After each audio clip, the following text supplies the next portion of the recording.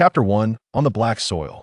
This is not a hardcore sci-fi text, but rather a semi-light novel dressed in a sci-fi skin. The author's cultural level is average. If there are obvious mistakes or logical flaws, I hope readers will forgive and point them out. Thank you very much, and I welcome everyone to discuss. This is not a divine narrative. There are no deities in the text. Only demons. It is not a faith-based narrative, at least not in the early stages. The protagonist will not enslave humanity for power, though there might be a bit of that at the very beginning. As he is unaware, it is not a decisive killing narrative. The protagonist has his own thoughts and beliefs. Brain storage. The World Federation is forever the only regime on the black soil. Any attempt to overthrow the regime is heresy. Any deity is false. Any faith is delusional. Only the world and the Federation are absolutely real. The Federation strictly prohibits any form of faith. Violators and all related individuals will have their thoughts erased and be permanently reduced to slaves. If someone tries to preach to you, please inform the cleaners immediately. Otherwise, you will be judged as guilty. Prohibit faith. Prohibit faith. Prohibit faith. The noisy broadcast ended, and Wei Shen turned off the radio and got up from the bed. TSK. So noisy. According to Federation regulations, all citizens of the Federation, whether citizens or lowly slaves, must broadcast the Federation's warning every morning. If reported for not broadcasting, the penalties range from heavy fines and family investigations to being judged as heretics and exterminated or sent off as cannon fodder. Good morning. A light blue screen appeared before Wei Shen, showing a cup of steaming coffee below the text. Then, 5 electronic locks on the reinforced door opened in sequence. Good morning. He turned off the analyzer implanted in his eyeball and disabled the sleep alert device, stepping out of the cramped storage room. Since that riot, he had moved his room here. Inside, besides the bed and the Nest control device, there was a pile of discarded weapons and prosthetics. That IT was small enough that he could reach the weapons easily, providing a sense of security. Outside the door stood a robot with a human-like upper body and a lower body consisting of 3 wheels, with multiple broken shells revealing the internal circuits. Mechanical butler type B205, an old model from a century ago. It held a cup of gray-black viscous liquid, which was today's breakfast in the development zone. Every Federation citizen is provided only 2 meals a day by the Federation government, consisting of an industrial nutrient paste that just meets various human needs. Normal food is too expensive, and the lowest-tier citizens of the Federation can only afford this cheap industrial food. Wei Shen picked up the nutrient paste and swallowed it in big gulps. He had long since gotten used to the strong chemical taste of the food. In a monotonous and exhausting day, this was the only thing that could provide nutrition in such a place. The outcome of malnutrition was only to become fertilizer for the Nest City. Compared to being sickened by food, he preferred to live. After finishing, he quickly poured a glass of water from the recycling water dispenser to wash away the aftertaste. But when he took a sip, he spat it out violently. Damn, it stinks. He opened the filtration device, and sure enough, the work indicator light showed red. The filter needed changing. Damn it, self-produced and self-consumed. Now I have to get filter pieces from those workshop brats. Water resources here are especially precious. He hesitated for a moment, but still finished the cup of water that was roughly equivalent to being filtered. The Unfaithful, a large-scale immersive virtual reality game that was on pre-sale, received significant attention from the game developers, who heavily promoted it before its release, even publishing a comic and numerous novels under the same name. An experienced gamer, Wei Shen got his hands on a headset through internal channels as soon as the first batch was produced. However, he lost consciousness as soon as he put it on due to a strong electric current and woke up to find himself in this world, which had been 5 years ago. There was no system, no golden finger, no talent. If it weren't for a kind-hearted lady taking him in and teaching him basic mechanical repair skills, he would have long become fertilizer for the Nest City. However, after that riot 3 years ago, he became alone once again. Passing through the corridor, he arrived at the narrow storefront, with the mechanical butler following behind. On the counter were several poorly made mechanical prosthetics and weapons that had been repaired. In this world, he made a living by repairing and selling these items. He pressed the switch, and the electric iron gate creaked open, releasing an indescribable stench. Outside was extremely dark. Above the Nest City was a solar collection device called the Black Dome, which stole most of the sunlight. He took down the notice board next to the door, which only had repair appointments, pickup service written on it. Another day with no business. I guess I'll have to go down in mine. Damn it. Nest City citizens have to pay a maintenance tax every month based on population and private housing area. But if they fail to pay, security personnel will arrest them the next day, and those taken away will face a month of forced labor, with very few returning alive. Although he had repair skills, his housing area was large, so the taxes he owed were 2 to 3 times the average level. Thus, after paying the taxes, the remaining money barely met his basic needs. He didn't want to give up this place. It had become his spiritual support. He returned to find a shovel, removed the dexterous auxiliary mechanism, and replaced it with a more powerful Hercules-type mechanical arm. Alu, guard the house, and don't let any thieves in, he said to the mechanical butler. The language module of the mechanical butler was already damaged, its head nodded, and the indicator light on its chest flickered a few times, as if in response. Very good. Wei Shen did not regard the mechanical butler as just a simple robot. Even though the Federation had always promoted that there were no mechanical spirits on the black soil, he still felt that the spirit of Qianlu was attached to the mechanical butler. Moreover, in the novels, mechanical spirits do exist. After the riot, this old antique, which had previously been irreparable, brought him breakfast the next day. He couldn't find another explanation besides the mechanical spirit. He didn't open the mechanical butler to find out why. What if it broke when he took it apart? Of course, he might have already gone crazy, who knows? The hover car traveled along the track, with neon lights illuminating the Nest City in place of sunlight. Wei Ge, a 14 or 15-year-old girl from the neighboring house, poked her head out of the window and waved at Wei Shen. What's up, Xiaolo? Here. The petite girl handed him a piece of jerky about the length of her thumb. From the bones and fur on it, it looked like a piece of dried rat. Thank you for repairing my dad's prosthetic. I worked hard to make this for you. No, it's okay. You should keep it. For the low-tier citizens of the Nest City, a piece of meat was especially precious. They might not even get to eat it once a year, even if it was rat. Take it. Our family relies on you. Xiaolo grabbed his hand and stuffed the jerky into it, then blushed and quickly pulled back into the window. This girl is getting bolder, so young. Seeing her goodwill, Wei Shen felt he couldn't refuse any longer, especially since he also wanted to eat something different. Where's Uncle Li? Dad went out first. Already? So early? Usually, when he occasionally went mining, he would go with Uncle Li from next door. 3 years ago. Uncle Li had helped him a lot, repairing his house and lending him money for taxes. He had done him many favors, and now that his health was deteriorating, Wei Shen naturally wanted to help them more, often digging into his pockets to cover their maintenance tax. Shortages. All right, got it. He walked on foot to the underground mine, a journey of nearly 2 hours. After swiping his citizen card, he entered the underground pit, which resembled an ant nest, and found a spot. Just as he activated the mechanical arm, he saw a thin, middle-aged man pushing a mining cart pass by. Uncle Li, let me do it. Xiao Wei. What a coincidence, ah. I'm really sorry. Not all. You helped me a lot before. This little thing is no trouble. Push the mine cart to the delivery point, and the two of them found a place to sit down. Here, this jerky is from your little Lu. Hurry up and eat it. Don't let anyone see. Wei Shen tore the jerky in half, stuffing one half in his mouth and handing the other half to Uncle Li. Hey, this little girl just knows how to bend her elbow outward.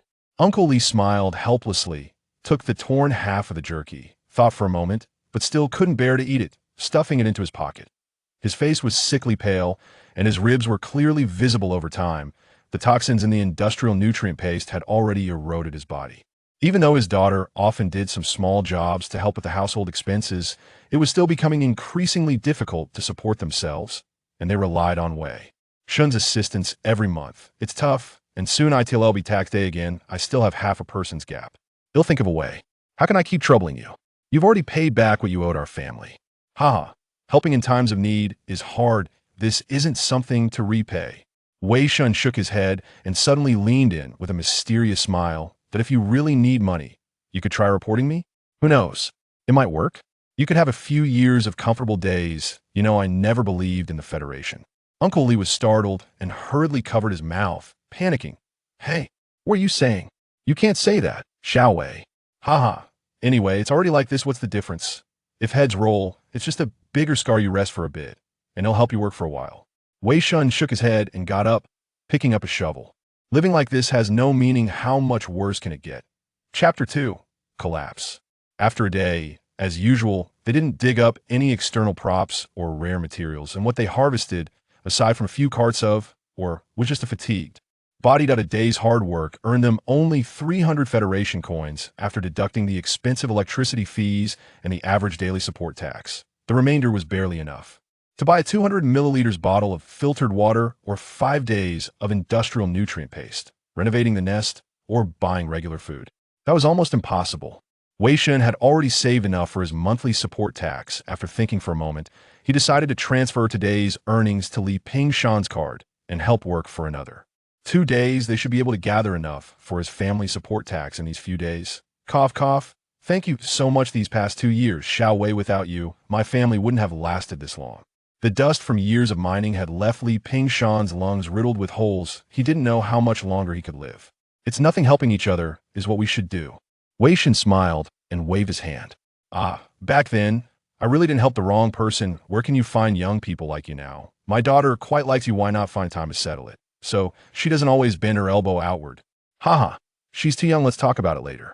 Even though in this dark soil, reaching reproductive age is considered adulthood, growing up in a peaceful society, he still felt some resistance. His sexual orientation just didn't match. Too young. The girl from the old Ma family across the street got married 11. I think my girl looks pretty good too.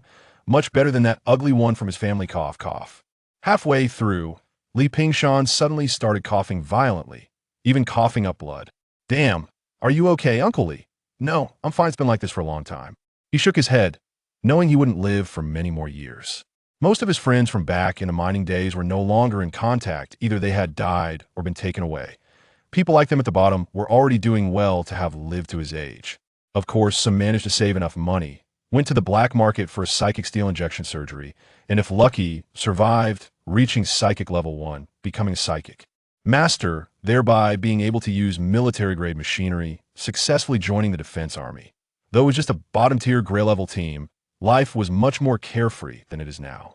Unfortunately, the surgery was not only extremely expensive, but also had a dangerously low success rate of less than 30%, and it involved immense suffering otherwise. He would have tried it too. But now, even if he wanted to try, there was no opportunity given his current physical condition. He would surely die on the operating table. It was said that a small number of people were born with very high psychic abilities, level 1, 2, or even 3. These people were born upper class, much more advanced than those who became psychic masters through surgery. It's just a pity that envy doesn't help. This world has never been fair. Few, it's nothing.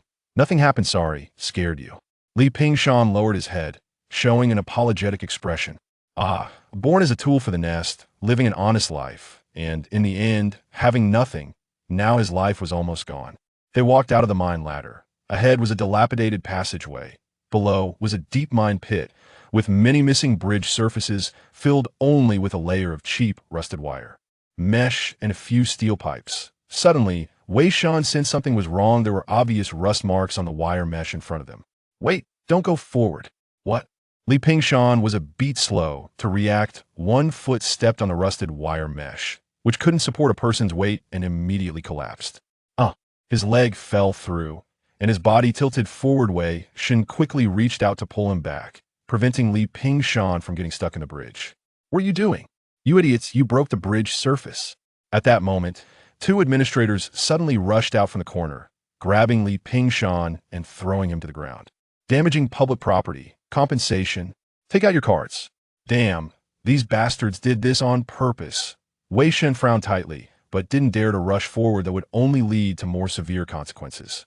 Assaulting public officials is a serious crime, and besides, these people were all retired psychic masters from the defense army, likely equipped with military gear. Even if he charged, he wouldn't win.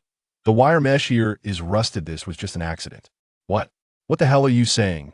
One administrator swung his fist and smashed it down. Wei Shen raised his hand to block it, but the fist struck his mechanical arm, bending it.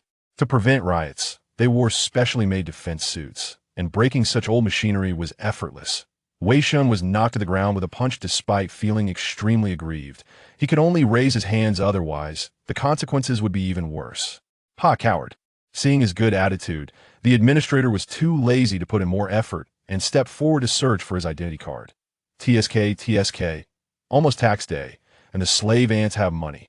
He swiped away all the Federation coins from the identity card, tossed the card back at Wei Shen's face, and spat a thick loogie.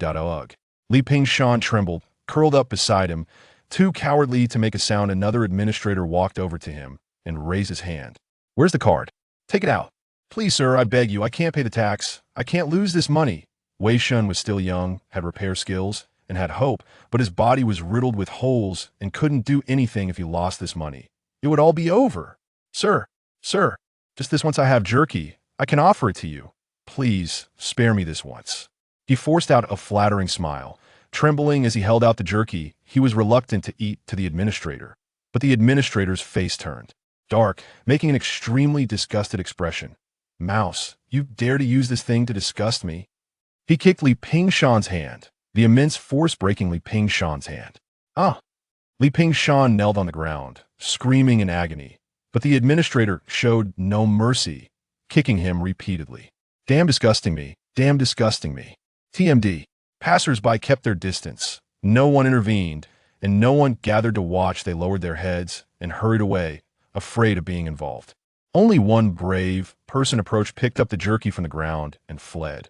The likely Pingshan are consumables, merely the lowest gears in the city, easily replaceable when broken. The people above them would never care about them when they die. They're just replaced, that's all.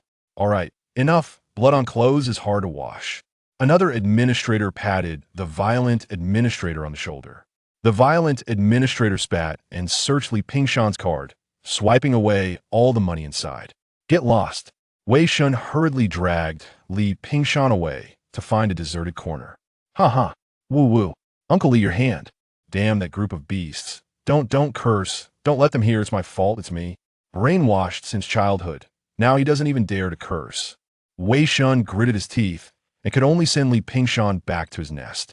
He's just a slightly more advanced technical consumable than ordinary ones. He can do nothing. "Dad, you're back." "What happened, Dad? What's wrong with you? How could this happen?" "What exactly happened, Wei Ge?" "Ran into some issues. You take care of your dad. Don't worry about the rest. We'll find a way." After calming down less emotions, Wei Shen returned to his own nest with a grim face.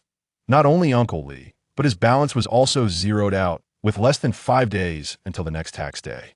"Damn it, I can only see what I can sell in a house. If it doesn't work, I might have to sell the house." Just then, the mechanical butler brought a serving of industrial nutrient paste, and at the same time, a light screen appeared before him. "Welcome home." He knocked on the mechanical butler's iron head and sighed, shaking his head. "Forget it. Let's see what I can sell in a house. First, it should be enough." At night, Li Pingshan lay on the bed, staring blankly at the ceiling. It's over, all the money is gone. His maintenance tax, the girl's maintenance tax, all gone.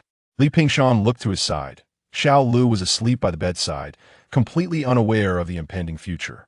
He thought of something, sat up, covered his daughter with a blanket, and then went to the communicator. "It's not that I really have no choice. I'm really out of options. I'm sorry. Hesitating, leaning against the wall, pacing back and forth in the cramped space, ultimately trembling, he opened the communicator and dialed a number. "I want to report, I suspect."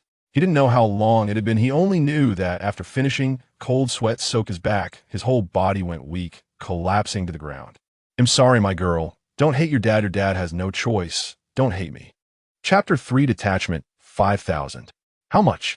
A leopard pattern mechanical leg, a King Kong power core, a glorious brand jetpack, and you tell me it's only worth 5,000? How can you even say that?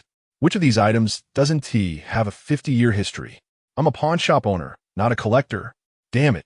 Make it a bit more, 6,000. I beg you, give me a break. I'm about to miss my tax payment. Sigh. Considering you helped me fix the vacuum robot, I'll take it for 5,005. That's the price, otherwise get lost. All right, thank you. Wei Shen swiped the 5,005 and left. He browsed 3 pawn shops, and this was already the most he had gotten.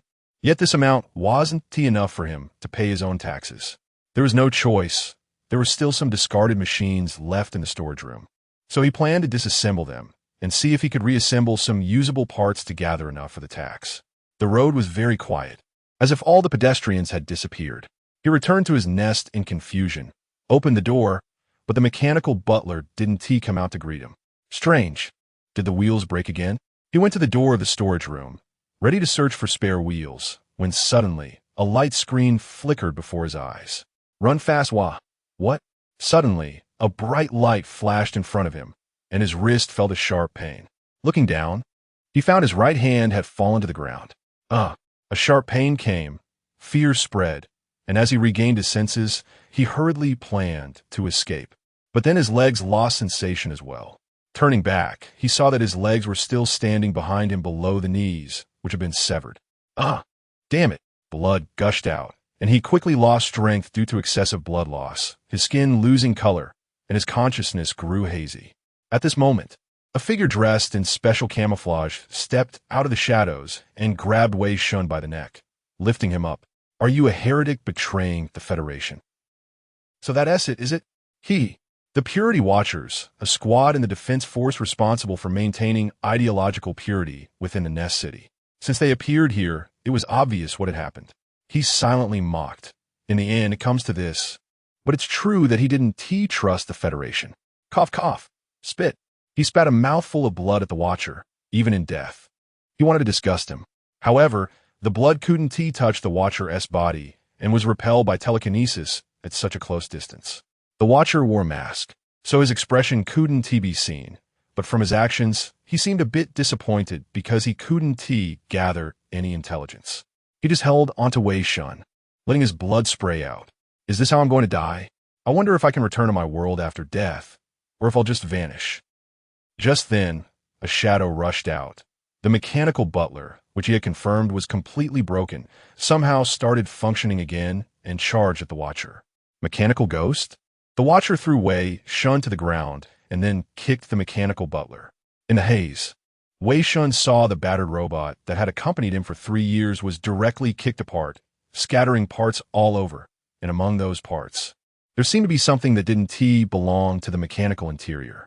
A crystal, the length of a finger, clean and transparent, emitting a gray-white light.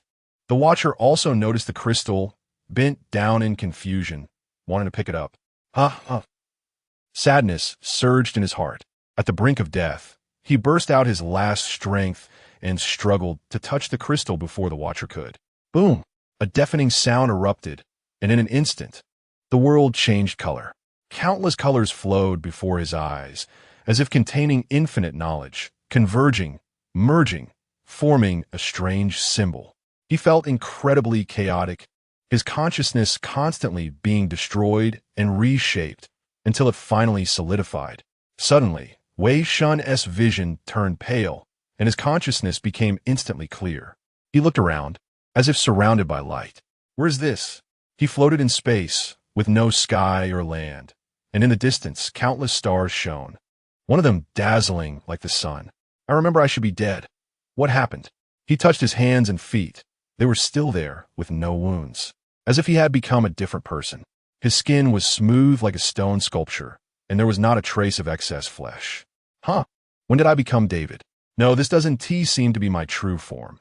It's just one of the most perfect images in my consciousness. He suddenly had a strange feeling. With a thought, his body became ethereal, transforming into a humanoid light mass, and under his will, it could take any shape, eventually stopping at the state he was in before he died. Just then, a blue light screen appeared in front of him, with numerous unknown symbols and formulas flashing across it. The blue screen was covered in symbols, turning pale, and then dark letters appeared on it. Brilliant project reactivation successful. Transcender. Wei Shen. Transformation completed. Compatibility 96. 3. Codename. Sage. Auxiliary unit operating normally. Faith link normal. Ready. Please freely disseminate your faith. ZZZZ. The text disappeared and reappeared. Spread your faith. The gray-white panel rapidly expanded, and various functions began to manifest. Or was that just now? The text suddenly changed. Please freely what? But, damn, it's only now that it comes. He slapped his forehead and laughed at himself. After the bitterness comes the sweetness. 3 years, and in the end, I die right next to it? Damn. If I had known, I would have pried open the mechanical butler sooner. Following the newfound sensations after the transformation, he re-experienced the existence of reality and slowly attempted to interfere. Inside the nest, the Watcher stepped on Wei Shen's hand, bent down to pry it open, but there was nothing inside. Strange, is it an illusion? He shook his head and looked at the body on the ground. In the analyzer, the body had already stopped all life activities. dead. To be safe, he chopped off the head of the body and then opened the storage room door. At this moment, a woman, dressed the same as him, was rummaging through the items in the storage room. Did she find something? No traces of faith. But she found a journal criticizing the Federation. It seems he truly is a heretic. But he is just a low-level civilian in the Nest City. Even if he is not, so what? If he is, it's even better, saving the trouble of forging evidence.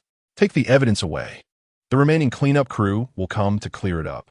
What about the faith residue pollution detection? He is just a low-level citizen dissatisfied with the Federation. When I killed him, he didn't show any mutations. The female watcher was a bit surprised and asked, "Captain, did you kill him?" But the Federation law states that you cannot. You've only been a watcher for a short time, but you should know that these heretics are more cunning than you imagine. When you suspect him of being a heretic, act directly. This is my only reminder to you. Yes, Captain. Very good. There's one more thing he didn't say. He could have used the binding position to restrict him, but he didn't because the value of using the binding position once exceeds that of a low-level citizen in the Nest City. On the other side, Li Ping was in the bathroom. As long as he successfully reported, he would receive a large bounty sent by the Federation Commissioner to a better place to live and obtain a decent job. As the staff in the communicator told him, "I'm sorry, I can't help it. I'm not wrong. Yes, Wei Shen is indeed disloyal to the Federation. I'm not wrong. I'm right. How didn't he do anything wrong?" He was scratching his head, restless, cold sweat continuously oozing out. He didn't dare to listen to the sounds. He was almost on the verge of collapse. If it weren't for the fact that the reporter had to stay indoors for examination, he would have escaped long ago. His daughter was being interrogated in the bedroom, just a door away from him, and half an hour had already passed. He had no idea what was happening outside. Would the girl say something she shouldn't? This is terrible. She likes Wei Shen too much. She must be careful. He even started to hate Wei Shen a little, thinking it was his fault that his daughter was obsessed with him and had such radical thoughts. Otherwise, he wouldn't be so anxious. Li Pingshan couldn't hold back any longer. Knowing that the door was covered with soundproof material, he still quietly pressed his ear against the door. To his surprise, he could hear some sounds. Why? Wasn't it supposed to be soundproof? Listening closely, he seemed to hear tearing, swallowing, and a faint cry. The more he thought about it, the worse he felt, and his face grew increasingly pale until he heard a faint call. "Dad!" Chapter 4. The gray sage Li Pingshan's blood surged, and he rushed out of the bathroom like a madman, only to be met with a scene of devastation. Large pools of blood stained the bedroom. On the blood-soaked bed lay his daughter, her body severed in half. Beside her, the watcher who was supposed to be interrogating her removed his mask, revealing blood-red eyes and purplish skin as he devoured the flesh and blood from a leg bone. To ensure the freshness of his meal, the wound had even stopped bleeding. Seeing Li Pingshan emerge, he displayed an exaggerated grin and pointed to the barely alive Xiao Lu on the bed. "Hee, you caught me." He intentionally removed the soundproof cloth just to see when this ant slave would finally come out. Girl, no." Li Pingshan howled in despair. He had gone mad and lunged at the watcher, devouring his daughter. The watcher laughed maniacally, seized Li Pingshan, and bit into his shoulder, tearing off a large chunk of flesh. Beasts, you beasts! Why? What have I done wrong?" At that moment, a female watcher pushed the door open. "All set, we can go back." "Chun-san, what are you doing?" She was furious, and suddenly, the captain burst in, raised his gun, and shot Li Pingshan in the head, ending what little life he had left. Everything was gone. Friends, daughter, and now his own life. He had obeyed all his life, and this was the final outcome. If they wanted to eat, they could at least give him a quick end. Just watchers, when did they gain the right to command me? Don't they know that the living are tastier? Captain, interacting with fanatics carries the risk of mental contamination, and killing the informant is a perfectly normal thing. The promise of bounty and a better residence is a false one.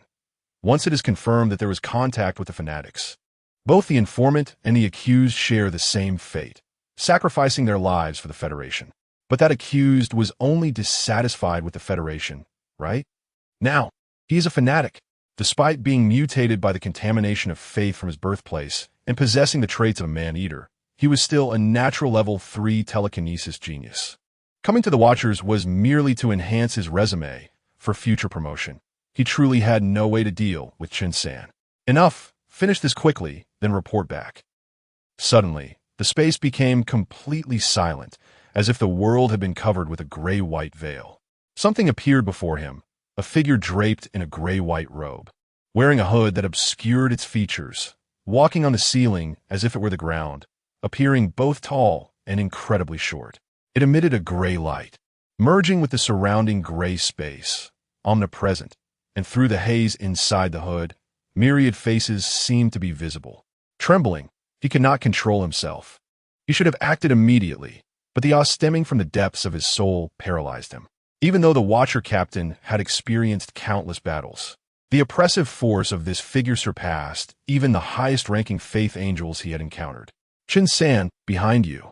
Behind what? I warn you. Though you are the captain, you have no right to command me.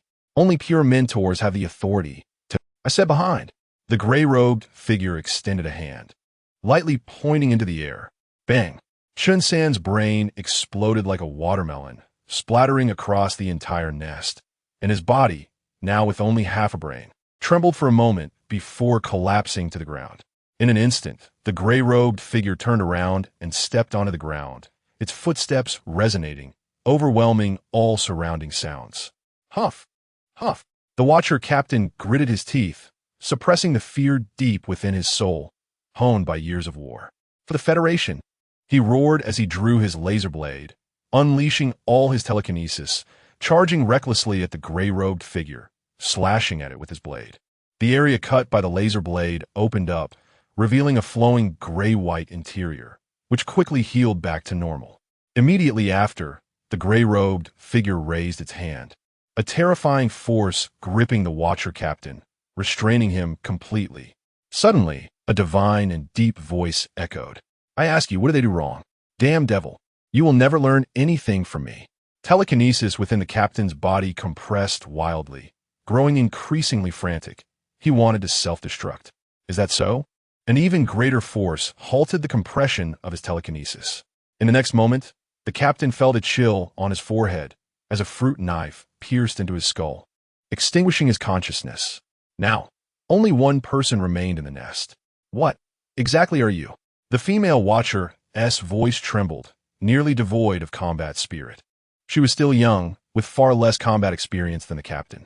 We were wrong. That accused is definitely a fanatic, and more terrifying than the average fanatic. His death led to a divine descent. A faith demon has come here. She didn't expect an answer, already despairing and awaiting death. Yet unexpectedly, the gray-robed figure responded. Me? You can call me the Sage. The gray-robed figure approached the bed. The girl on the bed had already passed away. He bent down, closed her terrified eyes, then raised his hand, causing the dry, emaciated corpse on the ground to float up and lie on the bed next to the girl. He had tried his best to return to reality quickly, but it was too late. A pair of ordinary people had sadly and meaninglessly lost their lives. I ask you again, what did they do wrong? He repeated the same question. Their only mistake was getting involved with you. The Watcher gritted her teeth, speaking with difficulty. Unfortunately, they had nothing to do with me. They did nothing wrong. They only wanted to live. The blood-stained, thin blanket covered the faces of the two, and the female Watcher was somewhat surprised. Even those who prided themselves on loving their followers would not act in such a way.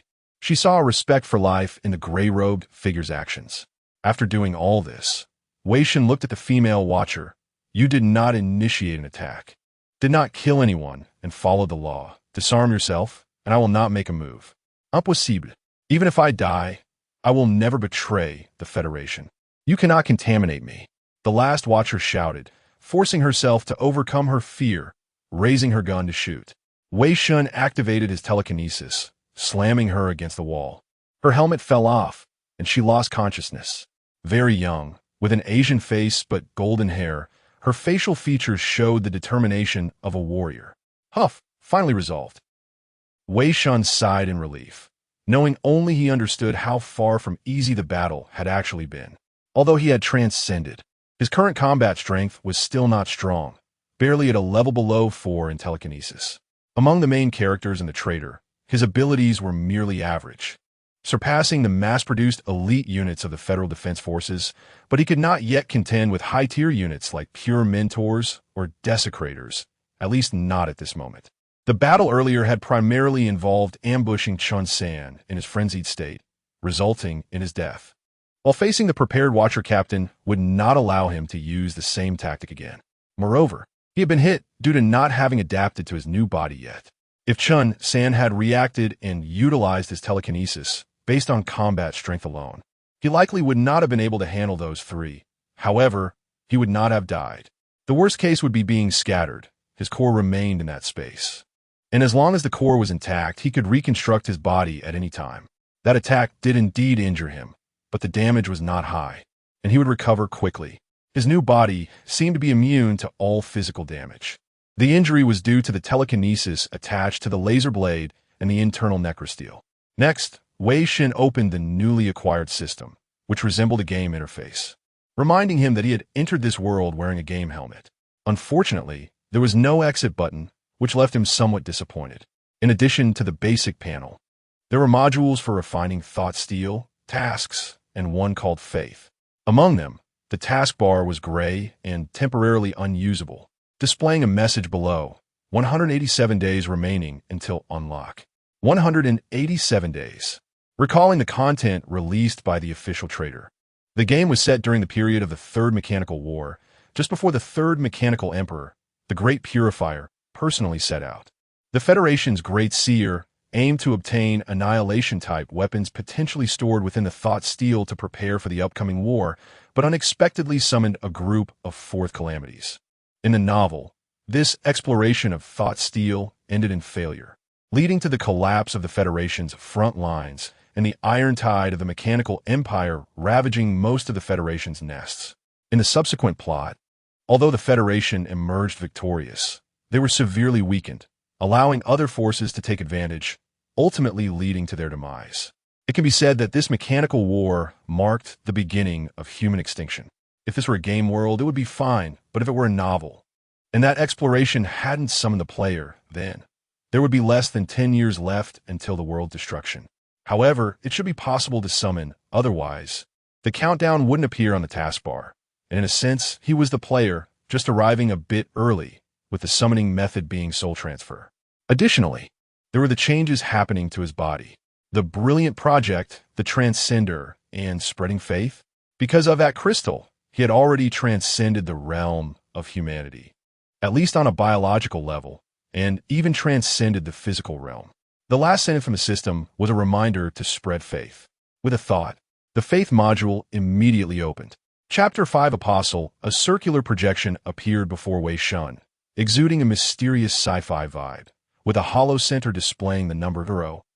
You can enhance your power by gaining followers and absorbing the power of faith, earning faith points. Each follower generates faith points based on their mental strength, earning at least 1 point. Faith points can be used to strengthen basic abilities or acquire enhanced skills. There are 2 basic abilities, refinement range and faith influence. Improving the refinement range, as the name suggests, enhances the range of perception and the refinement of mental steel, and can also accelerate the refinement speed.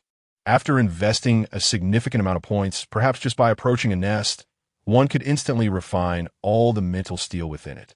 Faith influence represents the ability to pollute others with one's own faith.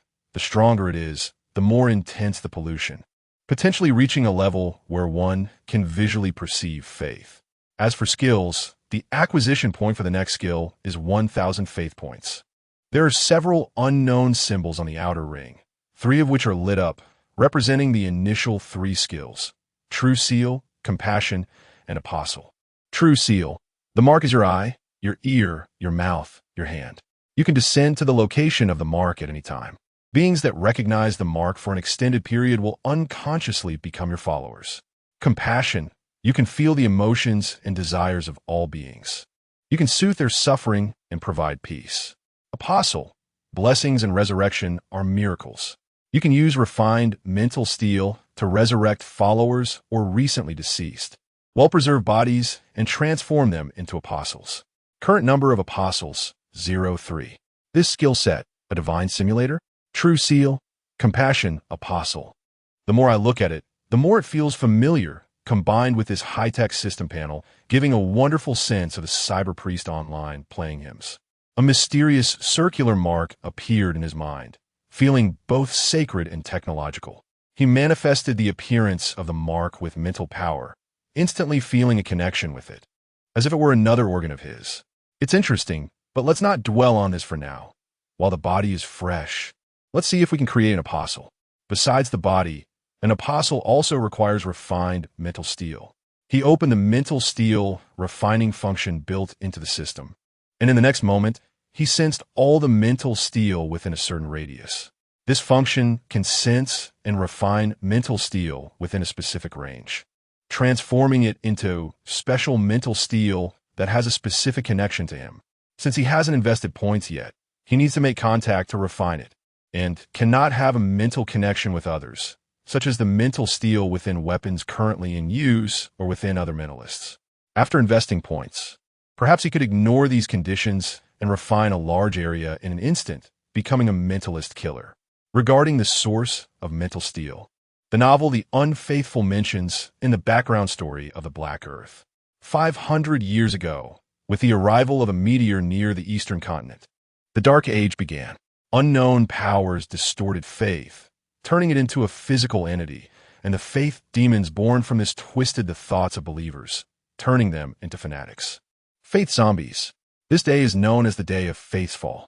Overnight, more than 70% of the world's population was transformed, suffering pollution and gaining bizarre powers, which in turn amplified the power of the faith demons, allowing them to produce their own offspring, an endless residue of faith. They abandoned their human identities and launched frenzied attacks on the faithless. The faithless established a federation, using technology to resist fiercely, but still lost large swathes of territory. 2 years after the Day of Faith's Fall, the tide of war changed when scientists finally analyzed the meteor samples they had collected. It was composed entirely of an unknown substance, which even the most advanced microscopic instruments could only reveal as a smooth plane. However, when it came into contact with living beings, it granted them powers similar to mental strength. Thus, they named this substance mental steel and immediately conducted human experiments, injecting liquid mental steel into the most advanced modified soldiers of the time, creating the first batch of mentalists, which completely turned the tide of the war and won the first victory against the fanatics. Subsequently, they continued to study mental steel and discovered that it could change properties such as hardness, melting point, and conductivity according to the user's needs, and could even directly cause creations to perform the desired functions of the creator. It can be said that this is a metaphysical substance similar to physical materials. As long as the user's mental strength can support it, various effects can be achieved.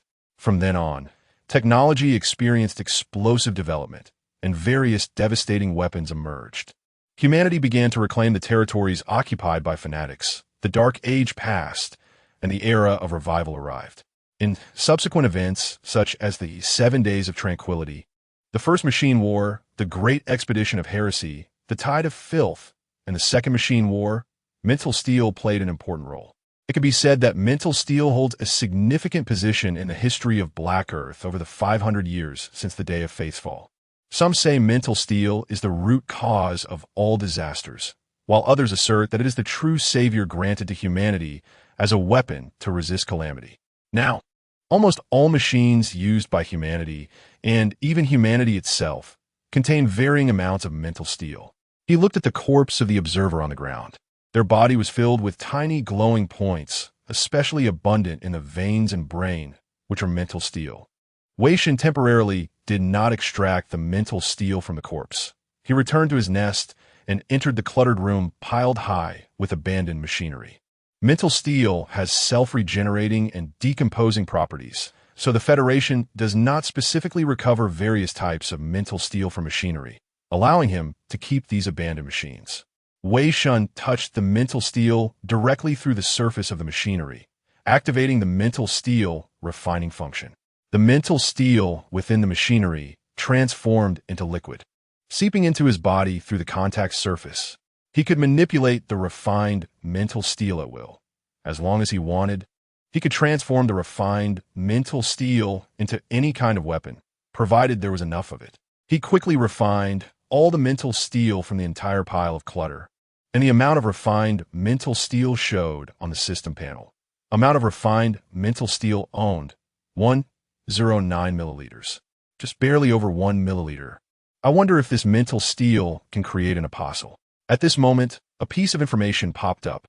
The transformation of an apostle is similar to a mental steel injection operation. The current refined mental steel is only enough to transform an ordinary person into a level 1 mentalist apostle. Oh, I see. But where can I find a corpse of an ordinary person? Unfortunately, Uncle Li and Xiao Lu are both incomplete. Otherwise, I could try to resurrect them. The others are all mentalists. I can't just kill someone on the road. Wait, isn't there still one? He approached a dismembered corpse. It was his own body, not dead long, should still be considered fresh, and the injuries were all cuts, so piecing it back together would make it quite intact. It's worth a try. He used mental power to reassemble his original body, and then, according to his feeling, injected the refined mental steel into his body, permeating the veins, filling the wounds, and repairing the tissues. Speaking of which, after resurrection, will it be me who awakens, or will it be my replica, or perhaps the original consciousness of this body?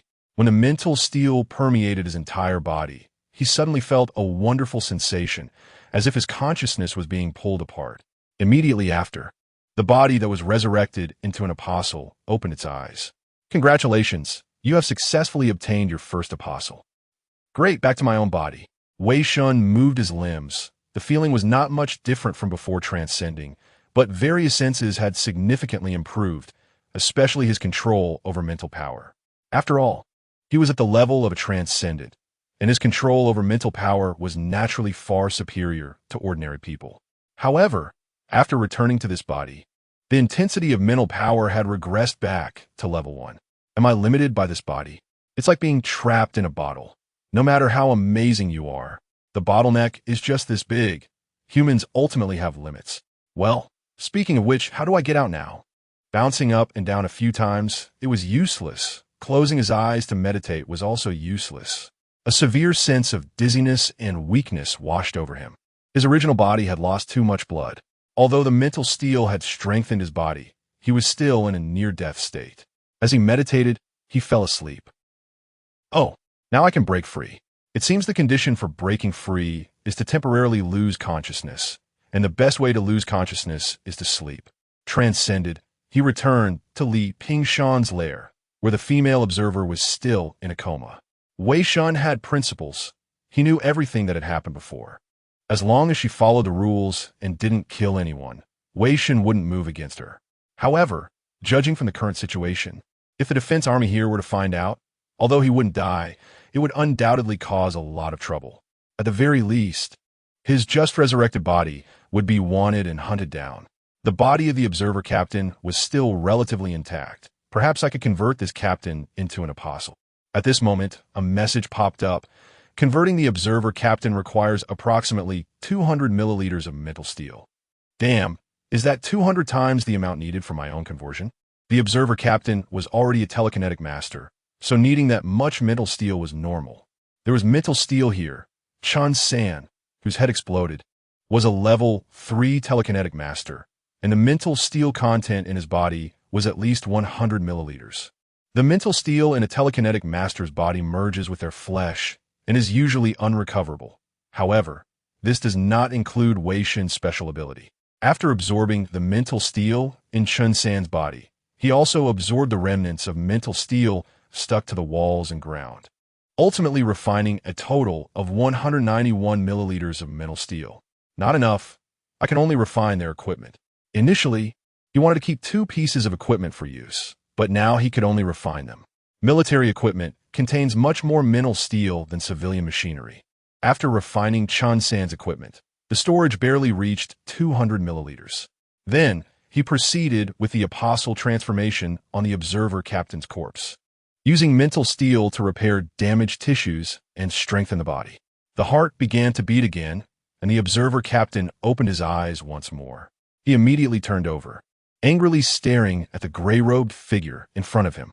However, the roar that once symbolized loyalty got stuck in his throat, replaced by an uncontrollable prayer. Praise me, O exalted Lord. Chapter 6: The Loyal Yielding Revived by the Sublime Master, by a damned faith demon. How great and blasphemous this is! The loyalty to the Federation drove the observer captain into a rage, and the influence of becoming an apostle made him develop a fanatical belief in Wei Shen, plunging him into unprecedented chaos. The psychic energy coalesced again, and he was eager to rush towards death once more to end this blasphemous resurrection. You must not commit suicide. Yes. As Wei Shen's voice rang out, the thought of suicide instantly vanished from the observer captain's mind. He lowered his head and knelt before Wei Shen. He wished he could tear apart his disloyal self at that moment. Yet he was also immensely excited to serve the great master. He felt he was about to go insane. It seemed indeed to be a resurrection, rather than a transformation into an apostolic puppet. Recalling the previous time when his original body was turned into an apostle, he was forcibly pulled back. It must have been the apostolic transformation that retracted the soul back into the body and revived it. Wei Shen sensed the state of the apostolic observer captain and shook his head. He realized he could not casually apostatize others' bodies, especially those extremely steadfast individuals like the pure observer. If he were to issue any coercive command, he suspected this pure observer captain would go completely mad. In that case, you need not believe in me. Wei Shen took a step back and issued the command. The contradictory side of the observer captain vanished, and he could finally catch his breath, angrily saying, "Faith demon, what on earth do you want to do? I have never wanted to do anything. It is you who disturb me. I granted you the blessing, allowing you to be revived. You have become my apostle." Wei Shen pretended to be profound and enigmatic. "However, I have no interest in your faith. You may continue to be loyal to your federation, and I will exchange a promise for that. At times, you will need to heed my requests. Don't even think about it. The words of the faith demon are never to be trusted. Every character you utter is a symbol of deceit." The captain stood up, aiming his gun at Wei Shen. If not for the apostolic transformation preventing him from attacking, he would have emptied several magazines by now. Wow, no wonder he could become a pure observer. Oh, what loyalty this is. This is not up to you. I can guarantee that as long as the Federation does not deliberately harm my interests, I will not be enemies with the Federation. Therefore, my first request is that you help me conceal my existence. He did not want to believe it at all, but the influence of the apostolic transformation compelled him to believe. He could only snort coldly. "If you violate your promise, I will make you understand what pain is at all costs." He said this, which was already the limit of his resistance against the influence of the apostolic transformation. "I grant you this right," Wei Shen promised, and then left, secretly taking a few things. The captain nodded and holstered his handgun. In addition to surveillance, observers also needed to learn how to forge scenes and destroy corpses. He raised his gun, simulating a battle with a psychic master, firing a couple of rounds in the room, and then shot a few more into Chun San's body on the ground, staging a conflict. He had always scoffed at this crazy and arrogant fool, feeling no emotion, and naturally did not care about using his corpse. After finishing, he leaned down, placed a hand on Chun San's corpse, and released psychic energy, trying to create a state of uncontrolled psychic energy in the body. He suddenly realized that his psychic energy had unknowingly risen to level 3. Was it the blessing of that faith demon? Damn it. However, this also conveniently allowed him to simulate the state of a level 3 psychic master losing control as the psychic energy rampaged within the corpse, quickly causing it to become riddled with holes. After the forgery was completed, he dragged the unconscious female observer to a hidden corner outside the nest and injected her with a potent tranquilizer. Then he returned to Wei Shen's nest, wanting to clean up the traces here. However, he found that the chunks of corpses on the ground had disappeared, leaving only a pool of blood. Could it be? The captain opened the storage room door, and sure enough, the reported individual had been revived. He was leaning against the bed, shaking a used military recovery potion in his hand. "You are indeed a heretic. You are also an apostle of that faith demon," he said in a deep voice, especially emphasizing the word also with gritted teeth. Now it all connects. He offered himself as a living sacrifice. allowing the god he worships to pass through the pure barrier and descend within the nest. After returning to his body and using a tube of the potion, Wei Shen immediately felt much more comfortable. Should I put on a show now? Wei Shen suddenly became interested, and thus spoke with utmost loyalty. Shut your dog mouth. What a thing without faith. My lord grants you blessings, and what you return is your disdain. I am my lord. I am loyal to myself, and I rejoice. This is blaspheming my loyalty. What an insult. If it weren't for the influence of the apostolic transformation, preventing him from feeling the desire to attack, he wouldn't mind cutting this reported individual into pieces again. Could this guy be deliberately leading us here? The faith demon killed me and then resurrected me as an apostle. Are they infiltrating the Federation from within? The more he thought about it, the more his scalp tingled. When did they start infiltrating? How much have they infiltrated? What is your purpose? You have no right to know. My lord grants you a promise. You should feel honored, unbeliever. What you need to do now is to complete the task assigned to you by my lord. Let me remind you, if not for the decay of the nest management, I would never have succeeded. The pathetic observers, the cause of all this is you yourselves. He was well aware of the decay within the nest and the tragedy of the lower citizens. But what could he do? Just doing his own job was already exhausting enough. He didn't want to get involved in troublesome and disgusting politics. What happened before, I will investigate thoroughly. Since you have been revived, I will find a way to ensure you won't be wanted. Oh, you're quite nice. It is merely fulfilling that faith demon's promise, heretic. By the way, I think you already know my name. Rest assured, it is my real name. Then what do you call yourself? Caven Liu.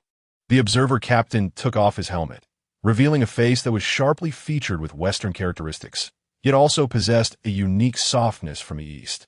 The Federation was established by the gathering of unbelievers on the black soil, and apart from a few extremely rare races, there were no longer barriers. Intermarriage was free, and naming conventions had become diverse. Wei Shen frowned. Caven Liu. This name sounded somewhat familiar. It appeared in the Traitor series of novels, though he did not have a deep impression, as it seemed to be a supporting character from some short story.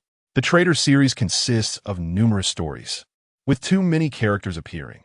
Although Wei Shen had read them all, he had forgotten when this character made his appearance. Just a reminder, it might get a bit noisy later. After saying this, Caven left the storage room, using a portable cleaner to remove the bloodstains on the ground, and then returned to Li Pingshan's nest. Forging the scene must be reasonable. How could he fight with a level 3 psychic master without getting injured? He used psychic energy to hit himself a few times and ensured he truly sustained internal injuries. Then he gritted his teeth and shot himself a few times, finally manipulating Chen San's corpse to stand up, switching the gun to cannon mode, and then firing a shot at Chen San's corpse from a very close distance. The explosion at close range slammed it hard against the wall, destroying half of the specially made combat suit in the explosion, with extensive burns on the body. However, due to undergoing body modifications twice, he was still able to move freely. This should be about enough. Caven injected himself with a recovery potion and quickly treated his wounds. At this moment, a large fire had already ignited in the nest, and what was happening here would soon be discovered. Now, there was only one last question, the memory of that newcomer.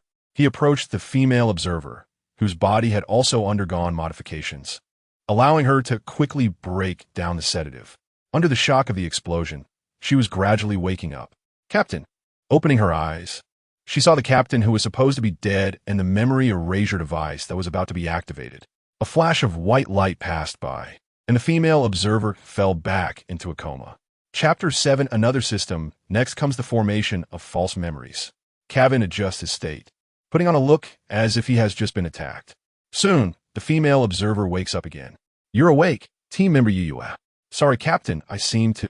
Damn, Captain, how did you get so badly hurt? What happened? Yue notices the intense pain in her body and the severely injured captain in front of her, quickly becoming alert. During the interrogation of the informant, Chen San's mutated ogre characteristics went completely out of control, killing the informant's family. We couldn't control him. You were knocked unconscious by him, and to prevent large-scale casualties, I had to kill him. Memories resurface, Chen San's frenzied appearance flashing in her mind. It seems that these events indeed occurred. After the memory erasure device takes effect, The erased individuals will form false memories based on their memories before and after the erasure. We need to report this immediately. Chen San's death is extremely serious. He holds significant weight in the minds of several blasphemers at the Second War Fortress. What about this mission target? Haven't you already investigated? Just a new telekinetic who is somewhat dissatisfied with the Federation. Cavan shakes the notebook he took from UU's storage bag. You know, there are too many citizens in the Nest City dissatisfied with the Federation. He successfully underwent a telekinetic steel injection surgery on the black market a few days ago. The informant might have reported him out of jealousy. UU pauses, thinks for a moment, and seems to agree. Where is he now? Still in the nest. I've already sent a message to the defense forces. Soon someone will take him away. Cavan glances at the nest where Wei Shen is located, giving a cold smile. He promised not to let this heretic be wanted, but he never mentioned how. Just with that notebook, it's enough for him to be placed under special isolation, drafted into the most dangerous death vanguard, with almost no chance of returning to the Nest City. Cavan remains loyal to the Federation. He cannot allow such a significant hidden danger to remain in the Nest City. It's best if he does something inside and gets sent for trial. That way, he can consider it self-destructive. Understood. Yuan nods, and the two return together. They do not notice a bystander in the shadows nearby, watching them leave. Oh dear, I knew that guy wouldn't have good intentions. Is it that Cavan's faith is so strong, or is he just that useless? The apostles turning out this way really is something. Wei Shen, of course, knows what will happen if he gets caught by the defense forces. It's almost inevitable that he will be drafted into a special team called the Death Vanguard. In the novel The Unfaithful, the Death Vanguard is composed entirely of tainted telekinetics. Arrested antisocial individuals, unfaithful persons, and defense soldiers who have committed serious mistakes. They are sent outside the Nest City to perform the most dangerous missions. And in the eyes of the high-ranking officials of the defense forces, their status is only slightly above that of the Ash Legion, even less than that of the disposable suicide squad. During large-scale bombings, the evacuation of the Death Vanguard is usually not considered. Now, his body has two choices. One is to escape from the Nest City and become a black soil sky thief. The other is to be caught and become a member of the Death Vanguard. For this choice, Wei Shen is very clear. The Death Vanguard. In this world, besides telekinesis, combat power can also be enhanced by modifying the body, replacing parts of the body with mechanical components or directly strengthening the body. Compared to the more mechanical replacements favored by sky thieves, Wei Shen prefers the body modifications of the Federation, which are more flexible and have a higher ceiling. After undergoing Federation body modification, further mechanical replacements can allow for more precise and powerful mechanical organs, if mechanical organs are equivalent to changing equipment. Then Federation modifications are equivalent to enhancing base attributes. Typically, ordinary Federation soldiers need several years of training to endure modifications, while for the Death Vanguard, in order to quickly make these tools effective, the Federation will rapidly enhance their bodies regardless of side effects, completing modifications in a very short time. This means that the Death Vanguard is actually the most ideal option for him. The Federation is known to have 5 modifications, and he should at least get 3 chances. Although the process is extremely painful, in his current state, physical pain is of no concern. The material for apostle transformation is telekinetic steel, and subsequent tests should not present any issues. He hopes not to be treated as a fanatic. As for himself now, your strength and faith are linked to the number and degree of your followers. The more followers you have, the stronger your abilities. And you can wield more power and gain more abilities. In short, find a way to increase followers. ZZZ. Suddenly, the text on the system changes, a sentence appears, then quickly disappears. You can also gain power by refining telekinetic steel. The more you refine and store, the stronger you become. ZZZ. Why did this prompt disappear so quickly? As if afraid I would see it. Forget it. Soon the Federation people will come. So for now, I'll just put on an act. Returning to the physical body, in the nest, Wei Shen sits up from the bed, crossing his legs and checking the system information. In his physical state, he can also access the system, and he unexpectedly discovers that the system is different when entering the physical body compared to being in the transcendent state. The basic panel information in the transcendent state is pitifully sparse. 1 health bar, a 93. 6 compatibility rate, and an empty status bar, gone. However, after entering the physical body, his basic panel is much richer. Name: Wei Shen. Health: 56. 3. Mental power: 87. 9. Body modification: none. Body strength: ordinary person. Modification surgery success rate: 2. 31. Telekinesis level: Level 1. Brain load: 91. Below 10 can undergo telekinetic steel injection surgery to enhance to level 2. Mental resistance: cannot be contaminated. Warning: has been contaminated by faith. Faith direction: Sage. Traits: Sage Apostle, obtained through Sage Apostle transformation. Effect: greatly enhanced body manipulation, increased pain tolerance. Can proficiently use all equipment containing telekinetic steel. Equipment effect enhancement: durability consumption increase. The higher the proportion of telekinetic steel in the equipment composition, the greater the enhancement effect. Current attribute points: 1. Attribute points are gained by increasing telekinesis level. The number gained per level is equal to the level. Status: moderate anemia. Equipment: none. I contaminated myself, haha. Speaking of which, from this information, it seems I really am a demon of faith, a deity, able to use telekinesis and related to telekinetic steel. No way. Did I end up becoming the head of heretics? A telekinetic deity who can use telekinesis. If the Federation finds out, they might just explode. After all, for the current Federation, telekinetic steel is their only means to combat the demons of faith. There are no levels, nor specific attribute panels. The official promotion of the unfaithful has discarded these traditional game characteristics, offering high freedom and enough realism. In addition to the panel, the modules in the system are also different. Compared to its transcendent self, this system lacks the telekinetic steel refining module, but has added equipment and forums. A forum, huh? Surprisingly, the forum module is not blocked. He opens the forum and finds some messages inside. A silly dog. Day 122 waiting for public beta. Good milk white child. Day 122 waiting for public beta. I want to go to heaven.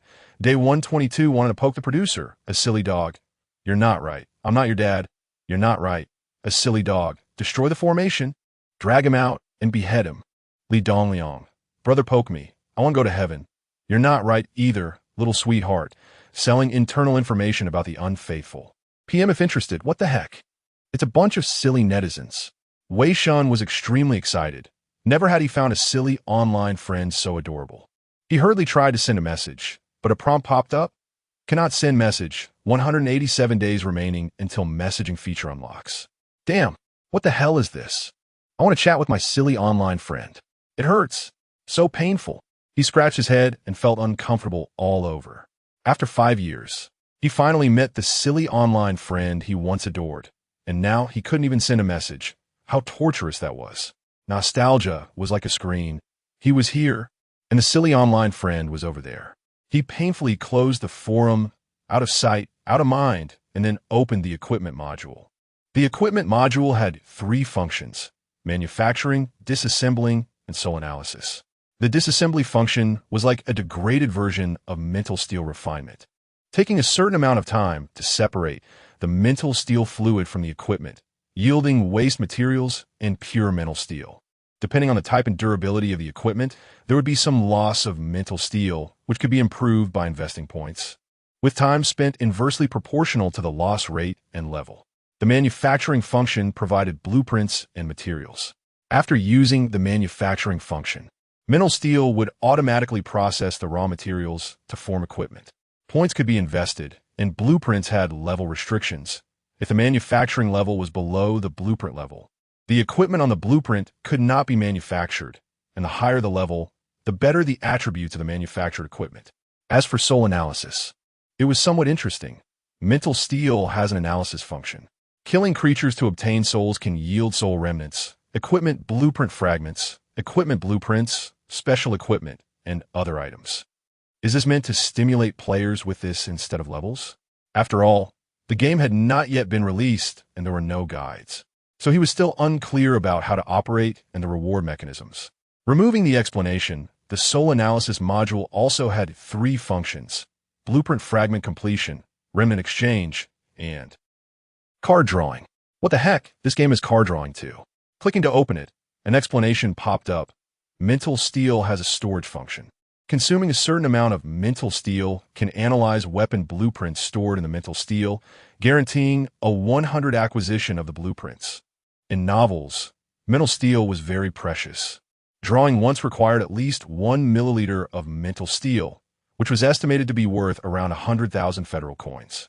Another frustrating point was that he wanted to try using the remaining 2 milliliters of mental steel from his apostle card, only to find that refined mental steel could not be used for card drawing. Damn, can't draw cards? What's the point of refining mental steel then? Suddenly, an explosion sounded, followed by a series of footsteps. A group of soldiers armed to the teeth kicked open the door, and then a stun gun shot hit Wei Shen. Zzz. Moments later, he found himself being dragged away in a containment bag. Ah, such efficiency. Chapter 8 Spreading the sea is vast enough for fish to leap, and the sky is high enough for birds to fly. The body is taken away, getting farther and farther, while the soul still wanders the streets, perfectly replicating the state of rushing for the early shift at 996. Wei Shen looked around the crowded nest city filled with pipes, feeling an indescribable exhilaration.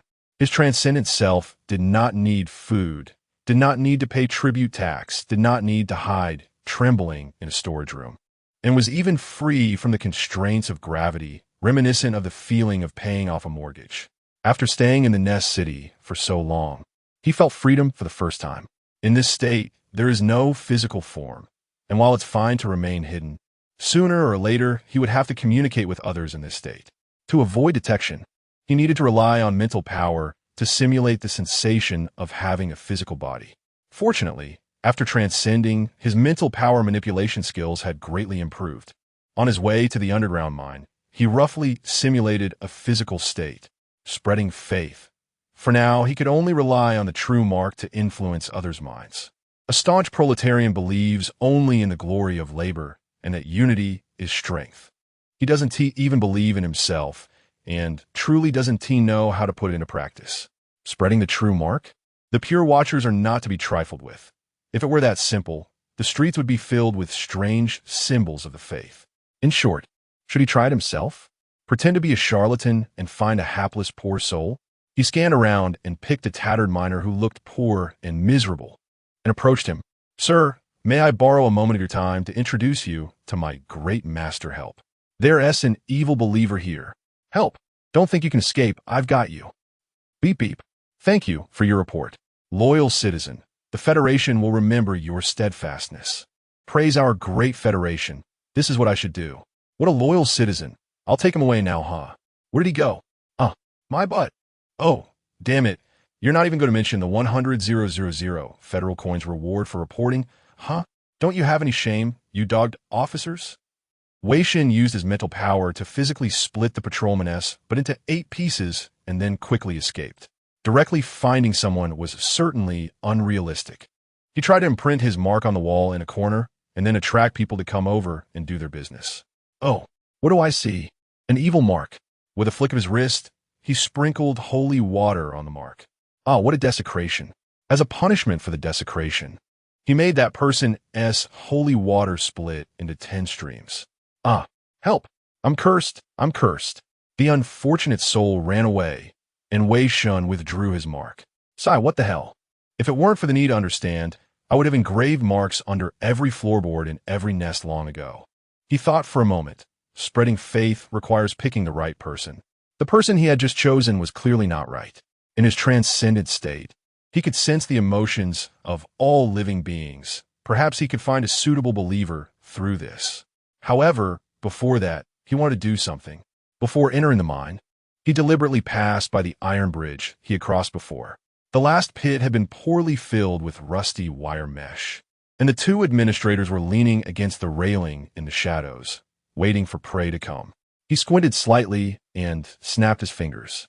The railing the 2 administrators were leaning on suddenly loosened, and one person lost their balance and fell over the railing, desperately grabbing the other's foot. The other person lost their balance as well and hurriedly grasped the shaky railing beside them to avoid being pulled down too. Level 1 mental power was not enough to support their weight. They could only use mental power to reduce their weight as much as possible. The railing swayed. Somehow, even though there was no wind, The swaying became more and more pronounced. Help, help! Let go! Don't pull me! Let go!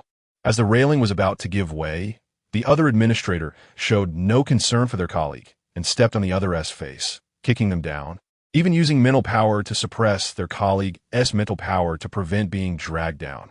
Phew, phew. The railing finally stopped swaying, and he let out a sigh of relief, trying to climb up the railing. Creak, creak. Suddenly, he saw the screws fixing the railing begin to turn on their own, falling off one after another. No, no, no. With a scream, he fell into the abyss below. A mental power user in military protective gear would die so easily from a fall. The various causes and effects stemmed from the two, and such revenge was already merciful. This was sacred revenge, and he bore no guilt. As for the rest, it was just right to give Cavan something to do. He had said he would investigate this matter, and Wei Shen believed he wouldn't let him down, trusting in the methods of a pure watcher captain. Once again arriving at the underground mine, the uncomfortable environment remained the same. The subtle fluctuations of mental power were filled with numbness and despair, emotions that often occupied the lives of lower-class citizens. After transcending, his control over mental power had exceeded what humans could achieve. He closed his eyes, feeling the ripples of souls, searching for suitable soil among them. There, he found his target, a young man in a mine several kilometers away, with his right hand severed and equipped with a mechanical prosthetic, awkwardly chiseling at the ore. Injustice, anger, and resentment. These feelings could not usually be sensed in an ordinary miner. He had not yet gotten used to it all.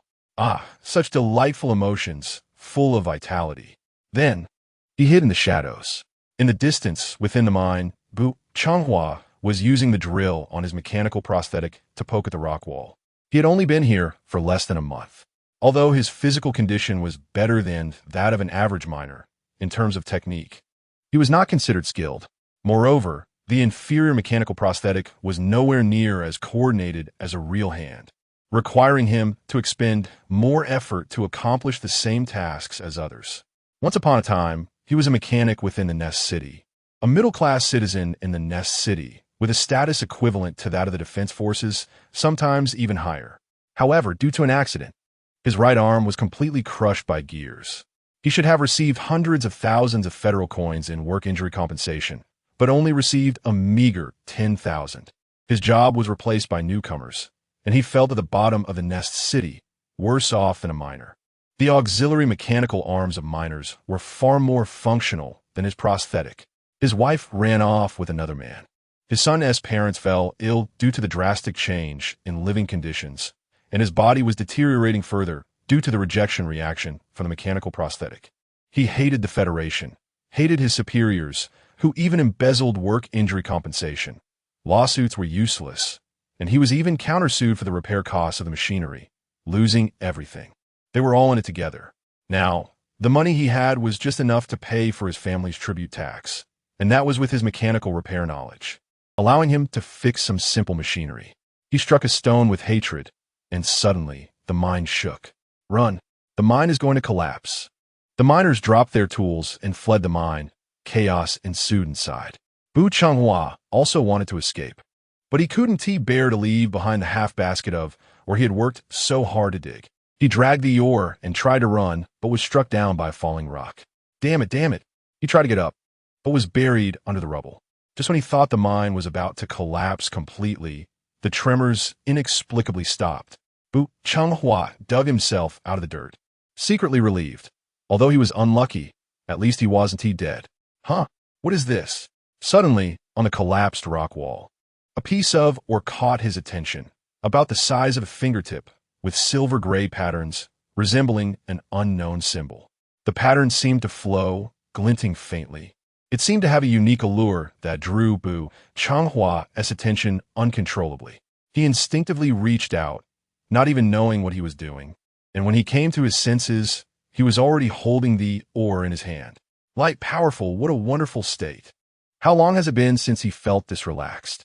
According to federal regulations, any discovery or finding of unknown objects, as well as knowledge of the unknown, must be reported to the Federation immediately to avoid unnecessary dangers. But why should that be? Danger is certainly frightening, but the Federation is even more detestable. Huh? Ha, Dad, we have money to treat illnesses now. The more one has tasted happiness, the more one yearns to return to it. After a strong internal struggle, the hope of returning to the future overcame the fear of the unknown. He quietly stuffed the stone into his pocket, and upon looking at the mining basket, it was perfectly filled, and it was all inside. This, could it be that my ancestors are blessing me? The first one, success. Night, broadcast at 79. On time.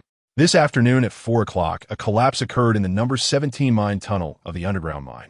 Fortunately, thanks to the efforts of the mine guards, the collapse was quickly stopped, and there were no casualties in the number 17 mine tunnel, thanks to the contributions of the federal guards. We must learn from their spirit with a grateful heart and dedicate everything to the Federation, everything for the Federation, everything for the Federation. Chapter 9. The Unfaithful Reformation Camp. A strong electric shock jolted Wei Shen awake. To be precise, he felt the stimulation of his physical body and descended, attaching himself to it. After being resurrected as an apostle, even if his physical body was far from his true form, he could still feel sensations from it. Several days had passed since his body was taken away, during which he had scattered 10 marked items.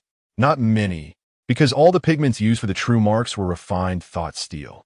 The advantage was that if discovered, he could immediately control the thought steel to erase the symbols and eliminate evidence. It takes time to create followers, but unfortunately, he hadn't managed to convert any yet. In addition to gathering followers, he also made a round of scrap stations throughout the Nest City, collecting about 100 milliliters of refined thought steel. Looking around, he found himself in a small, cramped room. The walls were made of iron, covered in rust, scratch marks, and some cursed carvings, with 2 beds and a toilet. A thin man squatted beside him, his gaze aggressive. He licked his lips and smiled. "You're awake, beauty." Beauty. Wei Shen was startled, suddenly realizing something. He tried to get up, but found he was only dressed in shorts and a tank top. His previous clothes were tied along with his hands and feet to the bed frame. Meanwhile, the thin man had begun to loosen his clothing. Damn it, what a thrilling welcome ceremony right after arriving. He attempted to use his mental power, but found it impossible. Something seemed to be constricting his neck, disrupting the condensation of his mental energy. What the hell? My body betrayed me. I'm going to be violated. The thin man pulled his pants down to his knees and slowly lifted his shirt, causing Wei Shen to clench tightly. There is still some time before the gathering. You'd better relax a bit. This might be your last moment of ease. Wei Shen swallowed hard. He genuinely hadn't expected his chastity to be threatened here. Was it true that the military camp, or rather, the prison in Nantung was real? If he had known, he would have preferred being wanted than to come here. Friend, do you think this is acceptable? What? Taking advantage of the moment, the thin man lifted his shirt. Wei Shen suddenly exerted force, dislocating his wrist to break free from his bindings, then threw a punch right at the thin man's groin. Now he could control his body freely, easily ignoring the pain.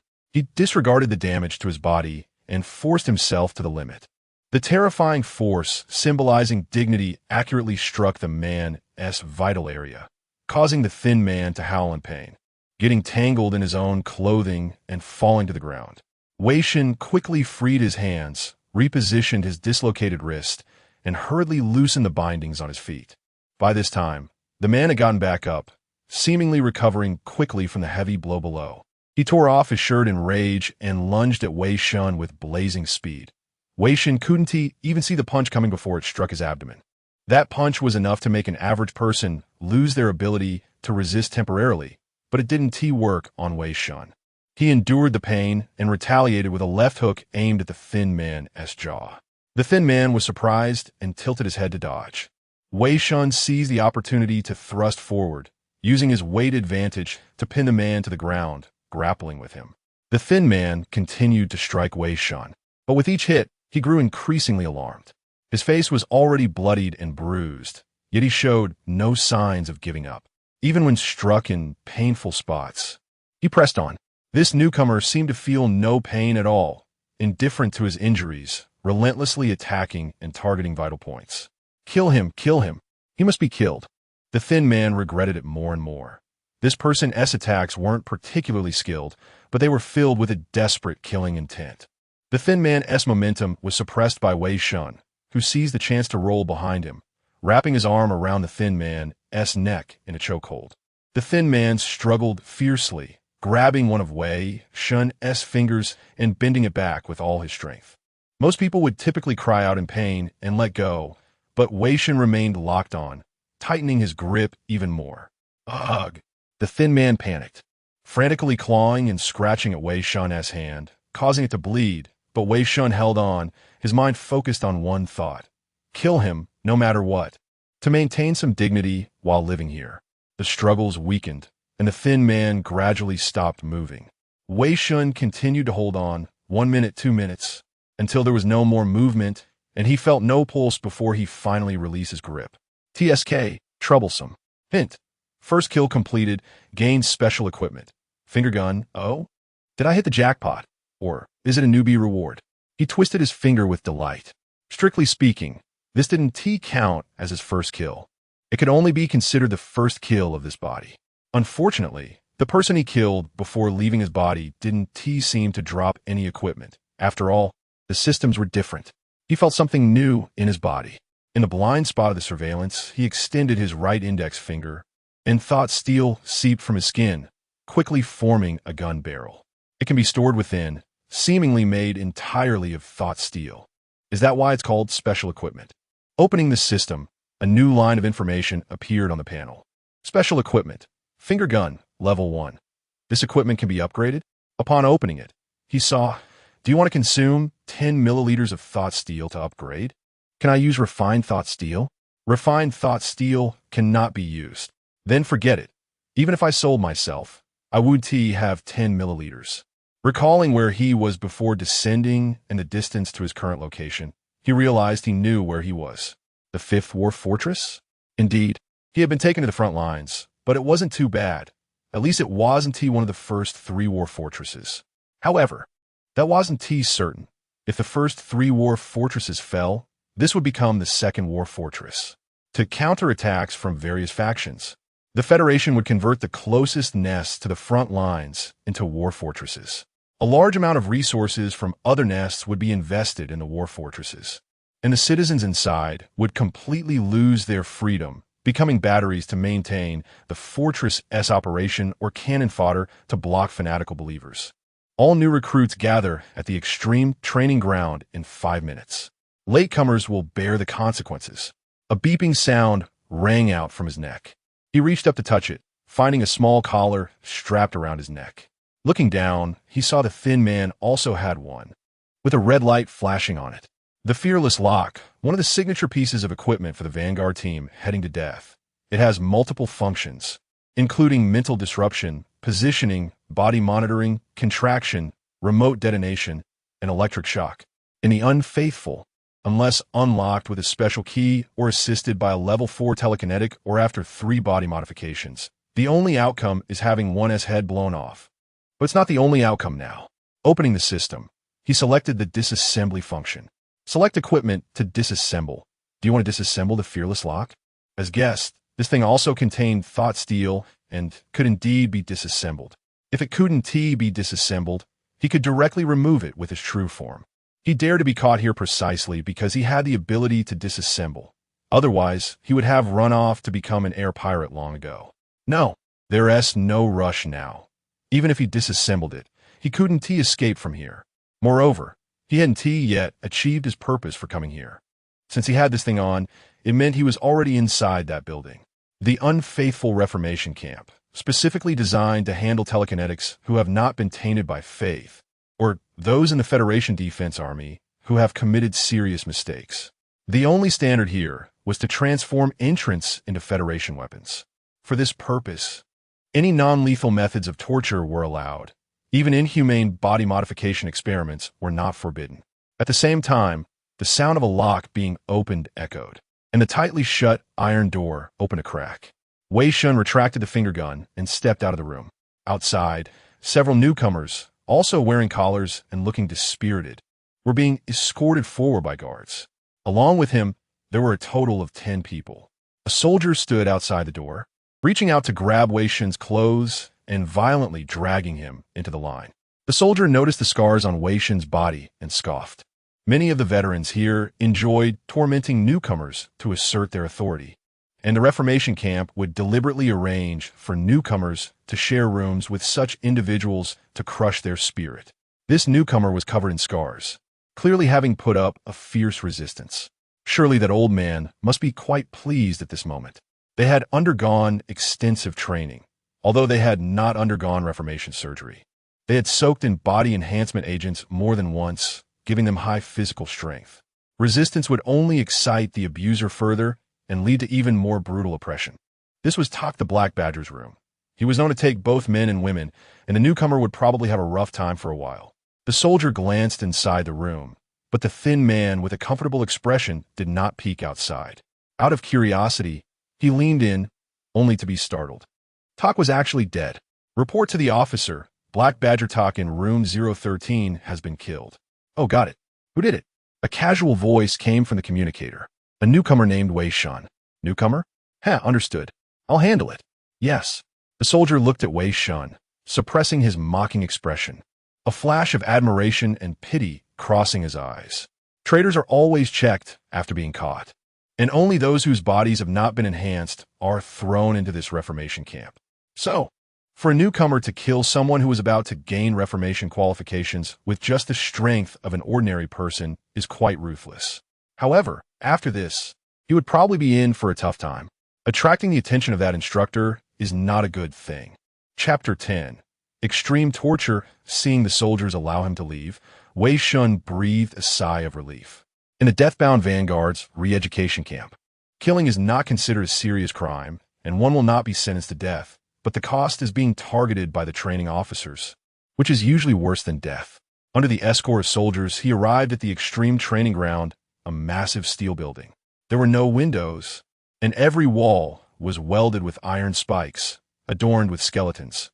This was the final fate of the rebels. The newcomers around him were both male and female, most of them bearing scars, some missing a few teeth, and even a few fingers had been broken. There were also some with blood seeping from their groin.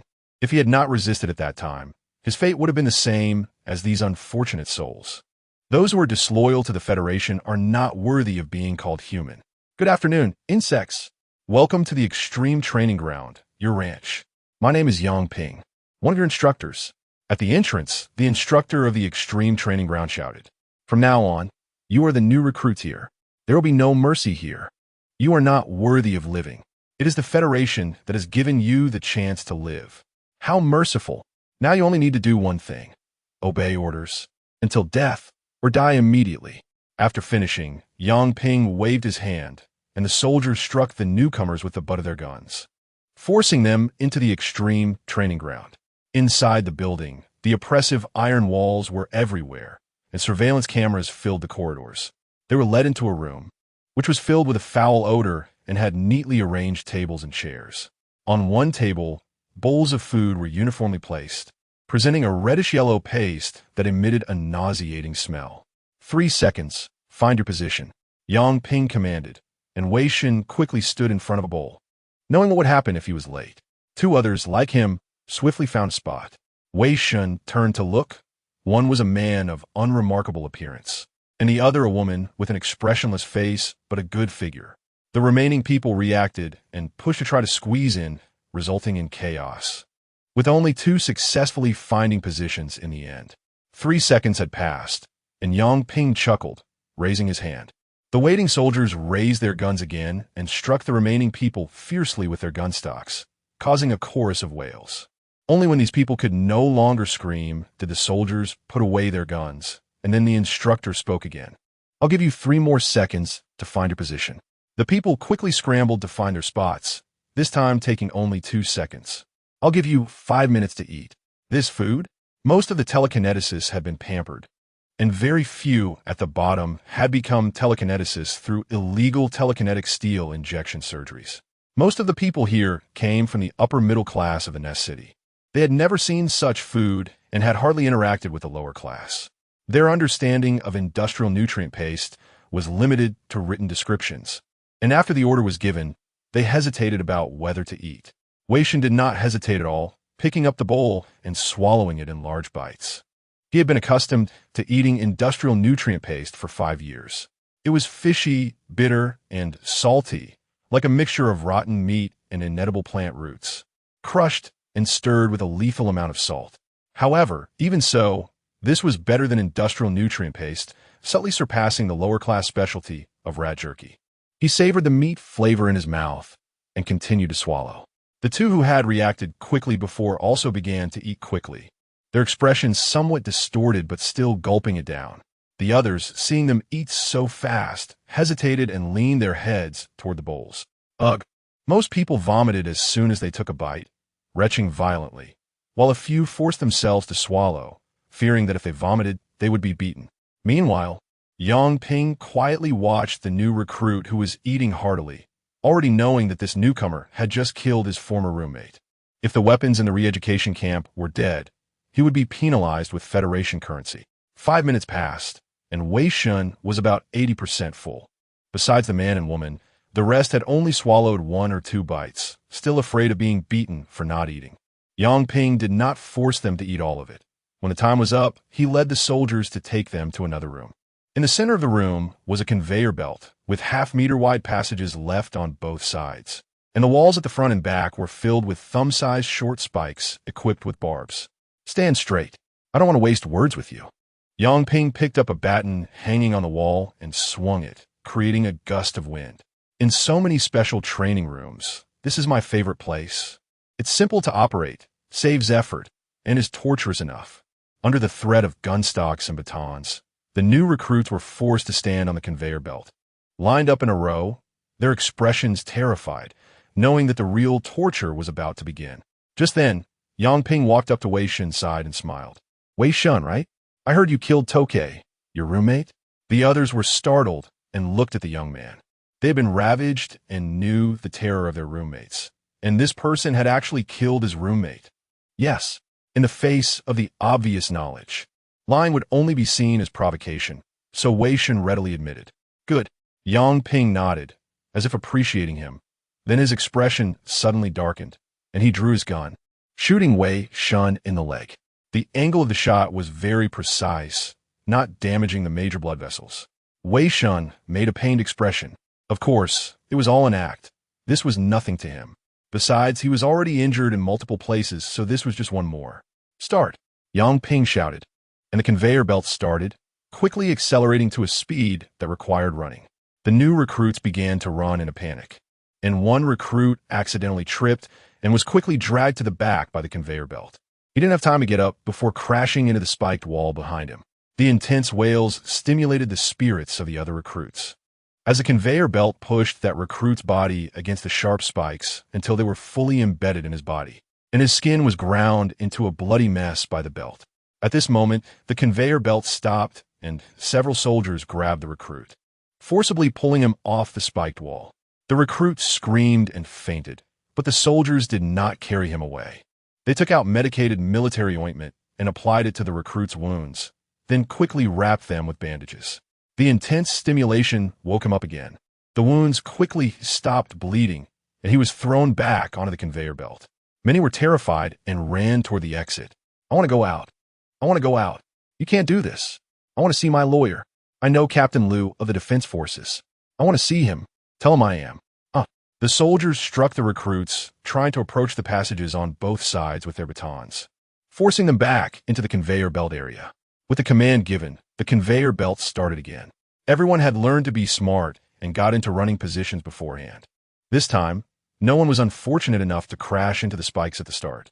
The conveyor belt maintained a running speed, and after a few minutes, most were panting heavily.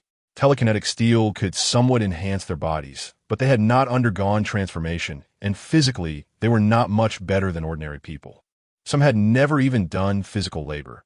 Under the instinct of survival, they could only continue to move their legs. Gradually, some began to feel hunger and exhaustion. They had only eaten a few bites of nutrient paste and had no nutrients left to keep running. They did not know how long they had been running. The conveyor belt had not stopped, and the soldiers stood at the passages on either side, swinging their batons to beat anyone who got too close back. Wei Shen was running in third place, breathing evenly, adjusting every muscle in his body to run in the most suitable state. Every step he took was accompanied by intense pain, but it didn't affect him. He still needed to pretend to be in pain to appear somewhat normal. Yang Ping watched these new recruits, especially the one who had killed his roommate.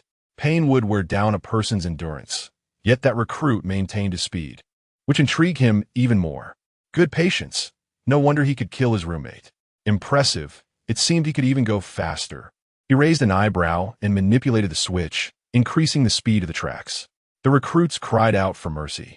But all they received in return was the merciless baton attacks from the guarding soldiers, forcing them to continue speeding up. Moments later, a female recruit was the first to collapse, taking down two others behind her, one of whom was the unlucky one who had first hit the spikes. The three of them crashed into the spikes together, screaming and triggering the rationality of the other recruits. The unlucky one who had hit the spikes again had the warning light of the immobilization device turn yellow, accompanied by a distinct beeping sound. Chapter 11.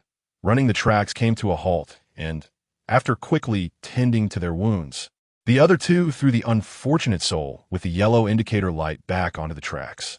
During this time, the others finally got a moment to rest, gasping for air, with some collapsing onto the ground. Who would give up such an enticing opportunity to rest? Indeed, they would not casually torture to death. As the novel states, once the fearless lock is attached, their lives become the property of the Federation. The loyal Federation instructors would not let the Federation suffer losses. They would make these disloyal individuals wish they were dead, as long as they remained alive. When the collar's light turned yellow, it meant the wearer was on the brink of death, and they would immediately pull the wearer away for treatment and physical enhancement, only to throw them back into this torment again. Once their physical condition met the standards, they would undergo modification surgery, completing the creation of the weapon known as the Death Vanguard at the fastest speed and rapidly deploying them to the battlefield. Wei Shen did not stop. He kept stepping in place, remembering a science article he had read that said stopping to rest during a long run would only make you more tired afterward. Among the new recruits, the woman with the great physique was in the best condition. She was also jogging, and despite being drenched in sweat, she still looked capable, clearly well-trained. Her psychic wave fluctuations were very steady, far beyond what a first-level psychic could manage. And somehow, she felt a bit familiar. After the brief rest ended, the tracks resumed movement, and soon, the gasping became even more painful, with most people showing signs of fatigue. They were getting closer to the spike wall behind them, and before long, one of the injured fell short of strength and crashed into the wall, only to be healed and thrown back again. Then came the second, the third, getting injured once, getting injured twice, each time giving the others a brief respite. The spike wall behind them was covered in flesh remnants, and the tracks beneath their feet became sticky with the blood and tissue debris of these new recruits. One by one, they were sent out due to near death, and the number dwindled to 7, with the moments of respite growing longer. The physical condition of the new recruits was truly getting worse. How could they still dare to defy the orders of the Federation? Yang Ping looked disdainfully at the waste on the tracks, shaking his head. Only 3 remained capable of maintaining their speed: the well-built woman, Wei Shen, who had just taken out his roommate, and a plain-looking man. They had all eaten sufficiently before, although that nutritional paste was unpalatable. It was quickly absorbed by the body, and Wu Ti caused vomiting after intense exercise, providing ample energy. The woman was running in the lead with steady breathing. He glanced at her and didn't pay her any more mind. The other 2 were already showing signs of fatigue, with the man in second place having unsteady footsteps, and Wei Shen seemed to be on the verge of collapse, yet always managed to stay in the middle of the pack. At the back of the group, a slightly plump man was running last, his mind foggy, about to give in. No, I can't. If I hit. He glanced at a woman running ahead and had a malicious thought. He grabbed her clothes and pulled her back. The already near-exhausted woman lost her balance and crashed into the spikes along with the tracks. She had already been injured once. This time, she didn't even scream, fainting immediately. The fearless lock flickered yellow, and soldiers carried her out. Yang Ping said nothing. He didn't care what they did. After all, they would eventually all show a yellow light. Some new recruits also noticed the small move of that recruit. Once malice begins, trust collapses, and everyone felt uneasy, fearing they would be the next to be pulled down, giving rise to their own malice. Wei Shen frowned and deliberately distanced himself. Sure enough, less than 5 minutes later, someone else made a move. The plump man tried to use the same trick again, but before he could even touch her, he was elbowed in the face, falling to the side of the tracks and taking a harsh hit from a soldier's baton, unable to get up in time and crashing into the spikes. He still had the energy to wail, and after a simple treatment, he was thrown back onto the tracks. As the vanguard, he became the target for everyone. In just half a minute, he was kicked down again, crashing into the spike wall. The fat on his body prevented him from sustaining too much damage. But because of that, he was pierced 4 times in total, and when he was taken away, there was hardly a good piece of meat left on him. The torment continued. For better results, Yang Ping deliberately slowed the speed of the tracks. Wei Shen was running second to last. The initiator had already been taken away, and the remaining few settled down a bit, but it lasted less than 5 minutes. A middle-aged woman crept closer to Wei Shen, quietly reaching out. She had been observing him. In her eyes, he was barely holding on. With an injury on his leg, he had managed to last this long, clearly nearing his limit. Her reputation from killing her roommate had kept her from making a move before, but now she could no longer hold back. Wei Shen noticed the woman's small actions and chuckled. He had no interest in getting involved in this kind of thing, but since someone wanted to make a move on him, regardless of gender, he wouldn't show mercy. "I'm sorry, I'm just too tired." After a hypocritical apology, the woman grabbed Wei Shen's clothing and pulled him back. Wei Shen fell as intended, but the direction happened to be right onto the woman. She couldn't dodge in time and was knocked down by Wei Shen. During the roll, Wei Shen adjusted his position, rolling in front of her and grabbing her hand, using her as a cushion. "If you are unkind, don't blame me for being unjust." The woman was restricted and unable to struggle, wailing for mercy.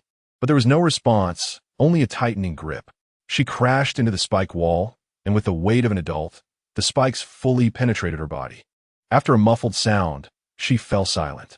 The yellow light flashed violently, hinting at red, and the track stopped. The woman was quickly sent for rescue, without flashing red lights. She could usually still be saved. "Quite ruthless," Yang Ping commented, shaking his baton as he approached Wei Shen and patted his shoulder. "Not bad, kid, I like your character." After saying that, he laughed and swung the baton at Wei Shen's leg, breaking his calf bone directly. "Ugh." Wei Shen gritted his teeth to avoid falling. He was acting. Yang Ping nodded. "Keep going. You might soon become a fearless vanguard." The fearless vanguard, the elite of the death vanguard, usually capable of completing multiple life and death missions. Although wearing the fearless lock, they actually received the highest treatment in the Federation. However, rather than becoming a fearless vanguard, he would prefer to be a soldier in the defense army, because the missions assigned to the fearless vanguard were just too explosive. The Disloyal series loved to use the fearless vanguard as a cushion to showcase the difficulty of missions. The torment continued.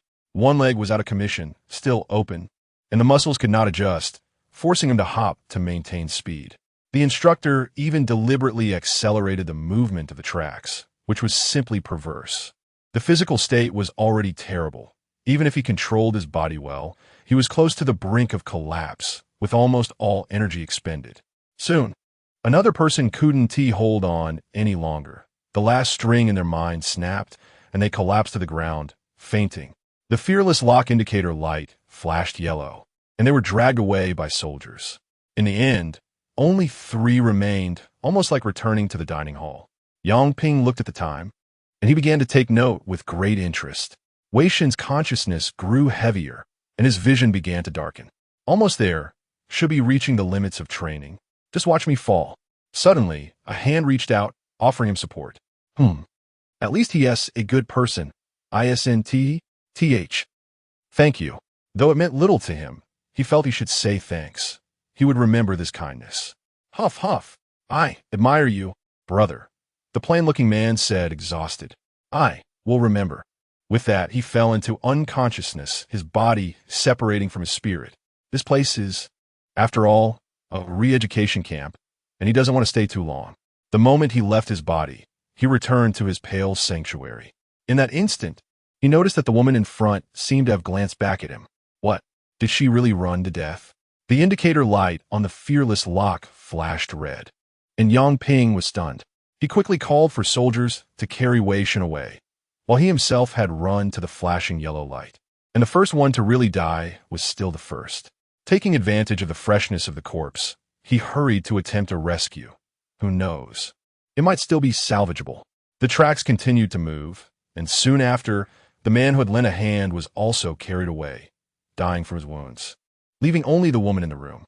Yang Ping did not continue to activate the tracks. He approached the woman and retracted his previous hostility. What is the friend of the pure observer doing here? This is not a place for play.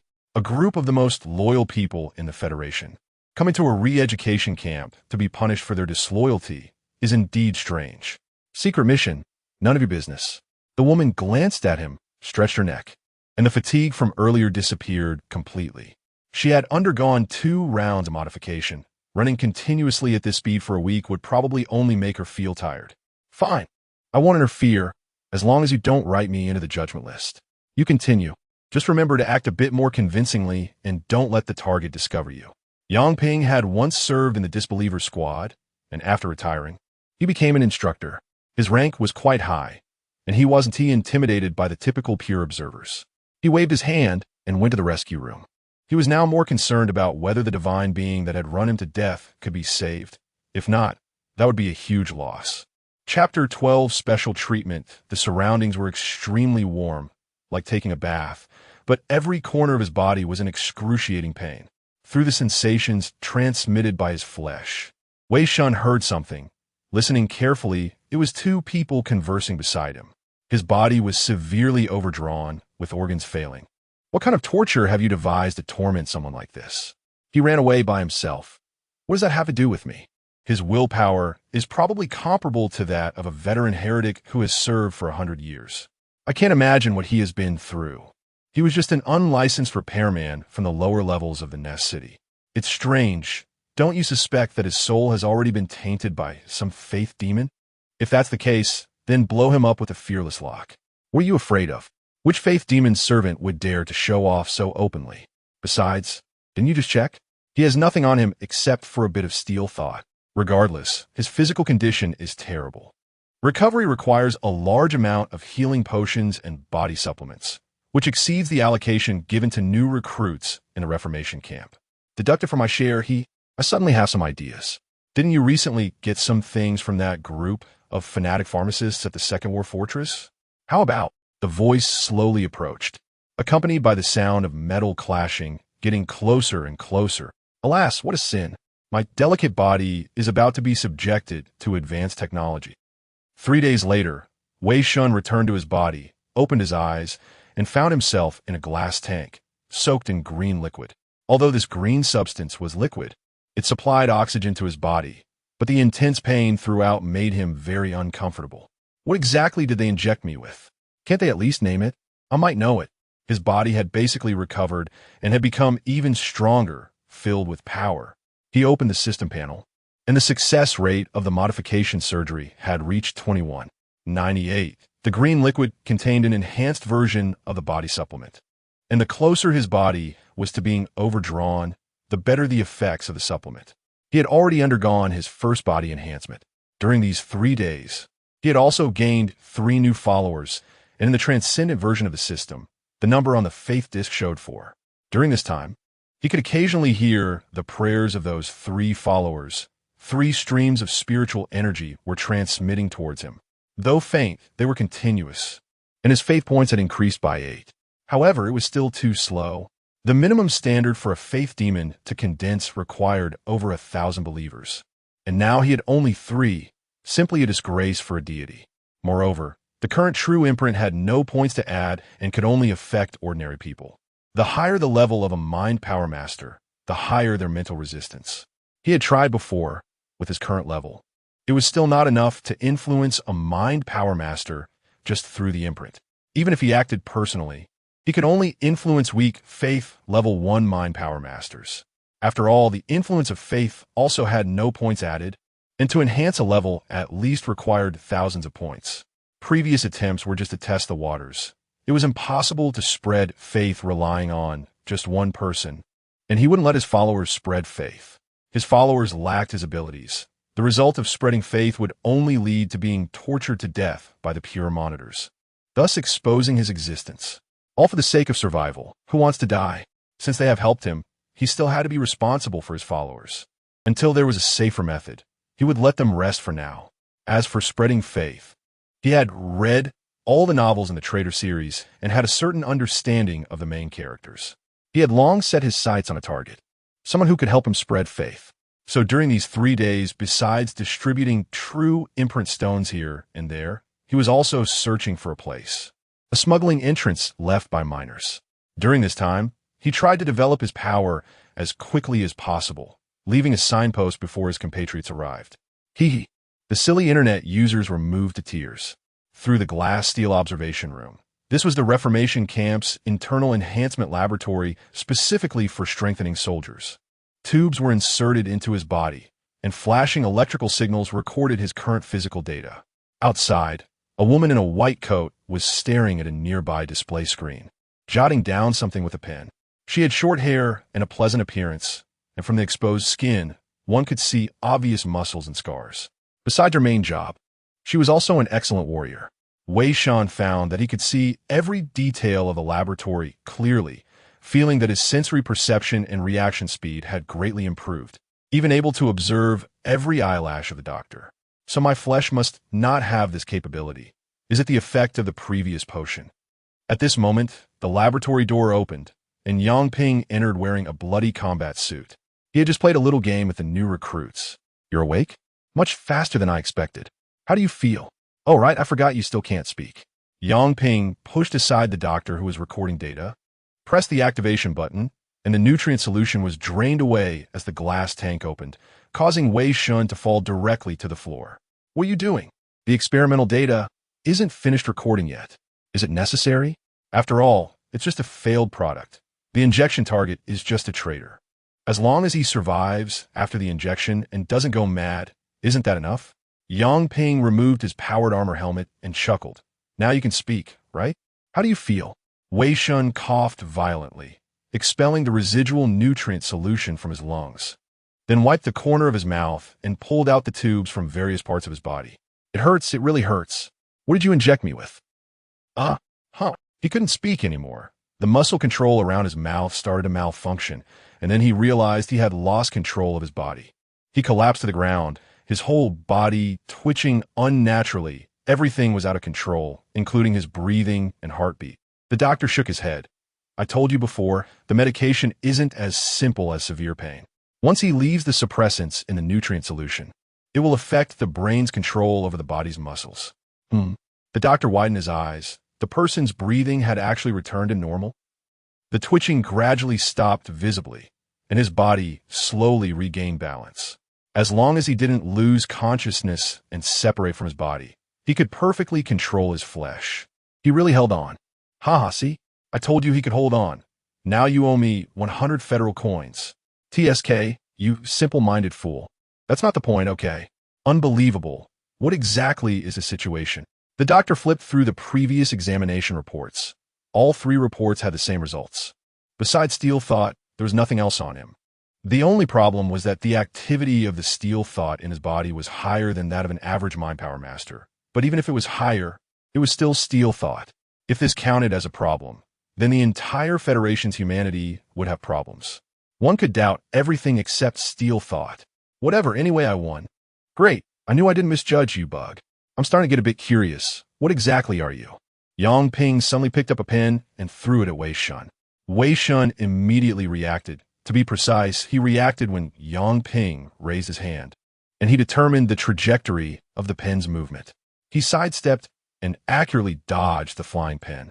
What did you inject me with? Just a failed experimental enhancement drug. The rest is none of your business, traitor. Wei Shen was not surprised by the doctor's answer. Enhancement potions were typically confidential. His identity as a Death Squad new recruit still didn't qualify him to know these things.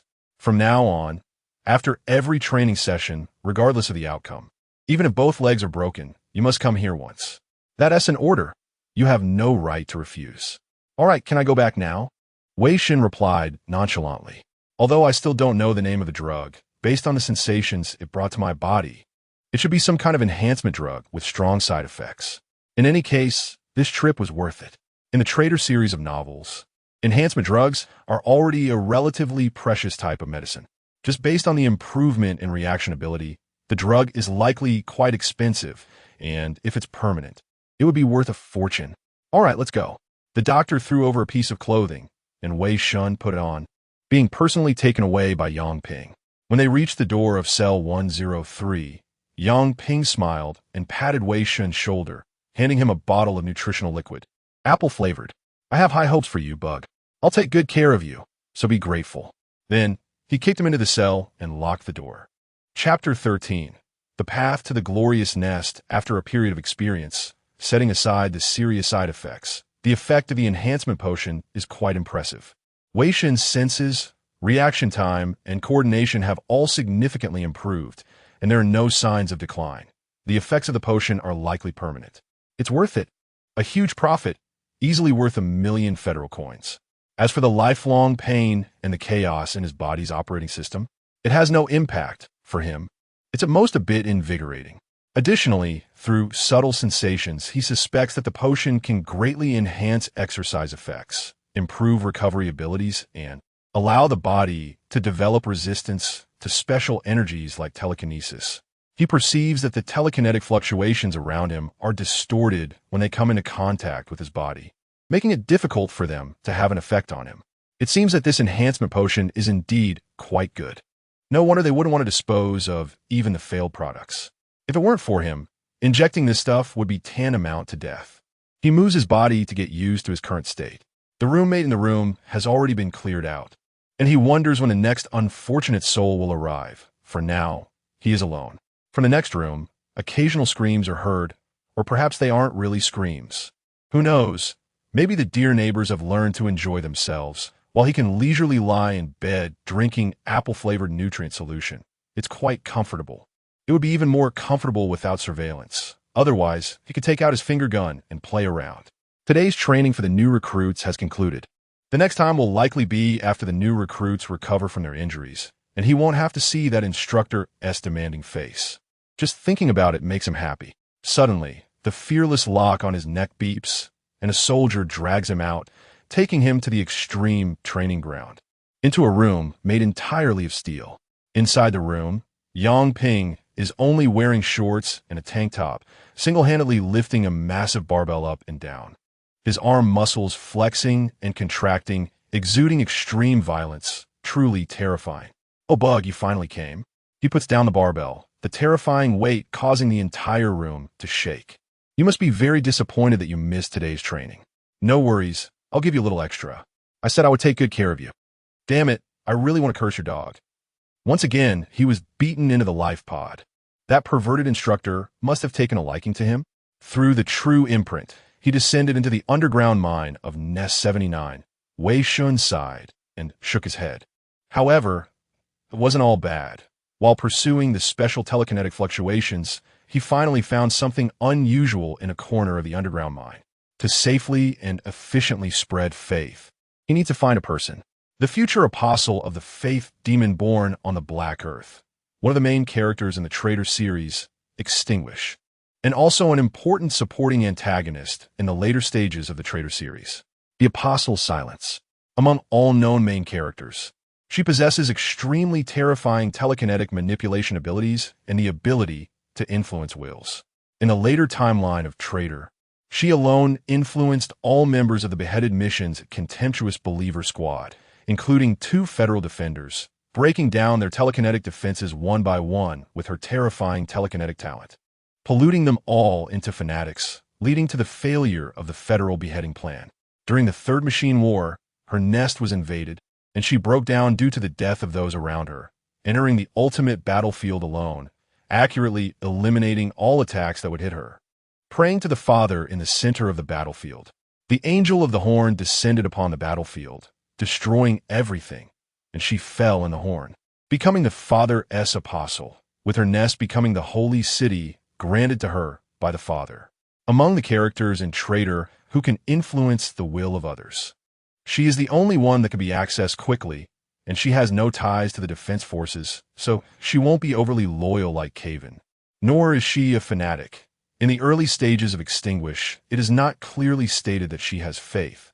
Another point, the fall of the glorious nest marked the beginning of the federal collapse. The Father's hand pierced into the federal territory like a knife. If the apostle had not summoned the angel of the horn, perhaps the outcome for the Federation would have been different. The nest where the apostle resides is Nest 70, which is different from the tertiary Nest 79. Nest 70 is a primary nest, hence its other name, the glorious nest. There is a secret tunnel in the underground mine of Nest 79 that leads directly to the glorious nest, secretly excavated by miners looking to evade taxes. In reality, this is all a scheme of the machine empire. Mechanical phantoms manipulated the miners' analyzers, reverse stimulating their brains to distort their consciousness and unleash their potential. Otherwise, considering the distance between Nest 79 and the glorious nest, it would be nearly impossible to dig through by human effort alone. At the same time, because it is located underground, the mechanical phantoms avoid the vigilance of the defense forces and successfully opened a small hole in the pure shield of the nest without triggering alarms. After the Third Machine War, after the Machine Empire captured Nest 79, they used this tunnel to send all-purpose soldiers and spirit machines into the glorious nest, bypassing the defense forces to launch an attack within the nest. Each nest is equipped with a pure shield strong enough to withstand the intrusion of high-ranking angels under the Father for a short time. With his current state, he might force his way through the pure shield of Nest 79 at the cost of serious injury, but there is no chance against the shield of the glorious nest. So he needs to use this tunnel to avoid the pure shield. Some miners are walking back and forth near a mine shaft, their telekinetic energy higher than that of ordinary people, talking to themselves, showing signs of nervousness and excitement, with their skin at the implant side of the analyzer slightly bulging. Miners whose consciousness has been distorted by mechanical phantoms.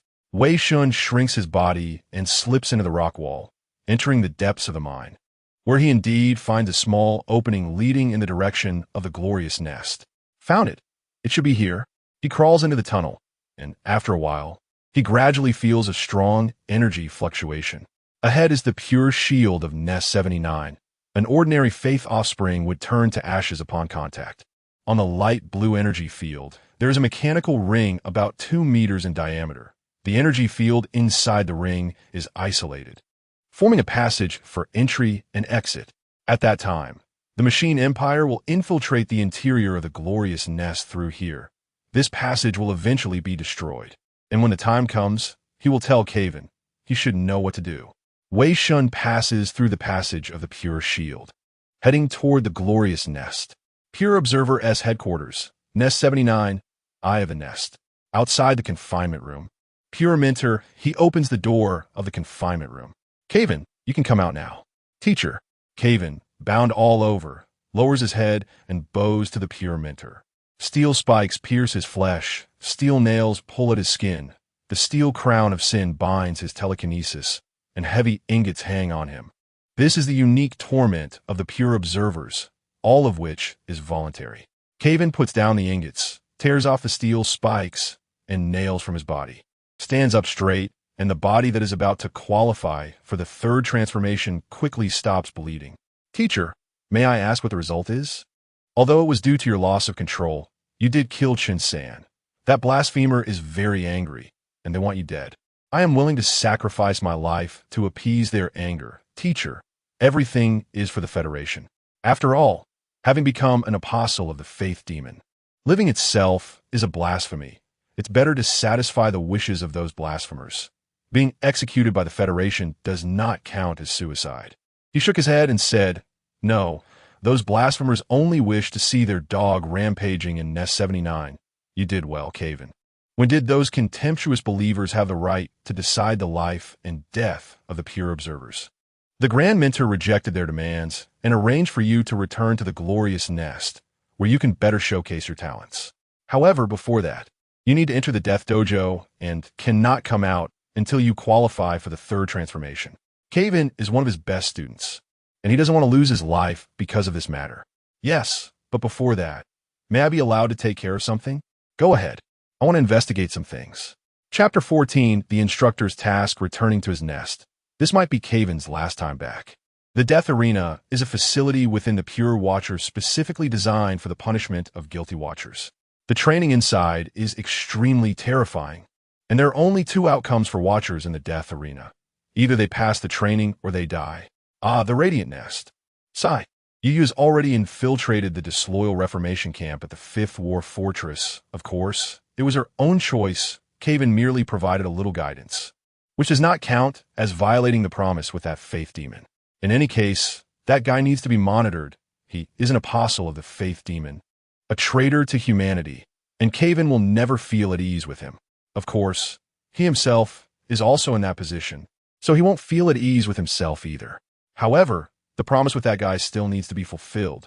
He opened the electronic screen in the room, using the permissions granted by the instructor to connect to the Nest's monitoring network, and called up the surveillance footage from a few days before the mission.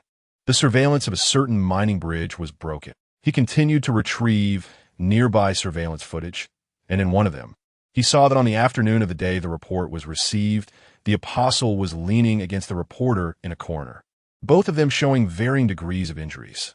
Rich experience allowed him to quickly understand what had happened before, the clues linking together in his mind. So that's why you said that. He pulled up the identity information of the bridge administrator, a cold glint flashing in his eyes. Did you think that breaking the surveillance would be enough? Foolish. Just right, 100 years ago, this was also part of the work of the Pure Watchers. Level 79 of the Nest, Advanced Treatment Center. Zico lay in a hospital bed, enjoying the fruits on the bedside table, his face dark. He could only move one hand now. A high-altitude fall had caused him to lose the other hand forever. The previous accident was man-made. A telekinetic was retaliating against them. Damn it. How dare you attack a member of the Federation? I will definitely catch you, and I will make you die a miserable death. Suddenly, he felt a chill. The window next to him had somehow opened, cold wind pouring into the room. Zico became even more displeased and shouted, "Nurse! Nurse! What are you all doing? Close the window for me. I will definitely file a complaint." Suddenly, he felt a chill on his neck, his voice unable to come out, and then his vision inexplicably flipped. He found that a person was standing behind him, completely black, wearing a skull-like mask. This seemed to be a uniform of the Pure Watchers from long ago. Outside the door, a little nurse heard the shouting and hurried over. She had worked hard to get this job, and she had to perform well. She opened the door. "I'm sorry, sir, we don't have." No response. She saw the person on the bed sitting up, headless, blood gushing from the neck like a fountain. She screamed, unable to react in time. At that moment, something touched her foot. Looking down, it was a head with wide-open eyes. The scream echoed throughout the treatment center. The amount involved was 1.74 million Federation coins, with 37 indirect deaths. The filth must be cleared. Soon after, a body repair pod lost power, resulting in the death of one person inside the repair device, with no signs of intrusion found at the scene, ultimately determined to be caused by circuit aging. 100 years ago, the Pure Watchers still had the right to monitor personnel within the Federation system and could directly execute when evidence was conclusive. During the bloody election 70 years ago, a Pure Grandmaster used this power to eliminate rivals, killing numerous Federation officials, resulting in nearly half of the Federation's high-ranking officials dead. Afterwards, the Federation revoked this right from the Pure Watchers. Fifth War Fortress, disloyal Reformation camp. Bang, bang. Good bug. Your adaptability surprises me. I didn't expect that just 10 days later, you could hold on until now. Shut up. Perverted lunatic. I'll eventually beat you to a pulp. 3 minutes. Wei Shen can now withstand this guy's attacks for 3 minutes, and his attitude is quite harsh. In any case, no matter what attitude he takes, he cannot avoid being sent to the life pod, and cursing a few times makes it more comfortable. Keep going. Not ruthless enough. Bring out the momentum to tear me to pieces. Come on, kill me, or I will kill you. Yang Ping blocked Wei Shen's dagger with his hand. After 3 modifications, his body had become as hard as steel, and ordinary knives could only break the skin at most. A sweeping kick raised a gust of wind. Wei Shen could observe his movements, but his body functions completely could not match his current reaction ability. He barely dodged the sweep, but was hit hard by a fist that followed. That punch broke one of his hands along with several ribs, and he slammed against the wall, but immediately got back up. Come on, today, I must bite off a piece of you. Ugh. Before he could finish his sentence, Yang Ping rushed in, kicking towards Wei Shen's face. Wei Shen barely dodged, at the cost of another hand breaking. You've been here for almost half a month. In a few days, you'll see the things outside the nest, so I have a request for you. Yang Ping squinted his eyes, smiling pleasantly. I want you to kill more fanatics than that rookie, the one called Wang Yu. The Death Commando will be sent to the battlefield in the fastest month, so they will require familiarity with the enemies they will face after training for just over 10 days. Is it finally time for this? The fanatics, twisted and polluted by unknown forces, pose a danger that runs throughout the Disloyal series. In Disloyal, humanity faces many dangers. Fanatics, intelligent machines. The Faith Demon and their Faith offspring, such as the Angels of the Father, Demons of the Abyss, Giants of the War Emperor, and even humanity itself, among which the fanatics are the most classic. They are rational madmen, with the purpose of all their actions being to continue and expand their faith, to please their gods, and to bring themselves closer to the divine. For 5 years, Wei Shen had only seen these fanatics in the Federation's propaganda videos, brutal, insane, bloody. The Federation thoroughly showcased the filthy scenes of the fanatics to reinforce the citizens' awareness. Wei Shen had long wanted to see these things. There are rewards for system kills, but why should I agree to you? Thanks to you, I'm living quite comfortably now. Or do you mean to say that if I don't agree, you will kill me? Come on. After being beaten for 10 days, he was holding back a belly full of anger, and he wouldn't listen to this guy's demands. Oh, you will agree. If you win, everything stays the same, and nothing will happen. If you lose, Yang Ping snapped his fingers, and, the next moment, a hole opened in the ceiling above, revealing a bull-headed man over 3 meters tall, with explosive muscles and certain bovine features, looking down at Wei Shen. He licked his lips, threw a flirtatious glance at Wei Shen, and slapped his butt, making a thunderous sound. The bull, our most handsome security, has bovine characteristics. He is most interested in unruly men like you. With your current physique, I think you won't be played to death by him, right? Wei Shen looked at Yang Ping, then at the bull. Live broadcast. I agree. Yielding, what else can I do? Although I am transcendent, I still want to keep my face. He good. If a pure watcher can't kill more fanatics than a disloyal, what kind of expression would that little girl show? Just thinking about it seems interesting. The live broadcast also seems quite interesting, a bit hard to let go of. So run. Run until the yellow light is on, then go to the lab. I'm hungry, going for a late-night snack. You motherf. Curse harder. Bug, not enough power. He closed the door and left, leaving Wei Shen alone in the room. That damn perverted instructor, I'll eventually shove your head into that bull's behind. He shook his head and squatted in the corner to rest. Is he really killing more than that woman? Not necessarily. In 10 days, his body modification success rate had reached 70, exceeding the average success rate for a single modification. Intense training during the day, nearly dying at night, then soaking in recovery potions and body supplements overnight. His enhancement speed far surpassed that of ordinary recruits. But that woman, during this training period, he recognized her as the young observer from Caven's team, who had rummaged through his room and taken his diary. As for why he only recognized her now, who knew her figure would be so good after changing clothes? The pure observer's combat suit even had a slimming effect. Moreover, since she could become a pure observer, she must have undergone at least 2 modification surgeries. So how is her figure still so good? The technician responsible for the surgery has good taste. In any case, for the sake of chastity, I'll do my best. At worst, I'll just kneel down to her later. Chapter 15. The glorious Nest City today is another day of being shoved into the life pod. In the tunnel, Wei Shen is moving slowly. As a transcendent existence that ignores physical matter, his speed is quite sluggish. With each step forward, he leaves a true seal in the tunnel, finishing his business before descending back to continue digging, advancing little by little. He uses the tunnel to train his control over telekinesis, and in just over 10 days, he has become exceptionally skilled at simulating real-life biological movements, even mimicking tripping over obstacles indistinguishably from an ordinary person, significantly improving his telekinesis mastery. Moreover, the number of his followers has reached 15, which is a delightful achievement. Ahead, There are energy fluctuations, marking the pure shield of the glorious Nest City. Passing through a hole left by mechanical ghosts, he enters the glorious Nest City, which is a central-type Nest City and the hub of all surrounding regional Nest Cities. Wealth gathers here, making the Nest City incredibly prosperous, allowing mid-level citizens to live lives comparable to upper-level citizens in other Nest Cities. After passing through the tunnel, the exit connects to a lower-level sewer, which is just as filthy as other Nest Cities. Wei Shen emerges from the sewer, rising through the ground from a deserted corner. True to the name of the Nest City, the sky is bright. It is not that there is no black dome installed, but rather that beneath the black dome, large bright lamps illuminate the Nest City. Such a waste. Even at night, the light remains, with energy lying idle. In any Nest City, the lives of lower-level citizens are quite similar. There are no mines here, replaced instead by factories and numerous gangs. Factories are at least safer than mines, providing stable income. But workers must toil for over 12 hours a day, and in addition to the maintenance tax, they also have to pay protection fees to the gangs.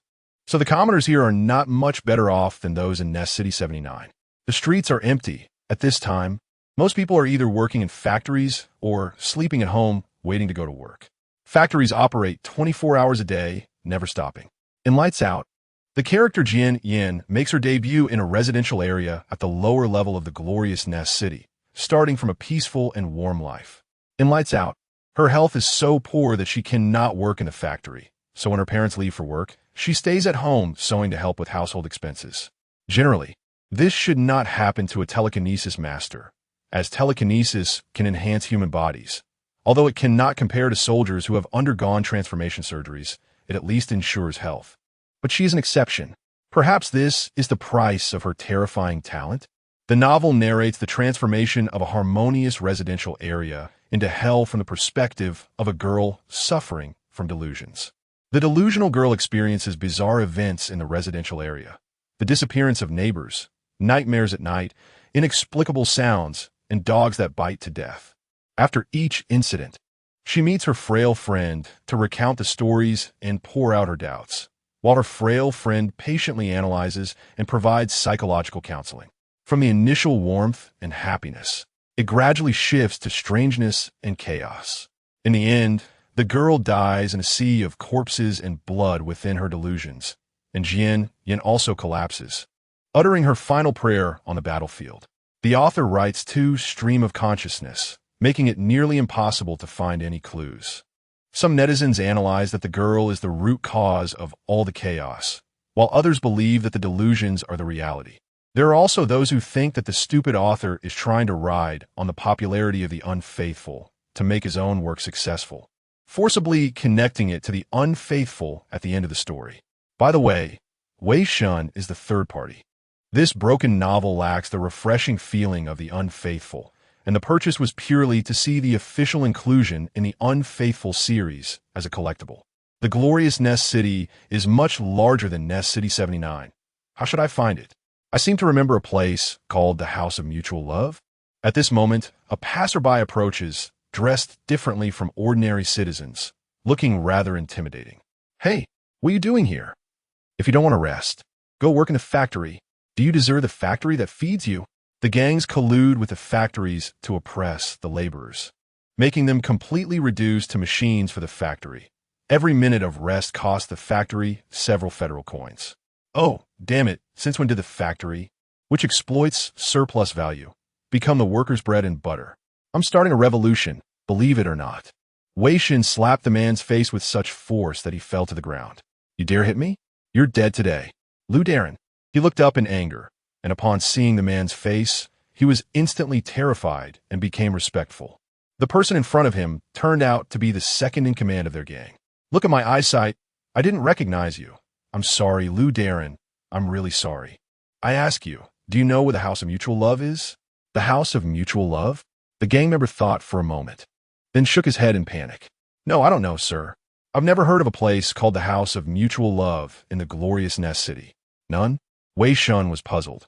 He remembered that the novel mentioned this name. Could it be that this person had never been there and didn't know where it was? He mentioned several other place names and people, but the answer was still no. which made him somewhat anxious. Perhaps I should ask someone else. Oh, right. There's another place. Do you know where the glorious fifth pharmaceutical factory is? The later parts of the novel mention this pharmaceutical factory, and the House of Mutual Love is located near the factory. The gang member finally nodded. Sir, I know that. Oh, this I know. Speak. Near the artificial river at the end of Ryan Street. It's 5 blocks away from you. You need to keep going straight and then turn left. Got it. Thanks. Yes, yes. Watching the sir leave, the gang member wondered. Isn't that place off limits? Why, huh? What did the sir just say? Thank you? Well, has Lou Darren ever said thank you to people like us? He realized something, but found that the person had already vanished without a trace. Hey, that's really convenient. With countless appearances, not only himself, he can also transform into anyone or anything in others' eyes, whether it be the most respected or the most feared. Knowing the location, he followed the indicated direction and found his destination, gazing into the distance. The pharmaceutical factory, billowing thick smoke, was particularly conspicuous beside the artificial river. These heavily polluted factories are mostly established at the lower levels of the Nest City, as the upper-class folks don't want chemical substances in the water they drink. Even the air there is sweet. However, there is only a filthy cluster of nests nearby, with no trace of the simple yet beautiful residential area depicted in the novel. Perhaps he had gone to the wrong place, but besides that, he also saw a massive telekinetic shield resembling a bubble, enveloping the entire cluster of nests. It is hard to imagine that a telekinetic barrier of such precision could only be constructed by a top-tier detection specialist team of the contemptuous believers. And the range is so vast. It is simply impossible for a single telekinesis master to create this, no matter how high the level or how finely controlled. This is beyond what a single telekinesis master can achieve. Due to the uniqueness of his body after transcending, this telekinetic shield is like a real cover to him. The most straightforward way to get through is to tear the shield apart, but that would surely invite trouble. However, it is not unsolvable. Although he doesn't know what this barrier is for, as long as someone enters it, he can hide inside their body and use their flesh as cover to get in. It's just about time for the end of the workday, so he just needs to wait. He hid in a nearby building, quietly waiting. With so many people, surely 1 or 2 would want to go out for a stroll. 1 minute, 2 minutes, 1 hour, 2 hours. Just like that. He squatted there for a whole day, during which he even returned to the transformation camp for some practice. Are the lives of this group of workers really that regular? Not a single person has gone out all day. He frowned, realizing that the workers described in turning off the lights were not so eager to contribute to the Federation. He couldn't just waste time here. He needed to find another way, as one cannot be suffocated by holding in their urine. Although he still lacked confidence in his telekinetic control, he had to give it a try. He sensed the fluctuations of the telekinetic barrier and simulated it, attempting to assimilate with the barrier and enter without being detected. This was much more difficult than mimicking himself with a physical body. Telekinesis is linked to human consciousness, and every thread of thought causes fluctuations in telekinesis, making it incredibly challenging to imitate. Wei Shen emptied his mind, felt the waves of telekinesis, and imagined himself as one of the waves. Chapter 16, The Fanatic What a Sin, That Barrier is Too Difficult to Deal With. In the Disloyal Reformation Camp, canteen, Wei Shen found a spot and sat down. After spending half a day, he still hadn't succeeded. Simulating the telekinetic fluctuations of that barrier was more complex than he had imagined, which was quite a workout for his telekinesis manipulation. What's up, brother? You look troubled. Are you nervous? He asked, referring to the upcoming fanatic. The unremarkable-looking man sat down beside him, the one who had helped Wei Shen before. His name was Riker, though it was unclear if that was a code name or his actual name. He had no surname, and like Wei Shen, he was also a lower-class citizen who became a telekinetic through illegal surgeries. Actually, distinguishing this type of telekinetic was simple. Good-looking ones weren't necessarily natural telekinetics, while average-looking ones were definitely surgically enhanced. Natural telekinetics were typically handsome or beautiful. Nervous? Not really, just wondering why that membrane is so hard to manage. After that previous assistance, during the following training sessions, Wei Shen occasionally helped him out too, and they became friends. Membrane? What? Oh, I see. Which one are you interested in? You're overthinking it, brother. It's not that membrane. Men, you, sitting beside them, shot them a glare and scoffed. They only had 10 minutes for eating, during which the instructor wouldn't interfere with their conversation. This was their rare free time. Oh, Miss Wong, looks like you're quite interested. Though that is not what I meant. If you're interested, I can teach you. Oh, what a ridiculous thing to say. Though I'm just a small cook. U.S. shot him a glance. I'll break your fingers. Then never mind. Hey, don't think about it, brother. She yes out of your league. Who knows, maybe? While speaking, he finished a bowl of nutritional paste and asked for another. The nightly training and treatments consumed a lot of energy, and his appetite was increasing. Fortunately, this nutritional paste had no limit. When mealtime was over, they entered a space where each person was assigned a metal box. Upon opening it, they found a set of military gear, including combat suits, power boots, vibrating daggers, multifunctional shoulder cannons, and Sky Nails pistols. These were basic equipment for new recruits. They currently lacked the capability to handle better gear and would need at least one modification. Except for certain pure monitors. You have 5 minutes to get your gear on. After everyone was equipped, the instructor led them to a massive venue surrounded by large metal nets entwined with iron thorns. Bugs, it's been a while, and I think you're tired of boring training. Today, let us play something interesting. At that moment, the telekinetic lock of the Fearless Lock was released, and these recruits once again felt the presence of telekinesis. But soon, a terrifying telekinetic force acted upon them. Yang Ping smiled at them. Having served in the Believer Squad for many years and successfully retiring to become an instructor, he was already an experienced level 3 telekinetic, easily suppressing these recruits. Thud. With a muffled sound, Wei Shen was forced to kneel. Ah, damn. This instructor Sima. It was obvious that the pressure he endured was several times greater than that of others. Not only during the nightly sessions, but also in daily training. Yang Ping would find various ways to target him for amusement. Looks like some of you have trained for so long, yet your physical fitness is still lacking. If that person can't get up again, should I consider making you practice extra every day? The expressions of some recruits changed, harboring resentment. Usually, they only needed to gloat when Wei Shen was targeted, and every time he was tormented by his roommate. They would resent why Wei Shen could comfortably stay in a single room. They didn't dare to act out or had the ability to do so. Yet they envied Wei Shen's comfort. Now that it involved them, they began cursing Wei Shen for killing their roommate. Wei Shen tugged at the corner of his mouth, struggling to stand, but every time he lifted his leg, the pressure increased. Damn it, even now you want to mess with me. He glared at Yang Ping, who smirked mockingly and gave him a thumbs up, seemingly pointing at his backside. Damn you? His stamina was rapidly depleting. If this continued, he would definitely lose it tonight. His brain raced. Since brute force wasn't working, he would use some tricks. Using the telekinetic manipulation experience he had accumulated over the past period, he attached his telekinesis in a flowing form around himself, creating a telekinetic defense that relieved the terrifying force Yang Ping had imposed, allowing him to stand up and then flip Yang Ping the bird.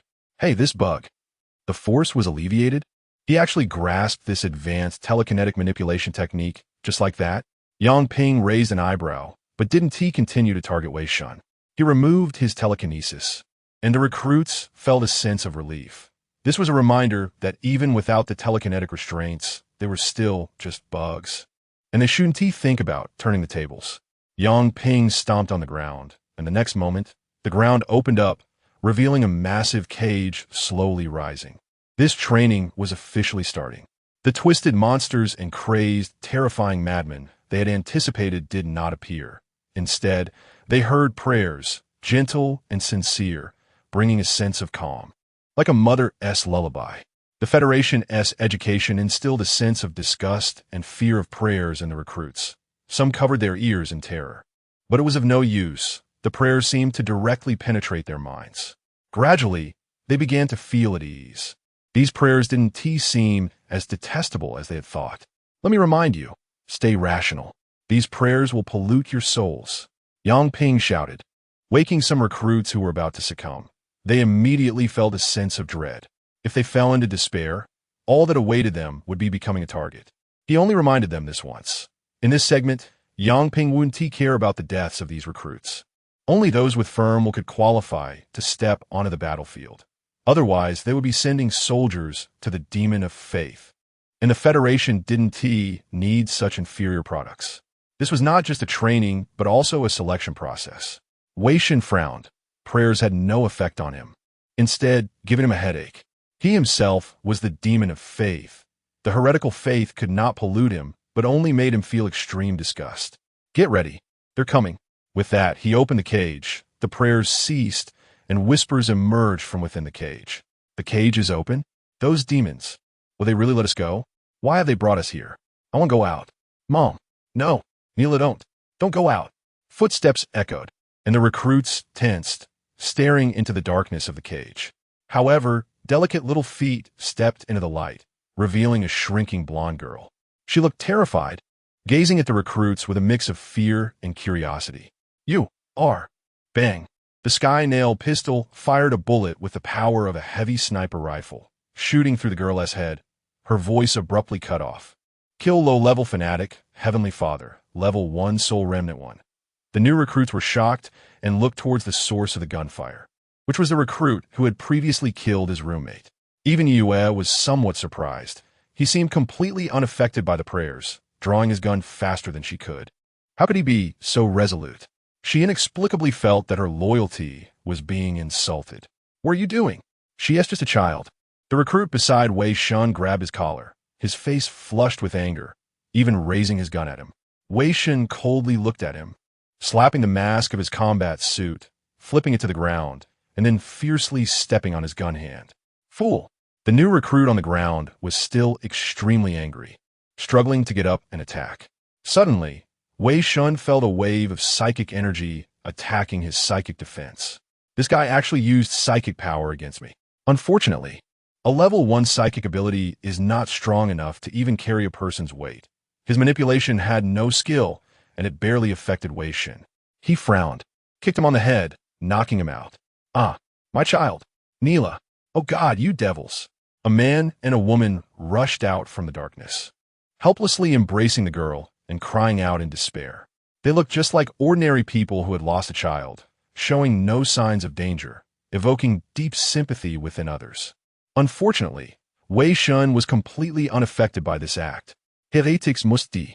Wei Shen raised an eyebrow, ruthlessly firing 2 more shots.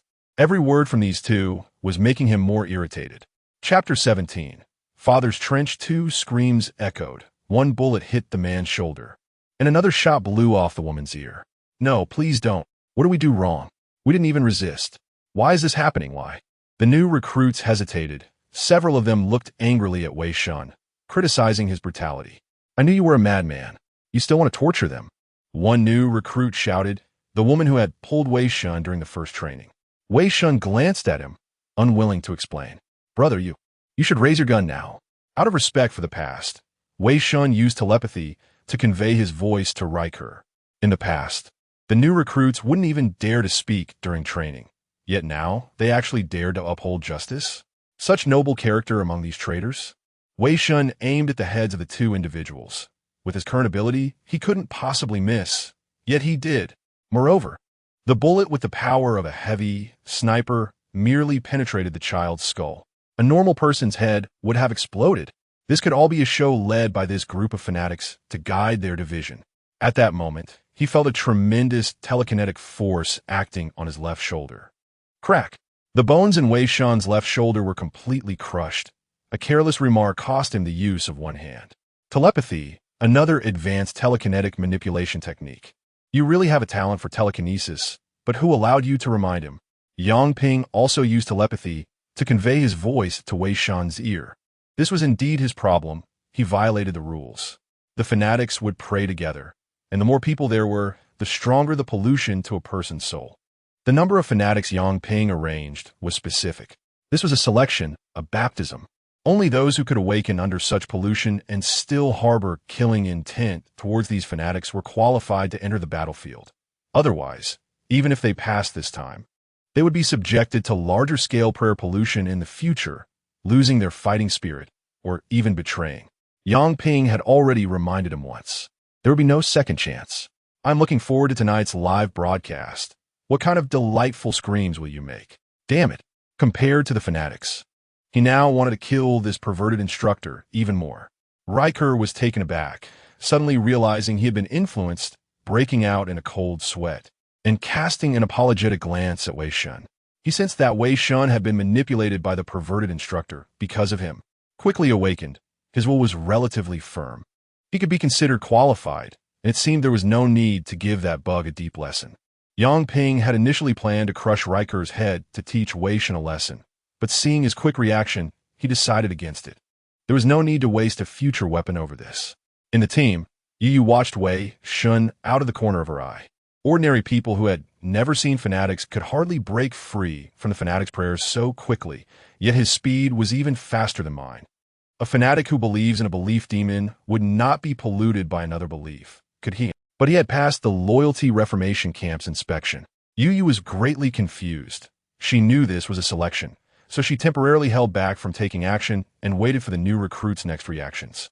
Wei Shen snorted coldly and continued shooting at the two individuals, bullets piercing their hands and feet and shoulders, but failing to explode their heads. Please, don't torture us anymore. Just kill me. I'm sorry, I'm so useless, I couldn't protect you. Was the attack being used against him?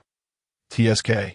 Wei Shen drew his dagger and tried to rush forward, but was grabbed by several new recruits. I won't let you go. He's a demon. Kill him. Yes, kill him. He doesn't deserve to live. These new recruits drew their weapons and were about to act when Riker sensed something was wrong and urgently stopped them. Are you crazy? Put down your weapons. Oh damn, don't forget what we are supposed to do today. Other recruits also stepped in to stop them. The new recruits began to split, and the atmosphere gradually turned tense. Yang Ping watched coldly. This was a common occurrence. Sometimes, after training ended, none of a batch of new recruits would survive. Suddenly, a loud shout drew everyone's attention. Wei Shen retracted his dagger and raised his hand in surrender. All right then, I won't go. He chuckled, my mistake. I shouldn't have been so impulsive. I apologize to you all. Wei Shen looked at those new recruits who had just attacked him. Their eyes were so kind, so pure. Damn, my mind is already filled with the holy light of the Father. I can't remember anything. Ridiculous. In fact, it was very simple to peel away the fanatic's disguise. The couple looked at him with complex expressions. No, you must have been bewitched by the devil. I only ask you to spare us. Neela, my daughter was harmed by you. I hate you, Wei. No, I shouldn't. The Father will forgive you. Oh, Heavenly Father, my beloved Heavenly Father, He is so great. Wei Shen clutched his chest, tears welling up, his voice choked. I repent. I actually laid hands on his devout followers. I must be damned. I will never be able to approach the great Heavenly Father again. What a devout confession. Yang Ping furrowed his brow, unable to understand what that bug was trying to do. Yu's gaze turned cold. She stared at Wei Shen and slowly drew her gun. You are just lost. The Father will guide you. As long as you are devout enough, you will eventually return to the Father's embrace. Oh, how merciful. My Father, my dear Father. Wei Shen looked around. Several new recruits' eyes under their masks already showed devotion. He memorized every one of their expressions and continued to praise. Oh, I remember now. I have seen the Father before. What? The couple looked up in surprise. This new recruit from the Federation had actually seen the great Heavenly Father. He is so kind, so radiant. He wore a crown of thorns, his eyes were light, and his robe was as pure as snow. Oh, I remember now. He appeared in a house like flames, the air filled with an exhilarating fragrance. And then, tell me, the couple was extremely excited. These descriptions of the Heavenly Father were exactly what they knew. They couldn't wait to know what happened next, while also feeling immense jealousy towards that guy's luck. Yu's gaze was icy, her gun loaded. Should Wei Shen display any heretical behavior, the bullet would pierce his head. The light of his face is too radiant. Thus he turned away, so gentle. And then he said to me, Wei Shen spoke in a low and sacred voice, uttering a phrase. Daddy, fuck me. Ha ha ha ha ha.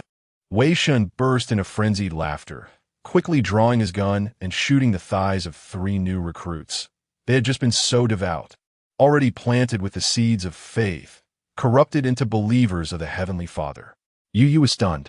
His earlier speech was so explosive and had such a drastic reversal that she momentarily couldn't react. Behind her, Yang Ping couldn't hold back any longer and burst into laughter. Ha ha, Bug, you are such a genius. So talented, ha ha. I'm going to kill you.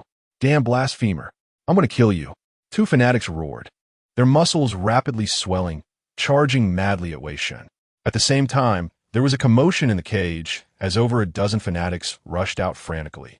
They tore apart their weak and pitiful disguises, more mad and frenzied than the Federation's propaganda. How could they endure such blasphemy? Oh, do you know? The Great Father also said one more thing. Just 100 Federation coins. Ha ha ha ha ha. Wei Shen mocked as he charged at them, firing his heaven-nail pistol wildly. However, all the bullets ricocheted off.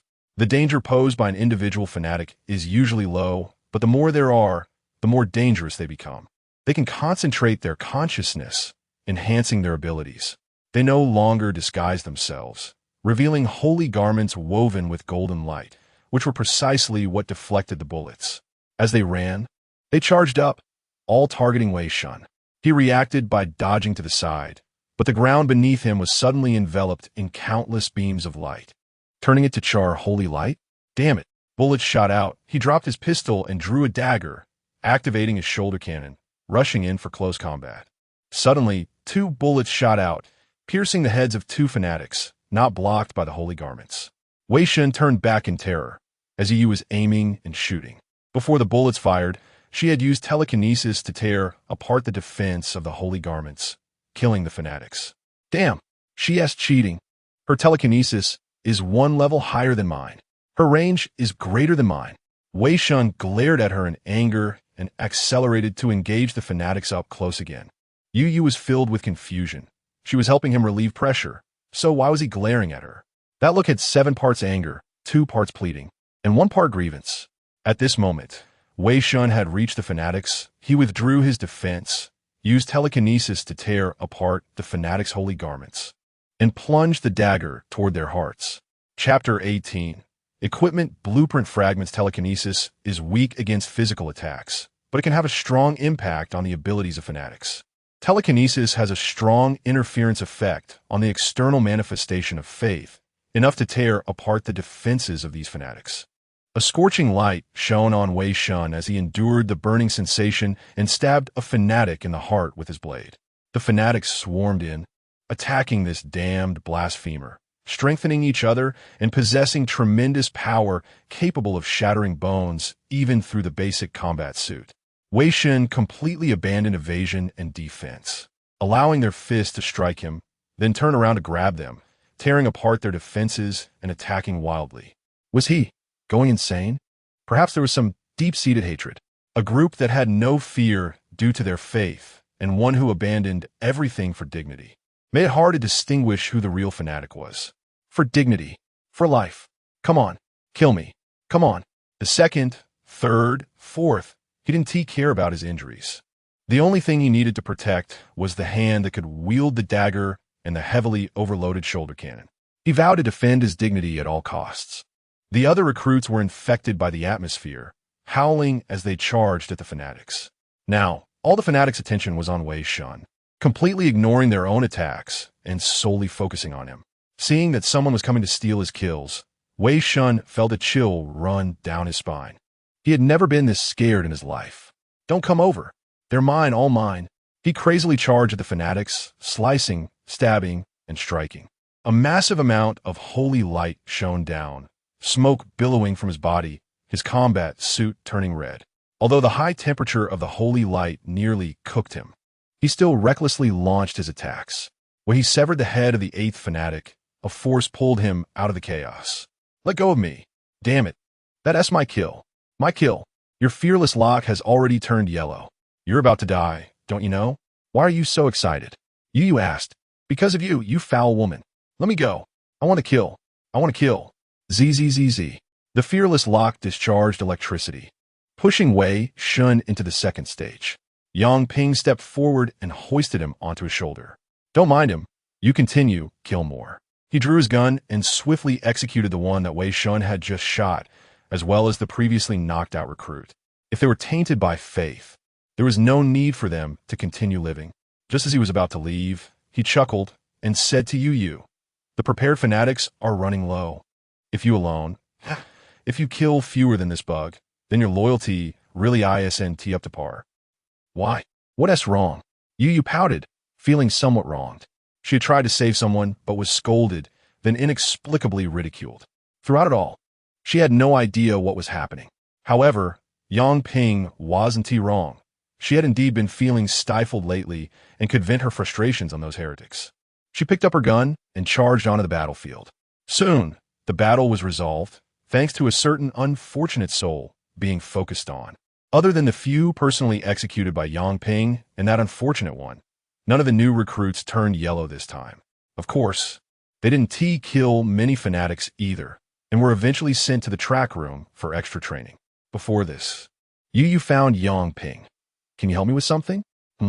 Isn't this the pure observer girl who hasn't killed as many as a bug? He is 9, you have 7. Oh, sorry, go ahead. After all, who would refuse a poor little pure girl? As soon as they met, Yang Ping began to mock her, and Yu bit her lip, holding it in. Being able to join the pure observers showed she still had this composure. I need you to perform a truth interrogation on the traitor named Wei Shen. You saw just now, he acted decisively, which is almost impossible for an ordinary person encountering fanatic for the first time. I suspect he believes in another faith? Yes. Yu nodded. So, you're questioning whether our detection has issues? Yang Ping squinted, radiating a terrifying aura. Yes. Yu showed no fear. Being a pure observer meant he was among the most resolute in the defense forces, especially since she had just recently become an observer. In simple terms, she hadn't yet been worn down. Haha, of course, I'll agree to your request. Why so serious? Smile more. Such a beautiful face would be a pity not to smile. Oh, right, you're wearing a mask. Yang Ping retracted his aura and chuckled. Phew, thank you. Yu relaxed. The aura of an experienced heretic still exerted considerable pressure on her. When his body responded again, he immediately returned to his body. He was now in the repair chamber of the laboratory, with doctors observing him outside. Wei Shen panicked and banged on the glass. It wasn't tea time for repairs yet. His virginity was still waiting for him to save. Don't worry, you won. You killed 9, close to half of the total. That little girl only killed 7. Phew, that's good. My reputation won't be ruined in an instant. Wait a moment. I still need to record your current physical data. It will be quick. While the doctor recorded, Wei Shen opened the system to check his recent gains. Since they were just low-level fanatics, the loot was mediocre. 8 out of 9 were remnants of souls believing in the Father, and 1 was a piece of a first-level equipment blueprint fragment.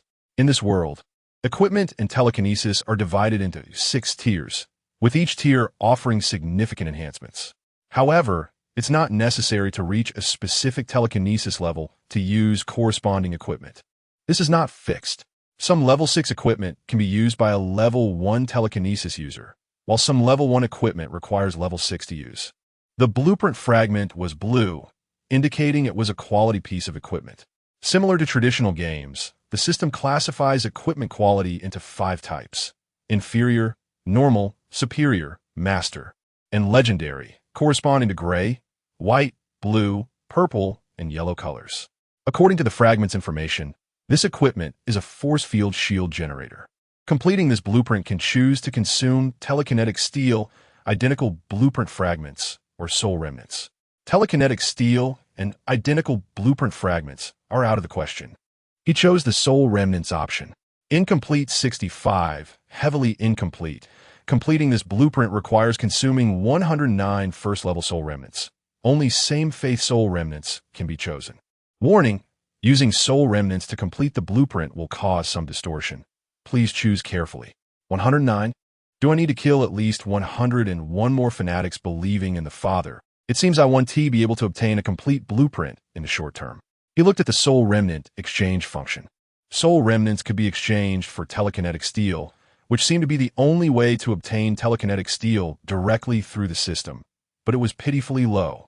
1 first-level soul remnant could only yield 0.01 milliliters of telekinetic steel. No rush. Let us plan for the long term. Let us first get the equipment made.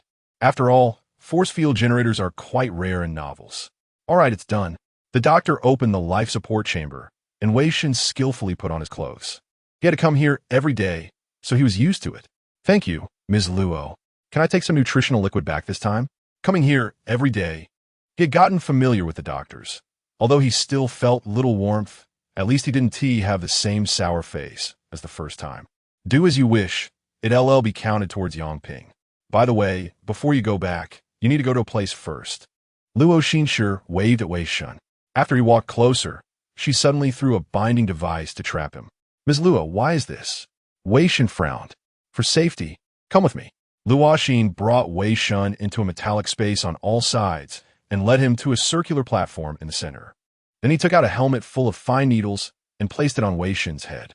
The helmet tightened, fitting perfectly against his skull, with the fine needles piercing his scalp.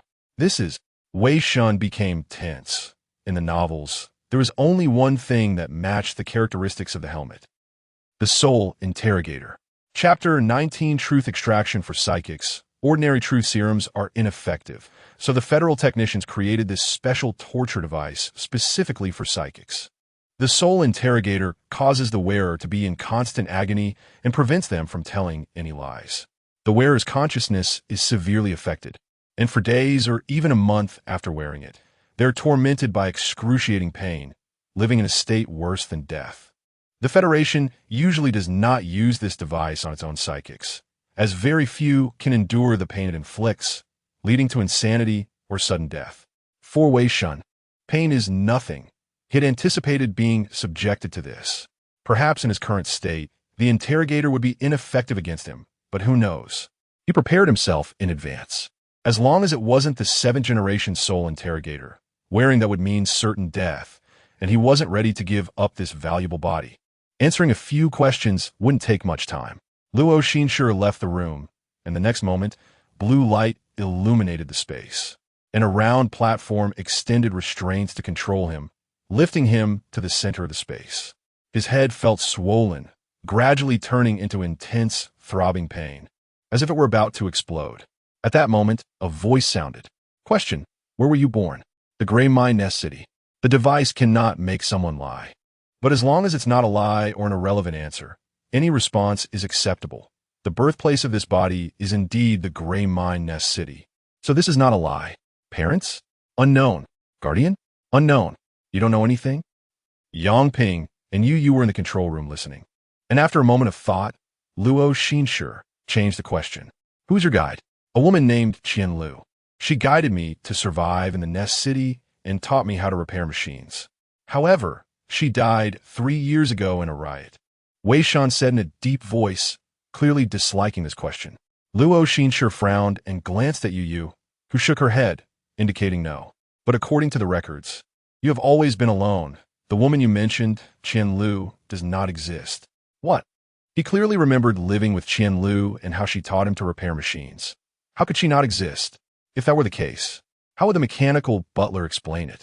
Could it be? The information shows that he lived alone for 5 years, never cohabited with anyone, and 5 years ago. There was even less. All of it was false information created by Cowan in a short time. Could it be that 5 years ago, he lost his memory for some reason and developed severe delusions, imagining a woman? Yangping asked, do you think that's possible?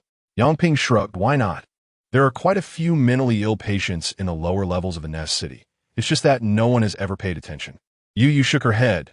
These questions were secondary, and there was only one main question. Do you have faith? Yes. On this point, he did not deny it. After all, it was clearly stated on the panel that he had been tainted by faith. Sure enough, he has faith. My judgment was correct. This is so obvious. Yangping frowned, shaking his head in disappointment, preparing to activate the fearless lock. Having faith means there's no way out. This is the bottom line, and it must not be violated. He rather liked this new toy. However, among the known faiths, none could escape the detection of the disloyal modification camp. This was likely some new faith, and they needed to know the information about it. So what is your faith? Wei Shen chuckled and stated the answer he had long prepared. Myself. What?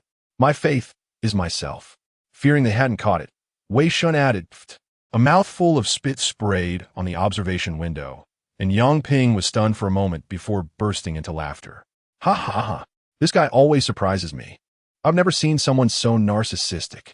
The other two couldn't believe their ears. Faith in oneself? How can there be such a nerve in this world? But no matter how they looked at the control panel, everything showed normal. There was no short circuit anywhere except for his brain. What we're talking about is that kind of faith. Yes, that kind. I'm my own believer, I'm my own apostle, I'm my own deity. I grant myself power, I guide myself forward. In the control room, Yangping was laughing so hard he was almost in pain. It was the first time he knew that a 3-time modifier could laugh to the point of hurting his stomach. Nuts. Invincible. No wonder this kid can be so arrogant. Haha, I must tell all my comrades about this. A new faith demon was born in my modification camp. Codename, I'm awesome, haha. The other two looked as dark as ink. The soul interrogator had just been checked a short while ago, and it couldn't possibly be faulty. Everything he said was true.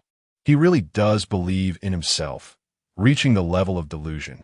The result yielded a madman with severe delusions and narcissism, enough to resist the soul pollution of fanatics through fantasy. So strange, I think I could write a paper based on a situation, Luo Xinshu sighed. Yu gritted her teeth, feeling like she was going insane. There really are such divine beings in this world.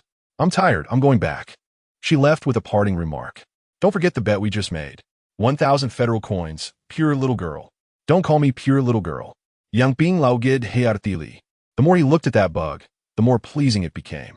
With an incomprehensible pain resistance, he could endure the side effects of that failed drug.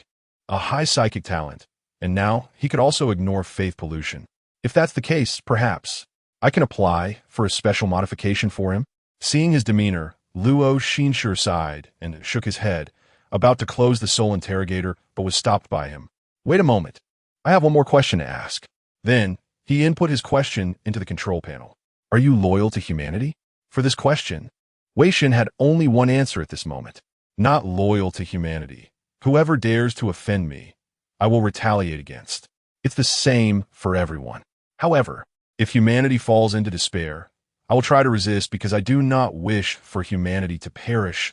Essentially, I am only loyal to my desires. Good, that's enough. It seems I owe that guy a favor. Yangping laughed a couple of times and left the control room. Luo Xinshu remained silent for a moment before exiting the control room and personally unbinding Wei Shen. Your pain tolerance is still so strong. Ordinary psychics usually need a stretcher at this point. All right, you can go back now. There are some energy biscuits on my desk in the lab. You can take some. The doctor's indifferent expression changed for the first time, softening considerably. At least this last sentence proved he still belonged to humanity's warriors. Ah, thank you. With no danger. After this, no one should doubt his identity anymore. At worst, he would be considered mentally ill. He passed, which is great. Getting biscuits is a bonus. And as for the persistent brain-swelling pain, it was hardly enough to disturb his sleep. Regarding Qianlu, he didn't want to think too deeply. Her secret could basically be confirmed to be related to that crystal which was in his hand. He felt that he would eventually know. After taking some biscuits and nutritional fluids, he was escorted back to his quarters and passed a piece of biscuit before the door closed. Next, let us continue with the modeling. At the moment of crossing, Wei Shen felt discomfort and knelt to the ground, his head throbbing. At the moment he merged with the barrier, he felt a surge of pain, with wails and cries echoing in his ears. Huff, huff. Damn, after 10 days. I finally made it through. It's been over a week since I was interrogated by the truth, and the new recruits training is coming to an end. I can no longer hear the screams from the next room. All those veterans underwent their transformation surgeries a week ago and should now be on the battlefield, having become veterans themselves. Some of my peers have already been assigned fresh, lively new roommates, but perhaps because of my noble character, I wasn't assigned one. I even fantasized that if I were assigned a pretty girl, I might have a prison romance, but that turned out to be nothing. I specifically protested to Yangping about it, and then ended up being thrown into the maintenance pod.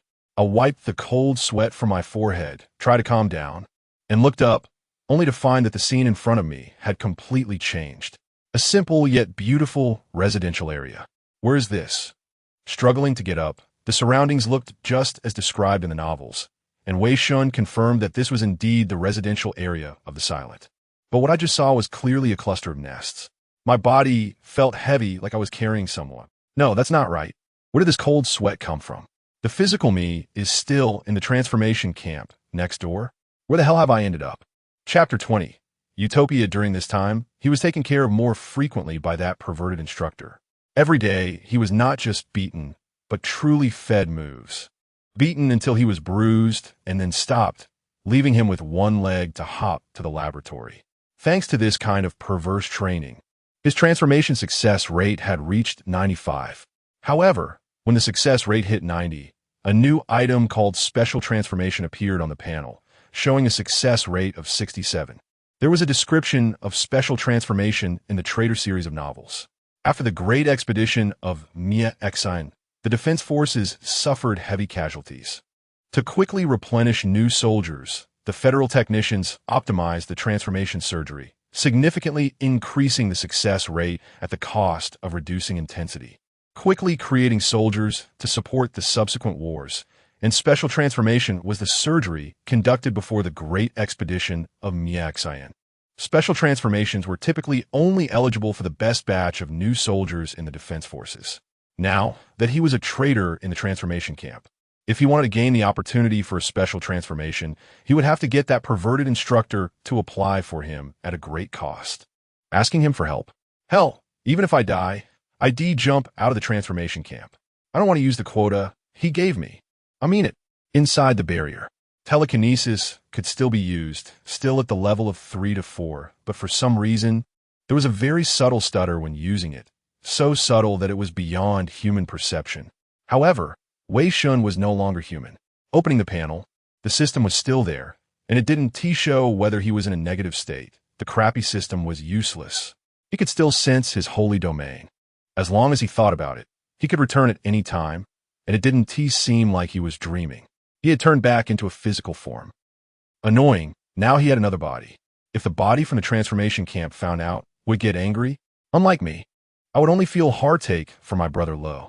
Why do I have a physical form again? The worlds inside and outside the barrier are completely different. Combining the plot of the lights going out, he formed a hypothesis. He wondered what would happen if he walked back. Looking back, the barrier was gone, replaced by a road that had no visible end. He tried to walk back, and just as he saw, he couldn't reach the end, turning to look. That residential area was still close at hand. Unable to leave, reality distorted? Or was it an illusion related to the steady telekinetic fluctuations here? Then, what would happen if he destroyed this steady telekinetic fluctuation? Forget it. No rush. Let us go in and take a look. Walking in, the residential area was peaceful. Passers-by greeted each other. Children were playing and frolicking in the streets, and even the spotlight in the sky had softened. Wei Shen could tell through the telekinetic fluctuations that they all had their own consciousness, steady and happy. If the previous fluctuations were the toxic smog of the Industrial Revolution, then this was the fresh air of the countryside. Really, even the air is so sweet. Little Lucy, here, oh. A playful child accidentally bumped into him, and he helped the child up, brushing off the dust on them. Sorry, big brother. Be careful, little girl. It wouldn't be good to get hurt. The child looked up, as if recognizing something, appearing a bit surprised. Wow, ISNT, this Mir's brother. Look, Mir's brother is back. Mir's brother is back. Mir? Brother? What is that? Suddenly, his consciousness began to blur, and a strange little girl appeared in his mind. A flood of memories resurfacing as if just recalled. His hands twisted, becoming strong, healthy, and calloused, and his clothes changed as well. I am Arthur. No, what is influencing my consciousness? Once recognized by others, I became a character in this residential area. My little sister ISNT, that cute Aromanga sensei. Ugh, is there something wrong with the last one? Forjai, steamed gooseheart. The hypothesis was further confirmed, and he adjusted his self-awareness, clearly understanding that he was a miserable and unfortunate traveler, not a native of the land. The residents welcomed him warmly as they went out, especially those children, bouncing and singing, very excited. Arthur brother, Mir said you are the hero of the nest defense. Is it true? Arthur brother, did you really pull out the legendary sword? Are there really many knights? Do you know a powerful great magician? I also know my knight put a green hat on me, and my illegitimate child caused my country to perish. Among the extra memories, he really was a member of the glorious Nest Defense Forces and was about to join the Wei Shen team through selection. Did this Arthur really exist? Or was he the ideal Arthur in these people's hearts? Calming down these excited little ones, he entered the residential area. Thanks to the extra memories. At least he was familiar with the roads of the residential area and had an identity he could move freely with. Halfway there, he saw a little girl running towards him from a distance, with golden hair and blue eyes, just like in his memories. Brother. The girl rushed over to hug him, giving him a friendly kiss on the cheek, which was a common interaction among siblings in his memories, and one of the friendly greetings in the glorious nest. The girl's name was Muir, 10 years old, and in the memories, the siblings had a great relationship. Later, Arthur went to the black market for a telekinetic steel infusion surgery and succeeded, then joined the defense forces, returning home only once a year. Generally speaking, after joining the defense forces, the families of the recruits were qualified to live in the middle layer of the nest, but they still lived here, which was unreasonable. Returning home with Muir, the table was already set with high-grade nutritional paste and a small plate of berries. Such luxury. There were even fruits on this meal table. Mom and Dad will be back soon. Let's wait a bit. They'll all be very happy to see you back. What are they doing? At the factory? Brother, you must be confused. Don't Mom and Dad go to the factory every day? Wei Shen shook his head. This was another unreasonable point. Why? Isn't joining the defense forces supposed to exempt from the support tax? They can still receive subsidies every year. Why do they still have to work? Why? Because. Muir opened her mouth, unable to answer, feeling puzzled. Why? It seemed like that was indeed not wrong. Why? Suddenly, Wei Shen noticed that the steady telekinetic fluctuations had rippled. He became alert, but that ripple quickly calmed down. This situation was like an enraged person suddenly becoming calm. Did you feel anything just now? Feel? I feel very happy, because brother is back. Muir smiled, as if nothing had happened. Mom and Dad are playing outside. They'll all be back soon, and they'll all be very happy to see you. Her response was different from before, perhaps. What about the factory? You must be confused because our support tax has been exempted, right? We can also receive subsidies, and my friends are all very envious of me. As expected, the unreasonable was changed, in that case. To further validate the hypothesis, Wei Shen told a lie. Of course, I haven't forgotten. I was just joking with you. I saw Mom and Dad when I came over. They even bought you a gift. Really? That's great. What gift? It's a secret, but it must be something you like. Yay. Muir was overjoyed, looking forward to her parents' return. The cognition had been planted, and next, it was just waiting for the result. But before that, he could ask about other things. Muir, do you know a lady named Jian? After thinking for a moment, Wei Shen asked this question. He had considered that Muir might be alert, or create another ripple of telekinesis, or even summon some kind of monster. But this result was none of those. Muir asked in confusion, Jian? I don't know her. Is she a friend of my brother? You don't know her? That shouldn't be. In Lights Out, Jian is one of the main characters, and many people know her. She often mends clothes for her neighbors and also provides psychological counseling to others. What about Sylvie? She doesn't know her either. The delusional girl Sylvie is also not around. That's it, the head pad is gone. Strange, could it be the wrong timing? According to the timeline of the plot, the start of the Lights Out storyline should be 3 months before the arrival of the Angel of the Horn, which is still more than a month away from now. If my guess about this world is correct, then it seems I'd come a bit early. Never mind, there is still plenty of time. I will eventually get to do the head pat. Wei Shen temporarily ignored this matter and quietly waited for the arrival of the so-called parents. A long time passed, and even the neighbors had almost finished training, yet he still hadn't waited for his parents to arrive. So slow, are they not back yet? Who knows? He couldn't help it and reached for a berry in the bowl, picking one up. Just then, the door opened, and a man and a woman walked into the room with big smiles on their faces. Unexpectedly, the radiant nest has such an interesting place. It's so delightful. Muir, guess what we brought back for you? It's your favorite thing. Just as Wei Shen had said, all the outcomes corresponded to the previous understanding. Indeed, my guess was correct. Chapter 21. The Nest Among the Hills, a world built above consciousness. Cognition becomes reality, forming a utopia constructed from the thoughts of countless people. It's strange. If that's the case, where does the happy cognition come from? This is the nest capital, and the lower-class citizens are never sure of suffering. How could cognition be occupied by happiness? and what caused the recent ripples of thought to calm down. Arthur. Arthur is back. Mother walked over in surprise, and father opened his arms, giving Wei Shen a hug. Just like real people, but unfortunately, they exhibited no thought waves, merely two shells generated by cognition. Dinner time. The berries were sweet and sour, tasting like freshly picked raspberries from the mountains, reminding Wei Shen of the time he went hiking with his friends. Mom, didn't you say you got some jerky from Miss Jenny to save for now? Hurry and bring it out. Is it true, Mom? Oh, of course, little Muir. I'll get it right now. Dad, last time you secretly told me you had some jam stashed away. Now is not the time to be stingy. Dad, you actually hoarded jam? Cough, cough. I was saving it for us to eat together. It's not hoarding. I'll go get it right away. Cognition is truly interesting. It enriched this dinner significantly.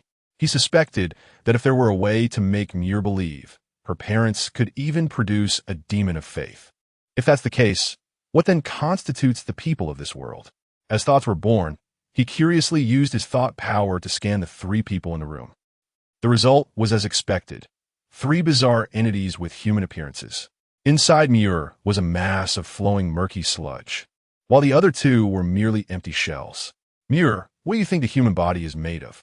Clay, right? Didn't T-Mom often say we're made of clay? The lower-class citizens had received little education. Their understanding of things sometimes stemmed only from a joke made by their elders. But did you know, besides clay, you also need a piece of crystal as a heart. Otherwise, a person can't move. Really? So that is how it is. All right, now there's a crystal added to the clay. Fun. Much more interesting than the transformation camp. Look at mine. I suspect I have my own light. He checked his body and indeed found something. Within him was himself. So this is the cognition of adulthood. To use a skin to protect the real self. The light of childhood inevitably drifts away from me. Gaia. All right, just joking. Am I now considered a spiritual being? Is this good or bad? Whatever, it doesn't matter now. Afterwards, he asked Muir's parents about the matter of silence with a mindset of trying, and unsurprisingly, they didn't know.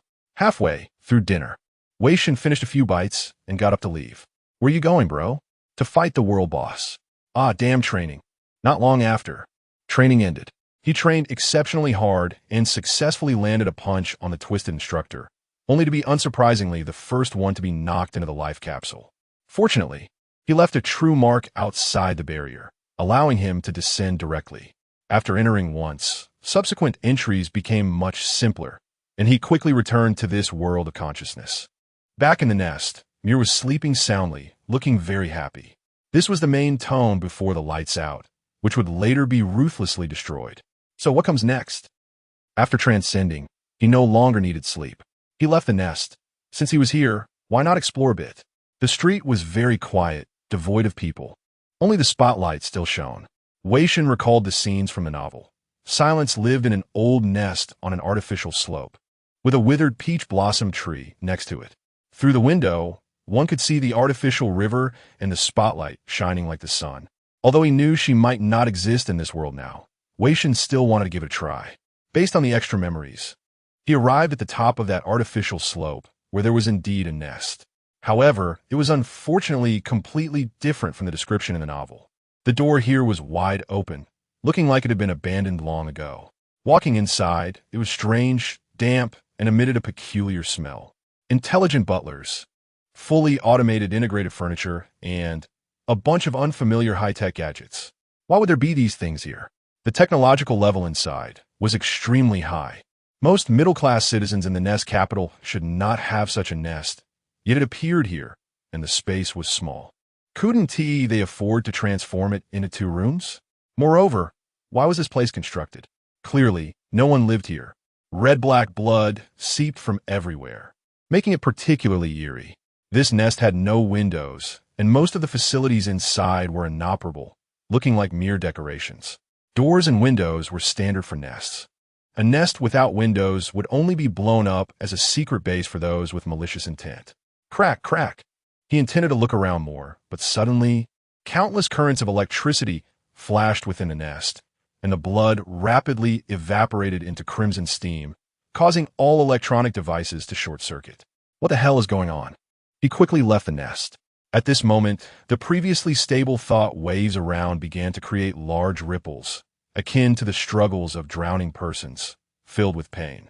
Twisted, surging, she saw the earth tremble, heavy rain pour, rivers surge, and all spotlights shine like the sun. The outside world surged and churned, exactly as described in the novel. Whenever there was silence, the residential area would undergo such dramatic changes. The grand scene even made him feel sacred. But the ripples of thought were so sorrowful and tragic, it felt as if someone was weeping beside him. TSK. Wei Shen had a kind heart but could not bear to hear this. These ripples also made him restless. He released his thought power, flattening the ripples again and again. The heavy rain gradually ceased, the rivers calmed, the earthquake stopped, until no more ripples appeared, and the thought waves stabilized, restoring calm to the nest capital. The ripples had no source, appearing out of thin air, and Wei Shen could not locate them. This place was related to consciousness. What caused the previous thought ripple? He looked at that nest, which returned to its previous appearance. Doubting the supernatural, he went in again and circled around twice, but the result was the same. He found nothing. Can't you give me a little surprise? Like a beautiful girl suddenly emerging from the nest. Ideally, she would be a pure 16-year-old lowly with long hair down her waist, all wet, who would wake up and call me master. What a game. Finding nothing, he shook his head, retraced his steps, and lay back on his bed, waiting for a new day to begin. Damn, so boring. At this moment, he suddenly wanted to go to the training ground and practice. Am I sick or something? The next day, Wei Shen, who didn't need sleep, woke up early. Breakfast was already prepared on the table. Bro, you're up so early? You know it's a habit from the defense force. I don't want to sleep too late today. He finished a bowl of nutritional paste and was about to head out for training. Mir sleepily came to the table. Although it was breakfast, it was still just a bowl of nutritional paste. She asked while drinking, brother, do you want to go out and stroll together today? I've forgotten the last time we went out together. I have something to do outside. Sorry, no time. Oh, I see. Mir looked a bit disappointed, but then asked, what's the matter? Looking for silence. Wei Shen casually replied, silence? I know her. She sewed clothes for me. What? Wei Shen was taken aback, looking at Mir in surprise. What is going on? How did you know? Chapter 22. Silence, come on. Kill me, come on. Good bug. That's it. Give a bit more strength, trash. In the fighting training ground, Wei Shen swung his weapon recklessly in an attack. What's wrong with that guy? He seems insane. Maybe he took the wrong medicine. I don't think so. Maybe he found out his wife was cheating with the instructor. Bang. Bang. Crack. Boom. Beep, beep, beep. Training is over. Hurry back. Back in Utopia, he headed to the nest on the hillside. Since Mir's cognition has changed, it means silence is in this world. The street has returned to the lively scene of yesterday. They're just enjoying themselves. Enviable. Wei Shen felt a familiar psychic wave, and before he knew it, Mir had secretly followed him. When did this little girl come along? Curiosity is human nature. But whatever, let her follow. What can it do? Once again arriving at the place he visited yesterday, it had completely transformed. The damp, deserted nest was gone, replaced by a simple and cozy, beautiful nest.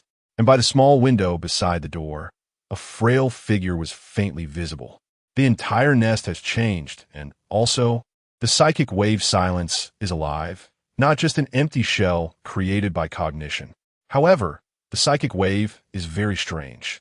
It's the first time he has felt this kind of psychic wave, comparing Muir, who was hiding behind a distant obstacle, with the psychic wave of the girl in the nest. If he had to describe it, the psychic wave in the nest seemed very profound, like a deep blue ocean trench. Interesting. Wei Shen was somewhat surprised, but quickly adjusted his expression. Knocking directly on the door seemed a bit too straightforward. It's better to find a reason, especially since the little girl is following. Mir, don't follow me anymore. Did you bring the clothes? Ah, I've been found out. Clothes? What are you talking about, brother? Just the old clothes at home. Aren't we here to mend clothes? Am I right? I almost forgot. Mir took out 2 pieces of torn clothing, reason acquired. Wait here, I'll be out soon. He took the clothes and rang the doorbell of the nest. May I ask who it is? The girl in the nest asked. Wei Shen took a deep breath and politely said, excuse me, is Miss Silence here? I have 2 pieces of clothing that are torn, and I would like to ask you to mend them. Okay, please come in. A gentle voice, with a faint, mysterious aura in its cadence. The door of the nest opened, and a wonderful medicinal fragrance wafted out. Inside was completely different from yesterday, a simple and warm space. The frail girl sat at the table, holding a needle and thread, with several pieces of clothing laid out, the mending traces exquisite and beautiful. Her gaze was profound, her pitch-black pupils like a mirror reflecting the shadows of the soul. She smiled, elegant and mysterious, making one unable to resist wanting to touch her secrets. Afterward, the voice of the father, silence. Finally meeting her, this is the first main character he has met from the Disloyal series, truly making him feel somewhat emotional. Wow. It's the living silence. Wow, I love it. Not so much emotional, just a bit crazy. Do you mind if I sit over here? Please, sir. Sorry. I'll go prepare some tea. Cough. She coughed as she stood up, but almost fell due to weakness. Wei Shen quickly reached out to support her. Please be careful. Thank you. You're such a gentleman. Silence smiled slightly, revealing a breathtaking, unique aura that could easily draw one in. The black dress wrapped around her slender figure, her long eyelashes clearly visible in the light. As described in Lights Out, she was beautiful with long black hair, clean and ethereal eyes, and a face without a single flaw, to be precise. It was very pure, a beauty untouched by the world. Purity carved her. Mystery became her veil. She was like the most perfect sprite birthed by the world, or a witch capable of stealing hearts. Even now, he couldn't help but be attracted to this purity and mystery. No wonder she ranked first on the Disloyal Beauty list, capable of propelling the comic version of Lights Out to third place on the bestseller list with just a few appearances. You don't have to be so polite. I'm just here to ask you to mend some clothes. When a guest arrives, you should serve tea. It's a respect the host should give. I assent it. Then I'll humbly accept. Silence brought out the tea, fragrant and overflowing, the unknown white flowers unfolding at the bottom of the cup. Wei Shen took a sip and was instantly surprised. It was an entirely new flavor, as if it could nourish the soul and make one relax. Thinking back, the water he drank before either had a strong chemical taste or was bland. If he didn't know what would happen next. He would really want to live here forever. Wei Shen handed over the clothes he had prepared in advance to Silence. She unfolded them and nodded. Not too big a tear. It can be mended quickly, but she rested her chin on her left hand, her beautiful eyes slightly squinting, smiling as she looked into Wei Shen's eyes and said, "Sir, you came to find me not just for this, right?" Did she notice? Wei Shen was taken aback and then nodded with a smile. "Yes, it's just an excuse, but how did you find out?" "Because your clothes are not torn at all." "Are they, sir?" Upon closer inspection, the tattered clothes created using Muir's cognition had become whole and even brand new, adorned with many noble decorations. The clothes have changed? Is this also due to cognition? Well, it's truly a magical trick. Sorry, that was rude. My intention is very simple. Regarding Silence, one truly cannot harbor ulterior motives. Didn't Lights Out make it very clear? In that case, Wei Shen looked into her eyes, his gaze sincere and fervent. "Miss Silence, be mine." Flowery words were useless. Facing this beautiful lady, he decided to reveal his true desires. Being bold and straightforward is not a bad thing. Sincerity is the most direct virtue. All right, he admitted he was just not smart enough. Perhaps his emotional intelligence wasn't quite enough either. Wei Shen's declaration truly caught Silence off guard. She froze for a moment and then burst out laughing. "This gentleman. Your joke is really interesting." "No, I'm serious, Miss Silence." Wei Shen emphasized each word, extremely earnest. He felt he had never been this sincere in his life. "If we join forces, recruit soldiers, battle the Father, eliminate the machines of wisdom, and conquer the abyss, we will surely achieve great success and restore the glory of humanity. We must do our part. Or else. Do you still hold that kind of thought?" "A bit, but not much, and not now." This left Silence somewhat at a loss. Becoming his person was actually this kind of becoming. Her calm and mysterious expression was once again shattered. And for a moment, she couldn't even distinguish whether this was real or not. "Oh dear. Guess, sir. I'm just a sick person who can't leave home. Please don't make such jokes anymore. Do you see me as joking? Miss, my sincerity is as evident as the heavens. We will surely accomplish something." "Sir. Please don't do this." Silence was at a loss. I'm very serious. Please believe in my sincerity. Wei Shen pressed on. Sir, I'm serious. Sorry, please leave. Okay, miss. A moment later, outside the nest, Wei Shen wore a confident smile, looking up at the sky, hands clasped behind his back. Not bad, this is a good start. This meeting must have left a strong impression on Silence. What worries could there be on the road ahead? How frustrating this is. If it weren't outdoors, he would probably have twisted himself into a pretzel. There's a reason he's been single all his life. It seems he won't have a partner in this lifetime. However, this is also the result of his careful consideration. The ability to keep silent itself has a way of playing with one's mind. Otherwise, Wei Shen wouldn't have sought her out, and lies hold no meaning for her. Dealing with this witch-like woman, this is the best approach he can think of. After all, in the novel, the protagonist Sylvie becomes friends with Jian Yan through sincerity and relentless pursuit.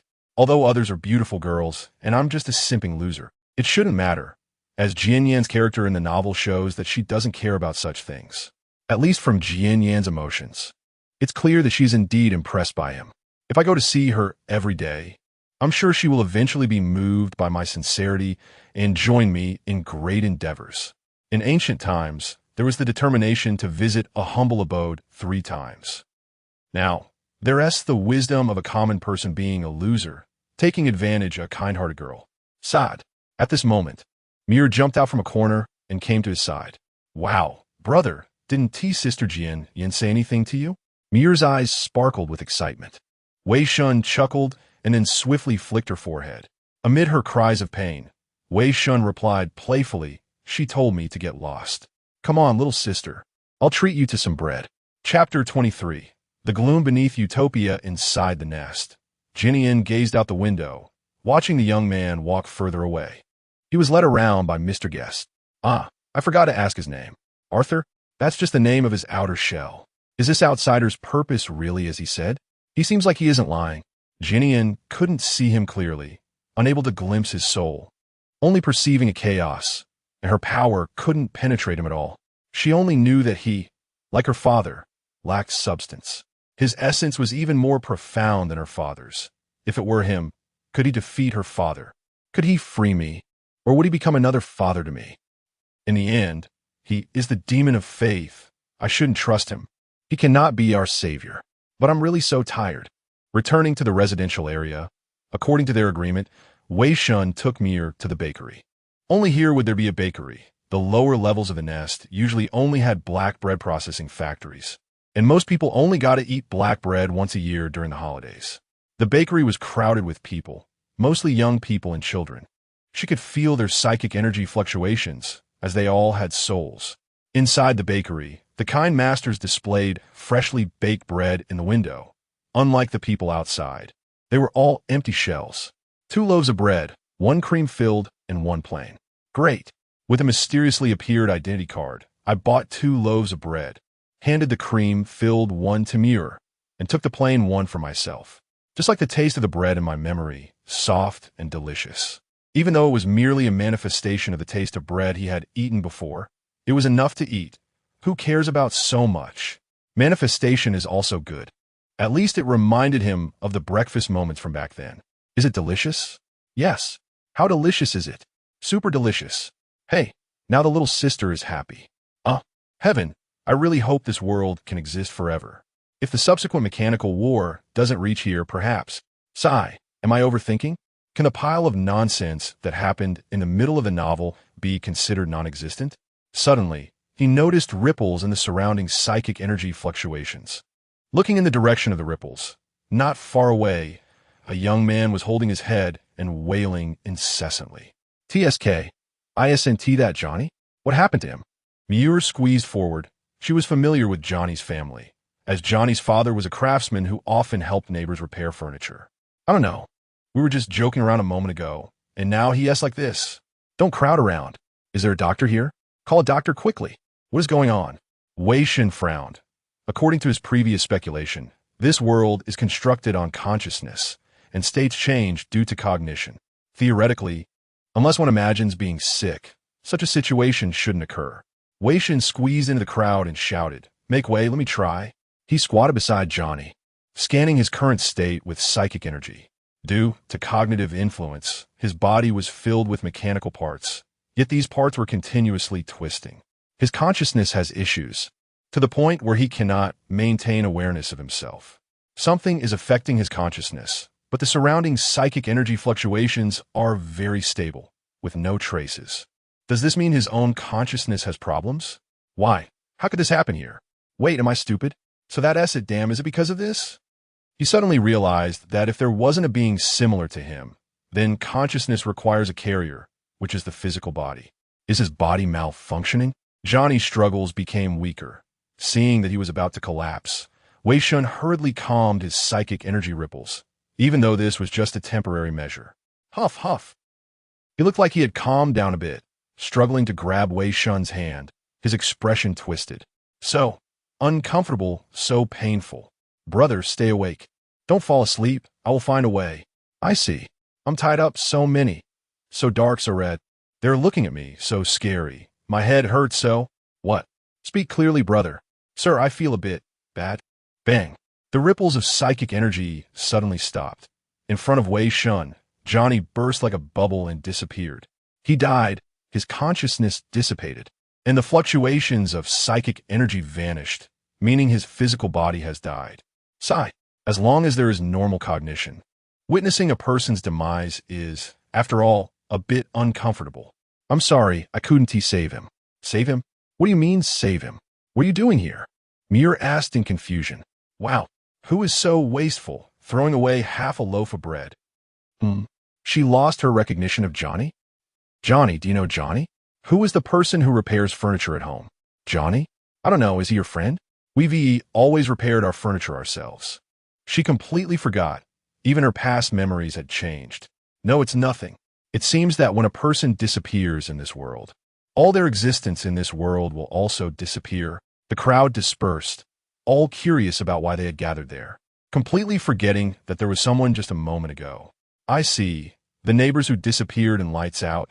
This is the reason. The protagonist's delusions truly exist. What is the real loving home like outside this utopian world? And those last words of Johnny. Perhaps. This is the image of reality he saw in his last moments of life. The physical body was affected, causing ripples in his spirit. And then he saw reality. Maybe, as I speculated before, if I actively create ripples, I can return to reality. He decided to give it a try, thus releasing psychic energy to create ripples, disrupting the originally stable psychic energy fluctuations around. My head hurts so much, so uncomfortable, so dizzy. However, at the moment he tried, everyone around simultaneously experienced discomfort, especially Muir. Her symptoms were almost identical to Johnny's earlier. What was going on? No, I need to stop. Beside him, Muir held her head, gasping for breath. Wei Shen quickly stopped disrupting the psychic energy fluctuations, smoothing out the ripples he had caused. Sister, wake up. Brother, Why am I squatting down? Muir had completely lost her previous memories, confused by her reaction just now. The bad memories were erased. This world has been maintaining the happiness of its residents. Why did they all experience symptoms identical to Johnny's after creating psychic energy ripples? Black, red, so many things. Who is watching him? What is the reality of the situation? In any case, it seems I can't try this method anymore. As for other methods, I can't directly cross the barrier, and leaving a true imprint of reality here is also impossible. So why can't I try throwing the true imprint in? Damn, why didn't I think of this method earlier? Am I an idiot? Descending back outside the barrier, he quickly carved a true imprint inside a stone and then threw it in, subsequently descending back to the position of the stone inside. The descent was successful. The scene indeed changed, revealing the area observed from outside the barrier. However, at the moment he descended, he felt an intense repulsive force, and the surrounding stable psychic energy fluctuations underwent tremendous changes, like a massive stone suddenly appearing in a calm pond. Damn, this is problematic. He hurriedly assimilated with the surrounding psychic energy fluctuations, and the next moment, he returned to the residential area. It seems that in my current state, it's impossible to see the reality inside. It's not that I can't, but I can only observe for a very short period of time, or directly destroy this world. In that case, when will I be able to know the true situation in reality? Asking an apostle to come over is not realistic, but it seems I can try to find a believer in the glorious nest. Additionally, I can also try to find a believer here, just as a double insurance. Who knows, I might really understand the situation in reality. Coincidentally, I recently thought of a new method for spreading faith. He suddenly had an idea and asked Muir, "Sister, do you have faith?" As soon as he finished speaking, Muir immediately became terrified. "No, of course not. The Federation prohibits having faith. Please don't scare me." "No, that's good. In that case, dear miss, may I take some of your time to tell you a story?" Chapter 24, Temptation, Glorious Nest City, Streets. Oof. The man ran with all his might, fear evident in his footsteps, glancing back occasionally to see who was pursuing him. "Help just on—" Suddenly, a stick swung out from around the corner ahead, hitting the man squarely in the face. He fell to the ground, clutching his face and crying out in pain. Dare to run? Beat him to death. Several thugs in suits began to strike the man with sticks, beating him until his skin was torn and his tattered clothes were soaked in blood. I'm sorry. Please let me go back. My son is dying." My son? Whoa. He had just received a message that his son had suffered serious side effects while testing drugs at a pharmaceutical company and was in critical condition, along with several burial advertisements that jumped out with it. Who the hell cares about you? You dare to leave the factory without permission. You deserve to be beaten. Be grateful. Without the factory, you wouldn't even have your lives. Beat him to death. Then hang him at the entrance of the garment factory. Let us see who dares to run. Whoa. The factory colluded with the gang, squeezing these workers dry. Sticks rained down on the man, breaking several in the process. The worker was beaten to the brink of death, and a thug noticed, respectfully reminding, "Boss, he is about to be killed. Should we stop?" "Stop?" The boss chuckled, leaning towards the thug. "You're new? Say that again." I. Slap yourself. If he dies, someone will take the blame. What are you afraid of? And figure out the hierarchy. Where do you get the courage to command me, you newcomer? Yes. Just clinging to the vice boss's son-in-law's thigh to be a little leader, a way still pretending to be tough. I've killed more people before joining the gang than you've slept with women. Despite thinking this, the thug still slapped himself hard. His strength was great, and his face quickly swelled. He knew that the gang didn't want troublemakers, only obedient dogs. If he wanted money and status later, he had to endure now. "Who are you? What are you doing there?" At that moment, a thug shouted, seeing a little girl peeking from behind a wall not far away. After the scolding, the little girl seemed frightened and ran around the corner. "Damn, another lowly commoner. Kill her," the boss roared. One thug stayed by the man's side while the other 3 immediately chased after her. The little girl looked to be only 11 or 12 years old. How could she outrun 3 adult men? She was soon cornered. Don't come closer.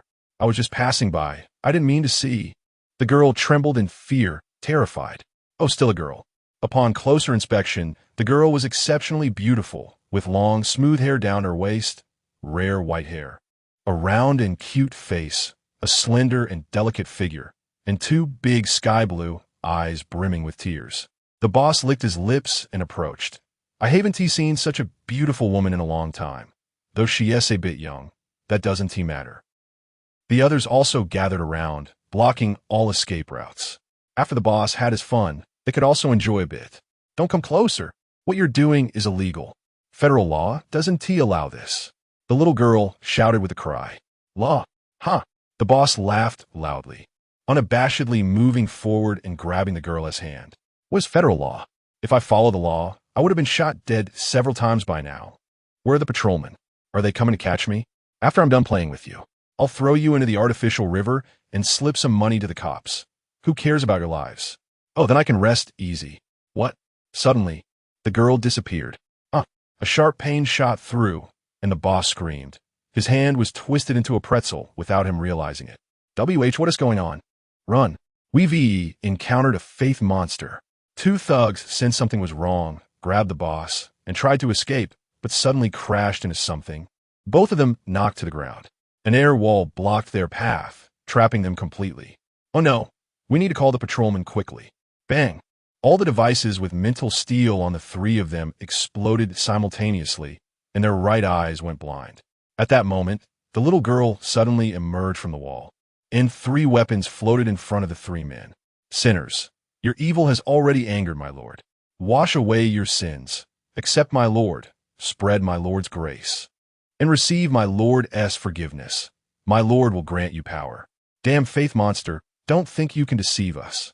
The Federation will ultimately kill all of you. The gang shouted. One person directly picked up a stick and swung at the girl, but the stick passed right through her without any resistance. The next moment, that person's left leg twisted 360 degrees in an instant, and he screamed as one leg was completely disabled. Just a moment ago, he didn't care about federal law. Now that he thought of the Federation, it was truly laughable. Yes, my Lord doesn't need so many people. My Lord only needs one. The girl flashed to the middle of the 3, tapping the floating weapons. 10 minutes. Those who survive can receive my Lord's blessing. Otherwise, everyone will die. My Lord grants only one chance for redemption. A tinkling laughter echoed in the corner, and the 3 exchanged glances, swallowing hard. Boss, we can't listen to her. They're all devils. The so-called blessing is also a deception. We crack. Just as that thug was speaking, a short knife pierced through his mouth, killing him instantly. Gagoo, what are you doing? The boss screamed in terror, and the new thug grinned wickedly. If I kill them, I can receive the blessing, just like the high-ranking telekinetic in the gang. No, even better, pulling out the short knife. Gagoo lunged forward fiercely. The boss was just a straw bag, unable to dodge Gagoo's attack. The knife stabbed into the boss's abdomen, causing him to fall to the ground. Gagoo was merciless, stabbing repeatedly into the boss's abdomen, deliberately avoiding the heart and other vital areas to take revenge for the earlier slap and let the boss die in agony. Afterwards, he knelt on the ground, devoutly worshipping in the corner. Great Lord, I sincerely praise you, for I have eliminated 2 evildoers. Please grant me the power to wash away my sins. TSK, truly ruthless. Forget it. Let us continue the act. The girl transformed from Wei Shen smiled slightly and touched his forehead. Suddenly, Gagoo felt his body become lighter. A warm current bursting forth from his dantian, flowing through his entire body, feeling as if he was sublimating. Oh, I feel the blessing. Now my whole body is filled with power. Praise you, great Lord. Although he said this, Wei Shen merely used telekinesis to help him invigorate his blood and remove some hidden ailments. The great demon of faith actually lacked the ability to bless believers, which was truly tragic. Of course, how could someone who had been soaked in the forbidden thoughts of the Federation since birth easily turn to faith, even if he was rebellious enough? So aside from that, there was also a bit of compassion, to feel the 7 emotions and 6 desires, to soothe the sorrows of all beings. If it were just that, it would be too dull. Wei Shen had smoothed out Gagoo's fear and disgust towards faith from the very beginning, leaving only enthusiasm and greed, making him unconsciously believe he had genuinely developed faith, ultimately falling into the role of a believer. As long as he became a believer and dedicated his soul to the demon of faith, he would never be able to break free. The number of believers increased by 1. Though this method was cruel, it was indeed an effective way to quickly gain believers, especially suited for cults. Though the selected believers were all cruel madmen, they were just tools to be used, discarded when done. So it was fine, and there was no worry about them corrupting other believers. However, my appearance is really beautiful. Oh dear, how could someone have such a perfect face? Slurp. Honestly speaking, when you have the ability to transform, isn't it common sense to turn into a beautiful girl? Otherwise, this ability would be wasted. 4 temple, steamed, goose heart. Unfortunately, things are not over yet. It's not the time to be infatuated with myself. Not enough, sinner, far from enough. Continue to show your loyalty to the master. Isn't this enough? But that's okay. There's another one not far away. On the other side, the thug was bored guarding the man who was barely alive on the ground when he saw Gregor approaching. You're back, Gregor. Why are you covered in blood? Where are the boss and the others? Gregor walked faster, and by the time the thug reacted, it was too late. He was stabbed through the heart. Then, he pulled out the knife and was about to kill the man on the ground. The master has no intention of taking weak souls. Do not pollute the master's pasture. Yes, my lord. Gregor hurriedly retracted the knife and bowed devoutly. After this guy leaves, Wei Shen will move this poor soul to a safer place, prepare a little food. And whether he can survive will depend on how tough his luck is. The master is quite satisfied with your actions. Follow me. I will take you to see the master's holy statue. Yes, praise my lord. Chapter 25, Puppets. In reality, I still have my mission and cannot meet my exalted lord. You must move forward.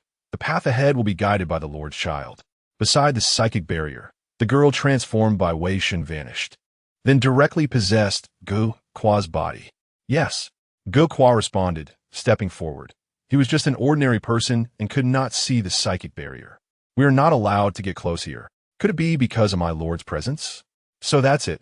He has long bestowed blessings upon this city. Yes, you are right. So hurry in. Passing through the barrier. Indeed, there was no obstruction, and Wei Shen was not rejected. Next, let's see what is inside. Forward. Wei Shen issued the command. Deep into the dilapidated nest area, it was empty, with broken machinery scattered around, and the railings were severely rusted, as if no one had taken care of it for a long time. Searching for clues, finding my lord. This is one of my lord's pious tests for you. Yes, master. Wei Shen guided Gu Kua to explore. The doors of the nest were all tightly shut, but Gu Kua seemed to know how to pick locks. He pried open a steel plate on one of the doors, fiddled with the circuits and gears inside, connected it with a modified communicator he had stolen from a companion, operated it for a moment, and the door opened. Their gang often used this method to illegally break into nests, collect debts, kill, and seek pleasure. The nest was very empty, not looking like a place where people lived, with only the most basic living supplies. On the bed lay a person, with pale skin and a smile on his face, looking quite happy. He looked somewhat familiar. Upon closer thought, he realized he had seen him not long ago. Isn't this Bill, the shoe salesman from the next street? Due to previous warnings, Gu Kua did not casually kill Bill, but rummaged around and left. The following nests were the same. They all lay there looking happy. Where's my lord's holy image? Where? Gu Kua opened the door to one nest, and at that moment, he noticed a person lying on the bed. Dale. Hasn't he been missing for 2 years? Why is he here? Dale was previously a gang member, notorious on the streets, and disappeared 2 years ago for some unknown reason. People thought he had been assassinated, but he was actually here. He shook Dale, but he wouldn't wake up. Gu Kua didn't want to waste time on him and left directly. He felt a bit dizzy. Ever since entering here, he had grown increasingly drowsy. This must be my lord's test for me, to strengthen my spirit. I must hold on. I will eventually. Before he could finish his thought, he collapsed on the stairs, the emitted psychic waves changing and assimilating with the surrounding stable psychic waves. The psychic waves have assimilated? Wei Shen could confirm that this newly acquired believer was still alive, but his spirit had fallen into a state similar to deep sleep. This situation, Gu Kua's body had not died. Wei Shen's concealment had taken effect, and he used psychic power to manipulate the body to stand up, temporarily gaining control. As for Gu Kua's current situation, Wei Shen had basically guessed it. Since that was the case, he would borrow his body for a while. There shouldn't be anything more to find in this nest area. He planned to check the pharmaceutical factory. Arriving near the factory, the workers were just getting off work, each with a blank expression, slow movements, and smiles on their faces similar to those who had been asleep before. Even more bizarre, their movements were almost identical, including their steps and hand raises, with no one shaking their heads or jumping like living corpses. So that's how it is. Summarizing previous discoveries, it can be basically confirmed that these people's consciousnesses were immersed in a utopia of awareness, while their bodies were subjected to severe exploitation in the pharmaceutical factory. This is really much better than other lower-class people living freely in a working dream. It's the episode that workers envy the most. To be honest, Wei Shen did not really want to destroy this place. If he were in the same situation, he would probably be unable to think of anything else. Even if he rescued these citizens from the world of consciousness, what awaited them would be hell. Resistance? A colorful life? They would either die from illness or exhaustion. He currently had no ability to change the status quo of the nest capital. Nothing would change. So why should he let them endure suffering? Didn't he want to try refreshing the daily suicide record of the glorious nest capital? But what about Johnny's disappearance? Did he die from exhaustion in the factory? However, what he saw before Johnny disappeared didn't seem to fit what should be in the factory. Wei Shen took a secret look inside the factory. Although the environment was terrible, filled with the smell of chemicals, it wasn't as bad as Johnny had said.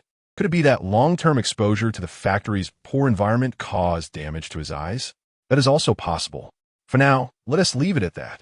The training in the re-education camp is almost over, and there will be plenty of time later. After hiding Ge Kua's body, Wei Shen assimilated with the psychic waves and returned to the utopia of consciousness. He wanted to confirm one last time. If Ge Kua was in the utopia, then the reality here was indeed as he thought. Returning, his body felt heavier, and at the same time, a wonderful fragrance lingered in his nostrils. Didn't I returned to the entrance of the residential area?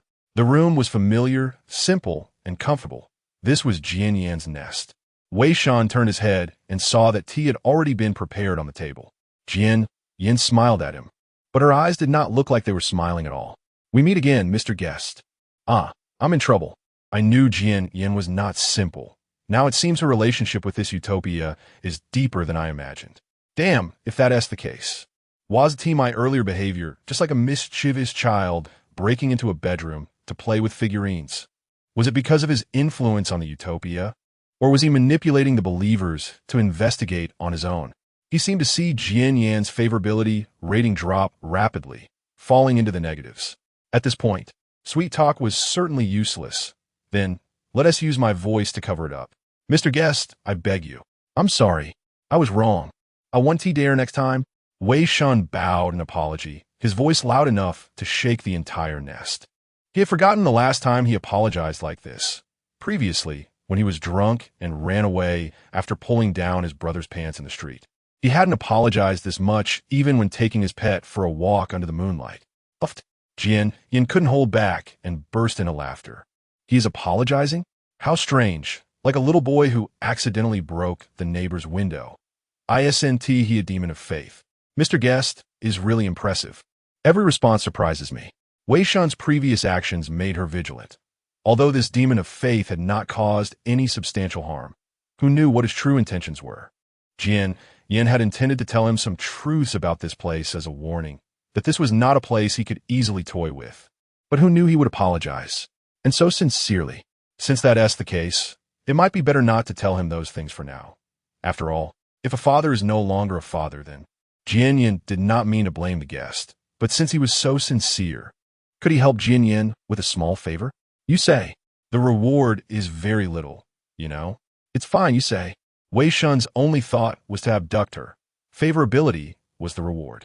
Investigate reality to understand why it exists here, and then turn it off. Turn it off? Turn it off. I can do it now? Wei Shen asked in confusion, his psychic power coalescing at his fingertips, instantly affecting the surrounding space of consciousness. Wait, that's not it. Jian Yan turned pale with fright, hurriedly getting up and almost stumbling. You are destroying it. Turning it off is turning it off. Destroying it is destroying it. They are not the same. When the next batch of sacrifices arrives, you will have the opportunity to go to hell. At that time, you will see part of the truth here, and it will be your only chance. Oh, I see. Well, is there such a distinction? It seems this conscious space was not formed by chance. Something is at work here. If that's the case, I can only obediently explore. However, Wei Shen still has a question. Do you know how this conscious world was formed? Of course I do. Then why don't you just tell me? Is it because my favorability isn't high enough? Jian Yan smiled mischievously, as if she knew I would ask this question, her lips curling up as she covered her mouth with a giggle. If you become Jian Yan's master, then Jian Yan will tell you. So it really is a matter of favorability? Then how much favorability does the master need? Chapter 26. Lurking treasure. My treasure is right here, right here. Hee. A madman wanders in the residential area, and pedestrians avoid him. Gregor is going mad again. Hurry up and get away. Oh kid, don't get close to him. It's contagious. Wei Shen hides behind a wall, observing the madman on the street. It seems Gregor is indeed here. However, he doesn't look well. Could this be the malice of silence? Forget it. It doesn't matter. I have to go to work for the night shift. Come on, you bastard. Don't make me look down on you. Huh. Good. Great. You actually remember what I taught you yesterday. You really are a genius. Just your mouth, isn't foul enough. Do you think this is a noble ball? So civilized? Keep provoking me. You worthless piece of trash.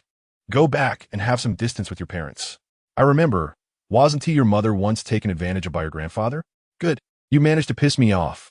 Bang, bang, crack, beep, beep, beep. This time the beating was particularly severe. At least he shouldn't be coming out tonight. Wei Shen had previously carved the true seal on Gregor's ribs, descending upon him. And then he came near the pharmaceutical factory.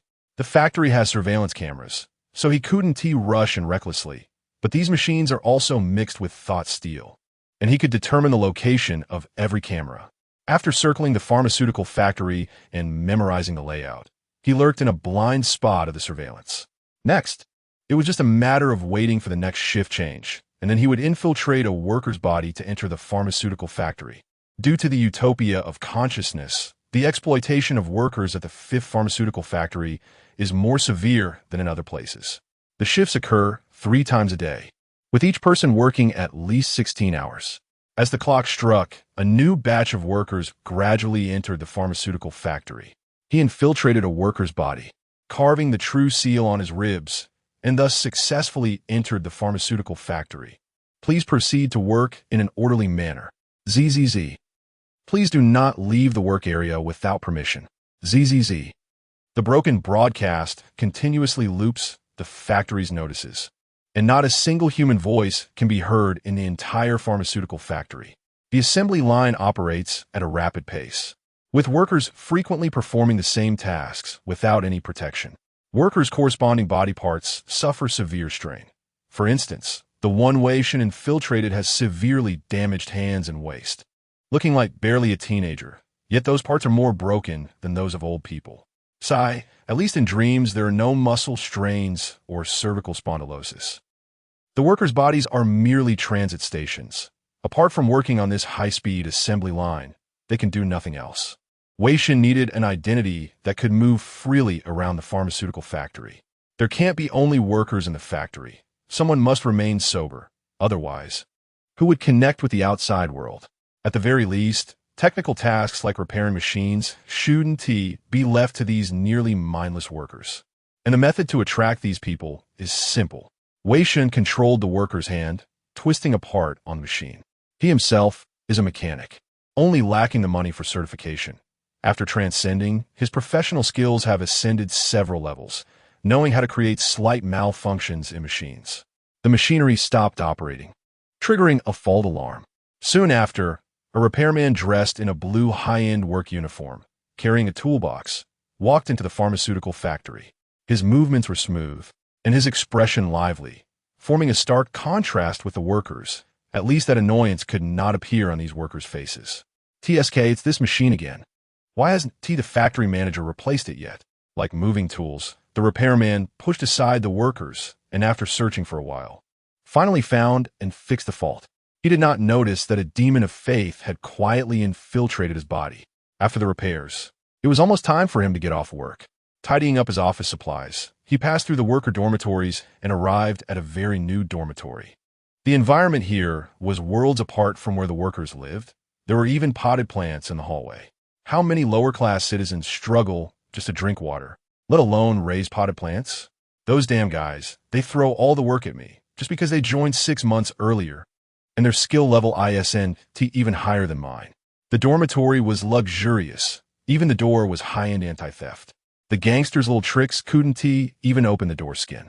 Inside, it was exquisitely decorated, with 3 rooms and 2 halls, a natural home decoration. The massive surplus value generated by the workers flowed here. Even in the dormitory's lower levels, such a huge gap between the rich and poor appeared. And this was still under the premise of the federal super high taxation. Damn, if I had known the treatment was this good, I should have bribed the examiner to pass me back then. ISNT that, right? If you don't have money, no matter how good your skills are, you 1T pass. Back then, I spent 100,000 federal coins just to... Who? Who was talking? The surroundings were quiet. Only echoes remained. Hallucination? Am I hearing things? No, not necessarily. Could I be affected by the things here? The repairman quickly checked the metal ring on his wrist. The indicator light was still green. He sighed in relief. It seemed it was just an accidental effect. He wouldn't end up like those workers with their souls twisted and damaged, becoming terrifying walking corpses. Is this it? The reason they can remain sober here? In that case, if I destroy this? The repairman looked at a book, and gradually, he felt a bit drowsy. It was already time to sleep. So feeling sleepy wasn't strange. He planned to sleep, and habitually looked at the device on his wrist. The indicator light on the device went out. Name, Worms Kappa, age 21, level 2 living machinery mechanic, level 1 telekinetic. Graduated from Radiance University, majoring in machinery with honors, residence, and parents' names. Joined Radiance 5th Pharmaceutical Factory 2 months ago, passed the internship last month, moved in here a month ago. According to the records, the factory manager seems to have a good opinion of this young man. That's about it. The identity information has been confirmed by the analyzer, and Wei Shen has completely taken control of his body. He stood up and wandered around the dormitory, playing with the items in the dormitory with great interest. Abundant supplies of uncontaminated clean water, vases that can produce different floral scents, and even entertainment-style holographic projection devices. At this moment, he discovered a notebook on the table. Opening it, it was Worm's diary recording his factory life for the month. It's terrifying. This place is simply hell. The old master wasn't wrong. This place must be cursed. The workers here are like walking corpses. But once I step in here, I can't leave for 5 years, nor can I disclose this. Otherwise, I'll have to pay an astronomical breach of contract fee. Moreover, I heard that the governors of Radiance Nest actually acknowledge the existence of this place. It's unbelievable. The repair team leader gave me a wristband, telling me never to take it off, or else I would be affected by the curse here and become a walking corpse like those workers. It's really terrifying, those poor workers. But according to the master, those workers are all heinous criminals, not worth sympathy. I wonder if it's true. What criminals? They are deceiving me. How can a 12-year-old girl be a criminal? But what can I do? Report them? The governors have tacitly approved this place. What can I do? I don't want my parents to receive my ashes 5 years later. I can only keep working here. At least their wages are high enough to cover my guilt. I'm really ridiculous. I secretly saw the factory manager. He brought 3 young people with him. The team leader told me not to make a fuss, just pretend I didn't see anything. I begged him for a long time, and he finally told me the truth. These young people were taken by the factory director to test drugs. I heard they are all suffering from terminal illnesses, and none of the young people brought here before have ever appeared. I feel even sadder. I don't know if my silence is right or wrong, and I may never be able to get used to this place. I'm used to it. It's so boring. I really want to invite a junior to have some fun. Chapter 27, Employee Code of Conduct. The factory manager is back again. I heard from my coworkers that he comes once a month at the shortest, or every 2 months at the longest. This time, he brought 2 children with him. I accidentally followed the manager for a while going to the warehouse to get parts, but the team leader caught me and got very angry. Because I violated the pharmaceutical factory's rules, I lost my salary for this month. It's infuriating. I was just being careless. Do they expect me to handcraft the parts? And why did the manager take those people to the warehouse? The main information ends here. The following entries are just daily complaints. Why did the manager take people to the warehouse? The silence once mentioned the term sacrifice. Could they be sacrifices? This question should relate to the reasons behind the formation of the conscious world, and I can explore the area near the warehouse later. The manager's office could also be worth checking. There's a small booklet on the corner of the desk. Upon opening it, I see it's the Employee Code of Conduct for the pharmaceutical factory. Rule 1. Never remove the isolation device if you wish to stay awake. Rule 2. Do not project your mental energy outward if you do not want to be targeted by demons. Rule 3. Do not be curious about anything regarding the manager. Do not enter his office, or you will face severe punishment. If you want to live safely for 5 years, please suppress your curiosity. Rule 4. Do not sleep for more than 8 hours at a time. If another world appears in your dreams, this is normal. Remember, it is just a dream, and do not believe everything you see in your dreams. Rule 5. You will not frequently dream of another world. If you dream of it for more than 3 consecutive days, do everything possible to inflict pain on yourself. If you feel pain, immediately replace the backup isolation device in your nest without hesitation. The sooner, the better. Rule 6. If you dream of being in a room with a woman, Remember, she is a cursed puppet trying to tempt you. Do not believe anything she says. She will deceive you. Repeat, I want to go out until you wake up and follow Rule 5. Rule 7. If you find yourself in a dream and cannot wake up, immediately go to the highest nest in the dream and repeat, I want to go out to the woman inside.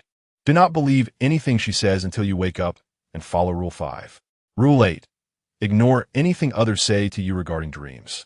If they show a happy expression like a worker, immediately check their isolation device and report it to the deputy factory manager.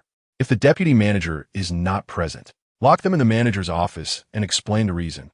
You will not be punished. Rule 9. You may maintain a certain degree of freedom, but please strictly adhere to the above 8 rules. Keep your perception of reality intact. Do not think too much or try to dig for what you believe to be the truth if you do not want to end up like the workers. When you dig for the truth of the curse is also dragging you into the abyss. Rule 10. The cursed demon has entered reality and taken the body of one of the individuals. If you find that a companion's isolation device indicator light is off, pretend you did not notice it. Do not let the demon detect you, and then quickly inform your superiors, though they may not necessarily be able to solve it. Where did these bizarre rules come from? If one didn't know better, they might think it's some terrifying curse. In reality, it's just a warning to prevent employees from accessing the conscious utopia. Wei Shen shook his head with a smile. From the code of conduct, at least a few pieces of information can be gathered. I can manipulate this body to go anywhere, but I need to hide the isolation device and not let others find out. Do not project mental energy. It should be not projecting it for long periods, as it would damage the conscious world. After all, my true self can only exist here for a short time. There might be some clues in the manager's office. The woman in the dream should be Jian. Are all her words lies except for wanting to go out? Who knows? Besides a few rules, there are also competition activities among employees. During this activity period, employees can release mental energy at specific locations. The first place winner can qualify to be transferred to the mental energy department, where the work is easier, the pay is higher, and the benefits are better. This activity occurs once a month and is one of the methods used by the Federation to select talented mentalists. It is usually voluntary. This place is under closed management, and employees cannot participate in such selection activities outside. The Brilliant Nest has specially granted the pharmaceutical factory the right to conduct selections within the factory. At the end of the employee code, there's also the seal of Governor Yield from the Brilliant Nest. Worms participated in this activity once, but unfortunately did not place. The Wall of Honor in the pharmaceutical factory still displays photos of past champions. I should first check the warehouse area. There might be something there. Wei Shen figured out the general area from the map and headed to the warehouse. Worms only had access to the equipment warehouse, so Wei Shen could not enter other warehouses and had to observe from outside. Unfortunately, this did not allow him to see much. The warehouse area was large, and his sensing range was insufficient. Although he could maintain a certain degree of freedom, prying open doors or digging holes would be too reckless. Moreover, the warehouse door was very sturdy and difficult to open. Directly absorbing mental steel would only damage the door and make it impossible to open forever. Using enough mental energy to destroy the door would undoubtedly also ruin the conscious world. When new sacrifices arrive, I will witness part of the truth. This is also the only opportunity. It seems that I cannot enter here before the manager returns. The time since the last visit from the manager is quite close. The next time might still be 1 or 2 months away. Before that, perhaps I can explore other places, such as the manager's office. This is how things are. I suspect there is something in the warehouse, but I don't know if it is what you mentioned. Unfortunately, I cannot get in. The manager's office might also have some information. I want to go in and explore.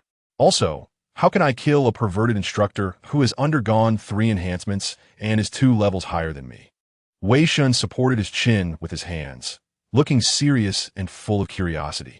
After just suffering at the hands of the perverted instructor, he urgently needed an assassination method to relieve the hatred in his heart. Yin listened to Wei Shen's complaints and covered her mouth, laughing. Oh dear, this is truly difficult, but it reminds me of a story that might help you. She began to tell the story, her needle moving with her voice. Once upon a time, there was a kingdom plagued by frequent natural disasters, and the people lived very hard lives. The The king was very troubled about how to make his subjects happy. The prime minister said, "We can dream together at night and create an amusement park in the dreams, filled with food and wine, so the people can be happy." The king gladly accepted this idea. However, one day, a giant dragon came, burning houses and killing people. Even the king, who was the best swordsman in the world, and the prime minister, who was the greatest magician, could not cope with it. They exhausted their lives and only managed to seriously injure the dragon. In his dying moments, the king suddenly thought of a good idea and asked the prime minister, "If we trap the dragon in a dream, the kingdom won't be destroyed, right?" And then? Wei Shen asked curiously. Jianyan squinted her eyes and said slyly, "And then, the dragon was trapped in the dream. How delightful. Everyone was happy." That fits the fairy tale story quite well. So what does the story express? There is everything in dreams, so why not make a happy dream? I'm about to cry, Miss Jianyan. You're a quite amusing guest. Regarding information about reality, I'm sorry, but I'm not very clear either. There are some places I cannot observe. Feel free to explore, but please pay attention to your safety. For certain reasons, there are some things I cannot say. Just be mindful of matters related to the manager. That's all I can remind you. How can I say? Becoming the master of silence, the silent one blinked. Please grant me methods to increase affection. Dining, shopping, chatting? Although I can't go shopping. How about cream bread? I really like it. Wei Shen nodded, stood up. Let's look forward to our next meeting. He was about to leave when he suddenly remembered something and turned back. By the way, there is something I must mention. Oh, is there more? What is it, sir? The silent one smiled. Wei Shen took a deep breath. Miss Jianyuan, you and I shall join forces. Break the heavens. Cut through the abyss, all in an instant. My existence with you is like fish in water. If you don't mind, I am willing to. Please leave. All right, Mississippi Chapter 28. Completing the blueprint, he was often concerned about matters related to the factory director, making returns about once a month in his office. Though these were not easily accessible. No, there was also the monthly competition event, which might be related to him. Although the possibility seemed slim, he thought it would not hurt to find out. Returning to reality, he brought his things to the employee office of the pharmaceutical factory. Due to the relatively free nature of the place, there were not many people in the office. Besides him, there was only another mechanic on duty. Good morning, Worms. Good morning, Mo. Stealing a glance at the name tag, he greeted his colleague and found Worms' workstation. There was nothing special there, apart from toolbox. There's some books and documents. Flipping through the documents, he found only the duty roster and mechanical data of daily records. The inspection time had not yet started. Wei Shen found a wall displaying photos of previous competition champions and scanned the images. Suddenly, he noticed someone he was very familiar with among those photos. Johnny? Isn't that Johnny? Wei Shen frowned tightly. He clearly remembered that not long ago, in the world of consciousness, Johnny had died right in front of him. Yet now his photo was posted on the champion wall. The champion from a year and 2 months ago. Since he was an employee here and had won the championship, why was he now appearing in the world of consciousness? Shouldn't he have been transferred away? The information below indicated that Johnny had also been a mechanic before. Wei Shen returned to the office and asked his colleague on duty, Mo, do you know Johnny? Johnny? Of course I know him. He worked a few shifts with me. He seems to have come from the bottom level of the nest. His talent is just average. But he practiced more every day and somehow won the championship. Mo clicked his tongue, dismissively waving his hand. A guy from a lower bloodline.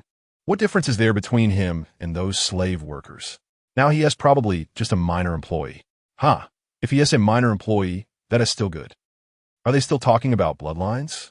It seems your teacher didn't tell you that the bloodline of lower-class people is inherently inferior to that of upper-class people. The higher the class, the better the bloodline, and it's easier for natural telekinetics to emerge. 20% of newborns in the top level of the nest are born as natural telekinetics. Sigh, he wasn't wrong. Telekinetics were more likely to produce offspring who are also telekinetics. The higher the class, the higher the proportion of telekinetics, and the higher the possibility of giving birth to a natural telekinetic. Even if they were not natural telekinetics, due to the special effects of the telekinetic bloodline in their parents, they would be healthier, smarter, and stronger than average children. These are often mentioned in novels. Wei Shen didn't want to say anything, waved his hand, and left. He needed to check with the Human Resources Department about Johnny's situation. Though it was called the Human Resources Department, it would be more accurate to call it the Corpse Handling Department. They were responsible for monitoring workers' health, removing deceased workers for cremation, and arranging new workers at their stations. Now he could only pray that they had some humanity, at least to keep a record of the deceased workers. Wei Shen did not expect much for the human rights issues of the citizens from the second and third levels of the nest. After all, the Radiant Nest was a first-level nest, the center of many nests, a noble place where those self-righteous officials always talked about face projects. There was only one person on duty in the department. The others were either resting or handling corpses. Hello, I'd like to check the list of recently deceased workers. What? Can't find your little toy. What? Hey, you youngsters just arrived and already hiding things. There's no need to be shy. What's wrong with saying it? ISNT, it's just finding a pretty female worker to handle some physiological needs? Who here hasn't done that? Only you youngsters care about their lives. If they're dead, just replace them. Of course, don't let them die. After all, they're labor resources. And if the higher-ups find out, there will be penalties. But it's not too hard to solve. The employee raised his eyebrows and made a card-swiping gesture. Phew, is this really going to happen?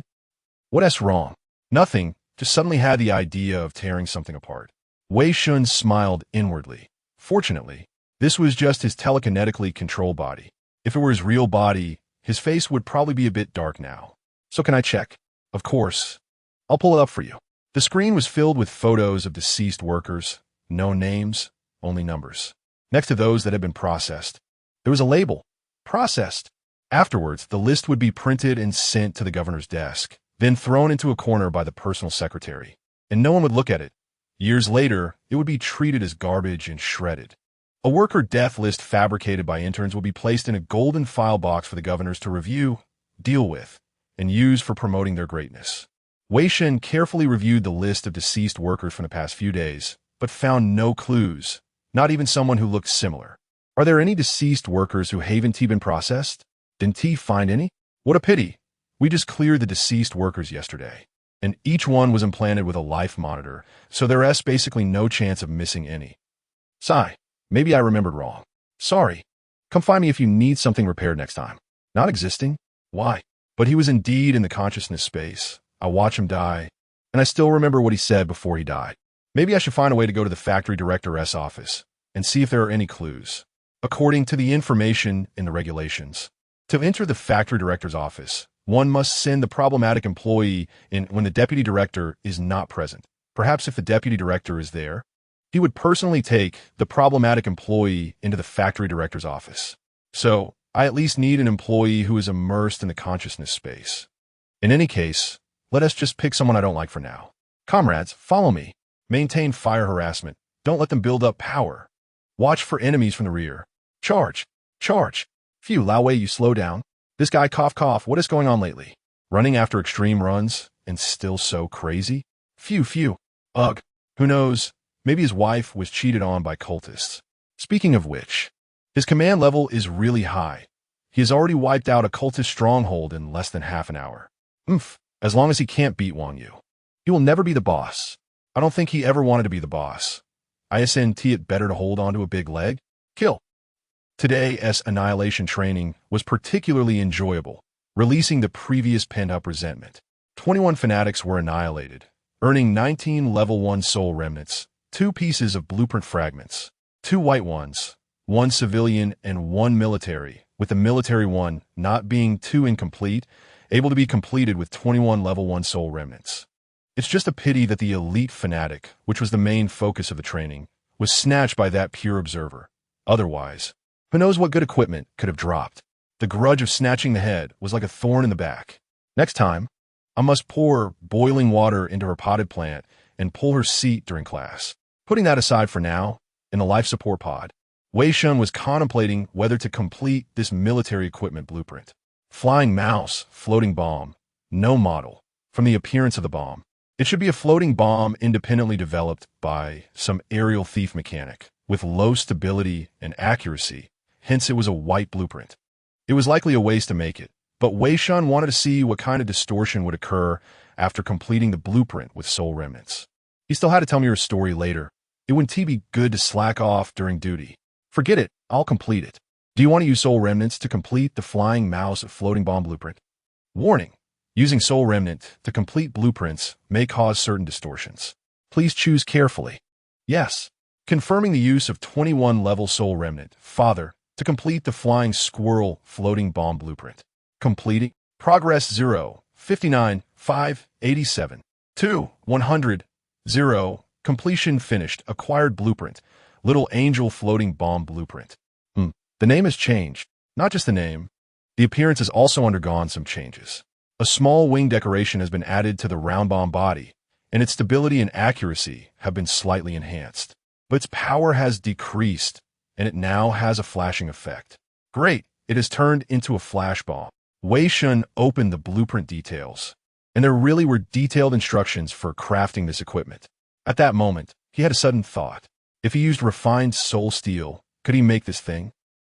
Chapter 29 Victim After Transcending. Wei Shen gained a strong memory, able to quickly memorize the information from the blueprints. He returned to the Radiant Nest, this time outside the realm of consciousness, and quickly burrowed underground, arriving at a deserted corner of the sewer. This should be sufficient. Before entering the realm of consciousness, his control over telekinesis had improved significantly, enough for him to complete the manufacturing. He released the stored refined thought steel and, according to the information from the memorized blueprints, molded it into various components. Thought steel can possess the properties of any material, and soon, a floating bomb with small spiral wings and wing decorations was assembled. Due to material issues, the size of the floating bomb was reduced, with each bomb requiring about 10 milliliters of thought steel. Normally, assembling a bomb would not consume even a milliliter of thought steel. He had replaced all materials, including the casing, with thought steel, which led to this consumption. He really managed to create it. Wei Shen manipulated the bomb to take flight, needing no distraction to control the refined thought steel. He only had to activate it with telekinesis for the bomb to move on its own. Next, he tested its power by directing the bomb to crash into the sewer wall. A loud bang echoed as a small dent was blown into the wall. Debris was recovered by Wei Shen, totaling 9 milliliters of thought steel. One explosion consumed about a milliliter of thought steel, and its power was slightly greater than described in the information. At most, it could probably kill a single modified person.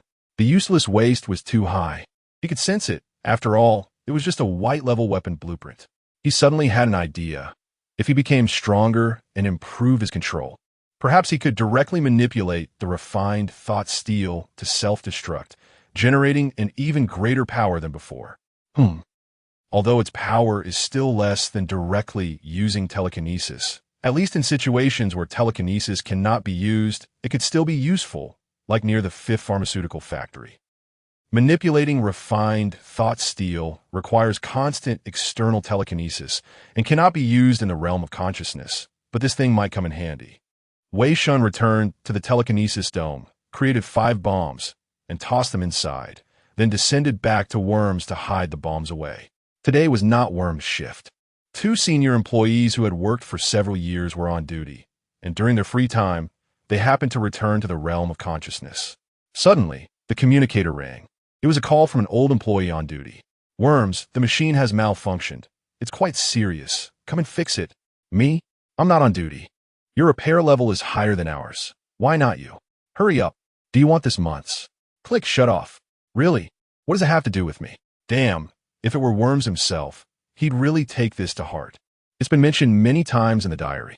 Now occupying Worms' body, he had to follow his behavior habits. What a sin. The communicator rang again. Worms, get over here. If you don't want to work, just put your resignation letter on the deputy factory director's desk. Who gave you the right to hang up? Got it. Hang up. But it's just a peer, making all this noise. Why is the senior culture still prevalent here? What an idiot. Wei Shen shook his head, gathered his tools, and returned to the pharmaceutical factory. Inside, a machine had already stopped working and was still emitting black smoke. It looked like a serious malfunction. A female mechanic, about the same age as Worms, was dismantling the machine and greeted Worms enthusiastically upon seeing him. Hi, Worms. Hello.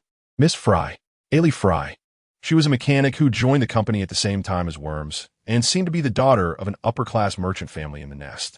Since she was just an ordinary person and the youngest daughter, she was not prioritized by her family and got this job through connections. Today was also not her shift.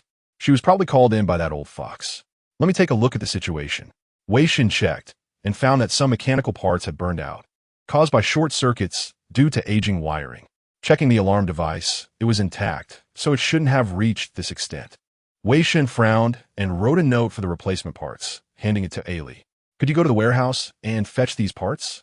I'll check the office. Okay. Heading to the office, an old employee was pacing back and forth, looking tense. How's the situation? Quite serious. Several parts need to be replaced. Why did you arrive so late? Damn it, if it weren't for you, we'd be like this.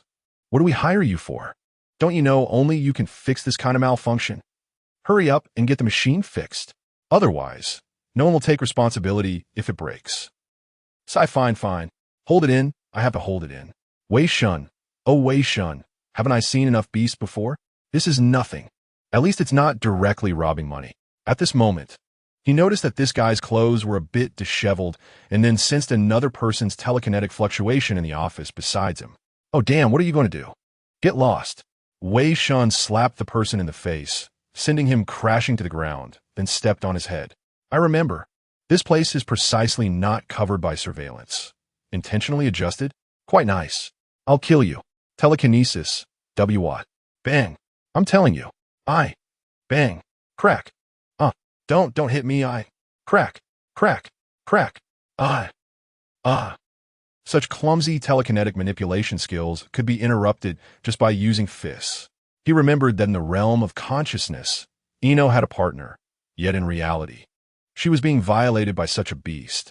As a pure love warrior, how could he endure such humiliation? In a fit of rage, he directly kicked the perpetrator's tool of crime, then targeted places that wouldn't attract attention, ensuring absolute pain, beating him unconscious. Then, he wiped the isolation device, rendering it useless. Sinking into the realm of consciousness was just a matter of time. Just as he was troubled about who to sacrifice to enter the factory director's office, here it was, delivered right to his door. Top-notch scum. Wei Shen shook his hand, feeling somewhat sorry for Worms, having his hand hit by the beast's face. He thought for a moment, and then punched himself in the face a few times. Oh no, how'd he faint? Oh, damn. His isolation device is broken. What should I do? Oh, how could this happen? I must cover this up.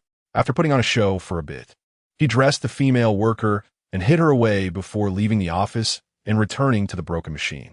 By now, Ailey had brought the replacement parts. Oh, God, Worms.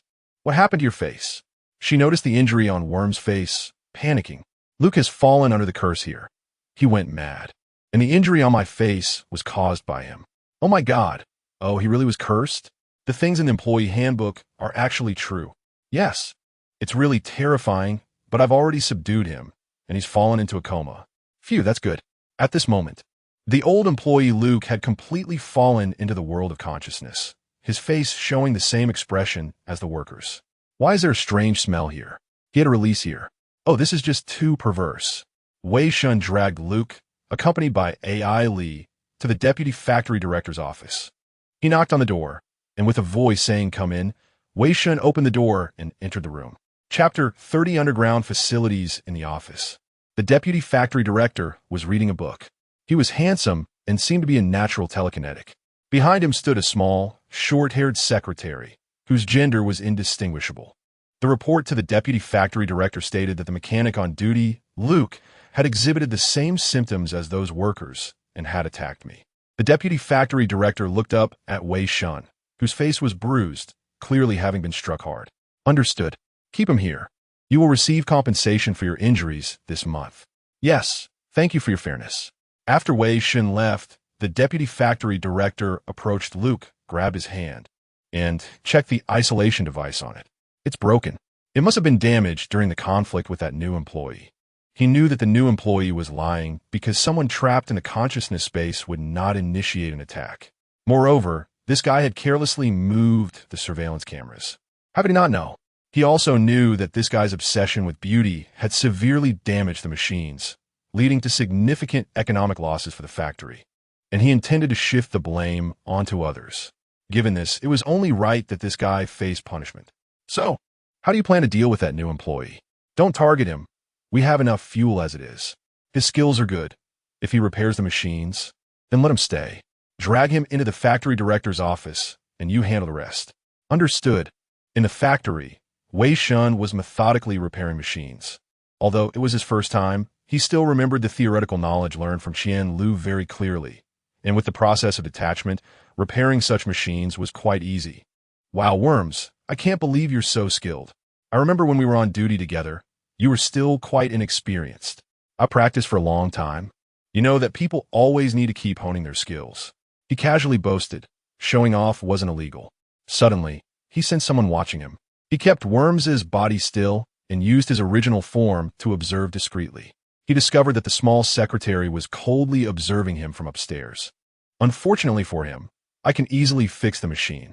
Wei Shen had long inscribed the true seal on Luke, and he heard the conversation in the office clearly. Now that Luke had been sent to the factory director's office, all that was left was exploration. He quickly repaired the machine and even performed some internal maintenance, then happily watched the secretary walk away. He planned to pretend to be asleep later and then descend into Luke's body. At that moment, Ellie approached him, sweetly saying, "Worms, I never expected you to be so talented.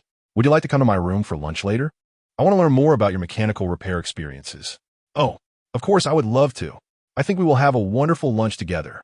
How could someone as eager to learn as me miss this opportunity? Explore the office? We'll see about that later. Ah, Miss Fry's talent is impressive. She has quickly grasped so many repair techniques. A senior certificate is just around the corner. Otherwise, how could a middle-class Worms compete with the cabbages of upper-middle-class merchants? Others have a nearly 50-year-old unmarried fiancé. How can money, status, age, fat, and body odor compare to them?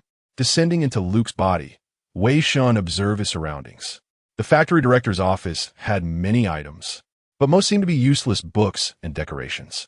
There were 2 surveillance cameras that could cover the entire office. If both cameras were to malfunction, it would surely raise suspicions. After observing for a moment, Wei Shen decided to destroy the cameras that could cover the office. His original form quickly flew out, destroyed the cameras, and returned to his body. He got up and approached the desk, easily finding the hidden compartment where confidential documents were stored. Interesting. There was such a sophisticated self-destruct device inside. If he had carelessly moved the desk earlier, it would have probably exploded. Not storing documents and electronic devices, but rather using paper files indicated that the contents feared being discovered by the Federation. Using the brief time his original form could appear, he repeatedly entered the desk to roughly read the content of the documents. A list of consumable employment candidates, an orphanage investment plan, an official bribery list, details of gang transactions, a list of gang assassination targets. After glancing through some content, Wei Shen frowned tightly. The workers at the pharmaceutical factory were actually all kidnapped from various places in the Nest City by those gangs.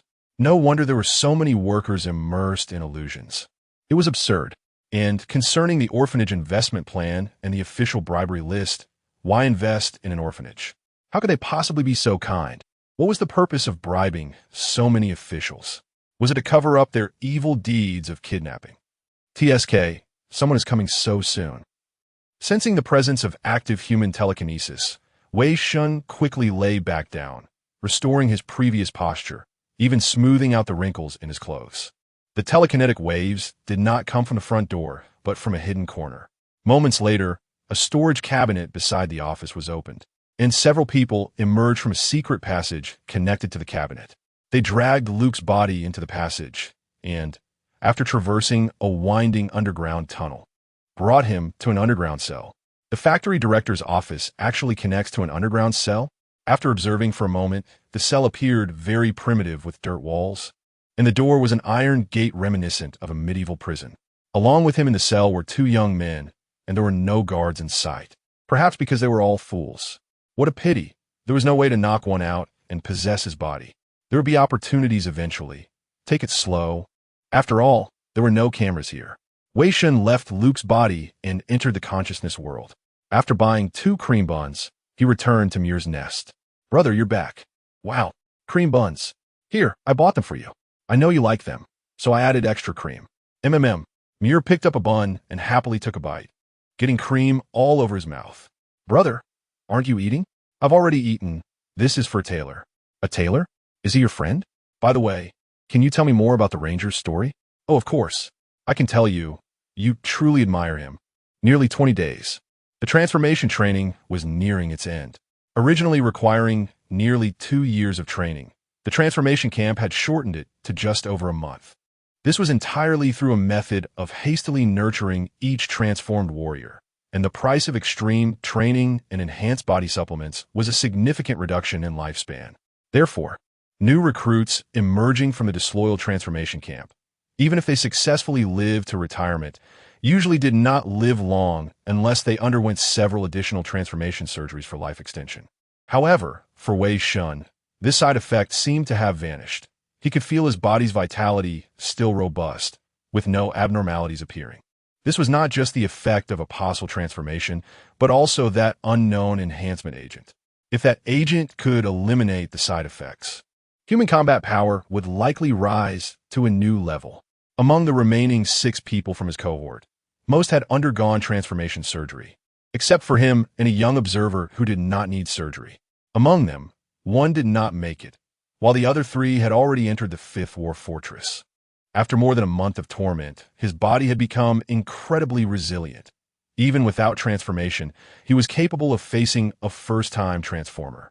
At this point, the success rate of transformation had reached 98, and the success rate of special transformations had reached 75. Now it was his turn.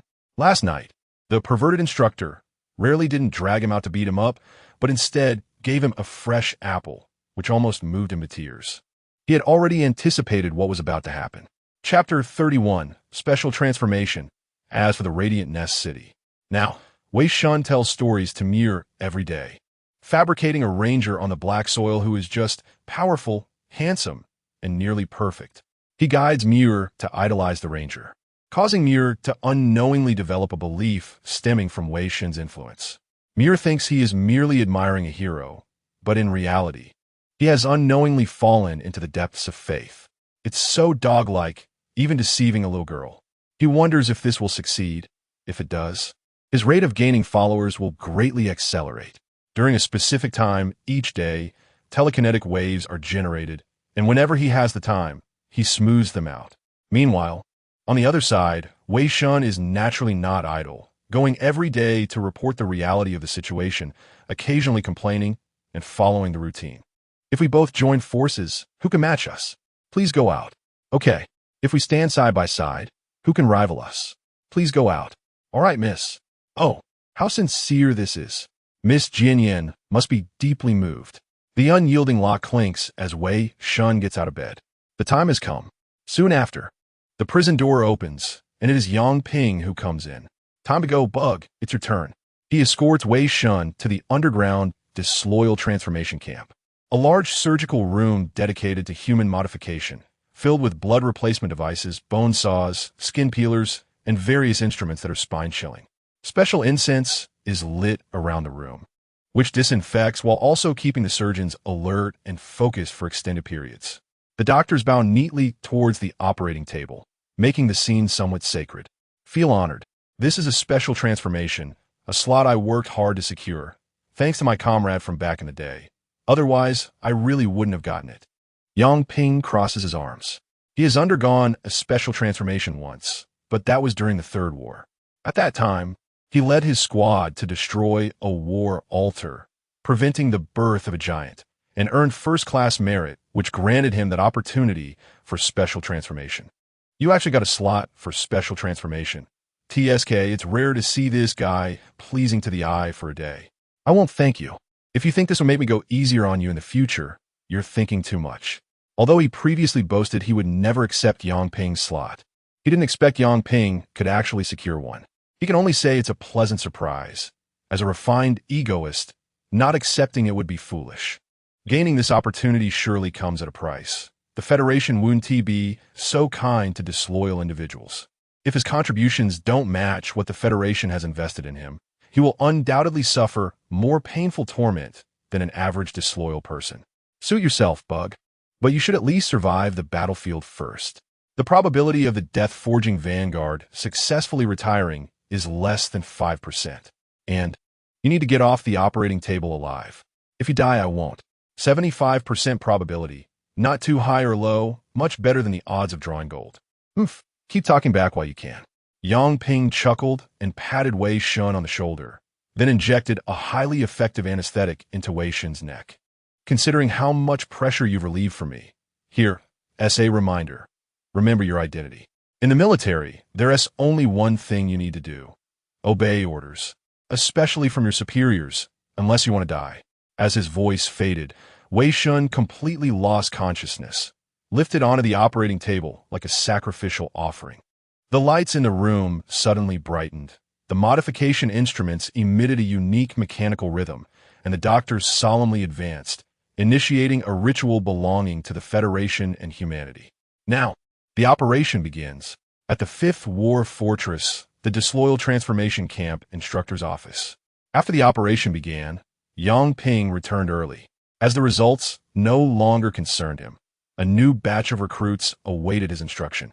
Not long after, there was a knock at the door, and a muscular man about 2 meters tall walked in, with a 7-pointed star symbolizing the Federation on his left chest and a badge representing the Defense Army rank on his left shoulder.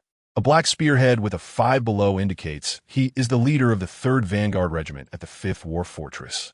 A golden chain hangs on his right shoulder, with 4 skull decorations below, representing that he is an elite among the blasphemers, someone who has undergone 4 modifications. His muscle density is far above normal levels, and the hardness of his bones exceeds that of ordinary people by several times. This level of enhancement without modification is already more formidable than an average soldier who has undergone 1 modification. Old Yang, how did you create this monster?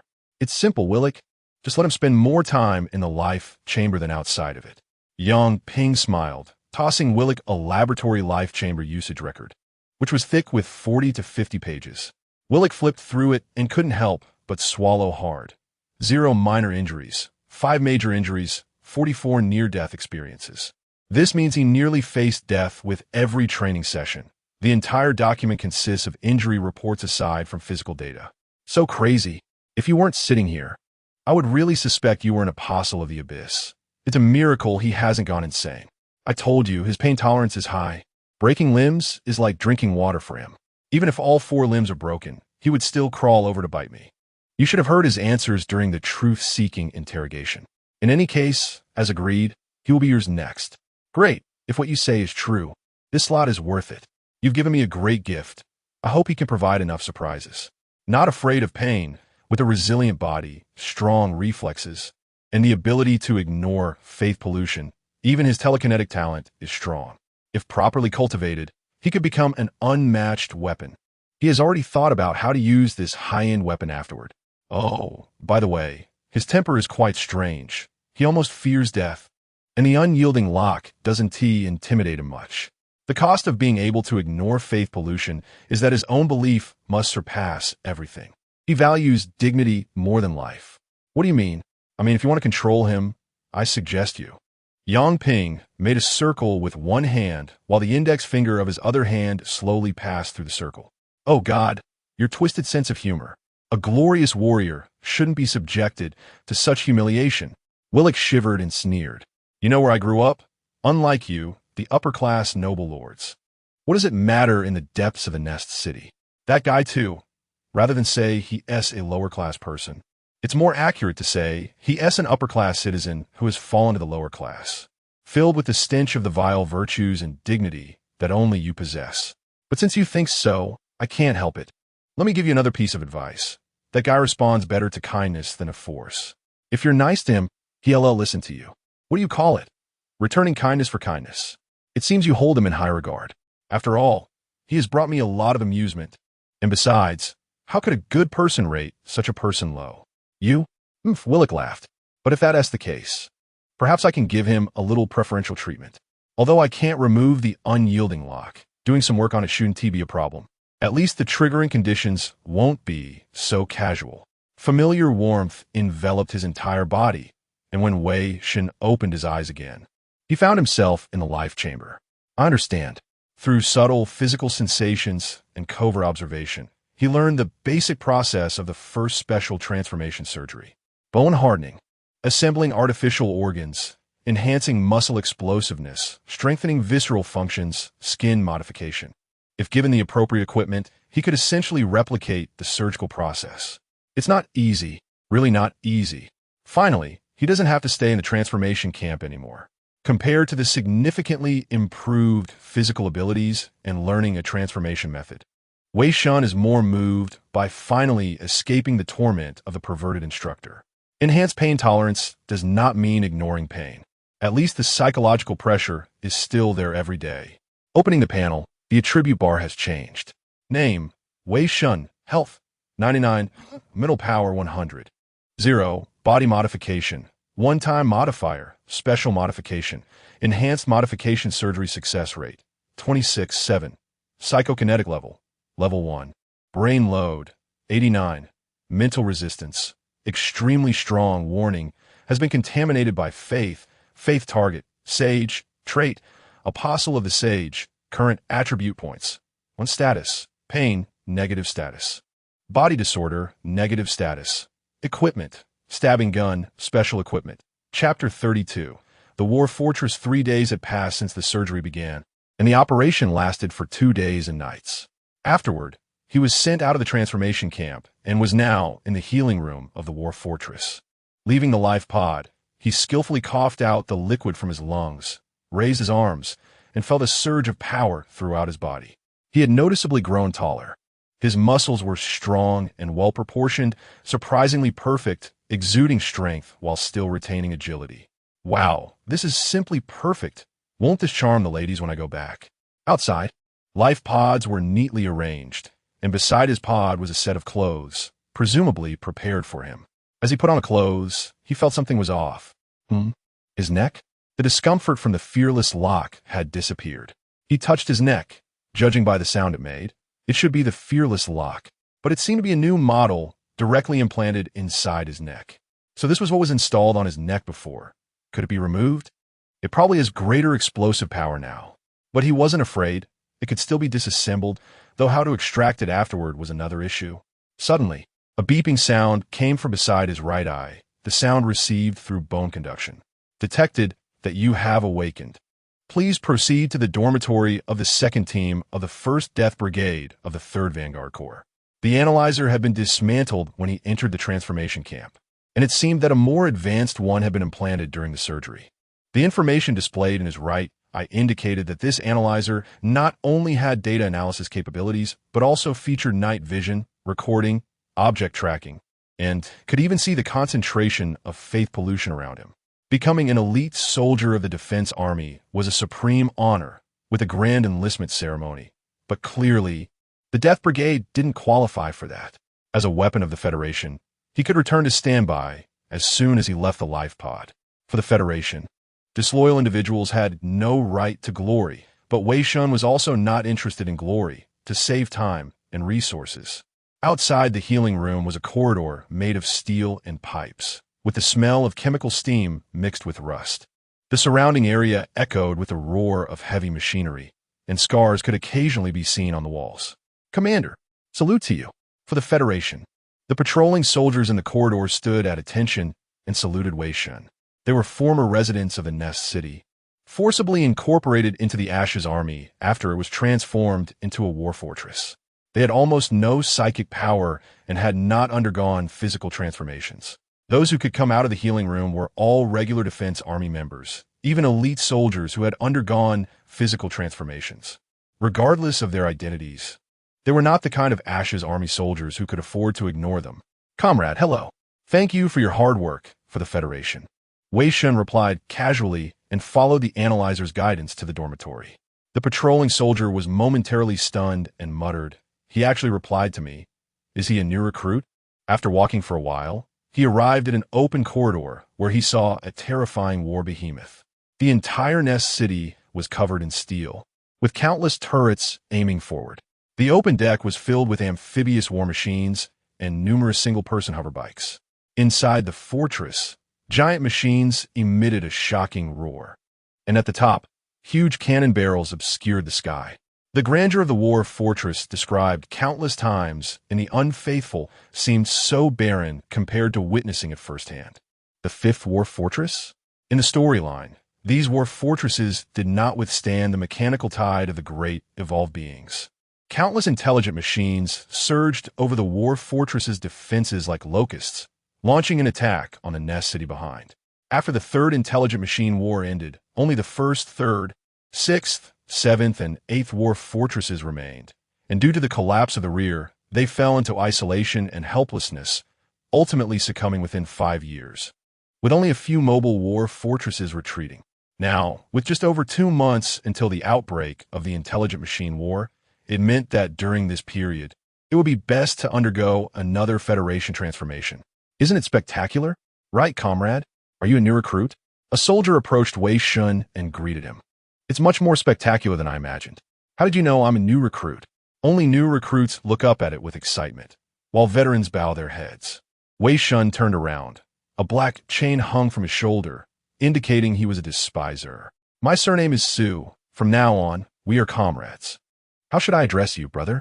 Looking at your physique, you must be an elite soldier who has undergone physical transformation, right? Hello, brother. My name is Wei Shen. As for the soldier type, Wei Shen smiled subtly, pulled open his collar, revealing the new, fearless lock implanted in his neck. With the subcutaneous display light, flashing green. As you can see, I'm from the Death Brigade. The despiser's brow furrowed.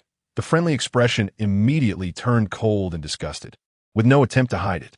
Without saying a word, he walked away. Hey, that was disgusting. The fearless lock was a tremendous shame for loyal Federation soldiers.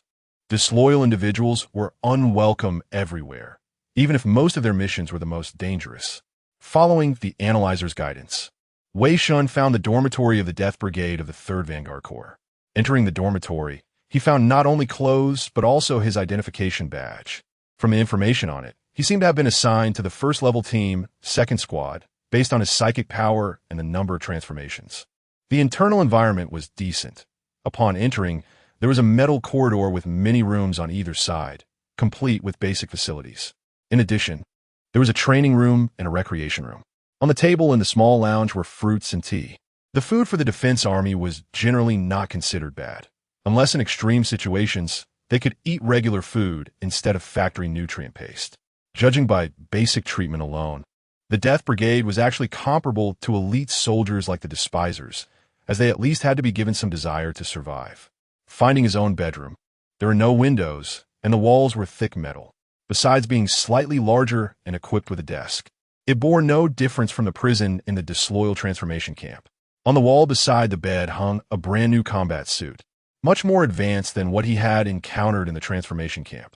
The full-body alloy light armor was covered with various weapon slots and power augmentation devices. Equipped with a constant temperature system, completely isolating the wearer from the outside world when worn. Through psychic power, the special fibers inside could perfectly conform to the skin, significantly enhancing physical functions and activating the defensive capabilities of the external alloy light armor, forming an energy shield capable of defending against ordinary firearms and certain powerful laser weapons. Slots were installed on the shoulders, hands, and back for mounting hand cannons, mechanical arms, shoulder cannons, jetpacks, power assist devices, and other military machinery, equipped with neural connection devices for war matches. Unfortunately, there is only one combat suit with no accompanying weapons. Otherwise, he would have gone to the training room to play. Wei Shen clenched his fist and punched the breastplate, which remained intact without a single dent. It was indeed impossible for just a punch to break through its defense. Perhaps there was a chance with psychic enhancement, but he wasn't that reckless. Speaking of which, he wanted to see if a finger gun could penetrate the combat suit's defense. But unfortunately, he didn't know if there were hidden cameras here. Even if there weren't, the fearless lock on his neck also had built-in monitoring. With nothing to do, he fell hungry. Having just undergone surgery, his body needed to replenish nutrients urgently. He left his bedroom and went to the dining room, where fruits and tea were surprisingly laid out on the table. He had to admit, this was quite luxurious. He didn't even know the name of this fruit. He took a pack of energy biscuits and pulled a tube of oral nutrient solution from the fridge. As Wei Shen munched on the biscuits, He randomly picked up an unknown fruit and took a bite. It was surprisingly good, sweet and sour, whetting his appetite. "Oh my God, what are you doing?" Suddenly, a voice of shock came from behind, and Wei Shen turned to see a familiar face. "Yo, isn't this Riker? So you've been assigned here too?" "Yeah, bro. But this isn't the time for small talk. The fruit on the table can't be eaten." Chapter 33. The Captain of Tool's Crown Fruit? So this thing is crown fruit? One of the most outstanding works of the Federation plantation. High yield, rich in various vitamins, alleviates fatigue, and accelerates mental recovery. One of the most mentioned fruits in the disloyal ones, with the most common line. He held a crown fruit. In the second line, he took a bite of the crown fruit. In short, it's delicious. He took a bite of the crown fruit and curiously asked, "Why? It's all on the table. Can't eat." The captain ordered it. "Damn, it's over. I've already nibbled on it." The captain? The captain of the second team of the 1st Death Squad of the 3rd Vanguard Regiment? He took a bite of the crown fruit and said, "These crown fruits belong to the captain? Then why are they placed here?" "Of course. They don't belong to the captain. We each have a share of 3 per week. It's just, sigh, that bastard. In short, the things on the table are not for us recruits to touch. If you eat something from the table, that bastard will use it." Suddenly, Raicher's body stiffened. His expression twisted, and he fell to the ground in pain as if he had been electrocuted. Wei Shen wanted to step forward, but a voice made him stop in his tracks. "Did someone just curse at me? This is not conducive to unity, you know." Several figures entered the dining hall. With the leader's face twisted, a huge scar wrapping around half of his head, along with a small part of his face, as if it had been torn off alive. One, I had already disappeared, and the other, I stared directly at Wei Shen, with a seemingly kind expression that made Wei Shen feel disgusted. "Oh, it seems our squad has a new partner. You're new here, right, brother?" Yes." He took a bite of the crown fruit. "Good. I am your captain, Captain Su Jun of the 2nd Team of the 1st Death Squad of the 3rd Vanguard Regiment." "Ah, hello, Captain Su. It's an honor to meet you." He changed to a more polite posture and took a bite of the crown fruit. "So, could you please make that guy next to me more comfortable?" Raicher was twitching from the shock. It was easy to guess who did it. Although a modified body wound die from such an electric shock, the pain was still there. "Oh, of course, as a captain, especially the captain of a death squad, I have to ensure I maintain some authority. He just insulted me. It's reasonable to impose a little punishment on him." Su Jun pressed a button on his arm, and Raicher, who was struggling on the ground, appeared to be in even more pain, emitting bursts of smoke. Wei Shen frowned, put down the crown fruit, and suddenly noticed someone behind Su Jun throwing a punch. The speed of this punch was nothing compared to a hair from the perverted instructor. Wei Shen caught that person's fist and twisted it slightly, causing the person to scream in pain. "Brother, what are you doing? How is that possible? How come you're completely fine? You mean from the electric shock?" "Well, that's true." Wei Shen smiled, pulled and pushed, causing the person to lose balance and fall back. He stumbled a couple of steps and was caught by Su Jun. "Not falling down. You don't have a fear lock?" "No, I do, but it's a new model." Wei Shen pulled down his collar, revealing the fear lock embedded in his skin.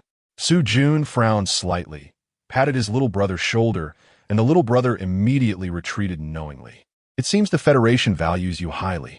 How should I address you?" "Wei Shen, you think too much. I have no connections above me." "True. Those with connections wouldn't come here. Since you're a recruit, you might not know the rules of the Death Squad. We are quite lenient here. There is only one rule: absolute obedience to higher commands. Even if I can't control your fear lock, it's the same. I'm a captain, you're not. So you recruits must respect me and absolutely obey my orders. Like a dog, don't touch anything on the table. You're not worthy." "Huh? Did you hear that?" He shouted in Wei Shen's ear, one eye looking down at him. He was the captain and had the right to control the electric shocks of the fear locks. Although this was ineffective against Wei Shen, a fool, still unable to discern the situation under such circumstances. The higher-ups allowed an uncontrollable soldier into his squad. Do they not realize what that means? It means that guy is beyond your control and you have no right to manage him. Be polite. Wei Shen's gaze turned cold as he secretly adjusted his posture. If he wanted to, in the next second, his fist could separate that person's jaw from his body. The only reason he held back was that attacking a superior in the defense army would result in severe punishment, especially within the death squad. Moreover, He understood why the higher-ups would let such a person be captain because the essence of the death squad was suited for such people to lead. Now, kneel down for me. It's normal to have bullying phenomena in a high-pressure environment. After all, this has almost become a traditional culture of a certain country. So, which part of this guy's knee should I dig out later? Su Jun's eyes turned cold as he raised his foot to kick Wei Shen's leg. And Wei Shen was also prepared to break that leg. Ding, ding, ding. The sound of the fear lock rang out. It was the assembly bell. Consider yourself lucky. You'll have a chance to teach you later. He released the electric shock and left the dining hall, returning to his room to put on his combat uniform. Who is lucky? Muscle strength, reaction speed, and telekinetic fluctuations. Just a first-level telekinetic modified soldier, a puppet upholding the authority of the captain. He picked up the half-eaten crown fruit on the table and continued to nibble on it, squatting down to pat Rachel. Get up. Being late for Assembly 1T just be a simple electric shock. Who? You actually can't be electrocuted? Rachel struggled to get up. Having been modified, he wouldn't lose his ability to move because of this. He was indeed a bit jealous. He was in a single dormitory at that time, and now his fear lock has been replaced with a new one without enduring the captain's torment. It was too biased. If you were taken for extra training every night, treated like a toy by the perverted instructor, at least once a day you would have to flash yellow and be injected with strange drugs. Your fear lock could also be replaced. Then forget it. In fact, the one sharing the dorm with Rachel was a woman, although every night was still miserable, because this originally healthy guy took an extra week to meet the surgical standards. After sending him back to his room, Wei Shen also returned to change clothes. Soon after, he was fully dressed and went to the helipad to assemble. All members of the death squad stood in order, a total of 8 people. It was said that the last mission originally had 10 people, 5 died, and 3 were replenished. It was unknown how many would be lost in this mission. The officer for this mission came before them. This time, we need to clean up the polluted city we previously captured. Your task is simple. Kill all the fanatics you see. Yes, officer. Those high mortality missions are usually carried out by experienced members of the death squad, while those like them who have only trained for a month and have no combat experience don't even have the qualifications to die.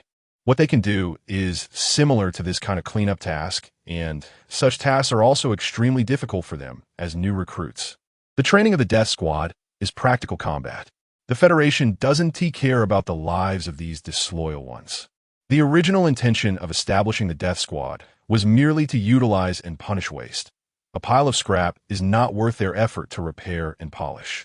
The weapons had already been distributed and equipped: shoulder cannons, daggers, high-energy bombs, multifunctional pistols, etc.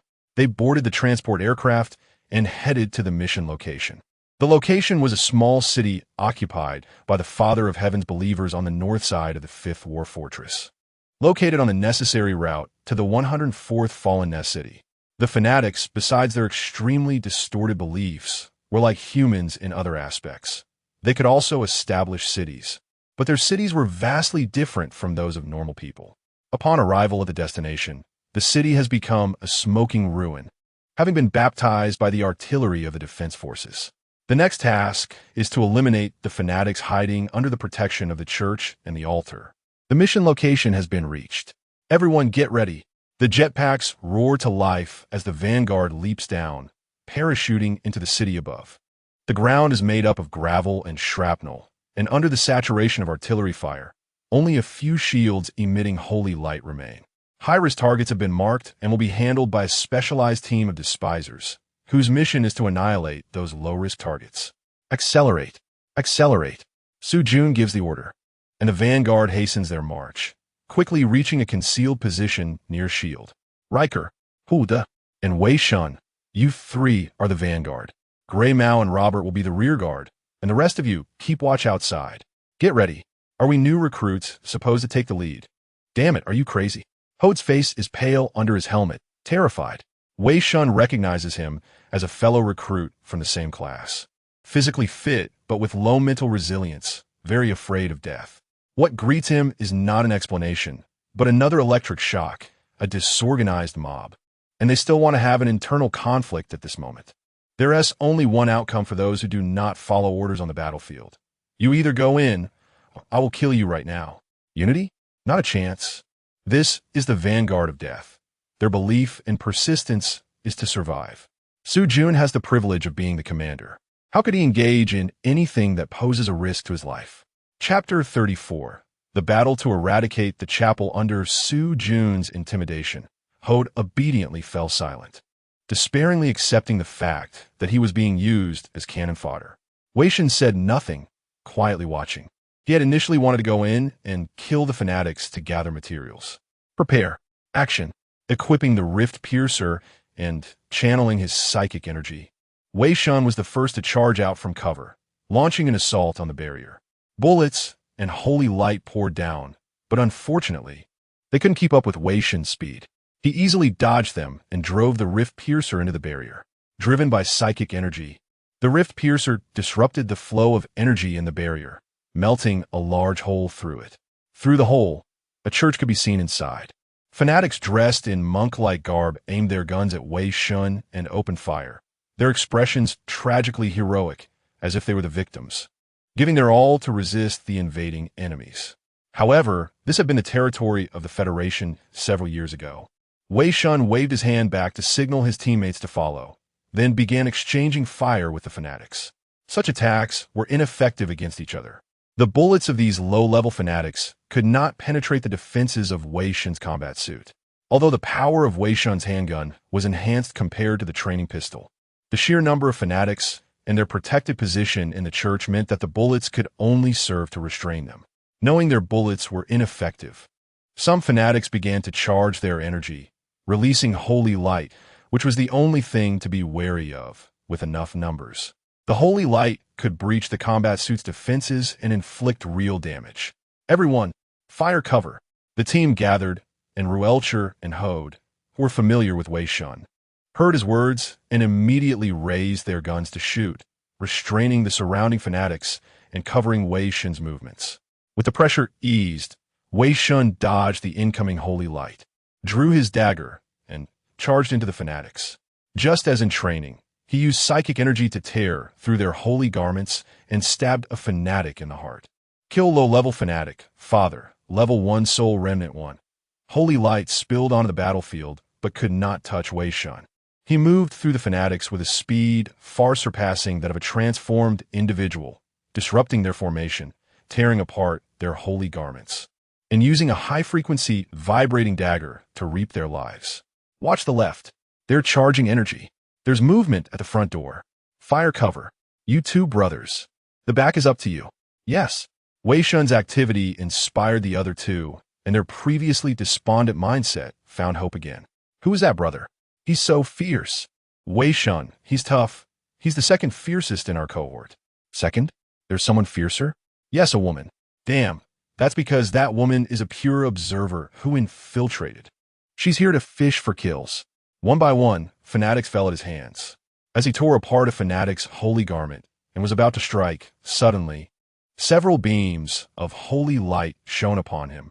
The intense burning sensation forced him to dodge, missing the opportunity to claim another kill. An ambush? The back has been breached? Turning back, he saw his teammates collapsed and convulsing, unable to assist. Bro, it's Su Jun.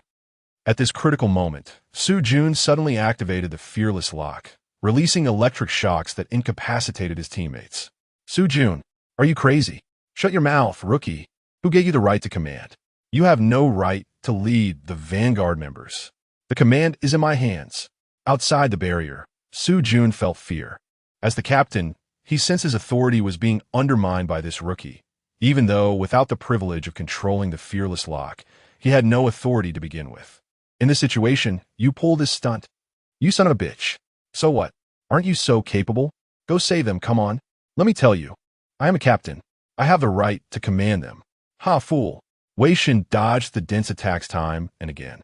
Seeing they couldn't hit him, the cultists redirected their attacks toward the 4 incapacitated teammates. If this continued, they might all be wiped out, but the Vanguard team was still Federation property. How could the higher-ups allow a semi-elite force to be wasted like this?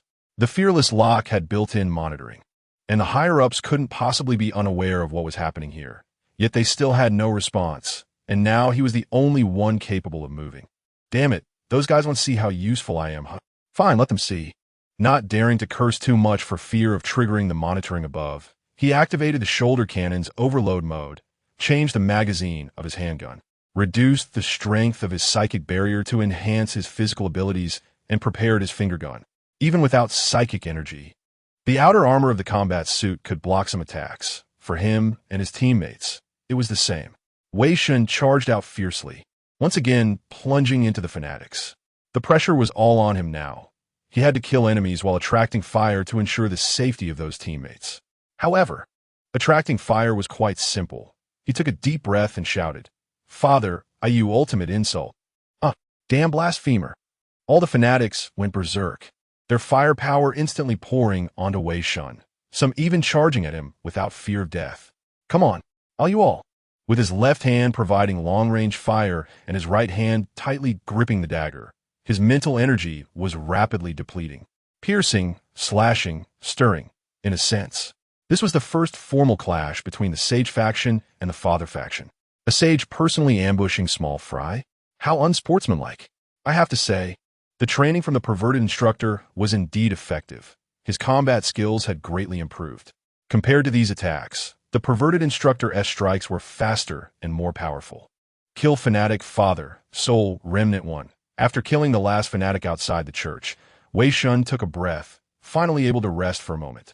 He opened the church's large door, revealing some children huddled together in fear, praying anxiously, looking pitiful and helpless.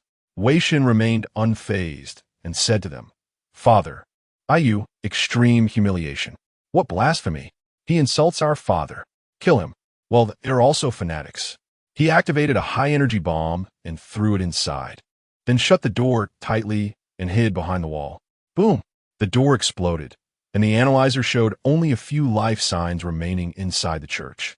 Kill Fanatic Father, Soul Remnant 1. Kill Fanatic Father, Soul Remnant 1. Kill Fanatic Father, M17 Penetrator Power Long Gun Blueprint Fragment 1. It's over. How long are you planning to electrocute them? Having cleaned up most of the mess, Wei Shen replaced the magazine and entered the church, shooting the statue of the Father inside, causing it to lose its core, and the barrier outside the church quickly dissolved. Damn! He really handled the whole church by himself. Hiding behind cover, Su Jun was both shocked and angry. He had initially hoped Wei Shen would die at the hands of these fanatics, but unexpectedly, not only had he survived, he had wiped them all out. With no choice, he could only deactivate the continuous electric shocks on a few of them, leaving cover and heading toward the church. The 4 Vanguard members looked at them, their hands almost imperceptibly resting on their guns.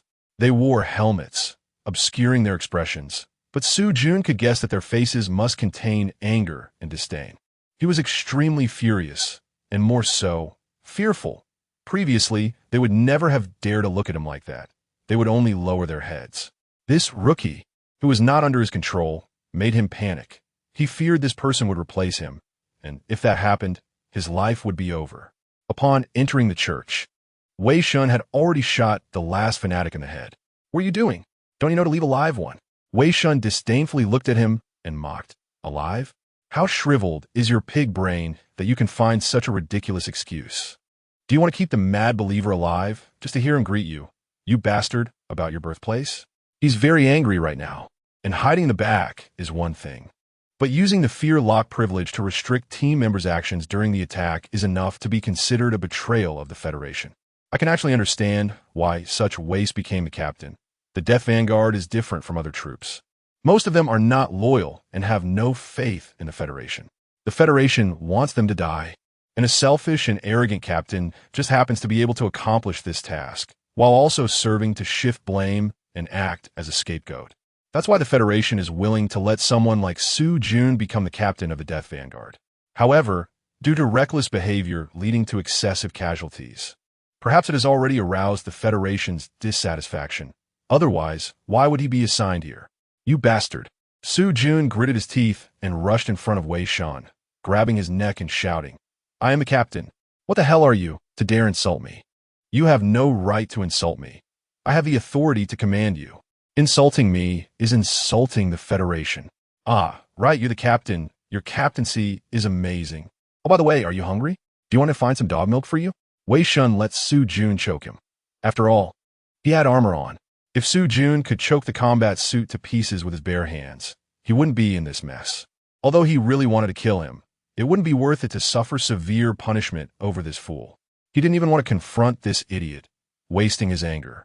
He could clearly see that this guy was just in a fit of impotent rage.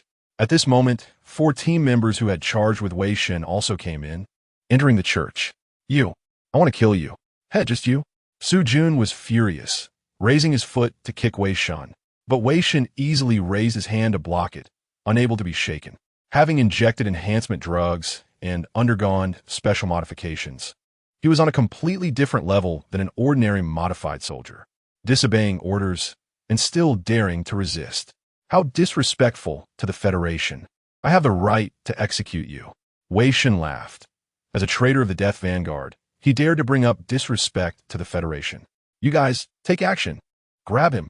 2 team members who had previously followed him quickly drew their guns in response to the order, but Wei Shen had no such worries about them. He broke free from Su Jun's grip, instantly appeared beside one person, knocked him down with a kick, seized his handgun, and hurled it at another person, then stomped on his shoulder cannon. The other person was hit in the head by the handgun. Although the energy shield deflected the bullet, it still caused him to pause for a moment. In the next moment, Wei Shen had already rushed in front of him.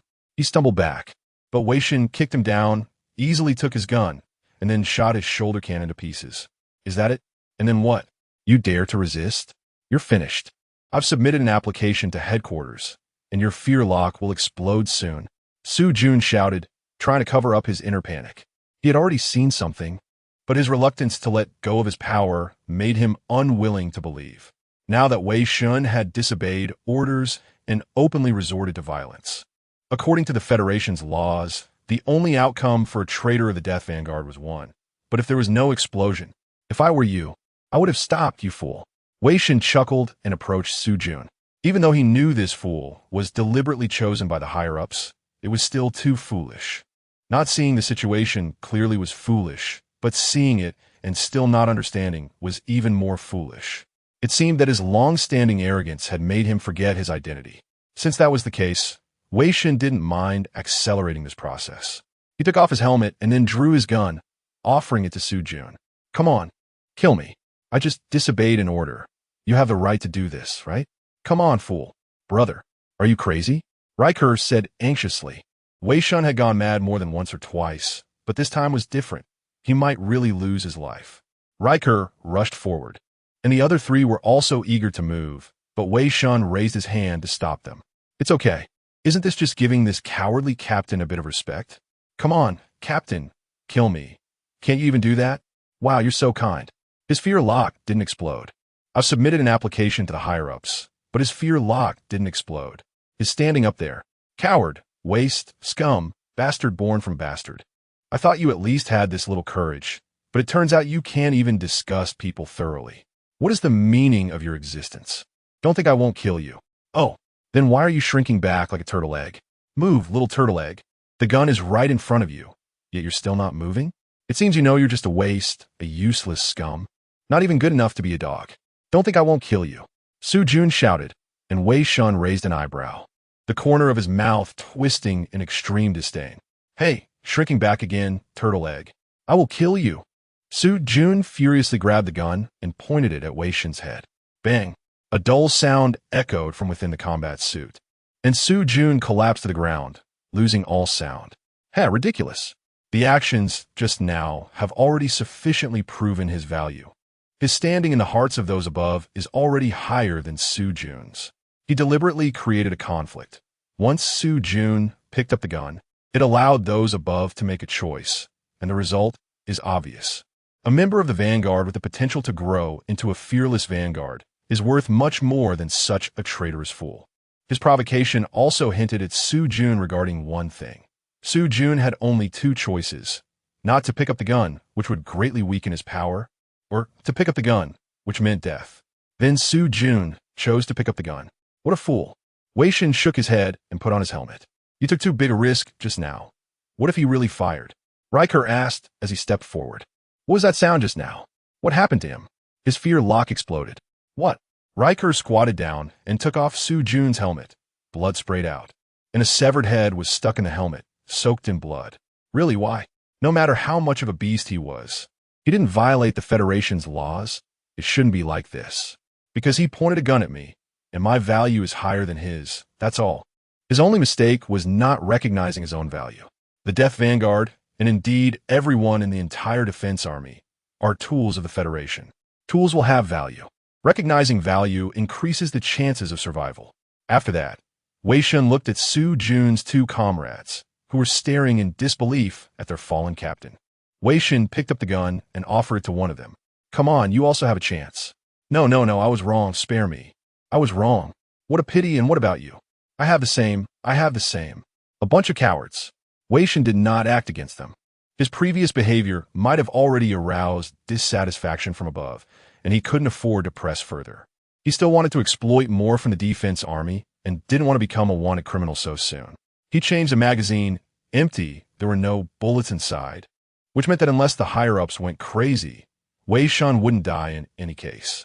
But if they really went crazy, he could only pray that he could revive this body once more. Chapter 36. Mission accomplished. Su Jun is dead, and now you are the boss. We will listen to you. Ryulcher and the other three stood in front of Wei Shen, two from the same cohort, and two who had been tormented by Su Jun for a long time, already filled with hatred towards him. The two men took off their helmets, revealing their faces. Robert had a well-defined face with some wrinkles, looking somewhat older, while the gray-haired one was a sullen-looking, thin man. They were both fairly handsome and seemed to be naturally gifted psychics. How should these people be dealt with? Ryulcher pointed to Su Jun's two lackeys. Leave them. The Federation's weapons are not to be wasted like this. In any case, we have to save face for the Federation. Otherwise, someone up top might really blow the fearless lock off his neck, and that would be the end of it. Thank you for your mercy. Thank you for your mercy. They knelt down in gratitude, but were ignored by Wei Shen. Also, I won't be the captain. You can think of me as the boss, but only for this mission. Don't think of me as a big shot. The control of the Fearless Lock's electric shocks will not be handed over to him, even if it were. He wouldn't want it. He just wanted to take advantage of the Federation and leave, not wanting to deal with so much. I can't promise you anything, and you shouldn't have any expectations of me. I can only guarantee one thing. I will be at the forefront in every assault. Yes. All the Vanguard members stood at attention and saluted. This promise was already enough, far better than that coward Su Jun who only knew how to hide behind others. Next was the exploration of the church, opening the storeroom door. Besides various magical tools and props, there were also some mechanical equipment scavenged from former Federation citizens, air thieves, or defense forces. Most of them lacked psychic abilities and found it difficult to use this equipment, so it was stored here. Wow, there are actually such good things here. In that case, I can just break down some psychic steel. I'll go in and take a look. You all wait here for a moment. All right. In this operation, Wei Shen contributed the most, and most importantly, he eliminated a certain beast. He would be the first to scavenge the spoils, and no one else had any objections. This was just a small church, and the items inside were not many. After looking around, he found that some of the psychic steel and the equipment had completely decomposed over time, but the remaining usable quantity was not too small.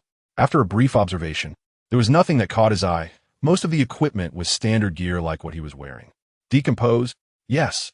Although using this system function to decompose would incur some loss, given the current situation, it wouldn't lead to the main body coming out. The current body was different from when he controlled others' bodies in the glorious nest. He was now fully embodied, acting as a soul, and could only leave when unconscious. In contrast, controlling a body in the glorious nest was more like manipulating a puppet. He couldn't taste anything, smell anything, and felt no pain. He had been reckless for so long, so it should be fine to be a bit greedy now. Anyway, they wouldn't be able to use this equipment either. He avoided the surveillance of the Fearless Lock as the psychic steel from the equipment was decomposed, gaining approximately 3 milliliters of psychic steel, which was stored in the system. After finishing, Wei Shen left. The equipment inside had been scrapped for some time. The others also explored and confirmed this. All the equipment was unusable. This place had been breached, and they sent the coordinates to the War Fortress's artillery. Soon, it would be subjected to complete fire coverage. Next was the second target, An altar. Compared to the church, the altar truly showcased the cruelty of the fanatics.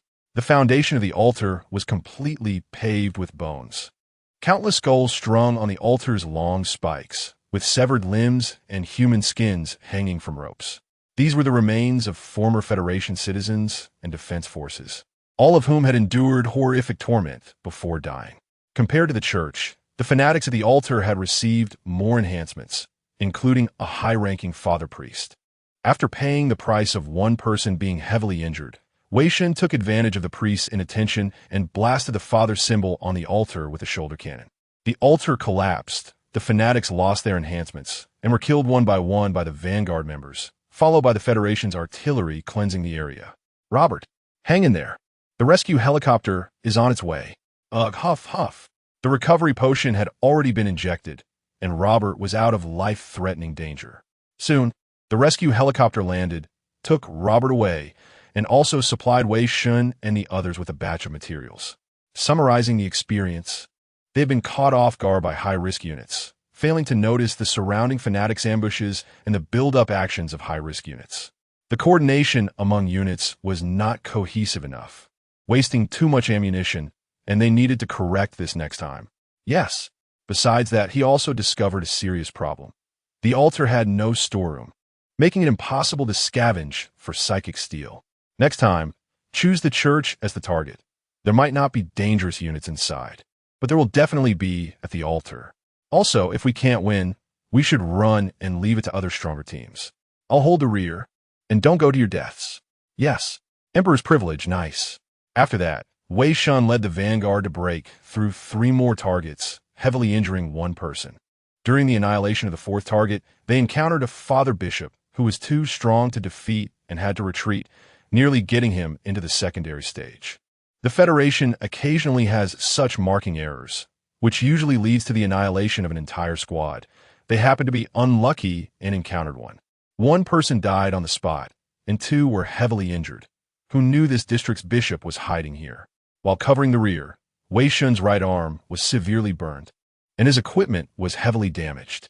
How are Rielcher and Hode's injuries? They've stabilized. They can hold on until the rescue helicopter arrives. That's good. Behind cover, Wei Shen took a recovery potion and caught his breath. If he hadn't happened to encounter a squad of the despisers on the way to escape, he might have really died here. Not long after, the rescue helicopter arrived and took the 2 heavily injured members inside. Now only 2 of them remained, making it difficult to continue the extermination. Their mission objectives had been completed, so they boarded the helicopter together, ending this mission. Commander, your arm injury is severe. You need timely treatment. A nurse came over with a medical kit, looking concerned. It's nothing, just a small injury. A bit of disinfectant will do. Which time during training in the modification camp did I not get injured worse than this? The indicator light on my neck hasn't even flashed yellow yet. The young lady's treatment skills were quite good, and she handled the wound well. Her big eyes were sparkling. She was truly beautiful and kind-hearted. Should I ask her for contact number later? At this moment, Wei Shen could finally relax a bit. The gains from this mission were quite rich. They had scavenged about 9 milliliters of psychic steel from 3 churches, 2 air thieves' dissolution bombs, and a modified T-16 Berserker heat melt sword. They had killed 121 fanatics, including 3 elite enemies, obtaining 116 level 1 soul remnants, 1 level 2 soul remnant, 3 blueprint fragments, and 1 complete blueprint. This heat melt sword could only be fully used by a level 2 psychic. A level 1 psychic could only activate its basic functions. However, from a performance standpoint, even just activating the basic functions would be better than his current military dagger. In terms of quality, it was probably blue. The sword was 1 meter long, and the hilt had been modified with an energy shield, but unfortunately, only a level 2 psychic could activate it. The blade had 2 slots for installing faith crystals. Many pieces of equipment, mostly weapons, would have slots for embedding faith crystals. Unlike fanatics, when a demon of faith or its offspring is born, they produce faith crystals, which serve as the energy hub for the demon or its offspring. He had speculated that perhaps the transparent crystal that had previously elevated his soul was a faith crystal, and he was indeed the only one who might be a demon of faith on the human side. After installing the faith crystal, Weapons can gain enchantments with the same attributes as the Faith Crystal, and attacks can partially ignore the Faith Power defenses of enemies with the same attributes. By the way, what would happen if I embedded my crystal? I'll try next time. I can always retrieve it back to my sanctum. Others have also obtained some equipment, like Ruelcher, who got a modified heavy sniper that can hold one slot and can be used by a level 1 telekinetic. The first mission ended smoothly, and next, it's time to address the follow-up issues. If nothing unexpected happens, they should be summoning him soon. Chapter 37Q-A in the War Command Room. The glow of the electronic sand table illuminated the dim room. Velik stared at the markers on it. Each assault and bombing was meticulously recorded. 5 marked locations, and a first-level Vanguard squad managed to eliminate 5 targets, and they were just a death-seeking advance team. A first-level squad usually maxes out at eliminating 3 targets, yet they had destroyed 5. In the last mission, he remembered this 10-man squad had only accomplished the elimination of 2 targets and lost 5 men.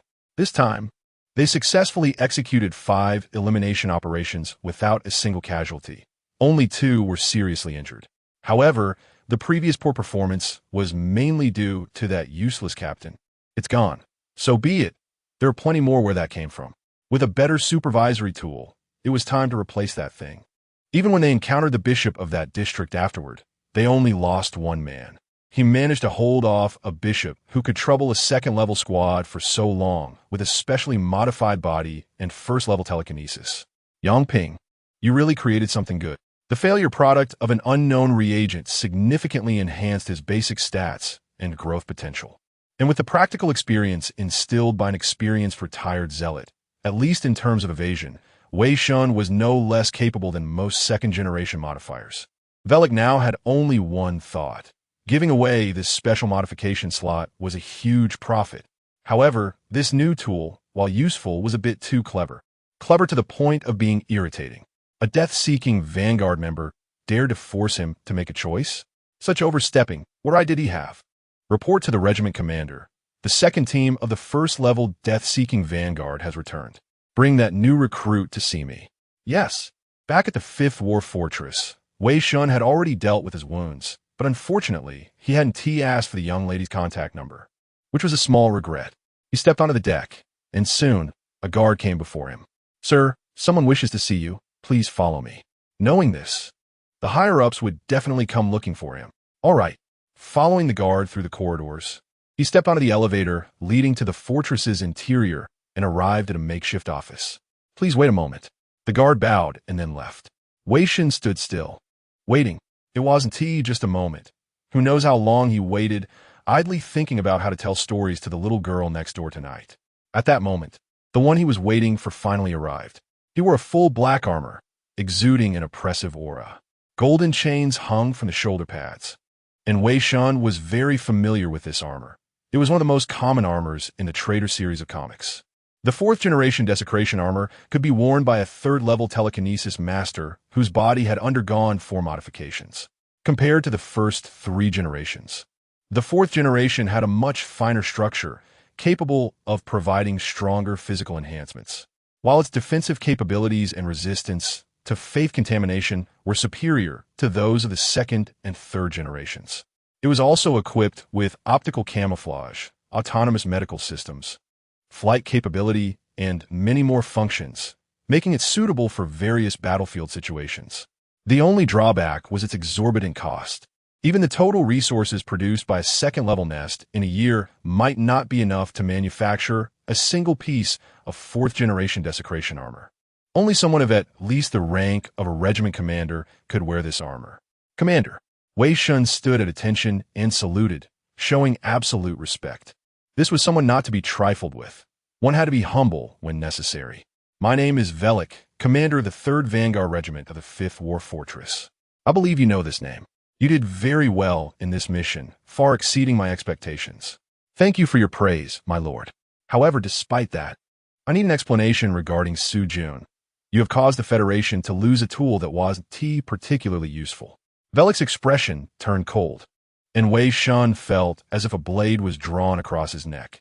It seemed that with just a glance, his head would roll. The upcoming answer might not lead to Wei Shen's immediate death, but would definitely determine whether he could lead a peaceful life afterward. He had thought of the answer to this question long before taking action, because the death of a useless tool can make other tools more efficient, and the results can be proven by the lives of 121 zealots. However, his existence allows me to feel more at ease, Velik said coldly.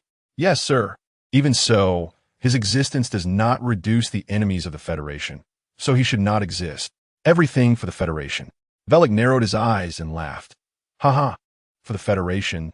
Well said, for the Federation. But I remember, you are not loyal to the Federation, are you? At that moment, the chill in Velik's eyes deepened, and a terrifying telekinesis pressed down on Wei Shen, making it hard for him to breathe. The fearsome lock of fear in Wei Shen's neck suddenly beeped, as if it would explode at any moment. Of course, this was just the physical aspect. His mind remained calm, fearing only that he might mess up and lose his body. Yes, sir, I am only loyal to myself. Wei Shen had no intention of appeasing him, speaking the truth. He was indeed a member of the death-seeking vanguard, and he dared to bet that Velik had certainly reviewed the data on his truth interrogation. If he claimed loyalty to the Federation, Wei Shen doubted he would survive the explosion. Are you not afraid that I will really kill you for admitting disloyalty to the Federation in front of the regiment commander? If I cannot even dare to admit this, if I value my life more than my will, how can I reach such a level, and how could I ignore faith contamination? Only a regiment commander has the authority to allocate the special modification slots to the death-seeking vanguard.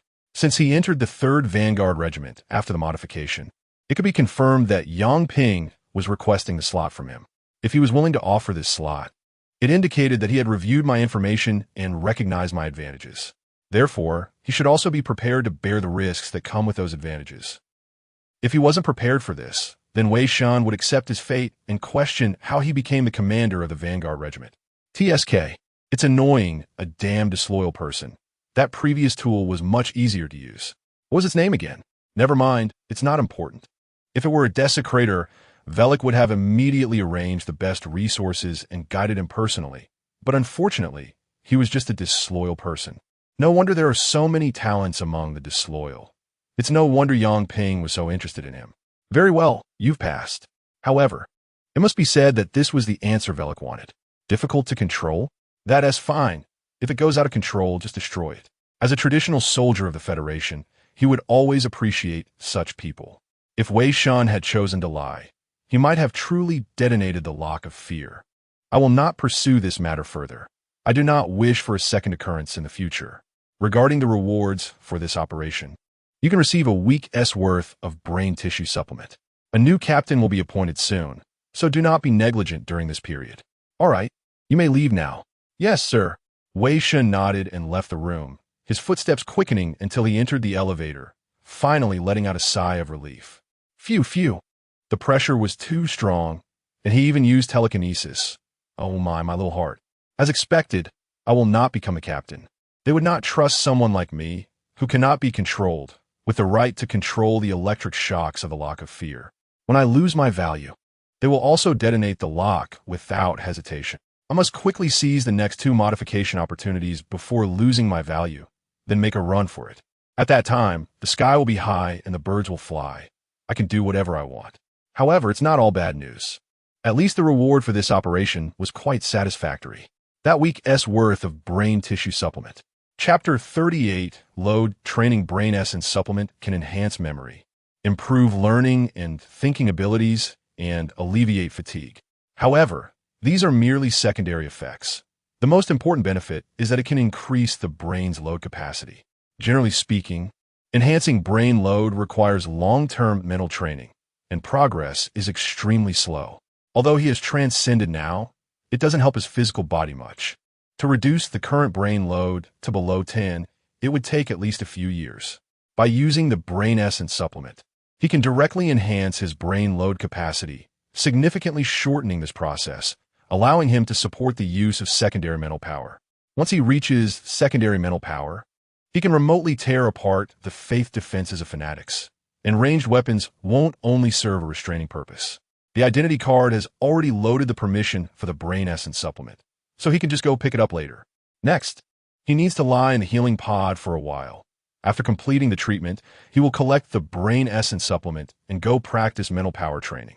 Entering the healing room, he feels the nutrient solution slowly enveloping his body. With nothing to do, he opens the system to check his recent gains. In addition to the soul remnants, he has also obtained 3 pieces of blueprint fragments and 1 complete blueprint. The 3 fragments are for a power lance, a glider jetpack, and a multifunctional igniter, 1 white and 2 gray. The latter 2 are civilian equipment, but these are not the main focus. The real value lies in the complete blueprint for the secondary equipment, the Black Hole Collapse Bomb. This equipment is a special explosive that can be launched using most hand cannons. It requires mental power to activate before firing, and upon hitting the target. It creates a strong collapse force field in a certain radius around the target. Everything within the force field will be attracted, distorted, and destroyed, with a powerful attraction that can at least harm 3 modified beings. The more mental power infused during activation, the stronger the effect. Importantly, this equipment can be used by a first-level mental power user, and it is itself a purple blueprint. The only downside is that it is difficult to manufacture. It is a one-time use item and requires 5 milliliters of mental steel in addition to some necessary materials. Firing, it would consume 5 milliliters of mental steel. And if refining mental steel were to completely replace all materials, the consumption would likely be even higher. The Traitor series, whether in novels or comics, has never featured a weapon like this, so this blueprint should date back to before the first intelligent machine war. In that war, the Federation lost a lot of technology, which subsequently led to its inability to continue expanding until now. Not bad. At least there's another weapon in the reserves. He can find time later to use refined mental steel to create it and test its power. As for the more than 100 soul remnants, Wei Shen thought for a moment and decided to use them to complete the blue blueprint. Do you want to use soul remnants to complete the Guardian 7 Force Field Shield blueprint? Warning: using soul remnants may cause distortion in the blueprint. Do you want to proceed? Use. Confirming the use of 109 first-level soul remnants, Heavenly Father, to complete the Guardian 7 Force Field Shield blueprint. Completing. Progress 0, 32, 5, 69, 100, 0. Completion successful. Obtained blueprint. Prototype Heavenly Father Force Field Shield blueprint. Great. The Guardian has become a Heavenly Father. Wei Shen read the attributes of the new equipment, which showed slight enhancements compared to the original attributes, and gained the unique holy attribute of the Heavenly Father. While the force field is active, it provides an inspiring effect, enhancing the defensive capabilities against attacks with Heavenly Father attributes. The downside is that with increasing usage, it will gradually be tainted by the faith of the Heavenly Father, turning the user into a fanatic. However, this doesn't affect Wei Shen at all. As for the bit of mental steel he obtained, he decided to keep it, as it is one of the most important materials in the Black Earth. It will surely be useful later, and if nothing else, he can refine it later. He originally considered upgrading his finger gun, but then thought better of it. He hasn't even tested the power of the finger gun yet. What if the Federation discovers this special weapon that can be stored in his body? They would probably dissect him. Forget it, time to rest. After returning from his shift, he told some stories and chatted for a while, then woke up and left the healing room. Comrade, thank you for your hard work. Did he respond to me again? The Ashen Army member scratched his head. It's nothing. It's what I should do for the Federation. For the Federation. Returning to the dormitory, everyone else was lying in the healing pods, leaving only the gray-haired one in the dorm. Boss. Impressive, brother. We didn't get hurt at all. Haha, just lucky. It's nothing compared to you. Most of the cultists were dealt with by you. After all, he was someone who had survived several missions under that previous captain's command, and his danger sense had been honed quite strong. Were you taken away earlier because they're preparing to appoint you as the new captain? No, it was just a warning, and I don't want to be captain. The new captain will be arriving soon, so just wait for it. I'm going to the training room now. Sigh. If only you were the captain. The gray-haired one shook his head regretfully. It was the only time he felt like he was on a mission rather than just risking his life. Wei Shen smiled without replying. Suddenly, he noticed something and took a crown fruit to the training room. Feel free to eat what's on the table. That thing is already dead. The training room here is much better than the modification camp. The moment he saw the dumbbells and treadmill, he almost shed tears. He could actually see normal fitness equipment in his lifetime. Besides these, there were also specialized devices for mental power training, including a one-person high-sealed glass jar filled with about a quarter of iron sand. The mental power training involved making the iron sand move within the glass jar. Simply put, it was to levitate the iron sand, while the more difficult task was to shape the iron sand into various forms. In any case, he decided to start by making a ball.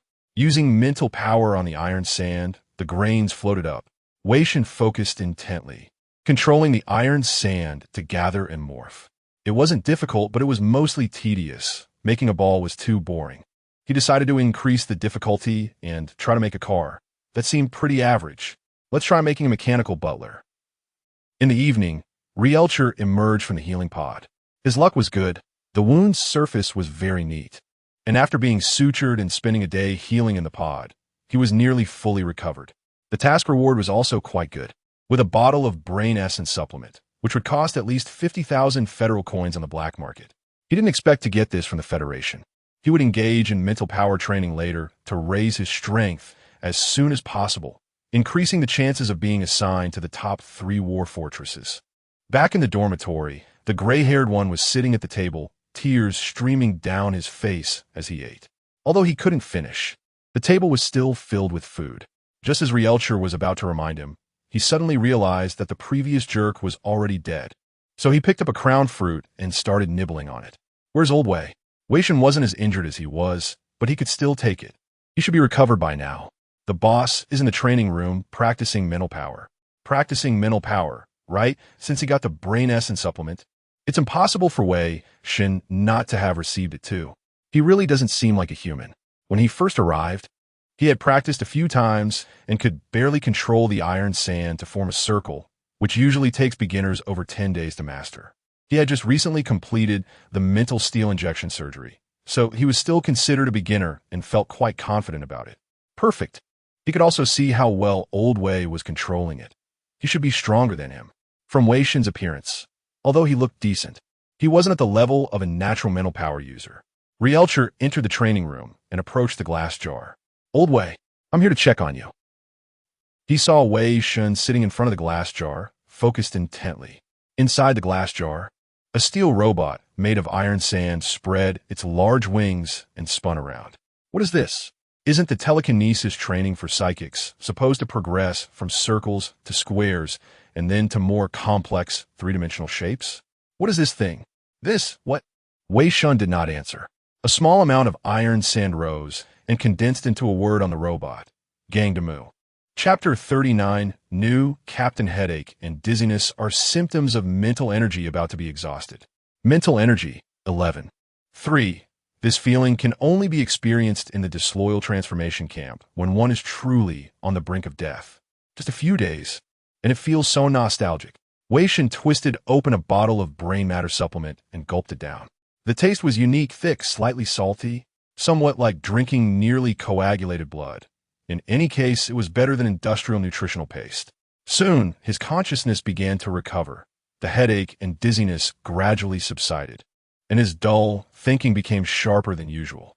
Engaging in some telekinetic training for a while, and then taking the brain matter supplement often maximizes the brain's load capacity.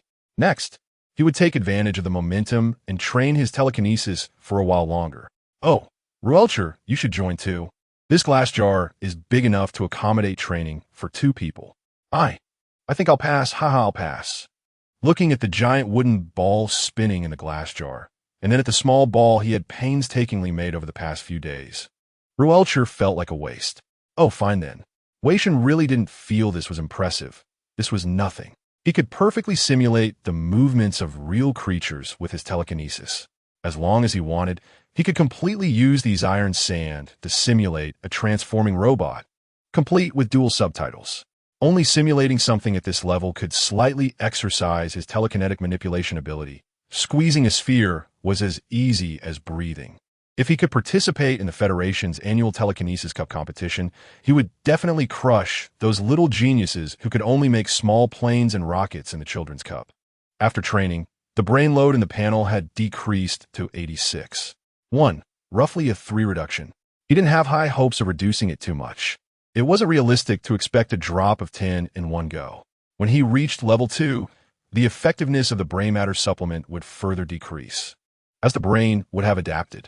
Starting from an ordinary person, even with a massive investment of resources, the limit would only be a level 4 telekinetic. This is why naturally gifted telekinetics are so sought after. They start at a higher point than ordinary people, and their end point is also unattainable for ordinary individuals. Training telekinesis once a day is sufficient. More wouldn't yield any significant results. Next came physical training. He picked up 2 suitable dumbbells and set the treadmill to a speed that would make him feel tired. You're still running? Haven't you run enough in the transformation camp? Ruelcher swallowed hard. Now, every time he saw the treadmill, he experienced PTSD. Why not run? Right, when I faint, you'll have to lift me to the life pod. The injured robber broke into the amusement park. He fell asleep there. The mascot of the amusement park covered him with a blanket. And he dreamed of becoming a child, happily playing in the amusement park. He forgot he was a robber, forgot he was covered in blood, forgot he had to take treasure back. He was, after all, a robber. Thank you for your cream bread. Guess, sir, I like the berry flavor inside.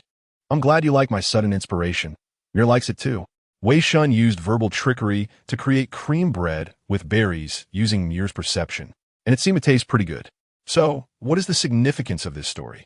Beneath happiness lies gloom, and behind joy hides despair. Wow.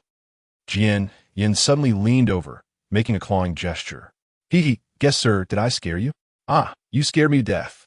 Wei Shen pretended to be frightened. She really is beautiful. Let me tell a story too. Once upon a time, on a mountain full of peaches, a monkey jumped out from a rock. Not today, let's go back and keep that child company. Guess, sir, she needs this story more than I do. If no one is here, the rabbit will die of loneliness. Saying this, Wei Shen realized he hadn't spent much time playing with Muir recently. In the war fortress, on duty at the pharmaceutical factory. Aside from telling stories, it seemed he hadn't really been over there. I understand. By the way, there's one last thing. Miss Jian, you and I. Please step outside. Okay, miss. Jian watched Wei Shen leave with a somewhat sad expression. She picked up a piece of clothing and began to mend it. A small child's garment, dirty and torn, with holes everywhere, like a rag about to be discarded. After finishing the bread, the box remained on the table. Jian sighed, and, as if possessed, picked up the bread box. It smells so good. Outside, Wei Shen walked down the street. After telling stories for so long, he could feel Muir's admiration for the story's characters and her craving for new stories, which was quite similar to the soon-to-be fallen believers. Perhaps success was just around the corner, only a little more to go. However, he always felt something was off about Muir. In the past 20 days, he had observed these workers, but had not found Muir among them. Moreover, Muir looked no older than 10. She was not of age to enter such a factory. So how could she be here? Of course, it was also possible that she was older, but only perceived herself as 10. Returning to the nest. Muir was lying on the table, her parents aimlessly walking back and forth in the room, not knowing what they were doing. Brother, you're back. What's wrong? Are you feeling unwell? A bit. Sleepy. It must be because I played with Lucy and the others for too long this afternoon. I want to hear a story. Can you tell me the story of the ranger again? I'll feel better once you finish. All right, I'll tell you right now. He recited the story he had prepared for Muir, and after finishing, she still fell asleep. Wei Shen spread out the bedding and covered her with a blanket. Suddenly, he sensed an increase in belief points. He had gained another follower, and it was Muir. It really works. Using storytelling really works. Although the points were only 1, having any was enough. With this, I can safely spread my faith. No, I need to find a way to summarize the stories I previously told and publish a book, then give a copy to all my followers. What kind of gospel book is this? Adding those he had deceived in Nest 79, he now had a total of 27 followers, contributing nearly 100 belief points.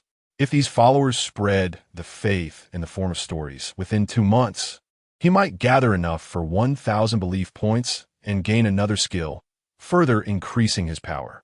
As for here, the exploration progress had been stagnant for a long time. The exploration in the dungeon had not progressed due to certain reasons. Jian said that only after the factory manager returned with the offerings would he have a chance to shut this place down, so he wasn't in a hurry. He had some vague understanding of what had happened here. He was waiting. Perhaps the opportunity for exploration would come soon. 5 days passed like this, and the Fifth War Fortress was temporarily free of combat, with the other team members gradually recovering and returning. During this time, Wei Shen's brain load had decreased to 70, and the success rate of the enhancement operation had reached 33. 1. Having undergone one transformation, his physical strength had greatly increased, and his progress had slowed considerably. Of course, this was also due to the body supplements in the transformation camp being enhanced. They stuffed all kinds of hormones in, not fearing that the drugs would kill people, only worrying that the output speed wasn't fast enough.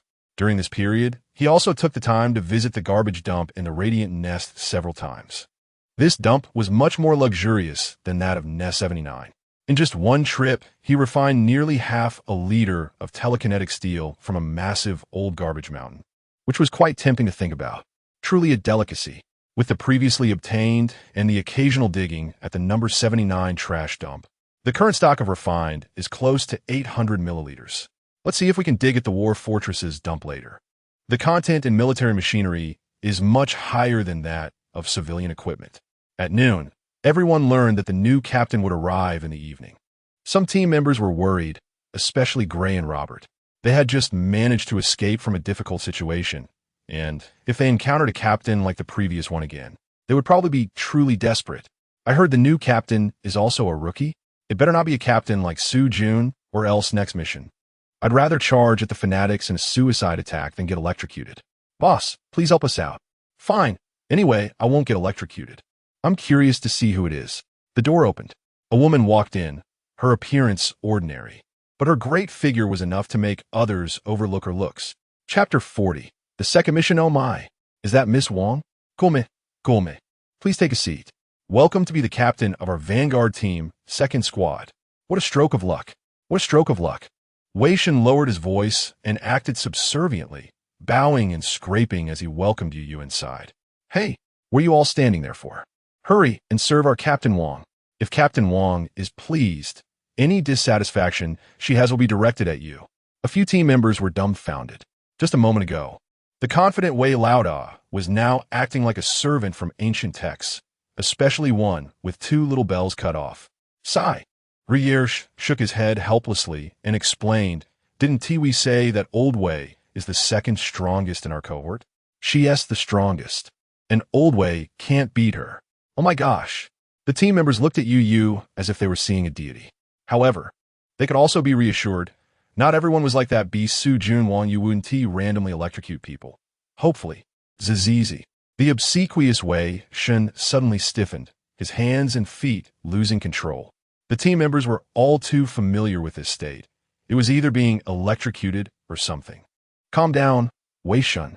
Yu shot him a fierce glare, her face hidden behind a mask, turning red from embarrassment. What's going on? She seemed fine when she left, and now she's acting strangely. Could she really have thought of herself as someone special? Oh no, the captain has also been shocked. Oh my, she has the power to electrocute and is stronger than the captain. What are we going to do? Yu was a pure monitor loyal to the Federation, so they could naturally trust her with the power to electrocute Wei Shen. Don't be nervous. I want to use it carelessly. As long as you don't make serious mistakes, I want to use it. There's a new battle the day after tomorrow. And tomorrow I will get to know your strengths one by one. You should all rest well and prepare. Wang Jia, what about him? Huadezi pointed at Wei Shen on the ground. That's his fault. Wang Yu snorted and went to find a room. The moment she left, Wei Shen sprang up, still enveloped in smoke. So heartless. We've been cellmates for over a month. He chuckled. Old Wei, are you okay? What's there to be okay about? I've been electrocuted plenty in the reformatory camp. I was shocked for no reason during training, and in the end, I could even endure being shocked to perform a spasm punch for the perverse instructor. I see. You can take it. But why are you teasing her when you have nothing to do? You know she doesn't like being teased. ISNT it just because an old friend came to visit? I didn't expect her to come after all. I thought it would be earlier. The Federation is uneasy about me.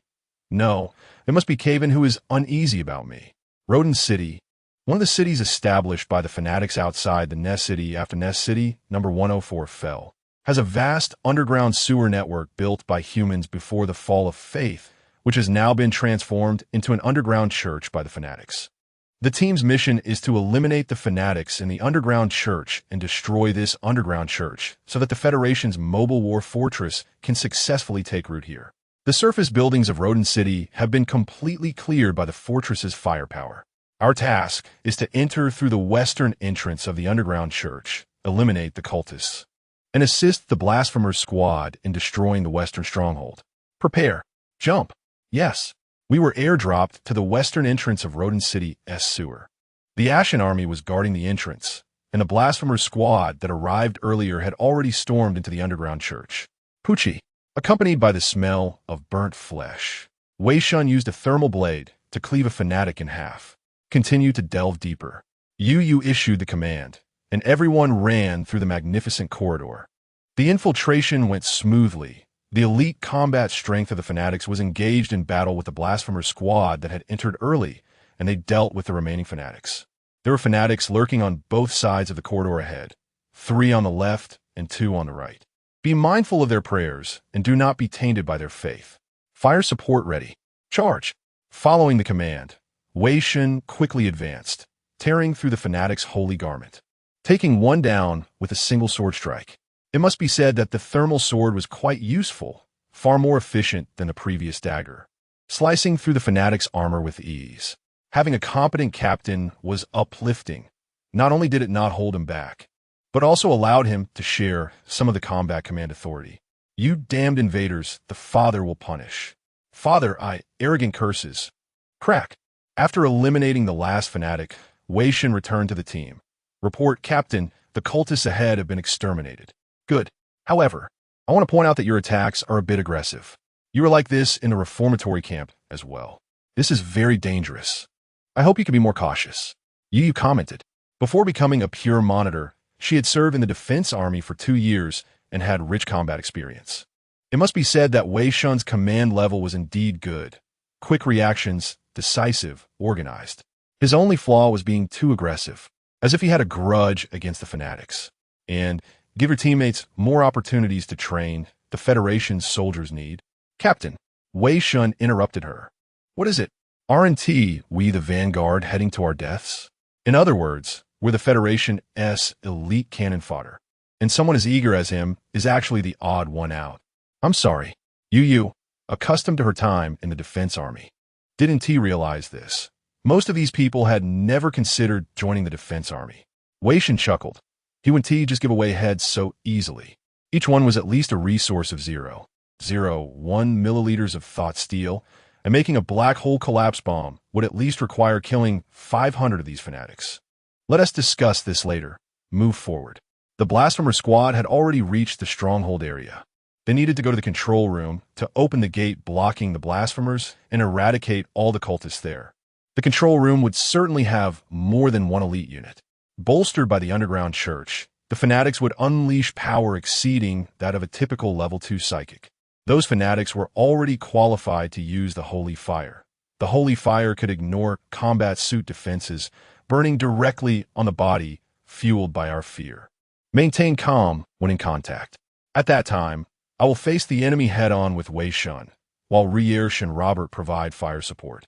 The others must be cautious of enemy ambushes.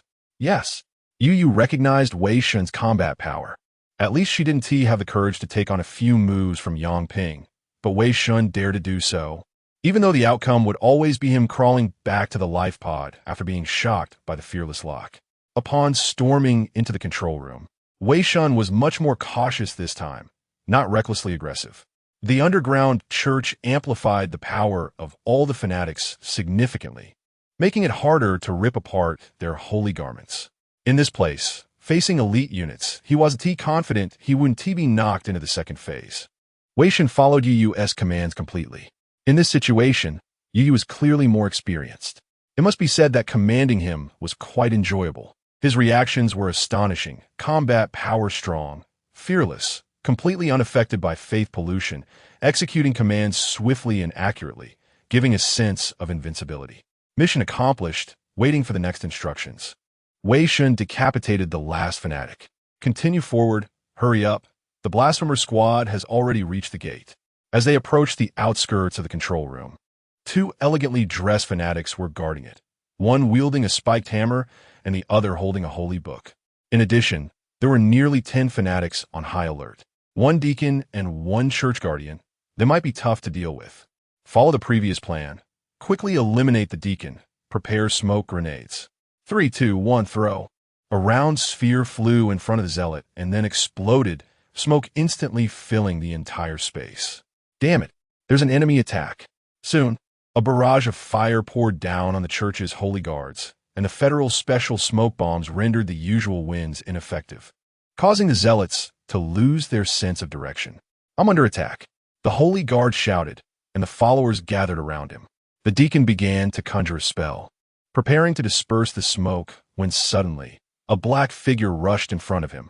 Wei Shen had already consumed a bottle of brain nutrient solution, rapidly replenishing his mental energy, while the body enhancement drugs he had prepared were injected into his body by his combat suit, giving him more explosive power. The deacon immediately changed his spell, golden flames enveloping Wei Shen. However, it had little effect, unable to even force the black figure back a step. How is this possible?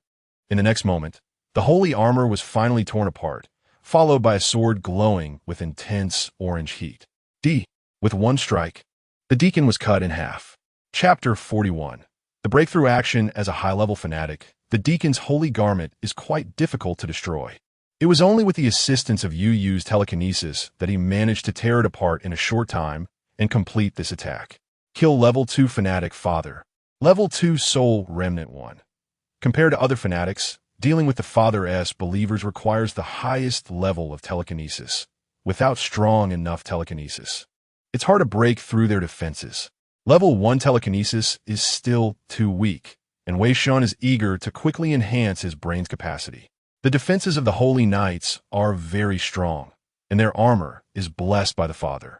Even if the holy garment is torn, it is still difficult to inflict effective damage, so they choose to use firepower to contain and eliminate other living forces first. The holy garments of other fanatics are much easier to destroy than that of the deacon. Wei Shen skillfully manipulates his telekinesis to damage only a small part of their holy garments, just enough to insert his heat-melting sword and then chop them down. Originally, his mental energy would be exhausted after destroying 3 or 4 low-level fanatics' holy garments, but he manages to kill dozens with a minimal cost. Everyone gather. Don't be. Boom! A grenade exploded in his face, interrupting the Holy Knight's command. When the smoke cleared, only he and 2 cultivators remained, while the rest of his companions had turned into pieces of corpses. Father, please grant me strength to overcome these evil demons. He swung a mace toward Wei Shen, and if hit, it could easily crush both man and armor. Wei Shen dodged to the side, calculated the timing, and threw a specially made stun grenade, which exploded just as it reached him. The strange halo stimulated the Holy Knight's brain, causing him to briefly fall into a daze. Taking advantage of this gap, Wei Shen quickly killed the fanatic beside him, while Yu Yu dealt with the remaining one. Quickly resolve them before reinforcements arrive. With all companions fallen, the Holy Knight was left alone, and a violent holy flame erupted from his hands, its intensity preventing others from approaching. Wei Shen frowned and took a few steps back. He had already tried before, and the Holy Knight's holy garment was tougher to destroy than the deacon's. Since he couldn't break through quickly, it was better to leave it to someone capable. Captain, catch the sword. Wei Shen threw the heat-melting sword out, then drew his pistol and dagger to harass the Holy Knight. At this moment, Yu Yu suddenly appeared behind the Holy Knight, using all her strength to tear a hole in the Holy Knight's garment with her level 2 telekinesis. The performance of the heat-melting sword was fully activated, flames erupting from the blade as it swung toward the seam of the knight's shoulder armor. The Holy Knight sidestepped, and the sword was blocked by the armor. At this moment, a ghostly figure suddenly emerged, using the gap torn by Yu Yu to thrust a dagger into the seam of the helmet, injuring the Holy Knight's eye. The Holy Knight howled in agony, but he had completely lost the chance to counterattack. Yu Yu swung her sword again, this time successfully striking the armor seam and severing the Holy Knight's head. Huff, resolve. Wait, didn't you say you would let me have the head? What? Yu Yu was puzzled. What did he say? He wanted her to let him have the head. Ugh, damn Lucy. I only regret my lack of ability. Unable to take your dog head. Oomph. What the hell is wrong with this person? He has gone crazier than before. Really just like the other fanatics of different faiths. He has always been like this. During the last mission, he almost beat me up for stealing one of his fanatics. Ruelsch came over to explain. Still too strange. Must keep a close eye on him. He could very well be a follower of some special faith demon. If not, then his condition has probably worsened. A hint of pity appeared in Yu Yu's eyes, but no one noticed due to her mask. Your sword. Yu Yu reluctantly tossed the sword to Wei Shen. It really felt good in hand, and the modified technology on this sword was excellent. After taking the key from the Holy Knight, they entered the control room, where several fanatics were waiting inside, but unfortunately, they were all ordinary believers and were quickly slaughtered. The control device had been damaged, but the method was crude, and the damage was not thorough. After a brief repair, they successfully opened the gate. Task completed. The operation was quite successful, with no casualties. Now, quickly rendezvous with the heretic squad to assist them in exterminating the Holy Domain fanatics. Yes, before leaving. Wei Shen frowned and glanced back at the control room. What's wrong? Yu Yu inquired. I just feel like it was a bit too easy. Resolving the fanatics, repairing the control device, opening the gate, all of it went so smoothly. If it were other enemies, it might be so, but they're fanatics, whose thinking is different from ordinary people. They should have at least set a bomb in the control device. Did you find anything? I was just wondering why we weren't blown to the sky. What kind of madness is this? The gate opened. Those traitors succeeded. The captain was right. There is indeed a pure observer lurking in that squad, or it wouldn't have been so quick. They will be here soon. Let's go in first. Yes. The heretic squad rushed into the corridor beyond the gate, arriving at the location of the pivot. This was an open prayer room, with a holy statue standing in the center, surrounded by 4 holy knights and nearly 20 ordinary fanatics. Hovering above the statue was a 4 or 5-year-old child with small wings, dressed in white gauze, with golden hair and golden pupils, a slender halo above their head, and wings pure and flawless. The 4 holy knights and a low-level angel. 3 will contain the angel, while the other 2, and I will exterminate the fanatics. And finally deal with the angel. The presence of fanatics greatly enhances the angel's power. Their faith provides boosts to the angel, and the more there are, the greater the boost. As a level 2 squad, only the captain and vice captain are level 2 telekinesis masters, while the rest are level 1 telekinesis masters who have undergone 2 modifications. Each of them leads 2 team members, with the vice captain containing the angel and the captain fighting the fanatics. The level of faith pollution here is extremely serious. Be careful to stay awake and not be corrupted by faith. Yes. All right, the action begins. They did not wait for the doomed vanguard to arrive. That rabble might already be exhausted and heavily damaged from dealing with the guards of the control room. Even if they came, they probably wouldn't be of much help and might even drag them down. With a smoke bomb thrown in, the heretic squad activated their sound interference device and charged into the prayer room, the angel's holy song echoing throughout the space as the battle began. A battle-hardened level 2 heretic squad, in terms of equipment, combat power, and experience, far surpassed Wei Shen's level 1 squad. The number of fanatics quickly decreased, soon dropping below half. The captain cleaved through the 3rd holy knight, raised his gun, and shot at a fanatic preparing to ambush from behind. He charged toward the last holy knight, tearing apart his holy garment, activated the laser sword to maximum power, blocked the descending mace, and then stabbed it into his heart. Captain, be careful. The heretic squad's captain was suddenly knocked aside, and a beam of light shot past his original position, piercing through half of the head of the teammate he had just pushed away. Mill, damn it. Looking to the other side, the vice captain was sent flying, and the other 2 were also in poor condition, all suffering varying degrees of injury. The fanatics had been mostly cleared out, and the angel's power was weakened.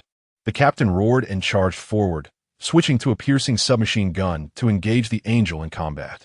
These faith offspring can only be harmed by telekinesis.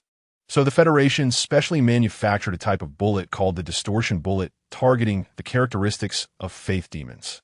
While distortion bullets cannot harm faith demons and their offspring, they can cause a certain distortion to their immaterial bodies, limiting their movement. Ront, come support. Yes.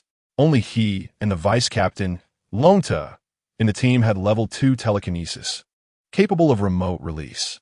They infused their telekinesis into bullets and shot at the angel, while the others equipped distortion bullets to restrain the angel. Under the damage of the telekinetic bullets, the angel's body was riddled with wounds, and without the faith replenishment from the fanatics, its recovery speed slowed significantly. The angel let out a loud cry, and the church responded, with the concentration of faith pollution around sharply increasing. The entire prayer room radiated a golden light, resembling heaven. This is bad. Its recovery speed is accelerating. We need to finish it off quickly. The captain furrowed his brow, made a decision, discarded his submachine gun, removed his telekinetic defense, and poured all his telekinesis into the lightsaber. He braved the omnipresent holy light and faith pollution, roaring as he charged at the angel, then leaped up and thrust the sword into the angel's chest. Chapter 42 Traitor. The holy light and flames burned the body of the blasphemer captain, pouring all his mental energy into the structure of the disintegrating angel. Finally, with the last cry, the angel turned to ashes. The blinding light dimmed, and the captain fell to the ground, exhausted, along with a yellow crystal the size of a fingernail. Captain! The surviving team members rushed forward, but the captain waved his hand. It's fine, no need to help. He struggled to get up and stored the angel's faith crystal into a containment bag. As the angel died, the protective holy light attached to the statue gradually faded. With a gunshot, the statue exploded, and the destruction of the western support of the underground church was successful. This mission resulted in the deaths of 2 team members, and the rest were seriously injured, including himself. He took a breath, bowed his head in silence for a few seconds over his fallen comrades, and then opened the communicator. Report to headquarters. The 2nd Blasphemer team of the 3rd Vanguard has completed the destruction of the western support. Please respond. ZZZZ. ZZZZ. No response, only static. The captain frowned and tried to connect again, but the result was the same. No one answered. Captain, it might be that the angel's cry caused a loss of signal in the area. Should we leave here and try? You're right, Ront.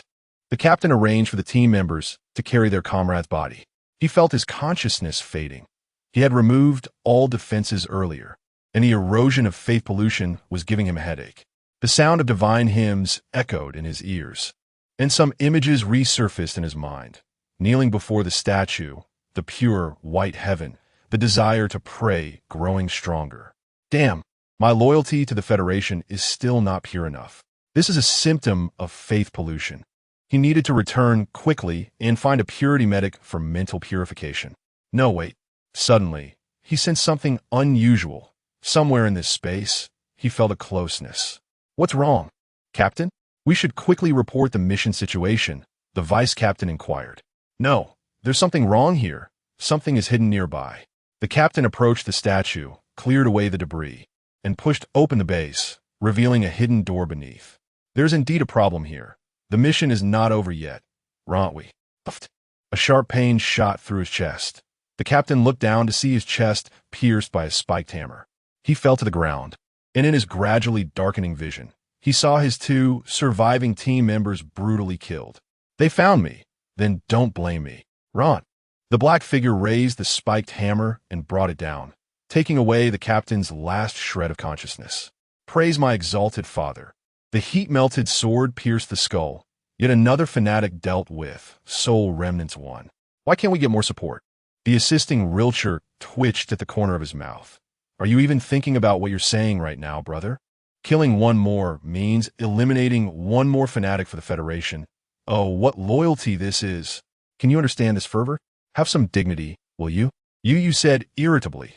She was present during Wei Shen's interrogation of truth. Speed up. The location is not far ahead.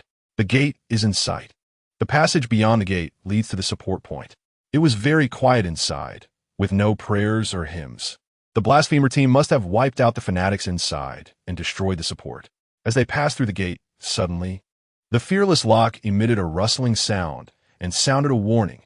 Warning. Warning. You have left the signal range. Please return immediately. Do not attempt to escape. Please return immediately. If you do not return to the signal range within 1 day, the fearless lock will explode immediately. Please return immediately. Oh no, the fearless lock has lost signal. Although there was still a day left, most of the Vanguard team members panicked. After all, this was a life and death matter. What's the rush? We have a day. Once we go in, it's either death or survival. It shouldn't take a whole day. Wei Shen shrugged. No matter how dangerous it was, he could still activate the second phase. Is there anyone who comforts people like you? But Wei Shen was right. Even if the gate closed, the follow-up cleanup team of the Vanguard would arrive within a day, so there was no need to worry about that. Moreover, even if time passed, Wei Shen could manually help them disassemble the fearless lock. However, it's better not to encounter such situations.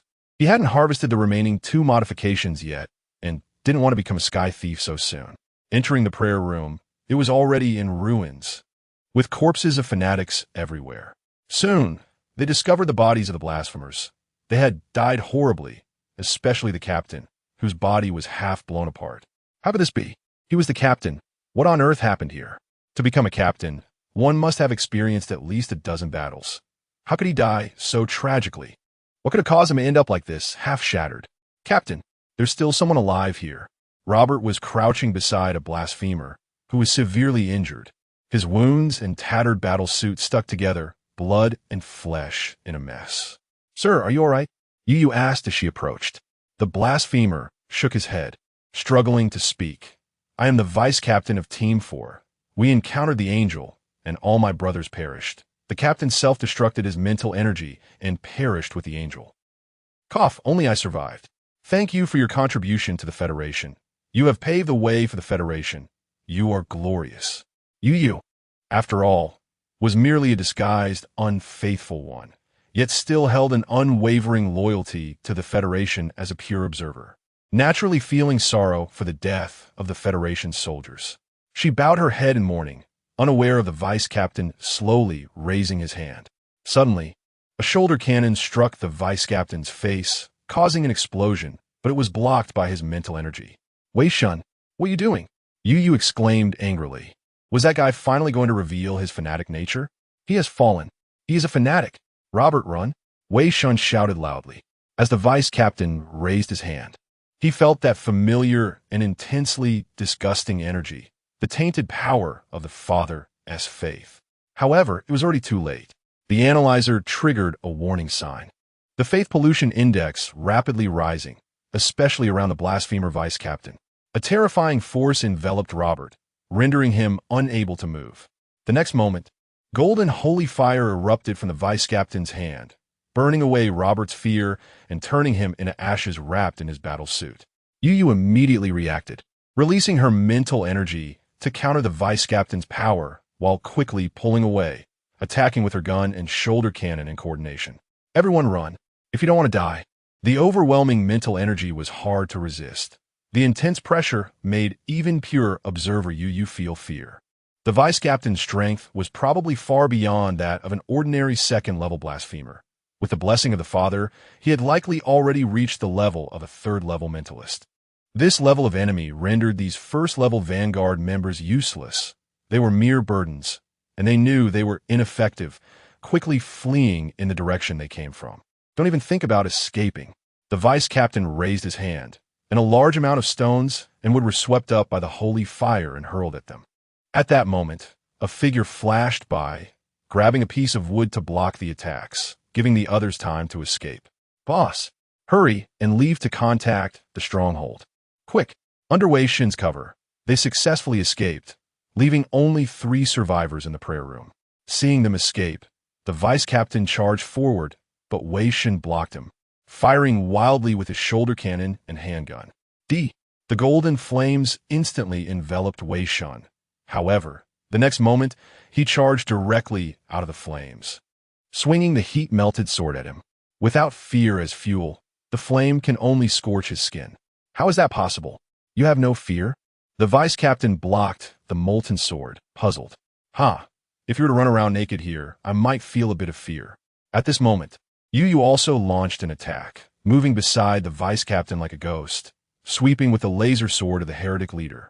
Suddenly, a strong holy light burst forth from the vice captain, catching both of them off guard. Taking this opportunity, he kicked Wei Shen in the abdomen, sending him flying and crashing into the wall. Chapter 43. Phase 2 Cough. A mouthful of blood spatters onto the visor. His internal organs must be severely damaged now. If it weren't for his specially modified strong physique, that kick just now would have been enough to split him in two. If this continues, it will definitely be over. He must think of a way. Stop acting, Captain Wang. Show your true abilities and run. Otherwise, we will all die. Wei Shen closed the internal communications and shouted at Yu. What? What are you saying? I noticed it back in the modification camp. It's so obvious. Who doesn't he know? Run. Get out of here. Damn it. Yu gritted her teeth and increased her speed. If possible, she still wanted to save Wei Shen. After all, he was her team member. Although she lacked experience, she was still a pure observer and had received specialized training. She moved stealthily through the prayer room, using obstacles to conceal herself and evade attacks. Her physical abilities were naturally no match for the seasoned heretics, so she could only entangle with them in this way and look for an opportunity to take Wei Shen away. With the holy armor, Yu's attacks were ineffective, and her psychic powers were also fending off the vice captain's psychic attacks. Just holding him off was becoming increasingly difficult. Finally, she found an opportunity. Wei Shen, move to the doorway of the prayer room and stay hidden. I'll come to get you. Wei Shen, are you still awake? Please respond. Turning around, she saw Wei Shen collapsed in the corner, his life unknown. Calling him is useless. That kick was enough to shatter his internal organs. He is practically dead. Damn it. Yu could only continue to fight, unable to take him away, so she prepared to find a chance to retreat. Suddenly, the vice captain's speed surged, even exceeding hers, and his agility greatly increased. The gory wounds on his body had scabbed over, and the holy light he emitted was even more dazzling. Finally recovered a bit. Otherwise, how could I let you waste so much of my time? The previous psychic self-detonation of the heretic captain left him severely injured.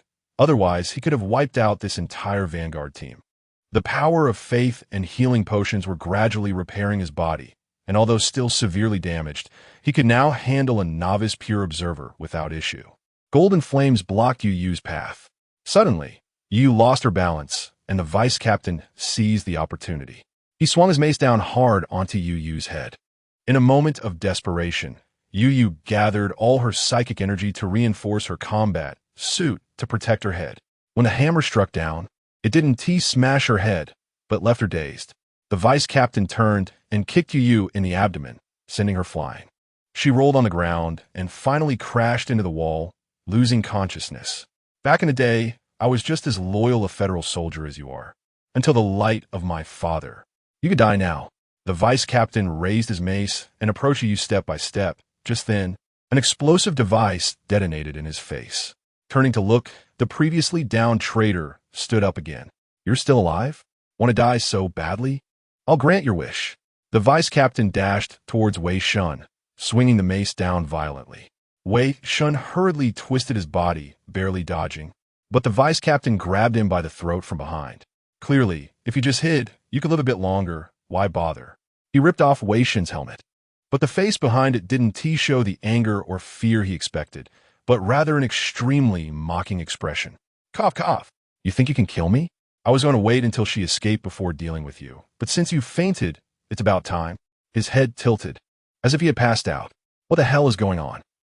Suddenly, the world changed color. The holy light dissipated, and all colors turned to gray-white. The vice captain felt a terrifying sense of oppression. His body couldn't move an inch. The holy armor melted like snow, and the psychic energy it emitted was instantly torn apart. A figure cloaked in gray-white robes and wearing a hood appeared before him. The darkness under the hood was as deep as the starry sky. Since the signal here is blocked, the surveillance of the fearless lock is also gone. It's time to enter phase 2. How? Is this possible? An alien god has emerged from this guy's body.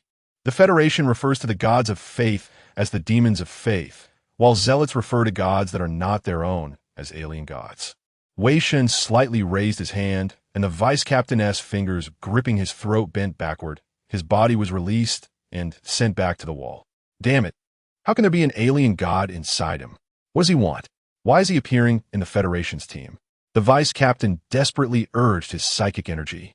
praying frantically to the Heavenly Father, trying to stimulate the power of faith. This alien god can descend into reality like this. It should only be a newborn alien god. And if that's the case, there's still a chance. As long as I can temporarily block its invasion with psychic energy and then gather my Father's blessings. Even though the two powers will conflict and damage the soul, it's the only chance. However, he didn't even have the opportunity to clash. Every time he urged his psychic energy, a force stripped it away. And the power of faith was even more impossible to talk about. It was dissolved as soon as it was generated. Why is my Father's blessing dissolving? Why is my psychic energy being stripped away like this? Isn't psychic energy supposed to counter these divine blessings?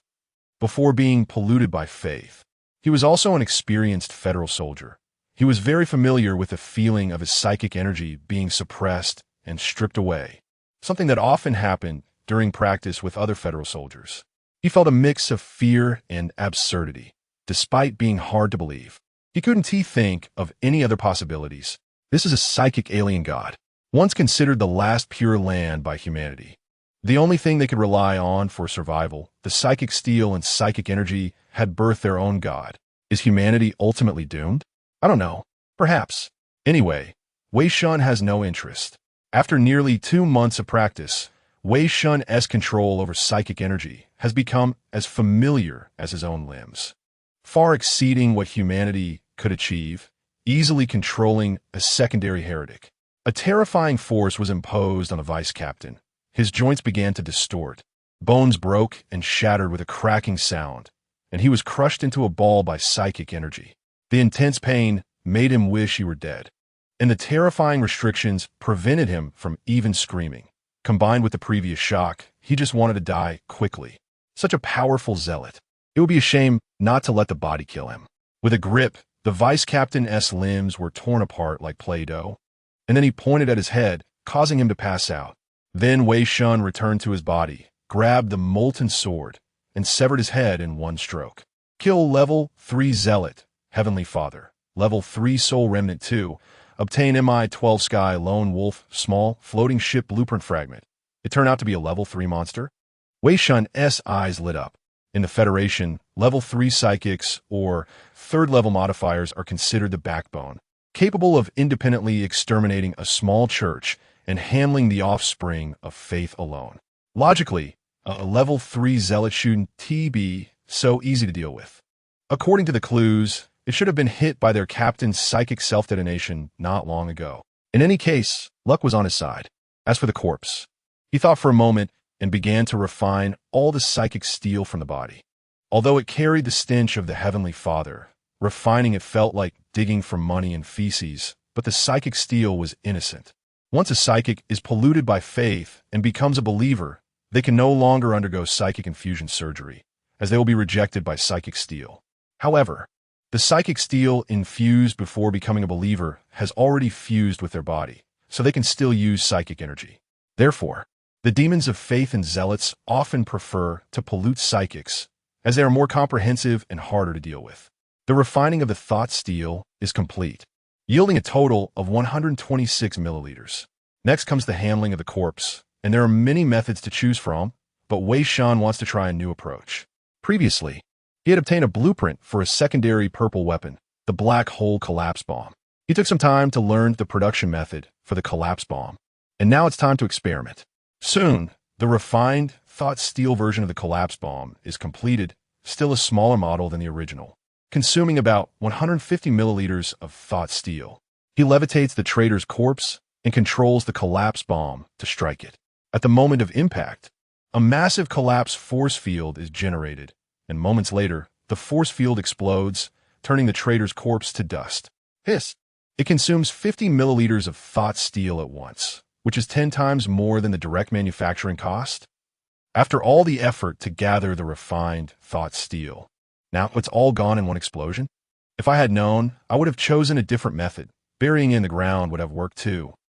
However, the power is still somewhat satisfactory. At least it's stronger than using thought power directly. Unfortunately, the consumption is just too high. Alright, there's that. Returning to his body, he releases all the previously stored thought steel in solid form. Since it's temporarily useless, it's better to refine it. Leaving his body again, he refines the thought steel. This church is much larger than before, and the resources should be considerably better. So it would be a waste not to scour it. No, let us wait a moment. He feels a vague discomfort, originating from below the prayer room. Using his strong perception, he looks towards the direction of the collapsed statue. It seems there is something there. He directly burrows underground, finding a very deep passage that connects to a hidden door beneath the statue. Chapter 44. You use question burrowing underground. Beneath the passage, there was a vast space. Upon entering this space, everything within it caused a momentary violent fluctuation in the previously calm emotions of the transcended individual. In the space, there was an altar completely constructed from human skulls, their eyes wide open, expressions both devout and insane. The blood from the severed necks stained the skulls below, one after another. At the very center of the altar stood a flag symbolizing the Father, and a mist-like holy light rendered this den of evil sacred. Clearly, the number of federal citizens they had killed was insufficient. Most of these skulls belonged to fanatics. Ugh, it still as disgusting as ever. The pollution of faith made Wei Shen feel nauseous. Observing the altar's design, he knew its purpose. A novel from the Traitors series mentioned such altars. It was one of the many bloody rituals of the fanatics who worshipped the Father, and one of the relatively cruel ones. The fanatics used secret methods to brutally kill people, sealing the souls of the heads within the skulls. There were 5 altars in total, forming a complete ritual. When the ritual commenced, the faith and obsessions of the sealed souls would erupt, distorting the thoughts of all living beings within the ritual's range, rapidly tainting them with faith and turning them into followers of the Father. In the novel, the fanatics polluted a Tier 3 hive city using this ritual, leading to citizens and hive city leaders alike becoming followers of the Father, resulting in an extremely bloody inquisition during the ritual.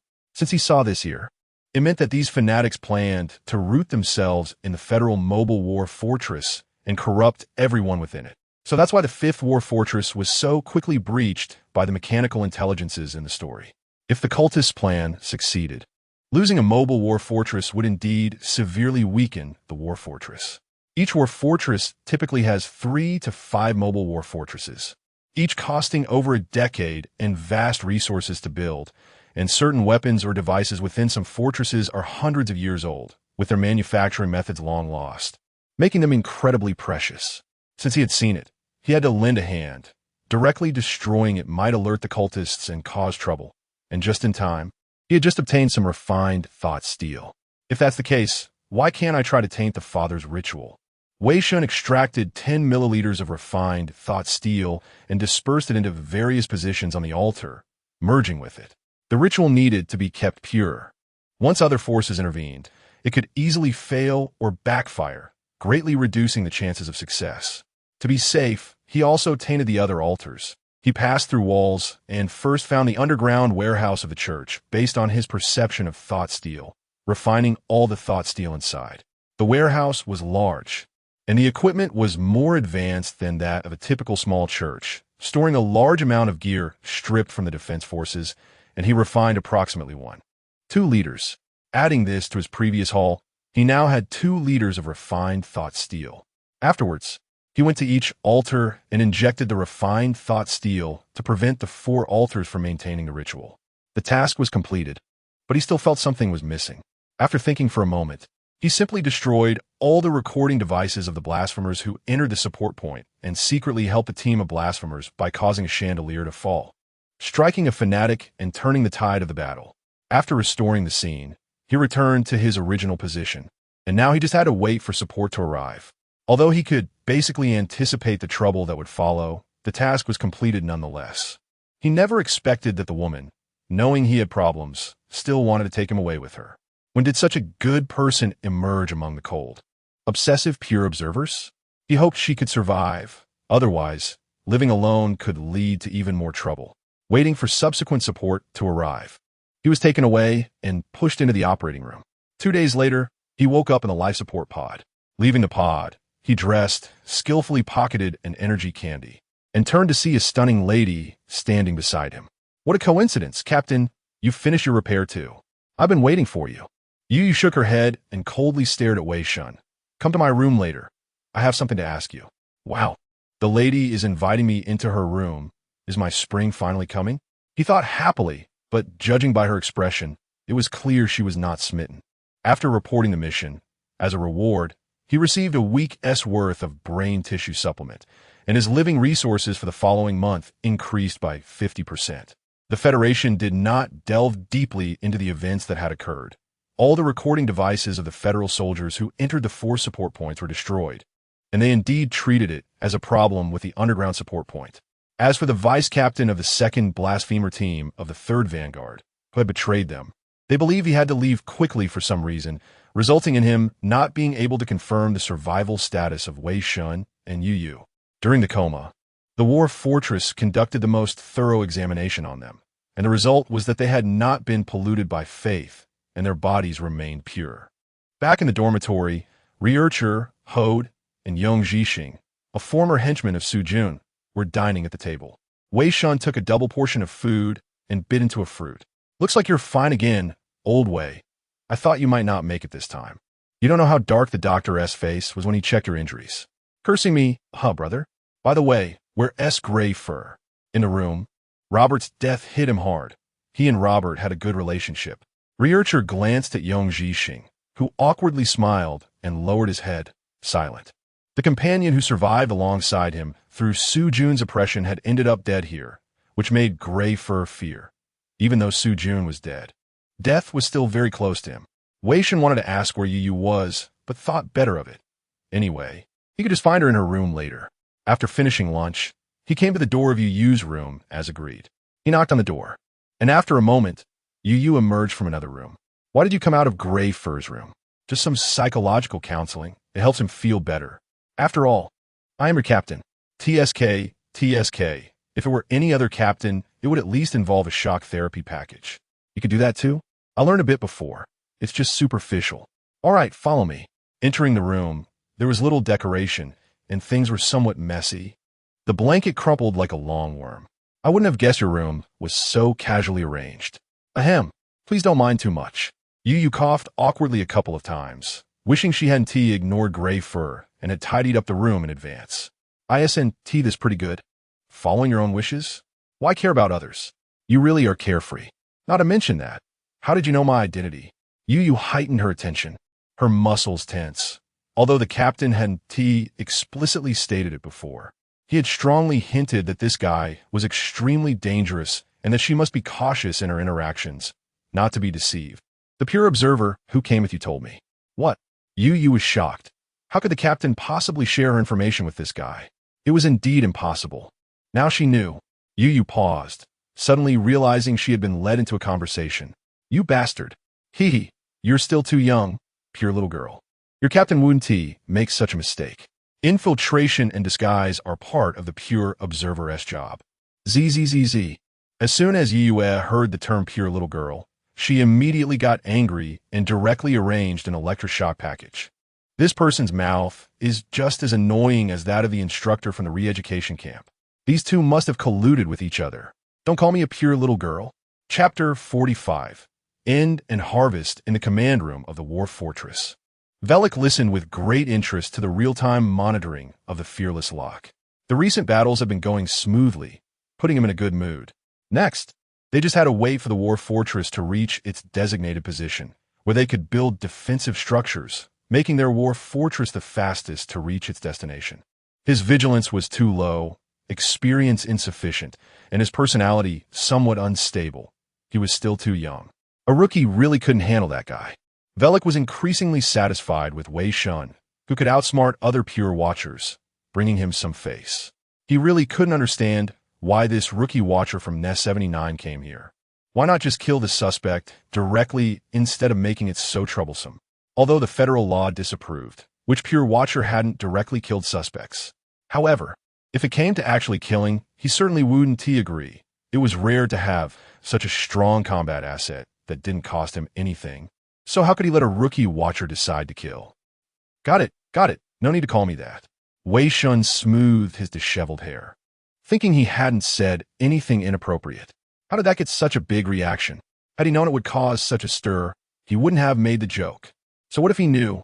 No matter if you were a pure watcher or a blasphemer, whether from Nest 79 or the Fifth War Fortress, it was all the same to him. There was a monitor on his neck, and it didn't matter whether she was there or not. If he wanted to run, a pure watcher definitely couldn't stop him. Although it was annoying, Wei Shen was right. It wasn't that Yu didn't know being too conspicuous would increase the risk of exposure. It was just that she had already undergone 2 physical modifications. If she suffered punishment and couldn't even break skin, that would be even more conspicuous. Moreover, even if discovered, it would merely change from covert monitoring to overt monitoring. Captain Caven was sent for punishment due to killing Chun San, which left her quite dissatisfied, and no orders had been given from above. The higher-ups were divided into 2 factions over Caven's issue, and because she was Caven's team member, she was sidelined. Her application for this task was approved immediately, as if they were eager to get rid of a troublemaker. At least here, she could eliminate fanatics and contribute to the Federation, which was better than going back to do nothing or being sacrificed by the higher-ups to appease the enraged blasphemer. Besides this, she had another question. Were you really feigning that time? She suspected that in the recent mission, it was Wei Shen who defeated that traitor and disposed of his body using some method, rather than the traitor leaving. With the fanatic's cruelty towards ordinary people, how could that traitor let them go so easily? What else? Although I can endure a lot, there are limits. You should have seen my injury report, right? As expected, the result was as she feared. She had not held out much hope for this question. Don't think too much. Just consider it the favor of the Federation's ancestors.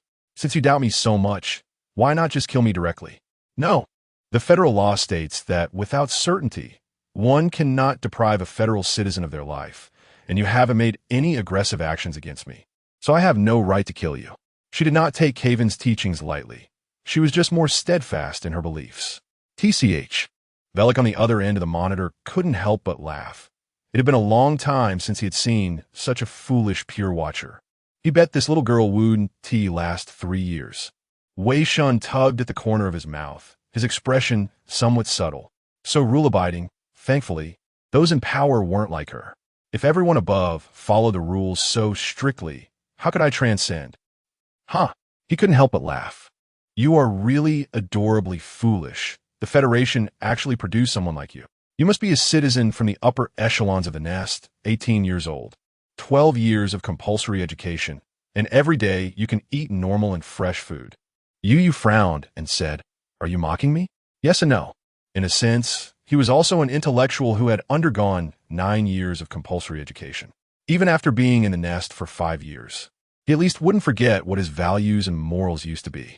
I just feel I'm starting to like you more and more. Thank you for not killing me, Miss Wong. This guy, even his compliments are hard to appreciate. All right, do you have any other questions? Ask me why I am not loyal to the Federation. Or ask about my home address and my standard for a girlfriend. None. Just hurry and leave, Yu said disdainfully. What a pity. As they reached the door, Wei Shen suddenly turned around. By the way, since I know your identity, let's relax a bit in our interactions. And your acting skills are just SOSO anyway. Get out. Yu angrily kicked him out, but a moment later, the corner of her mouth lifted, and her expression relaxed. What a strange guy. Did I really fail this much at being a pure watcher?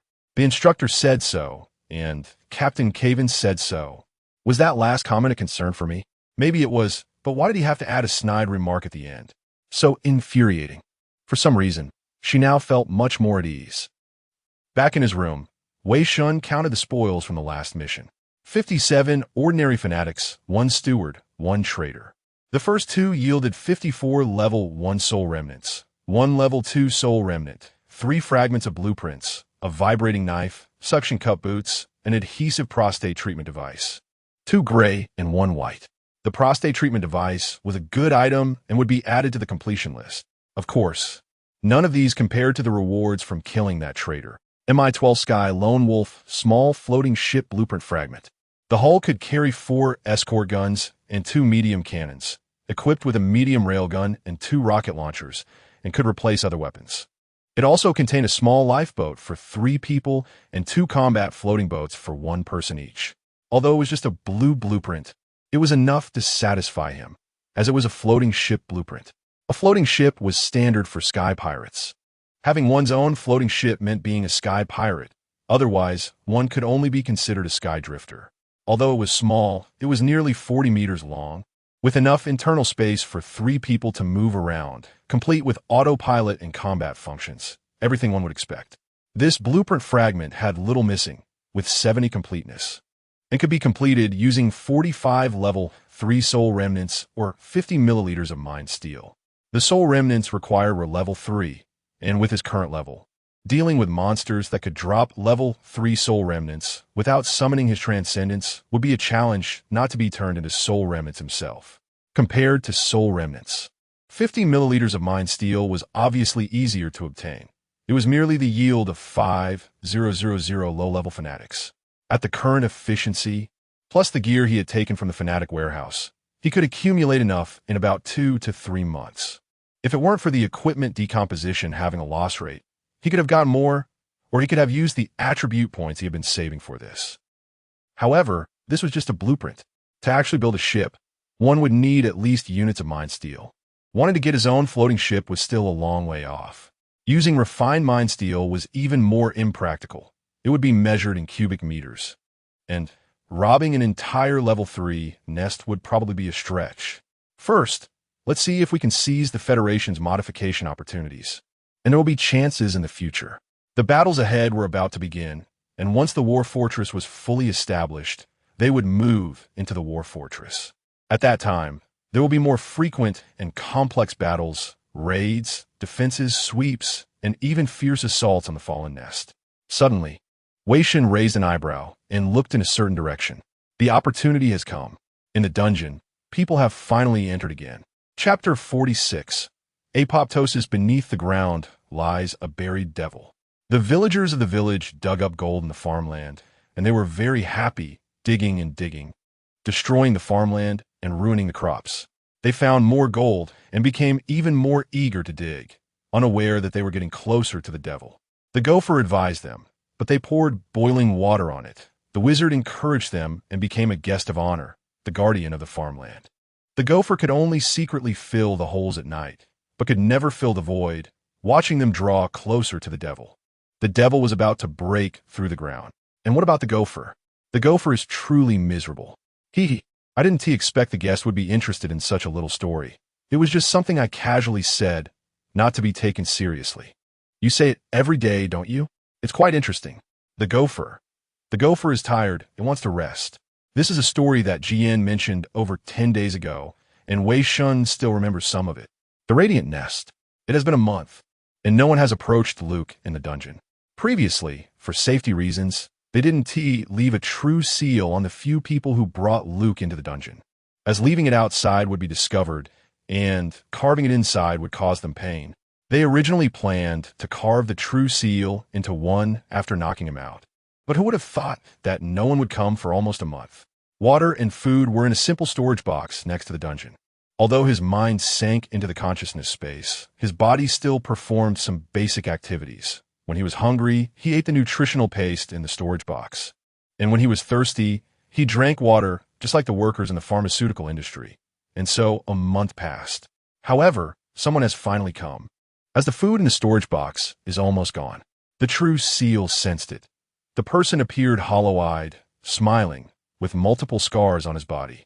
Also a slave immersed in consciousness, but it didn't matter as long as he could go out. Besides the person delivering food, 2 others entered, cloaked in white robes that concealed their faces, adorned with gemstones. Strangely, they emitted no psychic waves like 2 corpses. They carried the 2 people in the dungeon away, and Wei Shen carved the true seal into the slave's body, controlling the slave's movements. After filling the food, he pretended to leave. He did not follow the few people carrying the others, as being discovered could cause great trouble. And he had already left a true seal on the 2 being taken away. Once the few left, Wei Shen began to explore.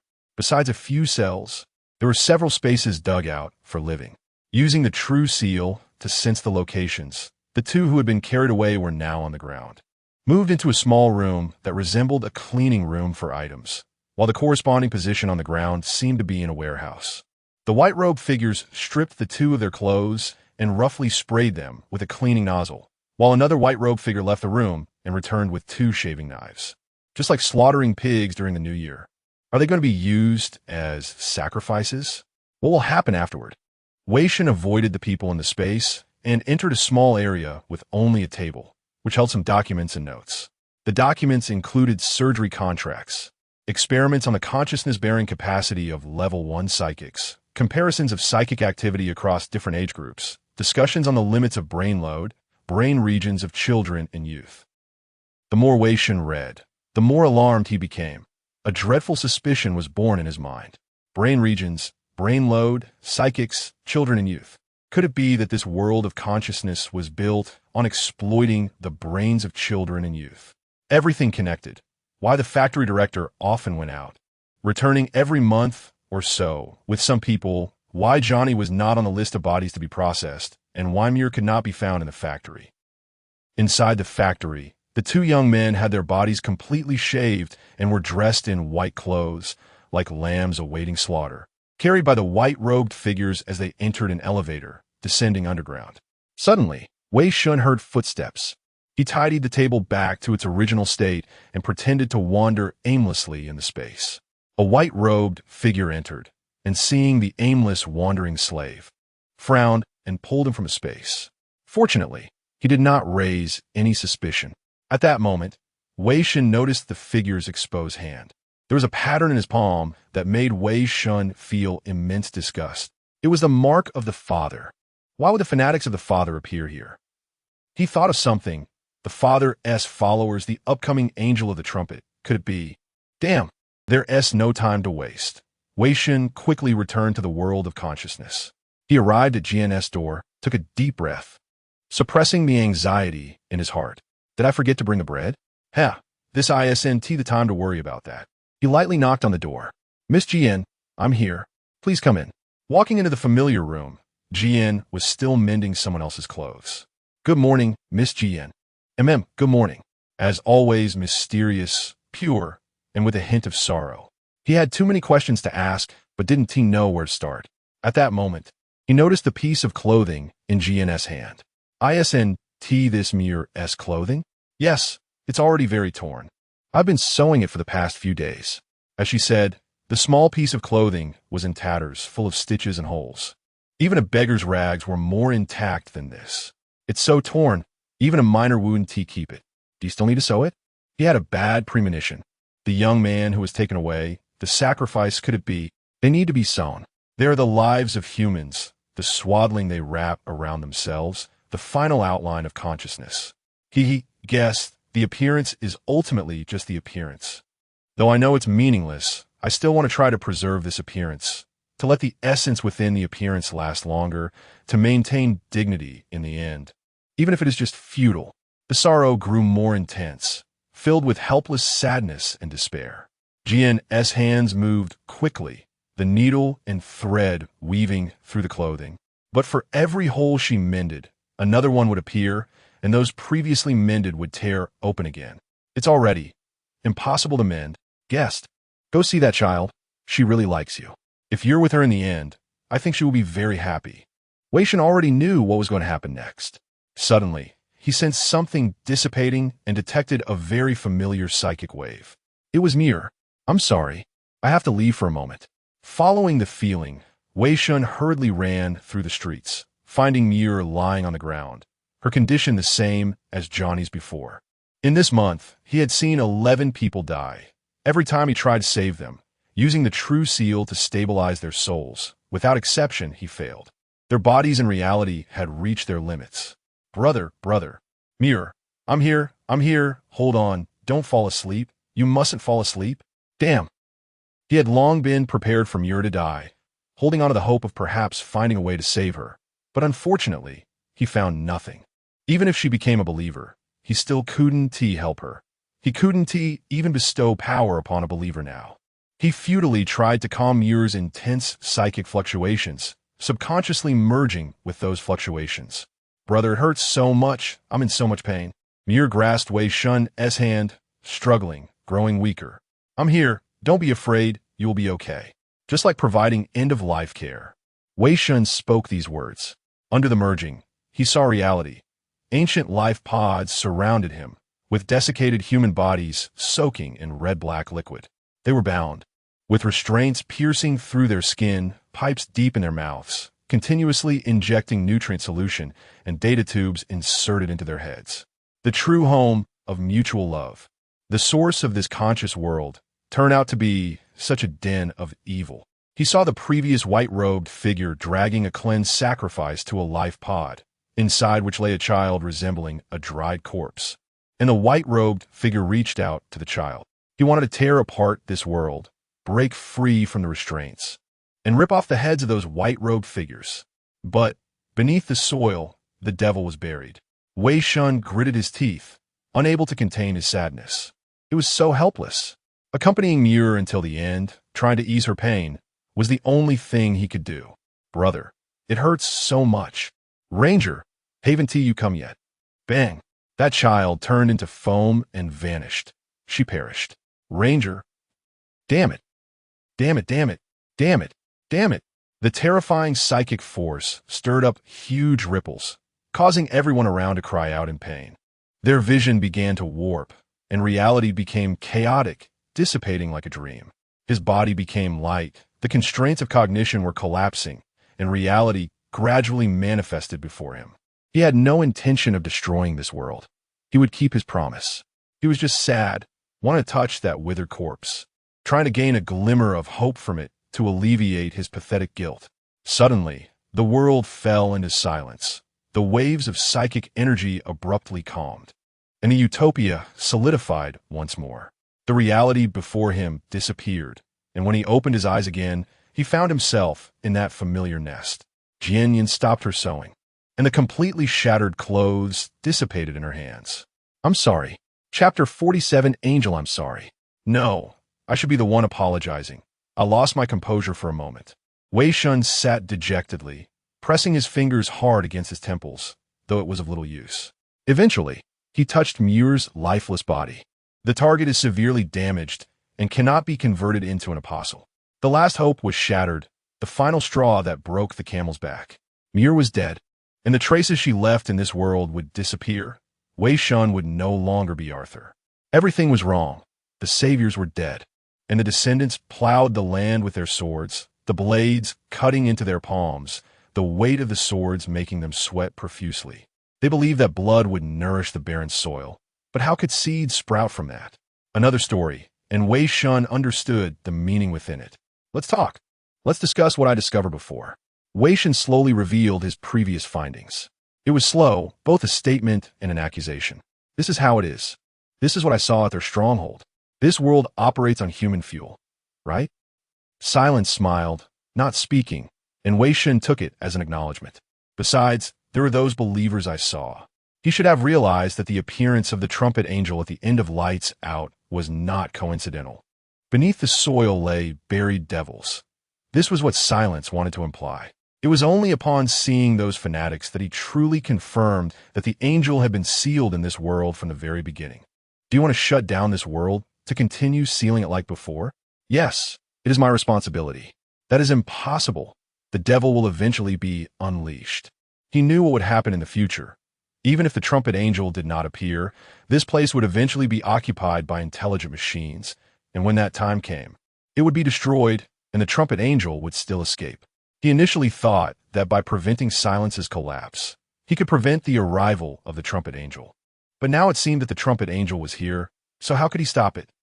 After a moment of contemplation, he made the next decision. I can solve this. I will kill that devil. No need. You just need to fulfill your promise. Wei Shen couldn't help but laugh. I know you don't trust me, because in your eyes, I'm the devil of faith. A month has passed. How could he not have noticed Silence's concealment from him? He could read others' emotions from the fluctuations of their psychic energy. I'm sorry. No need to apologize. I will not seek your consent. I will kill it my way, and if you are unwilling, you can stop me. The fall of the Radiant Nest was the beginning of humanity's collapse, which truly gave the Father the qualification to touch the heart of humanity. One of his purposes in seeking Silence was to prevent the arrival of the trumpet angel. Now that it cannot be prevented, he can only kill it. He did not want humanity to perish within 10 years. This was his deepest regret as a fan of the traitors. Moreover, the guilt and sorrow in his heart needed an outlet, a way to unleash his wrath upon the angel. I cannot trust him. The devil of faith is the enemy of humanity. They are always cunning and treacherous. Silence struggled intensely within, torn between responsibility and liberation. Isn't it good this way? He promised to deal with another devil, and he seems to possess humanity's reason and conscience. Isn't his power psychic energy? Perhaps he is special. He eases the world's pain every day. If I promise him, I can let go. But my inherent duty, the meaning of my existence. Yet, I am really so tired. He is the demon of faith, a twisted will, but why? If I truly hand it over to him, Miss Silence, you speak. You've worked hard. Take a break. Wei Shen looked at her conflicted face, sincerely stating she had hinted so many times. How could Wei Shen not know? Silence had heard a saying, when people hesitate, fate will always force them to move forward. Witnessing her kindred leaving one by one, mending torn clothes, desperately trying to stop the decay in helpless despair. She was tired. She looked at the clothes on the table, still many needing repair. The broken spirits of her kindred needed healing, and she could not rest yet. Then she saw the bread box on the table, emitting the aroma of cream bread. It hasn't disappeared yet. Silence suddenly laughed, feeling a breakdown of relief. So that's it. Does my heart truly have a desire for him? Otherwise, how could the bread box continue to exist here? You are truly arrogant, Mr. Guest. Silence said helplessly, with a hint of self-destructive joy. Let me tell you some truths, even though you already know them. Then let me show you, if you want to give up. I won't blame you. Silence propped her frail body up, leaned close to Wei Shen's ear, and whispered a word. Angel. Click. Suddenly, the sound of the door opening echoed. A man walked into the room, neither fat nor thin, neither tall nor short, his age indiscernible. With a smile that was neither here nor there, he was hard to read. Wei Shen instinctively withdrew all his psychic energy, disguising himself as an ordinary person. Ordinary, without a trace of psychic fluctuation, yet he felt immense terror and disgust emanating from this man. Angel. Wei Shen seemed to hear the sound of a trumpet, the sacred singing, and the entire nest became holy, like heaven itself. Father. Silence said softly, neither sad nor happy. Father. So this is the father of Silence and Lights Out. That man is very kind, often helping the neighbors, although he is always serious, which is a sign of his earnestness and integrity. No one dislikes him. This is a direct quote from the novel. Now, indeed, there is someone who dislikes him. Warning. Warning. Encountering a high-risk entity. Danger. Unable to cope, please evacuate immediately. Please evacuate immediately. The system rarely issued a warning, enough to show the danger of this entity, guiding Silence to pray to the Father at the end of Lights Out, sounding the trumpet to sacrifice the entire battlefield, leading to the complete fall of the radiant nest by the trumpet angel. Oh, it seems we have a visitor at home. Hello, sir, what brings you here? I apologize for bothering the young lady. I heard she is skilled with her hands, and I wanted to ask her to mend a few pieces of clothing. Please don't blame me, sir. Wei Shen chuckled politely, trying to keep himself from revealing any flaws. Silence's hands had always been skilled, but please be mindful of the time. It is getting late, and Silence is unwell and needs to rest. He responded just as described in the novel, showing no trace of an angel. Wei Shen found it strange and looked at Silence. Silence blinked, placing her index finger against her lips, making a shushing gesture. So that is how it is. Wei Shen understood and bowed to the man. You are quite right. I sincerely apologize and will be more careful in the future. No need to apologize. Just correct your actions, and the Father will forgive you. In that case, I shall take my leave. Wei Shen nodded, and before leaving, he looked at Silence. I understand. I will take responsibility. I keep my word. I will be looking forward to it, Mr. Guest. Wei Shen left the nest, standing silently at the door. The Father will forgive me. Father? Just because of that? It's nothing but the devil of faith. A vile false god. Wei Shen was increasingly displeased, his anger gradually overshadowing his emotions. Wait, when did I become so arrogant? He suddenly realized hurriedly shaking his head. Right now, being a trumpet angel is truly a dream. The likelihood is that he wouldn't even be able to escape. Somehow, whenever other beliefs were mentioned, his temper flared. However, that trumpet angel did not possess the cognition of an angel. This means that the silence had affected his perception, sealing him in such a way that he believed he was a citizen here in order to curb his corruption. So that's it. That's why it's about sealing and not destruction. If the world of consciousness were to be destroyed, the imprisoned trumpet angel would awaken immediately. But ultimately, this can't last. Corruption cannot disappear. As long as he is still a child of faith, the weakness of silence might be the reason for this. Not to mention that there could be factors in reality affecting it. In the original work, the death of Sylvie might have been the last straw that broke the silence, causing her to collapse, accept the corruption of the Father, and fall into one of the Father's strongest apostles. Sigh the burden. Wei Shen walked on the familiar path, returning to the familiar nest. But the decorations on the door were gone, and the nest had become more dilapidated. Has it already become someone else's residence? Wei Shen pursed his lips, a faint sadness lingering in his heart. That child was no longer there. Everything that existed had vanished. In this world of consciousness, perhaps only silence, and he himself remembered her. He still knocked on the door, and a thin man opened it. "Hello, sir. Who are you?" "Wait, aren't you that from the Lucy family?" Before the man could finish, Wei Shen shook his head and smiled. "No, sir. I am merely a messenger from the Nest City passing through here. I intend to rest here and share the stories I have experienced on my journey. I will be at the square every afternoon, and you are welcome to come and support." Chapter 48.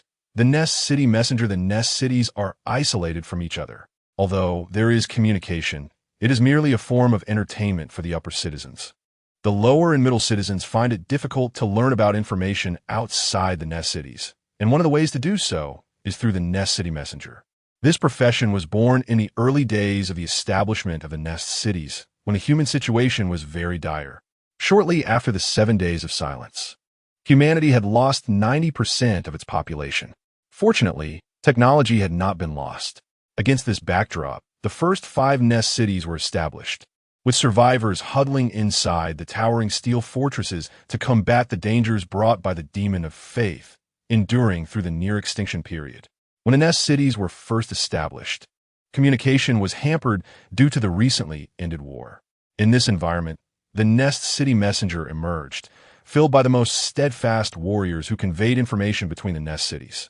As humanity revived and communication became smoother, this profession evolved into storytellers who relayed news between the Nest Cities. The Nest City Messengers often exposed themselves outside the Nest Cities, easily becoming contaminated by faith. The Federation had long prohibited the movement of Nest City Messengers, but as long as human curiosity exists, this profession continues. Moreover, the majority of faith contamination within the Nest Cities is brought in by the Nest City Messengers. Praise my exalted Lord. What do you wish your devout followers to do? Spread me out in the form of stories, regardless of the truth, so that others may worship, believe, and be ensnared. If discovered, pray to me. Yes, my exalted Lord. The last one. Wei Shen sat at the table, savoring the fragrance of tea that had been his last follower. The method of storytelling was effective, reducing the risks of spreading. It was no longer a time for conservatism. He needed his followers to spread the faith. His promise to kill the Archangel was not baseless. He had his plans. As a devoted fan of the Betrayer series, he knew a vast amount of information about this world, including how to deal with faith progenitors like angels. It was indeed difficult for humans to confront them without physical bodies. They could only be killed through thought steal or telekinesis. However, for someone like him, who was a demon of faith, it was much simpler.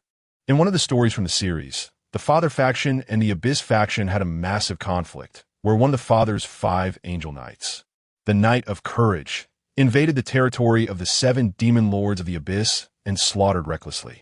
However, as the most powerful angel knight under the Father, after wreaking havoc, he was easily erased by a not-so-powerful demon lord. The reason was the sacred domain. Upon meeting certain conditions or using rituals, the demon of faith could temporarily manifest the sacred domain in reality. The sacred domain is the world of the demon of faith, within the sacred domain.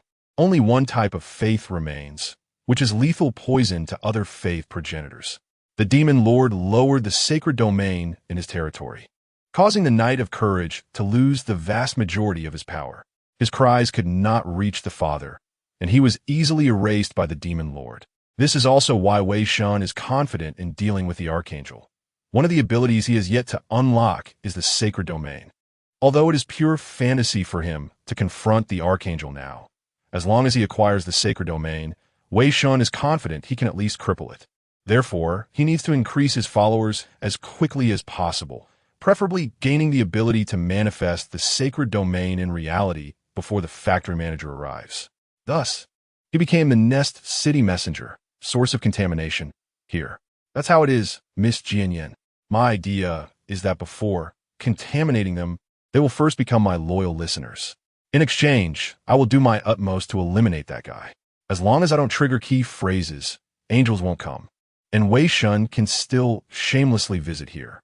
Sir, you, sigh. Jianyan was both angry and amused. How could someone so openly declare in front of her that they would contaminate the people here with faith? Although she had indeed agreed to let Wei Shen handle the matters here, how could he be so arrogant? It could be seen as a provocation, but he seemed genuinely sincere. Judging by his expression, she might even have to praise his honesty. Let him do as he wishes. After all, Jianyan couldn't stop him. She couldn't control Wei Shen's thoughts. Any action against him would be detected. Even if she could succeed, it would merely be that Wei Shen didn't want to resist. He could easily destroy this place. His essence was telekinesis. Jianyan sighed and poured another cup of tea for Wei Shen, embracing the mindset of enjoying what she couldn't resist. She felt much lighter, her movements even becoming more sprightly. It's good that Miss Jianyan agrees. Then I have no psychological burden. Jianyan's voice was cold. When did I agree? Shameless, sir. Wei Shen crossed his arms, incredibly arrogant. You agreed, I say so. You. Haha, you are really cunning. She laughed in anger. This guy was indeed so shameless. Wei Shen shrugged. He did this intentionally. Jianyan had been bound for too long, and he wanted her to break free from these shackles. Thank you for the compliment. By the way, consider this a compensation for angering Miss Jianyan. You told me so many stories before. Please allow me to tell you some stories in return. Haha, don't worry. These won't lead to faith. And as long as you're vigilant in advance, those stories won't produce any contamination. What I want to tell is the story of a solitary bird. The fortress had stopped above Rodent City, with a giant nail known as the anchor of the fortress driven deep into the ground, securing the fortress. The engineers of the Ash Army were constructing the outer defenses of the fortress, and Wei Shen's squad had also moved into the mobile war fortress. The construction of the defensive works would take some time. During this period, the Vanguard Corps would temporarily cease external operations. The defense against fanatics or sky pirates during the fortification would be carried out by the soldiers of the Defense Corps. This meant that it was a rare rest time for the Vanguard Corps, and Wei Shen would have plenty of time to stay in the Radiant Nest City. He applied for the body supplement agent used in the transformation camp. The ordinary supplement agents were too slow for him, and he was eager to progress. The higher-ups initially disagreed with his application, reasoning that this supplement agent was much more expensive than the ordinary ones and could only reach maximum effectiveness in a state of extreme fatigue. However, after Wei Shen submitted the daily usage report of the life pod, they immediately approved it. Leaving the transformation camp and still managing to train himself into a flashing yellow betrayer, he was the first. He was either a madman or an idiot. However, not everything was without issues. Wei Shen, stop training. There's a mission. What? The attack on the fallen Nest City had not yet begun, and it was not yet time for the intelligent machines to initiate war. Due to the underground altar, the disturbances from those fanatics were not strong, so it shouldn't have been a situation where they were needed. It was just a simple escort mission. The transport team of the Radiant Nest City had entrusted us to escort their goods out of this war zone to Nest City 75. Why us? We have free time. What's the point of overthinking? If there's a mission, just do it. Obey orders. Yu said impatiently. The higher-ups had suddenly given her a task to investigate a batch of goods. Someone reported that the transport team was engaged in human trafficking under the guise of goods and suspected a connection with the fanatics. This was not a serious issue. The pure monitors originally planned to investigate when the goods arrived at Nest City 75. However, their higher-ups suddenly remembered that there was a newly isolated novice monitor at the 5th War Fortress and conveniently assigned the task to UU. Directly investigating would certainly raise suspicions. Just as that batch of goods was applying for escort, UU took the task to investigate under this pretext. Chapter 49. The transport team. Some time has passed, and many people have come to listen to his stories in the realm of consciousness. But there hasn't been a single believer. No, there's one, a madman who talks about treasures every day. The speed of achieving faith through stories is very slow. It took nearly a month to pollute Muir, and it might be even more challenging to pollute those adults. Unfortunately, it seems that the time spent in the glorious nest will be significantly reduced in the coming days. Sigh, I don't know if I will have enough time. Perhaps I should take advantage of the crowd effect? Speaking of which, what is the crowd effect? I wish I had learned more psychology earlier. Sigh, I understand now. After dropping the heavy iron ingot and changing clothes, Wei Shen gathered downstairs. In the dust-filled waiting room, a weary man once again brushed off the dirt from his clothes, looking somewhat impatiently at the open entrance. Finally, a few light federal armored vehicles stopped in the dust beside the waiting room, followed by several team members in general-purpose federal combat suits stepping down from the armored vehicles. Oh my God, I'm so glad you finally arrived. Amid the roar of heavy machinery, the man excitedly approached them. Hello, gentlemen, I am the one who requested the escort. Thank you for your hard work. No, Mr. Laurent, protecting federal citizens is our duty. There's no need to be so excited. The leader feigned enthusiasm while accepting the small card of federal currency that Laurent secretly handed over. Most of them wouldn't refuse such compensation, and the higher-ups generally turn a blind eye to this. The War Fortress also interacts with other nests, one of the ways being through these transport teams. Typically, the War Fortress would send a few teams of the disbelievers to escort, and for the soldiers of the War Fortress, escorting transport teams is considered a lucrative job. Yu followed behind the others. As the leader of the Death Vanguard, she didn't have the qualification to stand in front, which conveniently suited her. That's great. This batch of goods is on a tight schedule. Let's get moving. Heading to the parking lot, Laurent led the group to a few trucks. The trucks were large, with wheels about half a person's height, wrapped in iron shells, resembling iron turtles, and covered in dents, clearly having been attacked. Recently, aerial bandits have been rampant. I encountered 2 groups of them before. Oh, luckily I reacted quickly and escaped in advance. Otherwise, I might not have been able to see you. Laurent patted the scarred truck, looking somewhat apprehensive. This is really too hateful. I sympathize with your experience, Mr. Laurent, but I'm afraid I need to check your cargo. You know, it's standard procedure. Oh, of course, that's to be expected. Laurent ordered the staff to open the cargo doors, revealing a pile of discarded equipment inside. These came from the War Fortress. Equipment that has been eliminated or severely damaged and cannot be repaired will be transported to the nest for secondary use. Modified to equip patrolling soldiers in the nest or for training. Most of the equipment in the truck were severely damaged combat suits, which are one of the most common transport items. The escort team split into several groups to inspect the cargo. The leader of the disbelievers casually checked and waved to indicate it passed. After all, they had received money from others, and it was embarrassing to check too meticulously. No problem, how about you? No problem here. None here either. At the last truck, Yu stared for a moment and shook her head. No problem. Taking advantage of the inspection's gap, she secretly installed a surveillance device inside. Good. No problems. Then let's set off. At this moment, the disbeliever captain noticed a team member observing beside a truck. What are you looking at? Bullet holes, sir. I'm looking at the bullet holes. Aerial bandits rarely attack these heavily armored trucks because the resources gained do not match the risk involved. It seems you know a lot about this. Were you once an aerial bandit, disloyal one? No, sir, just an unlicensed mechanic. I apologize. I will return now. The higher-ups had specifically instructed this Death Vanguard team to carry out a special mission. After all, it was unusual for a Death Vanguard team to appear in an escort mission. If it weren't for that, his gun would have already been pointed at that person's head instead of remaining calm. Wei Shen returned to the vehicle, frowning slightly at the several trucks. I suggest you best not act rashly at this moment. The disbelievers usually do not have a good attitude toward disloyal ones. I certainly know that. I'm just a bit curious.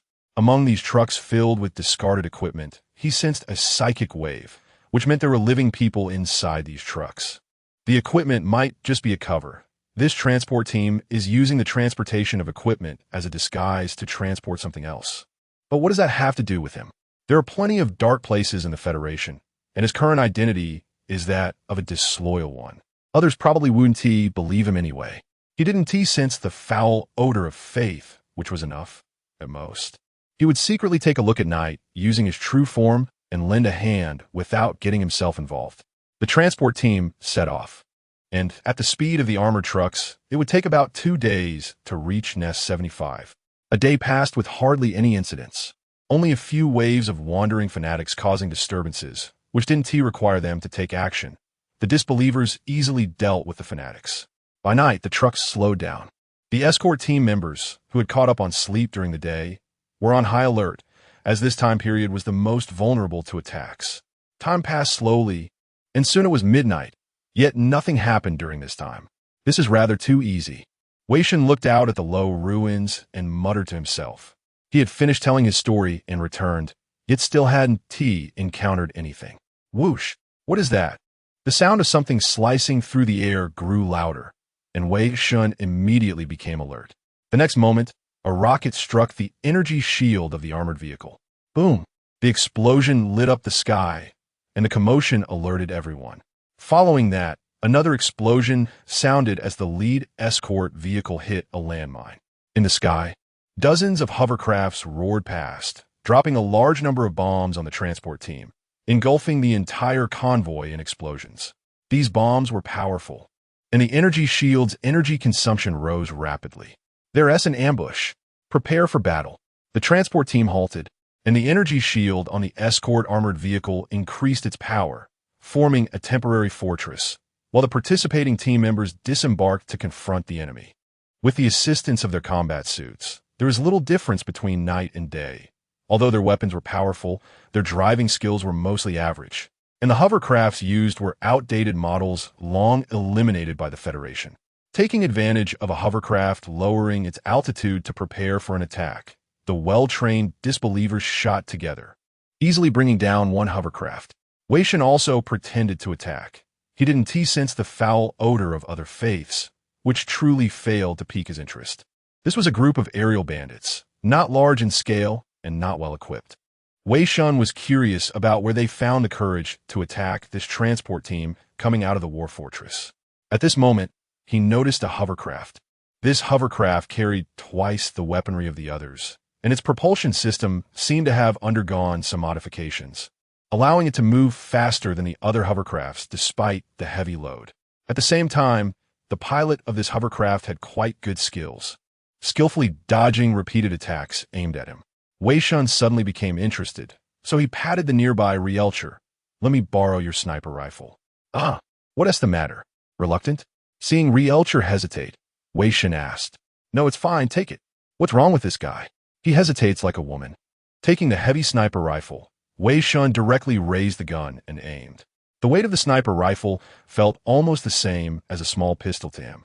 The drug gave him superhuman reflexes, allowing him to accurately assess the battlefield situation. He predicted the flight trajectory of the hovering vehicle and fired a shot. He missed, but it didn't matter.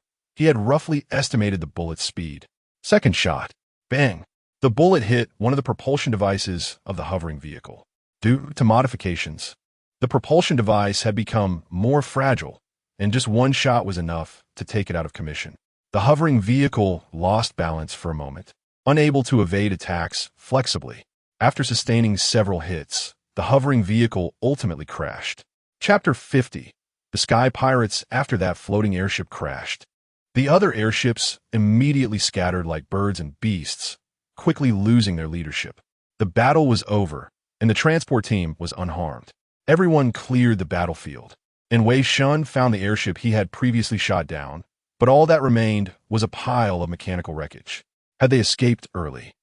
Before leaving, he secretly dismantled the mined steel inside, about 10 milliliters, which was quite good. It seemed that this modification had cost them dearly. There were landmines laid ahead that needed to be cleared first, and the armored vehicles that had been hit by the mines also needed repairs and inspections. The transport team temporarily halted to rest, and the task of mine clearance naturally fell to the unfortunate members of the death squad. The landmines were equipped with anti-detection devices that could evade the radar scans of armored vehicles. These mines designed for armored vehicles were very powerful, even after modification. Being hit by one meant almost certain death. Sigh, they really don't value our lives, just sending us to clear the mines, Gray Mao complained. Don't worry, you won't get blown up. These mines are specifically designed for armored vehicles. Even if you dance on top of them, they 1T trigger. There's one. Wei Shen dug into the ground, revealing a modified anti-armor mine. Using an analyzer, they could quickly discover traces on the surface. As they cleared the area, Wei Shen suddenly stopped next to the wreckage of a building. What's wrong? You asked. Nothing, just a moment of nostalgia. Hundreds of years ago, this was a prosperous city. Yeah, now we can only see it in history books. Sigh, how lamentable. If we had been born in that era, perhaps. There's no need to be so sentimental. He sensed a fluctuation of psychic energy among the nearby ruins. There was a living person inside. Wei Shen kept quiet and finished checking the mines before returning to his team. By this time, the armored vehicles had also been repaired, and the transport team was ready to move out again. Wei Shen pretended to doze off, leaving his main body to approach the ruins, preparing to meet that living person alone. Passing through the wall of the ruins, he found a sky pirate whose body was partially replaced with machinery, slumped against the wall. The person looked about 20 years old, pale, and had lost a lot of blood, ruling out the possibility of using a human skin mask. A piece of metal shrapnel had pierced through the flesh of his abdomen, and he was pressing down on the wound, applying a hemostatic medicine. Suddenly, a figure appeared in front of him. Who? The sky pirate immediately became alert, revealing the energy cannon in the palm of his mechanical arm. Before he could fire, Wei Shen grabbed his prosthetic limb, and the energy cannon went dead, rendering the limb uncontrollable. T-015 Terminator-type prosthetic? This lost technology from the Renaissance era hundreds of years ago. I didn't expect you to have such equipment. Relax, I have no intention of attacking, and I am not loyal to the Federation either. The sky pirate frowned. This sudden appearance had somehow disabled his mechanical prosthetic, and if so, he might easily disable the rest of his mechanical body. If he wanted to, he could probably kill him without much effort, but the sky pirate dared not take the risk and stopped attacking. Who are you, and why are you here? Just an ordinary nest messenger. Happened to travel here and heard some commotion nearby, so I came to join the fun. He didn't know that there were nest messengers who liked to join in the fun, nor did he know that nest messengers had the ability to disable others' equipment. I'm curious, why did you attack the Federation's transport team? Just the cost of ammunition alone exceeds the possible income, and success is not guaranteed. This is not for plunder. If that were the case, why wouldn't we choose the floating ships of the rich merchant caravans? The sky pirate gritted his teeth, thought for a moment, and finally spoke, as it was no secret. This transport team has been trafficking people under the guise of transportation. My poor blood relatives are locked up in those iron tortoises. You wouldn't believe it, but we don't abandon any family. That's the family motto of the Iyer family. Damn, if my airship hadn't been hit, I would have succeeded for sure. Don't let me find out who hit my airship or else. The sky pirate's eyes were filled with hatred. They always sought revenge for the smallest grievances. I think it was me who shot it down. Wei Shen subtly glanced away, pretending to know nothing. No, I believe you, because I also sensed that there were living people in the cargo compartments of those armored trucks. You could sense that? Don't underestimate the perception abilities of nest messengers. I see. So that's why those armored trucks were attacked by sky pirates? They must have captured more than one person. However, the surname Iyer, Wei Shen asked, can you tell me who was kidnapped? Sigh, it's my younger sister, Sylvie. Who? Sylvie. Wei Shen frowned. Could it be that Sylvie, one of the main characters in the Lights Out? Just to confirm, your younger sister. Is she the one with brown hair, gray pupils, a mole at the corner of her eye, 16 years old, with a psychic perception ability that is inherently different from others, and a natural level 1 psychic? How do you know? Do you know my sister? The sky pirate was shocked. These traits matched his sister perfectly, and so detailed. If this guy said he had an affair with his sister, he would believe it. He probably rolled in the sheets with her a few times. Oh damn, it really is. I wondered why Sylvie in the novel was so bold and persistent, able to have so much to talk about with the Silent One. And it turns out she is a sky pirate, and her surname just happens to be Ayer. Wei Shen slapped his forehead and sighed. Ah, yes, you're right. I do know your sister. She helped me once before. She might not remember, but I do. They're searching for young psychics as sacrifices. It's impossible not to target groups like sky pirates that are outside the Federation's jurisdiction. Forget about attacking the transport team. With 2 level 2 scorners, 1 level 1 scorner, and 1 level 1 death squad, there's no way your previous combat strength could break through their defenses. The sky pirate's expression was conflicted. TSK, damn it. By the way, how do you know about the transport team's situation? There were people inside, and I knew in advance. Oh, is that so? The sky pirate's eyes lit up, about to say something, but Wei Shen waved his hand. You don't need to say. I will find a way to get her out. I also want to investigate some matters. Of course. This isn't free. Once it's done, you owe me a favor. Following the transport team, he would likely meet the factory manager in advance and directly deal with him or delay his return to the glorious nest. The destination of the transport team is Nest 75, but the ultimate destination of those who were captured is the glorious nest. Here, take this. I'll contact you anytime there is progress. Of course, whether you believe it or not doesn't matter to me. He casually used his psychic power to manipulate a stone, carving it into a sculpture and inscribing a true seal inside before tossing it to the sky pirate. Thanks. I'm called Gore. What should I call you? It's dangerous outside. Don't use my real name. You can call me Sage as a code name. After saying that, Wei Shen directly passed through the wall and vanished. Directly passing through a wall? Could it be that what I just saw was an illusion? But he did indeed give me a stone sculpture just now. Who exactly is he? Whether he is trustworthy is unknown, but in any case, he has now lost his combat capability. He sent out a communication, waiting for his companions to support him. Soon, he heard the sound of an airship. Who? They finally arrived. He breathed a sigh of relief, staggering as he prepared to leave his hiding place. Suddenly, countless bombs rained down on the shelter, reducing it to rubble. He didn't even have time to scream before being engulfed by the explosions. I didn't expect Gore to still be alive. I saw his airship crash with my own eyes. He should be dead by now. There's no way he could survive such an explosion. Now only that old guy is left, and the helm of the EEL family should be passed on to someone else. Several airships are hovering over the ruins, and there are only half as many as before. The Federation didn't shoot down that many airships. The rest were shot down by their own people, who killed those loyalists. Oh, poor little princess. She will only know that her brother died under the Federation's fire trying to save her. Oh, she won't even have the chance to come back. She doesn't even know she was sold to us for just 10 milliliters of thought steel. Amidst the laughter, a few people landed beside the ruins, cleared away the rubble, and dug out Gore's body, preparing to take away the prosthetic limb with lost technology, while the rest would be completely destroyed. What's this? During the search, a sky pirate pulled something from Gore's body. It was a finely crafted stone sculpture. Chapter 51. Tracking returning to his body, while others were dozing off. Wei Shen once again left his body and slipped into those armored trucks. There were 5 armored trucks, 2 of which emitted psychic fluctuations from their cargo compartments. He casually chose one, which contained a man who looked to be around 20 years old. So, the other one must be Sylvie. Entering another armored truck, Wei Shen found the familiar main character in a battlesuit that looked severely damaged. Sylvie, just like in the comics. A syringe was stuck in her neck, continuously injecting anesthetic in her body, enough to keep her unconscious from here all the way to the radiant nest. Wei Shen did not rush to wake her up, as this would cause unnecessary trouble. After leaving a true imprint in her body, he returned to his own. For now, he decided to hold back, waiting until he made contact with the director of the 5th Pharmaceutical Factory in Radiant Nest before figuring out how to rescue Sylvie. He could either take action on the vehicle heading to Radiant Nest or send her out through the previous underground smuggling route, while also reporting that smuggling route. However, he preferred to have Sylvie help him with a dangerous task.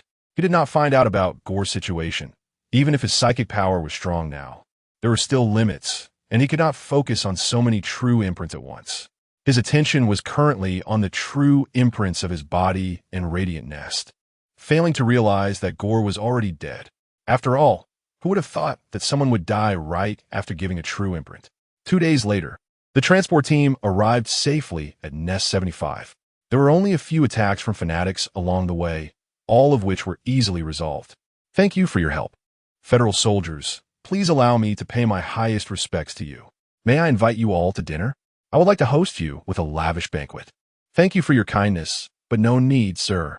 We have other tasks and cannot stay here for long. Everything is for the Federation. Oh, what a pity. Please send my regards to the soldiers at the fortress. Everything is for the Federation. The transport team broke away from the escort team, while the escort's armored vehicles drove into the mid-level nest. The mission was complete, and due to another task, they were granted a rare short break to spend the federal currency they had no place to use before. Of course, this had nothing to do with the doomed Vanguard team. They were not allowed to go out and could only stay in the armored vehicles, doing nothing. Naturally, not everyone had to stay in the armored vehicles. Captain, where are you going? We can't leave the armored vehicle. I have a special mission and have obtained temporary access to the Fearless Lock. Of course, you don't have it, so don't go out on your own. With that, Yu left the armored vehicle. After walking a distance, she slipped into an alley and emerged as a fashionable white-collar worker seen on the streets. The tracker had been installed in the armored truck, and she glanced at the location before disappearing into the crowd. Inside the armored vehicle, the gray-haired man looked enviously at her. Sigh, being the captain is great, getting special missions to go out. Don't you think so, boss? I don't know, and I'm not interested. I want to take a nap. Wake me up if anything important happens. Wei Shen tilted his head and left his body. Throughout the journey, Wei Shen had mostly been asleep, and now he could still sleep, even though he was always so energized in the war fortress that he had to train himself to the point of exhaustion every time. Ha tapped the gray-haired man's shoulder and whispered, I heard that the exhausting training in the transformation camp greatly shortens lifespan. And those unfortunate souls who have been to the camp will feel increasingly sleepy like the boss when they are about to die. The boss underwent the most training in the camp. Could it be? Don't talk nonsense. Who dies shortly after coming out? Just do your job. Rule said angrily, but couldn't he help but feel a bit suspicious? Could it really be true? It shouldn't be, right? The goods have been delivered. Thank you for your hard work, Mr. Laurent. If I could help, that's great. I'll take my leave now. All right, sir. Please take care. After the goods were delivered, Laurent pretended to leave, circled around, changed into a cart pusher's outfit, and re-entered the receiving area as a worker.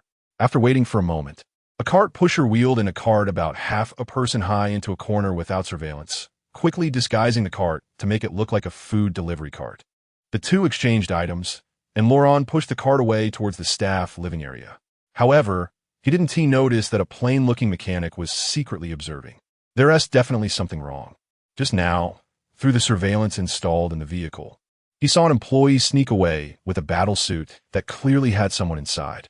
They were indeed engaged in human trafficking, and next, he needed to investigate if they were colluding with the fanatics. Following them to the staff living area, he saw Laurent pushing the cart into the kitchen, while Yu immediately sneaked into the changing room and changed into a chef's outfit. Suddenly, the communicator beeped.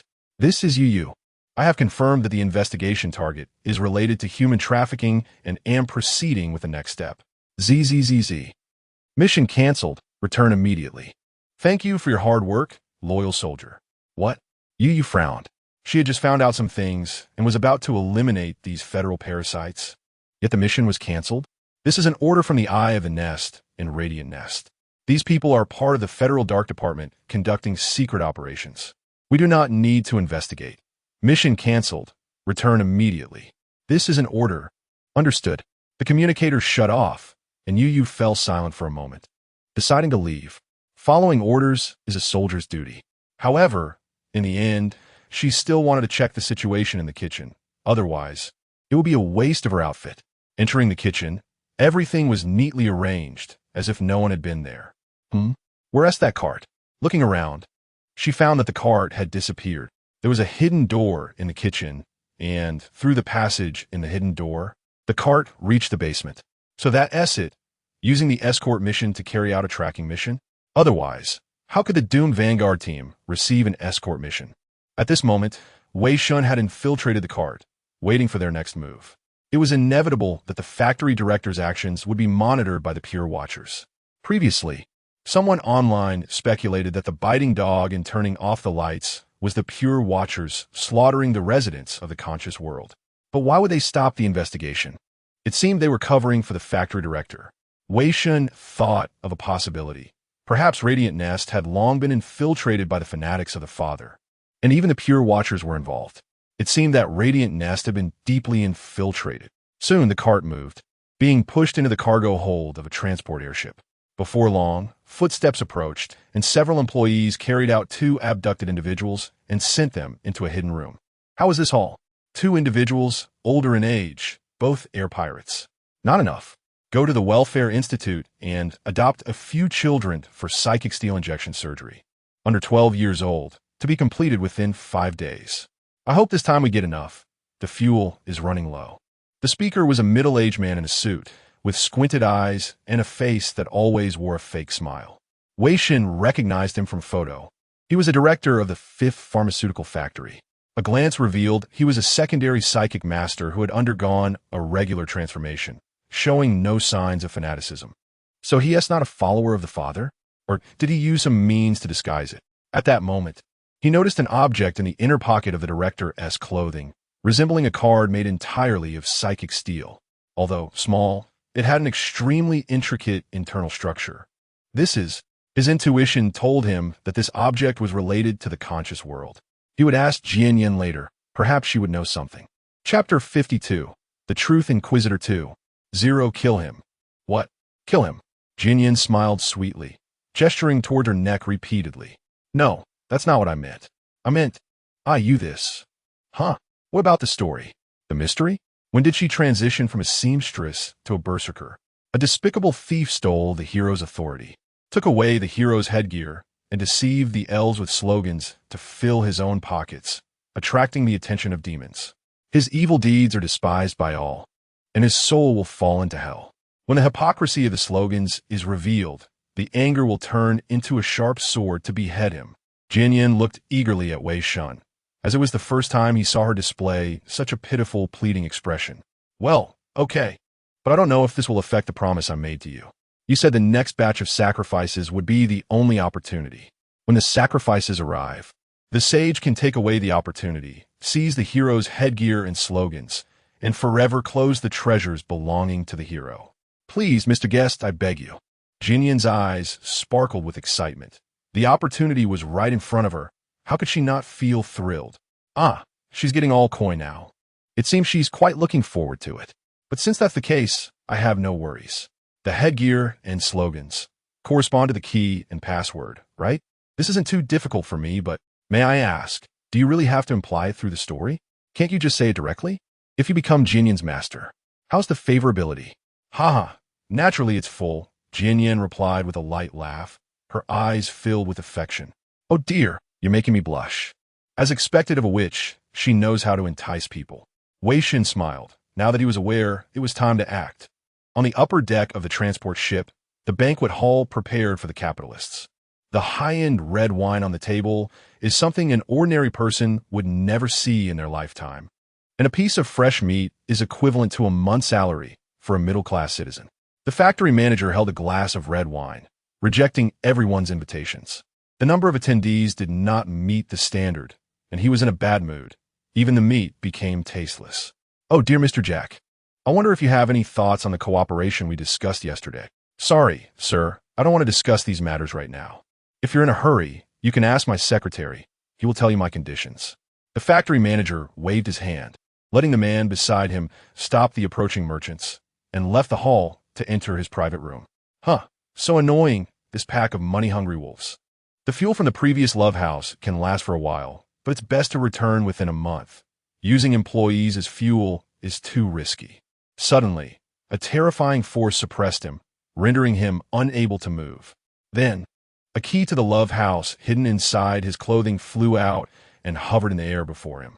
At some point, a person appeared in his room, cloaked in gray robes, exuding a gray-white light, making it impossible to see their face, yet causing him to tremble all over.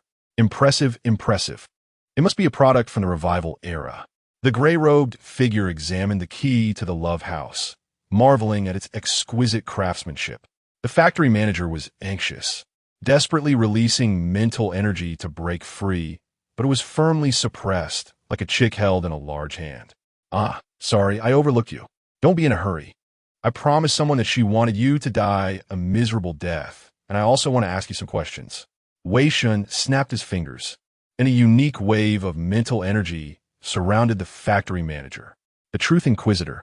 Although Wei Shen did not know its structure, he was aware of the feeling it produced and the mental energy waves it generated. With his current control over mental energy, simulating a similar situation was not difficult. The mental energy rampaged through the factory manager's brain, causing him to scream in pain, but Wei Shen had already isolated the sounds in the room with mental energy. At a certain moment, Wei Shen looked up and put away the key to the Love House. "All right, that should be enough." The simulation of the Truth Inquisitor was successful. "I can start asking questions now. What is the password required to enter the Love House?" "There are 3 in total. The password for the underground elevator at the entrance is 050. Under the torture of the Inquisitor, the factory manager dazedly revealed all the information.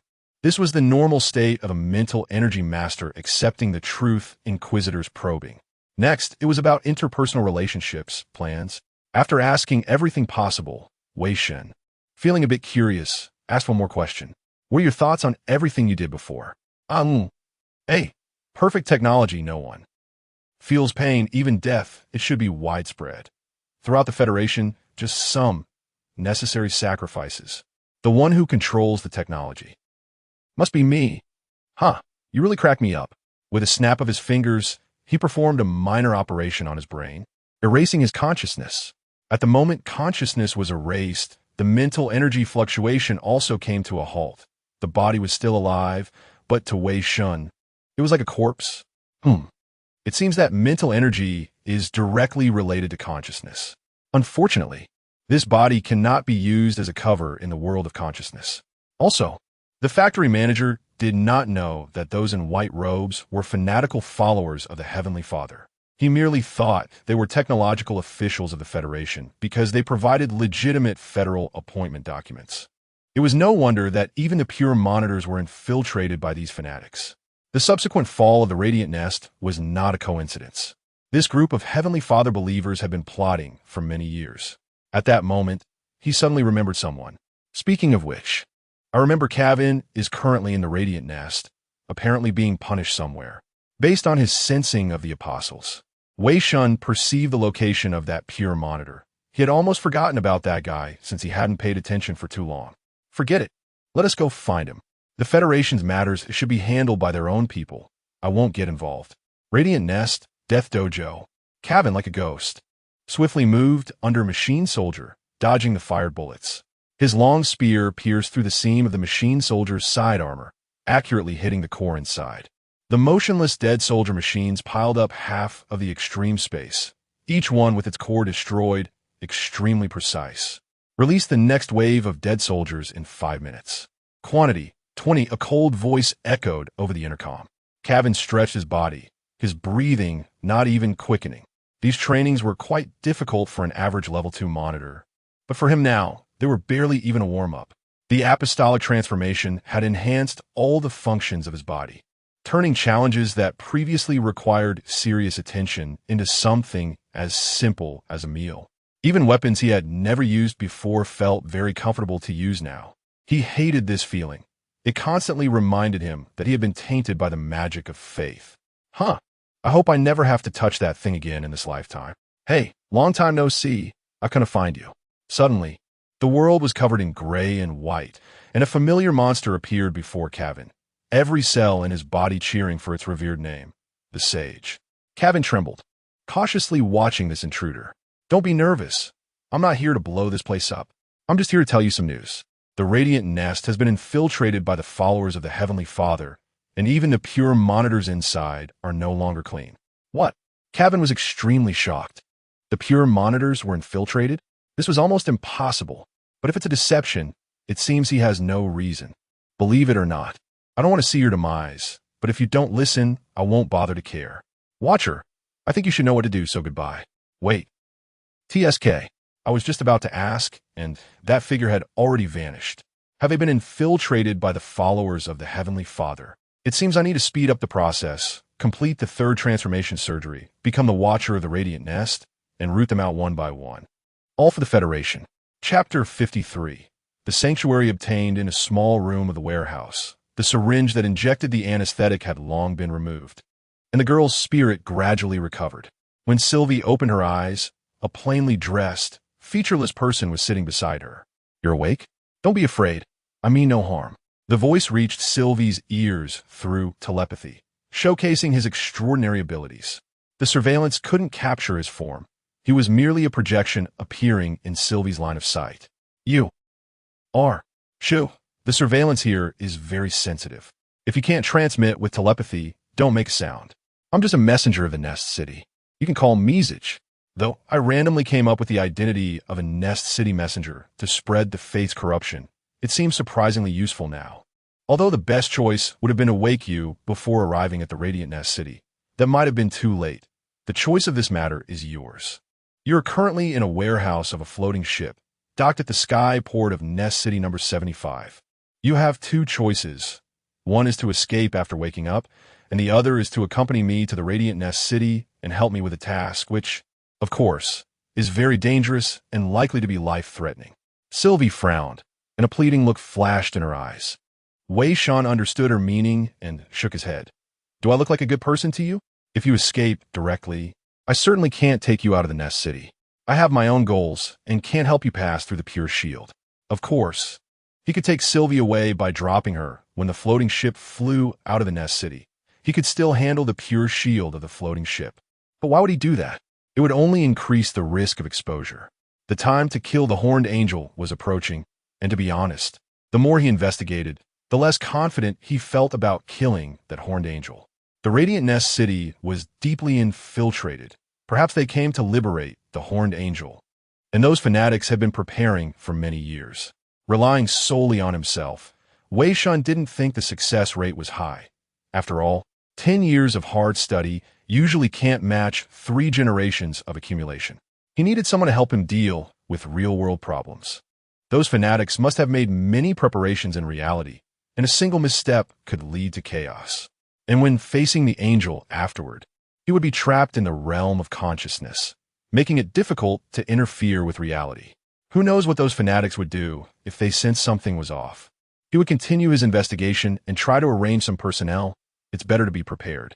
The only 2 types of people who could infiltrate that place without arousing suspicion were the factory owners' dogs and the sacrifices.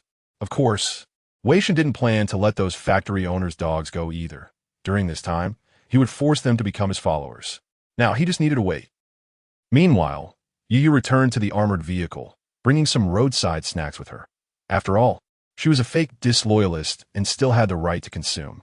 The sudden interruption of the mission did make her a bit unhappy, but she could only hold it in. After all, they were the higher-ups. Even if they asked her to eat snow, she would have to run to the blocked pit. This was the awareness of a pure watcher. What's wrong with you all?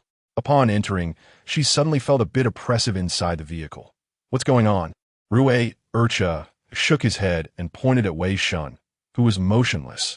Old Wei has been sleeping since just now and still hasn't woken up. Including his previous sleep time, he's already slept over 18 hours today. What? Yu hurriedly approached to check Wei Shen's breath. It was weak, as if he were about to die. Damn it, his condition is not right. Prepare. What happened? Why such a big reaction? Did someone die? Suddenly, Wei Shen opened his eyes, moving Yu's hand away as if nothing was wrong. Yu frowned and patted Wei Shen's shoulder. From now on, you are banned from extreme training. It's for your own good. Her gaze was sympathetic, looking at Wei Shen as if she were looking at a dead person. Oh, that person looks so pitiful, but he's about to die soon. Time was running out. Are we there? That was fast. Those who needed to know already knew, and what needed to be prepared was ready. I didn't expect those fanatics to prepare that thing. How did they manage to bring it into the Nest City? Haha, exploring with the main body is still too difficult. I was almost discovered too many times. Are we leaving? Yes. Then, I wish you good fortune in martial arts. Wei Shen returned to his sanctuary, with a circular system representing faith shone brightly before him. The central number, 2078. Among the workers of the fifth pharmaceutical factory, nearly 80 had become his followers. Unfortunately, most of their spirits were weakened, and each could only provide 1 or 2 faith points. What surprised him was that there were over 300 new followers from Nest City number 79. Logically, those miners were too busy mining to have time to listen to stories.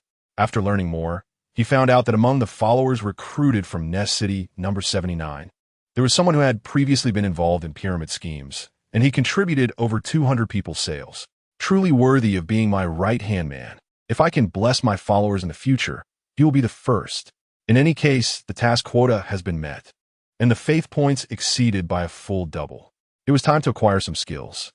Touching one of the runes on the outer circle, it instantly lit up, and countless pieces of knowledge surged into Wei Shen's consciousness, gray flames burning around him. He felt his soul being sublimated, and his connection to the sanctuary became tighter. The sanctuary was him, and he was the sanctuary. Sanctuary, this is your world, this is your divine kingdom, with thousands of believers as the guide, and the supreme sacrifice as the foundation, descending into the gray-white sanctuary. You will be omniscient, and you will be omnipotent. You are the sanctuary itself. Very good. Now that the sanctuary is established, I have the capital to confront the horned angel. While in the sanctuary, all his attributes would be enhanced, and he also possessed the ability to create. He could create any object. He understood the structure of out of thin air within the sanctuary until his mental power was completely exhausted. In simple terms, it meant the weapons and equipment from those blueprints. Moreover, within the sanctuary, his telekinesis strength would be greatly amplified, and he could absorb refined thought steel to replenish his mental power. Due to the increase in followers, his own strength was now equivalent to a level 4 telekinesis master.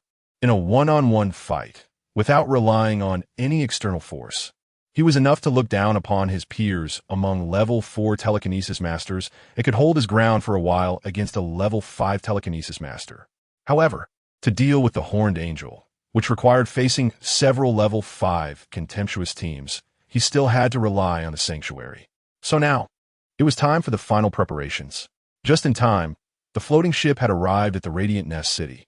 The altar arrangements in the real world would have to be left to Sylvie and the others. Wei Shen returned to reality, and the factory owner's body opened its eyes.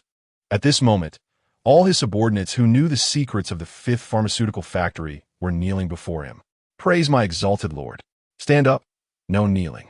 This is the trouble with collecting followers. They kneel at the slightest provocation, making him feel like a feudal remnant.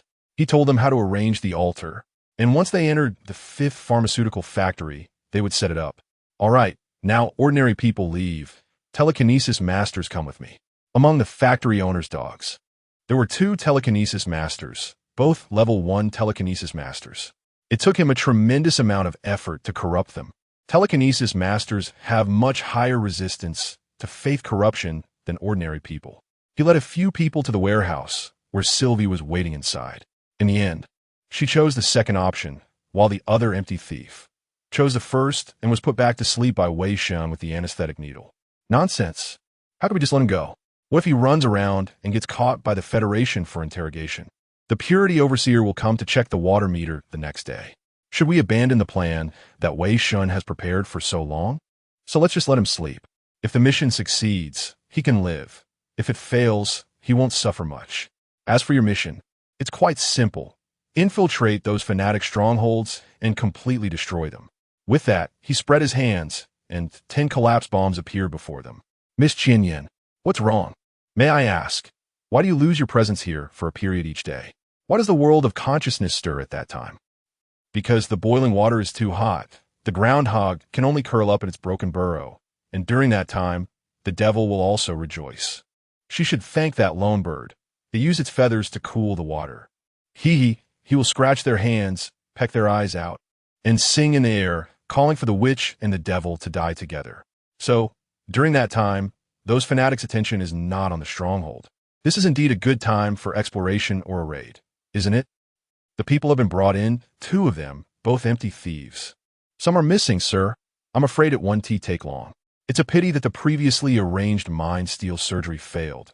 This time, we only have this many. All right, it seems we have to expend some reserve fuel. By the way, I haven't had time to come over recently. I'll leave the fuel transport task to Luo Deng. I think you're aware of his loyalty. Okay, the deputy factory manager hung up the communicator. It's the first time the factory manager couldn't personally transport fuel. Could something have happened? No, forget it. Delivering fuel is the priority. The fuel below is running low and needs to be replaced. This time, it's up to you.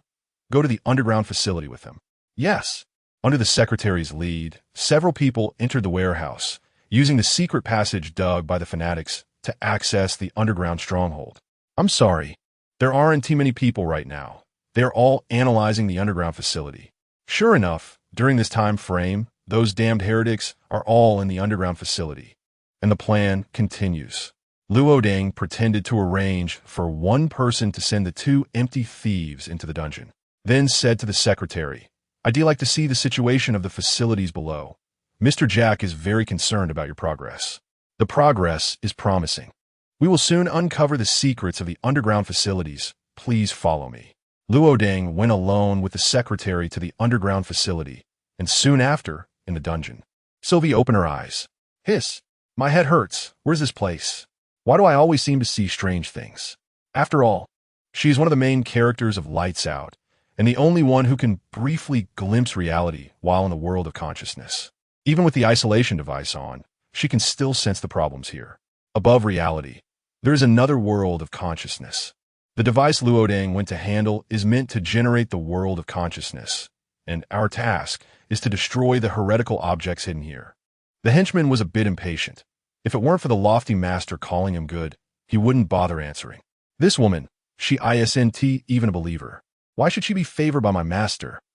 And we have to take care of her? It's unfair. She has no qualifications. Suddenly, the henchman grinned wickedly. Although my master has confirmed the task, since she is so favored, changing the task should be fine, right? She is favored. Her task must be simple. Why should that be? He wants her dead. The faith influence function hasn't been enhanced. Wei Shen's control over the believers isn't strong, especially the telekinetics. Hiss.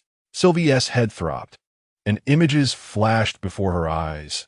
A simple street, a torrential storm, as if something was about to happen. The two left the dungeon and proceeded deep into the underground stronghold according to the location given by Wei Shen. They had 5 collapse bombs on them, all filled with Wei Shen's telekinetic power and made entirely of mind steel. Their strength is estimated to be comparable to a level 3 telekinetic self-detonation. The remaining 5 were on Luo Deng. I'll go destroy the altar, you go destroy that thing. Understood. The two split up. Sylvie continued deeper. The mission location was at the end of the underground stronghold, which originally belonged to that henchman, but now it was hers. It hurts. The throbbing in her head grew worse, and she saw a square. On a bench in the square sat 2 people. One was indistinguishable in height and weight, and the other was plain, yet seemed like the master of the world. Heavy rain poured down, yet did not wet the hem of her clothes. Reality and illusion gradually became indistinguishable. What is ahead? Is it rain? Is it a door? I don't know. It can be pushed open. A vast and dim space, with red candles around, the gems reflecting the candlelight, converging on the stone platform in the center of the space. It was a naked body, a perfect body, with pure white wings sprouting from its back, and the candlelight became its veil. When a halo appeared above its head, the trumpet of the apocalypse would sound. Danger. Terrifying. That thing must be destroyed, must. Let him be resurrected. Sylvie's spiritual perception was too strong, easily influenced by the angelic body, which was why Wei Shen arranged for her to blow up the altar. However, now everything was in chaos. Damn, what am I thinking? What am I thinking? Don't be polluted. Don't sink. That thing should not exist. That thing is humanity's enemy. Who broke in? The fanatic guarding the room stood up alertly, only to see a small shell flying towards him. Boom. The sound wasn't too loud, but the effect was excellent. A fanatic below level 3 couldn't withstand the power of the collapse bomb and was directly obliterated. Afterwards, Sylvie activated another collapse bomb and threw at the body on the stone platform. Boom. Next, it would be the final act. In the heavy rain, Wei Shen bought 2 cups of what could barely be called coffee and sat on a bench beside the square. The rain soaked his hair, dripping down to the ground. He placed the coffee on the bench and pushed it over to the other side. "Ah, I accidentally bought too much. Would you like a cup? Friend." "Oh, thank you very much. Kind sir, the Father will bless your generosity." The man with an indistinct face took the coffee and nodded in thanks to Wei Shen. "I've seen you. You once looked for my daughter. Thank you for your care. The Father will watch over you." He truly full of father," Wei Shen said with a smile, though his voice had a somewhat gritted quality. "I'm curious about one question. What is your view on faith? And what is your view on those humans? It is the powerful offspring of the Heavenly Father. It is the angel that sounds the trumpet of disaster. What is the world like in its eyes? There is almost no description of the psychology of the offspring of faith in the traitor, and he is very interested in it." The man raised his head, lifting the coffee cup in his hand as if he were offering everything he had. The light of the spotlight in the sky was his father. "Just praise my exalted Father. Offer him everything, sacrifice everything for him, twist everything for him. He will watch over everyone and spread his mercy." So, giving everything, even if it's just to please? Yes, it's too light. It should be more proactive, more fervent. One should abandon all thoughts and only have the poems that praise the Father's glory. Wei Shen was silent for a moment, then asked again, "Why is it worth it?" "Because he is my exalted Father. That is the only reason." I see. Indeed, this is the distorted faith, and why humanity must rebel against faith rather than succumb to it. Faith should serve humanity, bringing peace and convenience. But now it has become humanity serving faith, rendering people ignorant and mad. Thoughts should be free, grasping the kite that touches the sky, rather than becoming puppets tethered to the kite. It is just laughable. What I'm doing now is no different from them, right? So what if someone does not believe in the Great Father? Should he be made to believe, as all beings are lost lambs? Or should he not believe? Then he must be killed, for he may turn into a terrible wolf, even if there is only a slight possibility. Yes, this is my reason for wanting to kill you all. It should also serve as a warning. By the way, how rude of me. I haven't asked for your name." The man politely inquired. Wei Shen looked at the man, smiled slightly, raised his head, and gave a condescending look, an arrogance of one deity towards another deity's offspring. "Name? Then I will kindly tell you. Offspring of the Heavenly Father, you may call me the Sage." Wei Shen stood up, and the sudden rain ceased. The gray robe wrapped around his body. The gray veil shrouded the world. The gray deity, let his divine kingdom descend. Chapter 55, Die, demon drugs scatter, and no one cares. The pharmaceutical factory has shut down, and the workers kneel on the ground, praising the name of God. Even the sky has lost its color. Only the last collapse bomb remains, but there is still one fanatic left. To maintain the altar's operation, there are usually 2 fanatics stationed here. Wei Shen's carefully laid plan has been destroyed by someone's jealousy. The thugs do not know that the reason they're not favored is simply because they're human traffickers, and their god despises human traffickers. The fanatic launches an attack, wanting to eliminate this intruder. He hears the sound of explosions. Other parts of the base are also under attack. Another holy flame hits, scorching a piece of flesh from the thug, who is no match for the fanatic. In just a few rounds, he is severely injured. He realizes he can no longer complete his mission, but at least he must destroy the altar in the end. Praise my exalted Lord. The thug activates the last collapse bomb and crashes it into the altar. Boom! The terrifying gravitational force wreaks havoc in space, also affecting the charging fanatic, causing him to be severely injured and faint. What is God?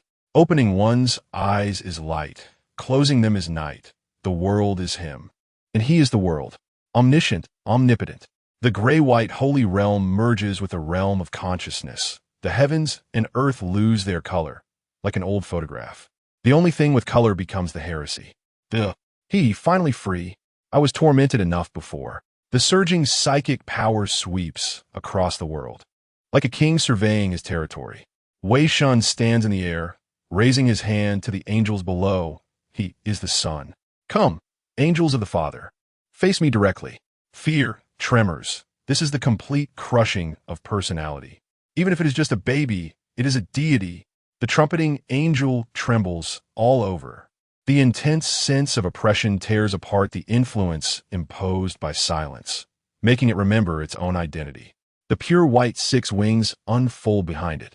A golden ring symbolizing the power of the Father appears above its head, and it suddenly soars into the sky, crashing violently against the heavens.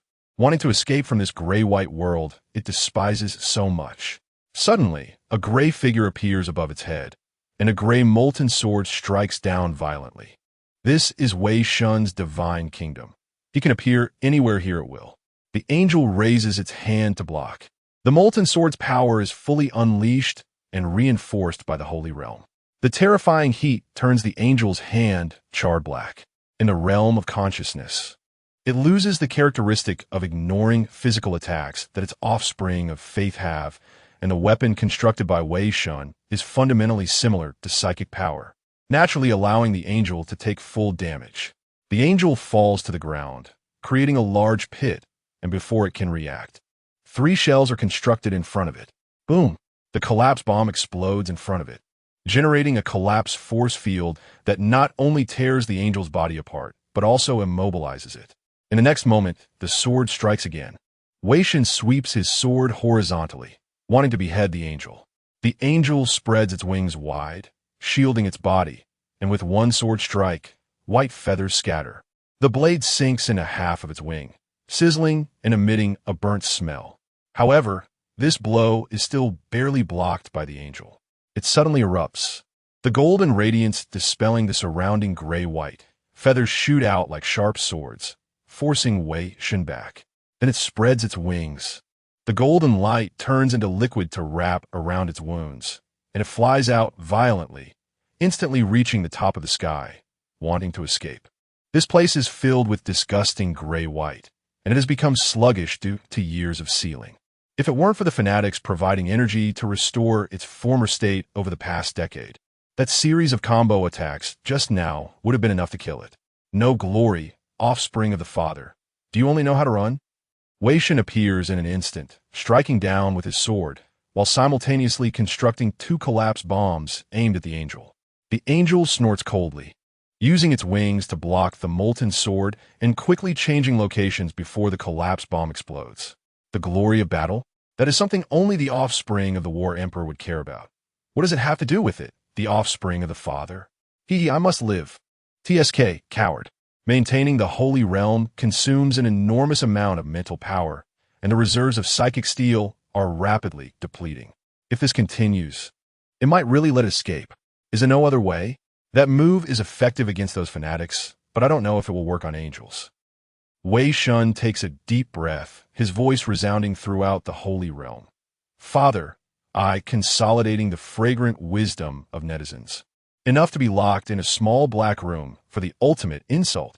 Damn blasphemer, I will burn you to ashes. The angel directly gives up escaping, furiously charging towards Wei Shen. It has heard many insults towards the great Father before, but this guy's mouth sounds like it has been pickled in a federal cesspool for 300 years. Where's the glory of the deity? Where is the dignity of the deity? How can he utter such words? These filthy words can be considered a form of alternative faith pollution. He come well. With a snap of his fingers, 10 collapse bombs are constructed around him, each one shooting towards the angel. This time Wei Shen is even more focused, controlling the collapse bombs to explode before the angel can dodge, ensuring it takes full damage. The angel no longer holds back, completely releasing the energy it has accumulated. For it, this is equivalent to a desperate final stand.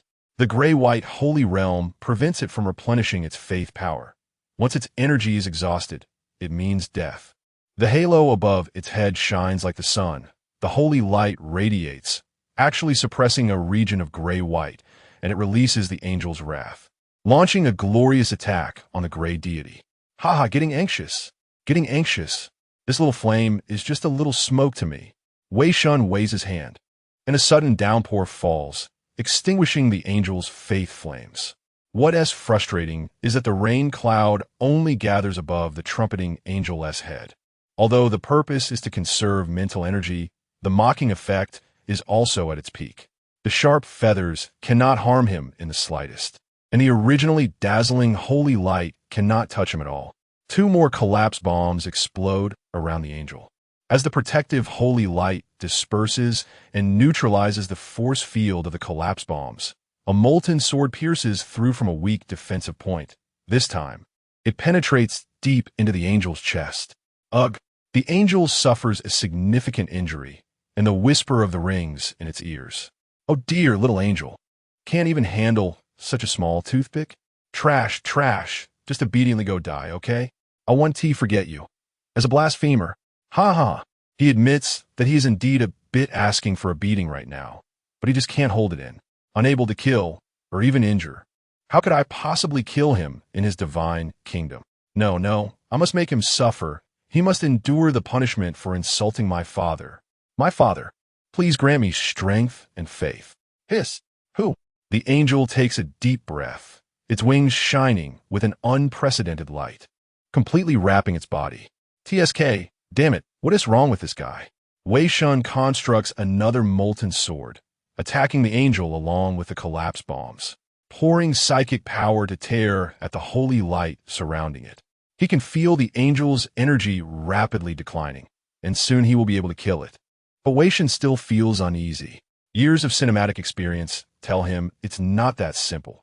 This thing is probably brewing some big move. Ugh, suddenly, he hears the sound of a trumpet. Oh no, the trumpeting angel is about to use its special weapon. Wei Shen's attack frequency increases even faster. But it's already too late. The light on its wings quickly weakens and withers, and when it spreads its wings, the originally robust angel now resembles a frail old man, and in front of it, a horn of equal size appears. This time it truly abandons everything. Once the horn is blown, it will be out of energy. Damn! Wei Shen's sword struck down, but was blocked by the trumpet of the angel, which was incredibly hard. The blow only left a scratch on the surface, while the heated sword developed a notch. At that moment, the angel had positioned its mouth at the blowing end. Whoosh! The sound of the trumpet echoed through heaven and earth, causing the holy domain to tremble. The trumpet of the angel contained the prophecy of the Father's apocalypse. When the trumpet sounded, it signified the end. Although the holy domain had cut off the Father's blessings, the power of the trumpet remained. The earth shook, cracks spread throughout the gray-white holy domain, and in reality, workers were bleeding from all 7 orifices. Truly, it was the trumpet angel under the Father, a being that could only be dealt with by several teams of level 5 heretics. Even after just waking up and being severely suppressed by the holy domain, it could still cause such terrifying destruction. This blow directly created a brief breach in the holy domain, revealing the reality behind it, a chaotic space, where the dim ground was illuminated by the light of a few flickering flames, highlighting half a broken body. Damn! Not even a fully buffed collapse bomb could completely destroy the bodies prepared by the fanatics for the angel. It's over, it's over, it's over. I opened the champagne too early. This time it's really the end. The shattering of the holy domain allowed the trumpet angel to regain some power, and the withered angel saw the nutrients and greedily rushed over. The broken body still contained a large amount of belief power. If absorbed, there would be a chance to escape. There would be a chance for revenge against this alien god. Wei Shen desperately wanted to stop it, but the earlier trumpet had thrown the holy domain into a brief chaos, preventing him from teleporting. Just as the trumpet angel was about to touch the broken body, a collapse bomb suddenly flew out. Not far away, Sylvie, who was nearly unconscious from the effects, threw out the last collapse bomb she had with her final consciousness. Demon. Boom. Chapter 56 when he blows the horn Loden threw the last collapse bomb, but it was dodged by the fanatic. The lights flickered, and the originally high-tech space was torn apart by the force field of the collapse bomb, littered with the remains of the fanatics. Earlier, after entering the underground facility, Loden had summoned the fanatics here under the pretense of announcing something, and then, taking advantage of their unpreparedness, he threw 3 collapse bombs to launch a surprise attack. The fanatics had no time to defend themselves, and the force field generated by the explosion of the 3 collapse bombs caused them heavy losses, leaving only 2 capable of movement. However, once the fanatics were prepared, it became difficult to harm them again. The gap in abilities was evident. Those who managed to evade the previous attack were all second-level fanatics. And Loden did not have professional artillery equipment, relying solely on throwing. Despite using his extensive experience to successfully eliminate one injured fanatic, he had no way to deal with the other, who was the most cautious and had kept his distance from the start, even before the ambush. They're all dead. All dead. Damn, madman. When did you figure out our plan? The fanatic trembled with rage. Their years of preparation had been destroyed by this bug. Cough spit. Loden spat out a mouthful of blood, coldly staring at the fanatic, sneering. What makes you think you know? You heretic scum. The words of the Sublime Lord are true. He never expected that the technical officers secretly sent by the Federation were all fanatics. Ah, praise my Sublime Lord. Your eyes can see through all the world's illusions. Lead us to cleanse the world's evil and illuminate the path ahead. Ah, praise my Sublime Lord. Your followers are willing to sacrifice their lives to cleanse the filth of your garden.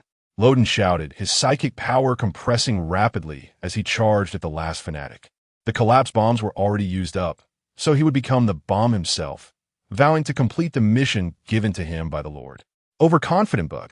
The fanatic grinned maliciously, releasing holy fire to burn Loden to ashes. But just as Loden was about to charge in, he suddenly seemed to be violently struck by something, crashing against the wall with a whoosh and losing consciousness. What just happened? Just as the fanatic was puzzled, the scene before him shifted, and he saw a door appear right in front of him in this underground facility, a simple and warm door. The light caught his eye, and the fragrance intoxicated him. He forgot who he was, what he was supposed to do, and where he was. At this moment, the door slowly opened, revealing a void of darkness inside. He saw a hand extending from within the door, throwing out several extremely worn-out clothes, not even suitable to be used as rags. In an instant, the clothes tightly adhered to the fanatic's body. Blood gushed from his 7 orifices, steam rising from his head, and the pain of the sacrifice surged into the fanatic's consciousness in an instant, completely shattering his spirit. In the realm of consciousness, the fractures brought by the horn had been repaired, and the holy domain became whole again. Well done, Sylvie. Once this is over, I promise to send you back intact. Today, you're my brother, whom I didn't get to keep. Taking advantage of the gap in the holy domain's damage, Wei Shen collected the refined psychic steel in the space, which was the debris of the collapse bombs. Replenishing his stock of refined psychic steel and accelerating the repair of the holy domain, he moved in an instant, swinging his sword at the horned angel. But it was blocked by the horn. Not only had Wei Shen replenished his energy, but the angel had as well. Although the collapse bombs accurately hit the angel, it still relied on the last remnants to replenish its power of faith. The fanatics had prepared for the horned angel's return for a long time, allowing it to blow the horn as soon as it awakened, enabling its horn to devastate the entire battlefield. The power of faith contained in its body was enough for the angel to recover a significant portion and sustain itself for a while longer. Moreover, the horn had already gathered. It appeared heavy, but was actually as light as a feather, and Wei Shen's sword alone could not break through its defenses. Wei Shen could only rely on the collapse bombs to cause substantial depletion, but unfortunately, the consumption of psychic energy for these was much higher than the heat-melting sword, as they were disposable items. Ah, damn, I can't really be outlasted, can I? No, I seem to feel something. This is... so that's it. This is the meaning of omniscience in my holy domain. How to consume? Then let's consume some more time. Wei Shen abandoned the use of collapse bombs and forcefully engaged the horned angel in close combat. Clang, clang, clang, the heat-melting sword repaired itself time and again, while the horned angel suffered minimal damage. It would fail. It could not break through the horn's defenses and was constantly being depleted. The angel saw hope. It could escape from here, but at that moment, the otherworldly god ceased attacking. Analysis complete. The time has come. Wei Shen instantly moved to the edge of the holy domain, then extended his hand, making a grasping motion. What does it want to do? The angel felt puzzled, but when it saw what Wei Shen was gradually constructing in his hand, that confusion turned into extreme terror and rage. This blasphemous, otherworldly god was constructing the horn granted to it by the Father, that incredibly sacred horn. This is the meaning of omniscience. Any equipment that appears in the holy domain, Wei Shen can analyze and use. The gray-white horn was being constructed in his hand, a horn capable of bringing about the apocalypse, with a great deity imitating the authority belonging to the Father. One could only say it was worthy of being the symbol of the horned angel, able to summon the end of days. Its construction required a massive amount of psychic energy and ample time. What a blasphemy! What a blasphemy! The horned angel furiously charged forward, allowing the surrounding psychic energy to wash over and tear at its body. Flesh ripping, bones shattering, it did not hesitate, only to rush toward the blasphemer and tear him apart. Crack! A door? When did it appear in front of me? Why is there a door? Unbeknownst to Wen, a door appeared in front of the horned angel. A door it was incredibly familiar with, as if it had accompanied it for hundreds of years. No matter how it moved, the door remained half a meter in front of it. Petals falling, the door swung open, and a delicate hand reached out, the index finger touching its skeletal forehead. In that moment, it forgot everything once again, only knowing it was an ordinary, kind citizen of the nest. It looked at the outstretched hand, instinctively uttering a word. Daughter. Who is your daughter, you damned devil of faith? After breaking free from the angel's bondage, the silence finally gained a brief moment of freedom. And the first thing she did upon regaining her senses was to remember the revenge she had buried for hundreds of years. The door closed, and before the horned angel remained that otherworldly god, who held in hand a horn as tall as a person, gray-white. The mole threw sand, blinding the devil's eyes, and the birds in the sky began to chirp. Their cries were to call for the devil's death. Wei Shen held the horn in one hand while putting down the heat-melting sword with the other, then extended 2 fingers. He grinned and made a V gesture, as if taking a photo. Oh dear, what an insult. If it were the giant of the War Emperor, it would surely explode on the spot. However, the angel was still not awake. Sir, may I ask what you are doing? To bury you. Ugh. The horn resounded throughout the holy domain, gray-white enveloping everything. The horned angel perished in the sound of the gray-white horn. Ugh, cough, cough. Not knowing how long had passed, Sylvie regained some consciousness. She could no longer feel that disgusting holy light. She stood up, staggering as she tried to leave, remembering that the person had promised her that once the task was completed, they could safely take her away. When Sylvie was brought here, she secretly observed her surroundings. She remembered the route she took and wanted to return to the surface. Obviously, it was much safer above ground compared to the seemingly collapsing underground base. At that moment, she saw a messy room with the half-broken altar standing out prominently. Another mission location?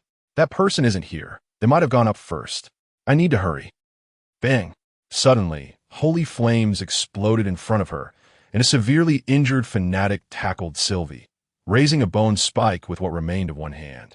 A piece that had broken off from the flag on the altar. D. Chapter 57. Birds of claws, the grayish-white faded away, and the world of consciousness was on the verge of collapse.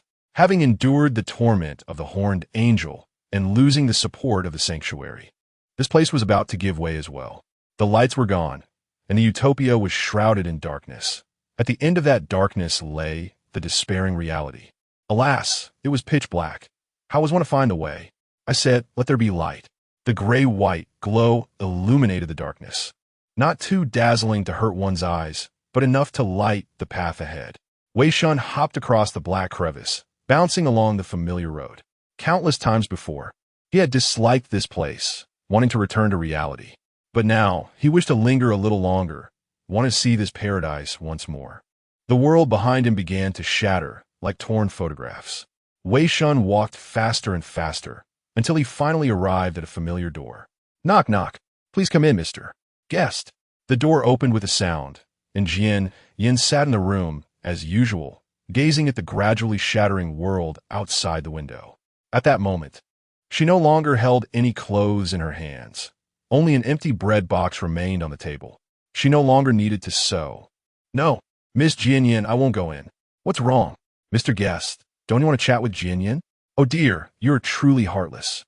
Yin covered her mouth and chuckled, standing up lightly and approaching the door, completely unlike someone who was weak. Finally liberated, she was finally free. Wei Shen shook his head and smiled. Why can't we chat? Can't we talk while I'm standing outside the door? I have so many things to discuss. I'm sorry, but we don't have that much time left. The world of consciousness was about to shatter. Her mission was already complete, and she should leave with the world, sleeping forever in the steel tomb. It was a pity that she hadn't seen the outside world. Her understanding of it was only through data and the memories of others. How wonderful it would be if she could truly take a glance. Unfortunately, she belonged here. Suddenly, the gentleman outside cleared his throat twice, interrupting her thoughts. I don't think there's still plenty of time. Let's continue our previous conversation. Just because I won't go in doesn't mean you don't want to talk to me, right? Huh? How could that be? I'm very willing. The estranged bird killed the devil, and it would continue to soar in the sky, while the mole could finally rest. Ah, yes, that's right. But just as she was about to fall asleep, that bird crashed in her nest. Don't ask why. Just know that Huai Min has not yet slept. He dug open the cave. He turned up the soil, inviting the mole to the sky, inviting her to see this world. But the mole only belonged to the earth. She had no wings to fly. Who says there aren't any? Who defines that? I'll beat him up. Huffed. Then you might have to beat up everyone in the world. Jian Yin smiled, feeling lighter than ever, from the moment of her birth until now. No longer frightened by angels, no longer caring that he was a devil of faith. This was simply a conversation between friends. Friendly chatter. It was a pity. I'm sorry, I can't leave here. Why? This is where I was born. This is my everything, my responsibility, my thoughts. I can't leave. No. Wei Shen shook his head. You have already reached out your hand. You can leave at any time. Moreover, I see your longing for my story. I see your desire for the sky. If you didn't long for it, why would you keep looking out the window? If you didn't desire it, why would that bread box continue to exist? Jian Yin opened her mouth, unsure of what to say. How could a mouse born in the soil dare to step into the sky? Once it falls, it would be shattered to pieces. Wei Shen's gaze was sincere, just like when they first met, standing outside the door, extending his hand to Jian Yin. Then, please allow me to state it once more. Jian Yin, become my person. Become my friend, become my companion, become my comrade. Yes, how I long for it. How. The horned angel is dead. My mission is complete, and now, my future. Can I still have a future? But I'm just a, if. What if? If. Jian Yin shrank back, extending her hand to Wei Shen again. Today, she reached out 3 times toward the door, once in anger, once in hatred, and this time, she was filled with panic and hope. If you can become Jian Yin's master, he held the key. He could open the deepest part of this place. As long as Jian Yin wanted, she could grant him the highest authority, and he could take her out. He was trustworthy. He liberated me, as long as he agreed. Not that. Wei Shen shook his head, brushing Jian Yin's hand away. Huh? Jian Yin was surprised. Didn't you invite me? Miss Jian Yin, didn't I just say? The mole should have wings. She should learn to fly, not hang from someone else's rope, looking at the sky to die. Wow, to become Jian Yin's master. The existence ranked first in the betrayer beauty contest. That's too tempting. If those silly online users find out, they would definitely roast me on a pyre 300 times. Can a man who can refuse this still be called a man? Or even a male? Unfortunately, from a biological standpoint, I am not a man right now. Not even a human. And this is not what I want. I hope you become my comrade, not a servant. Souls should be equal, and we should be free. Alas, although I am also somewhat of a devil of faith now, a slaver, I have no right to say this. Let me leave as a complete will. Why? Can I really? I am merely a.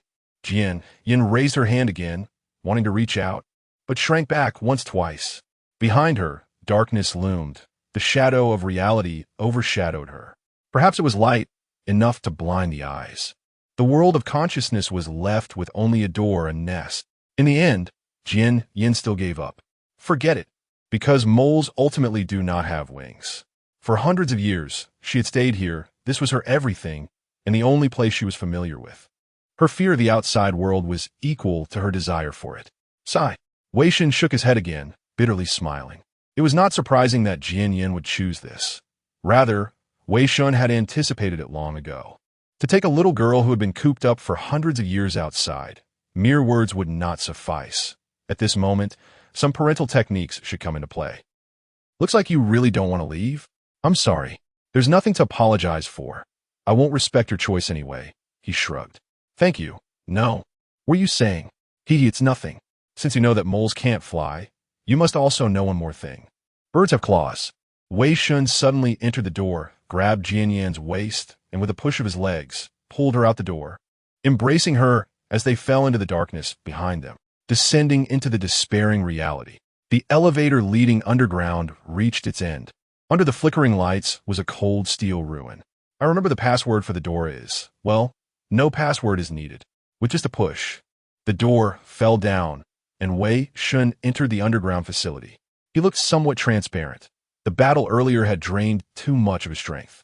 There are body fragments everywhere. Blood splattered across the walls, and the control facility is severely damaged and completely unusable. A person is slumped against the wall. He is the unfortunate follower. How brutal. And this guy is still alive? But he is seriously injured and won't wake up anytime soon. Forget about him. Wei Shen recalled the remaining refined thought steel. 5 collapse bombs had exploded here, and he had recovered about 450 milliliters, even more than expected. Then, he arrived at a heavy, high-tech iron door. Despite enduring intense battles and being affected by the collapse bombs, the iron door only showed a few noticeable dents. This is it, the main body of the underground facility. The true secret of the Mutual Love House, the remnants left behind from the once glorious Renaissance era. Chapter 58. Dear Miss, welcome to reality. The battle occurred in the control room, while the mental world construction room remained relatively intact. Wei Shen had already rescued the 20 people from the life pods, nearly half of whom were in a desiccated state. He removed the pipes connected to them as much as possible, but some of the pipes were deeply embedded in their bodies, and pulling them out would only pose greater danger. They would have to live with these pipes or spend a hefty sum to undergo surgery at the treatment center in the upper nest. It seemed grim, but they were still much luckier than those workers. At least they were psychics and qualified to join the defense army, while those workers would have to face the despair of reality. The House of Mutual Love. Oh, the House of Mutual Love. Wei Shen stood at the door, the key card made of thought steel flipping in his hand. Opening this door would lead to the core of this place. Wei Shen inserted the card into the slot and entered the password. The door opened to reveal a downward passage with no visible end. It looked like an elevator shaft. But where was the elevator? The cables were still hanging above, but the elevator was nowhere to be seen. A mass of pipes spread downwards. And, compared to the elevator shaft, these pipes clearly seemed to have been installed recently. As for how he knew, these pipes were so poorly made that they resembled gum stuck to a freshly paved sidewalk. Even the broken elevator cables looked more sophisticated. Wei Shen floated down, unaffected by gravity, and soon reached the bottom. This was puzzling.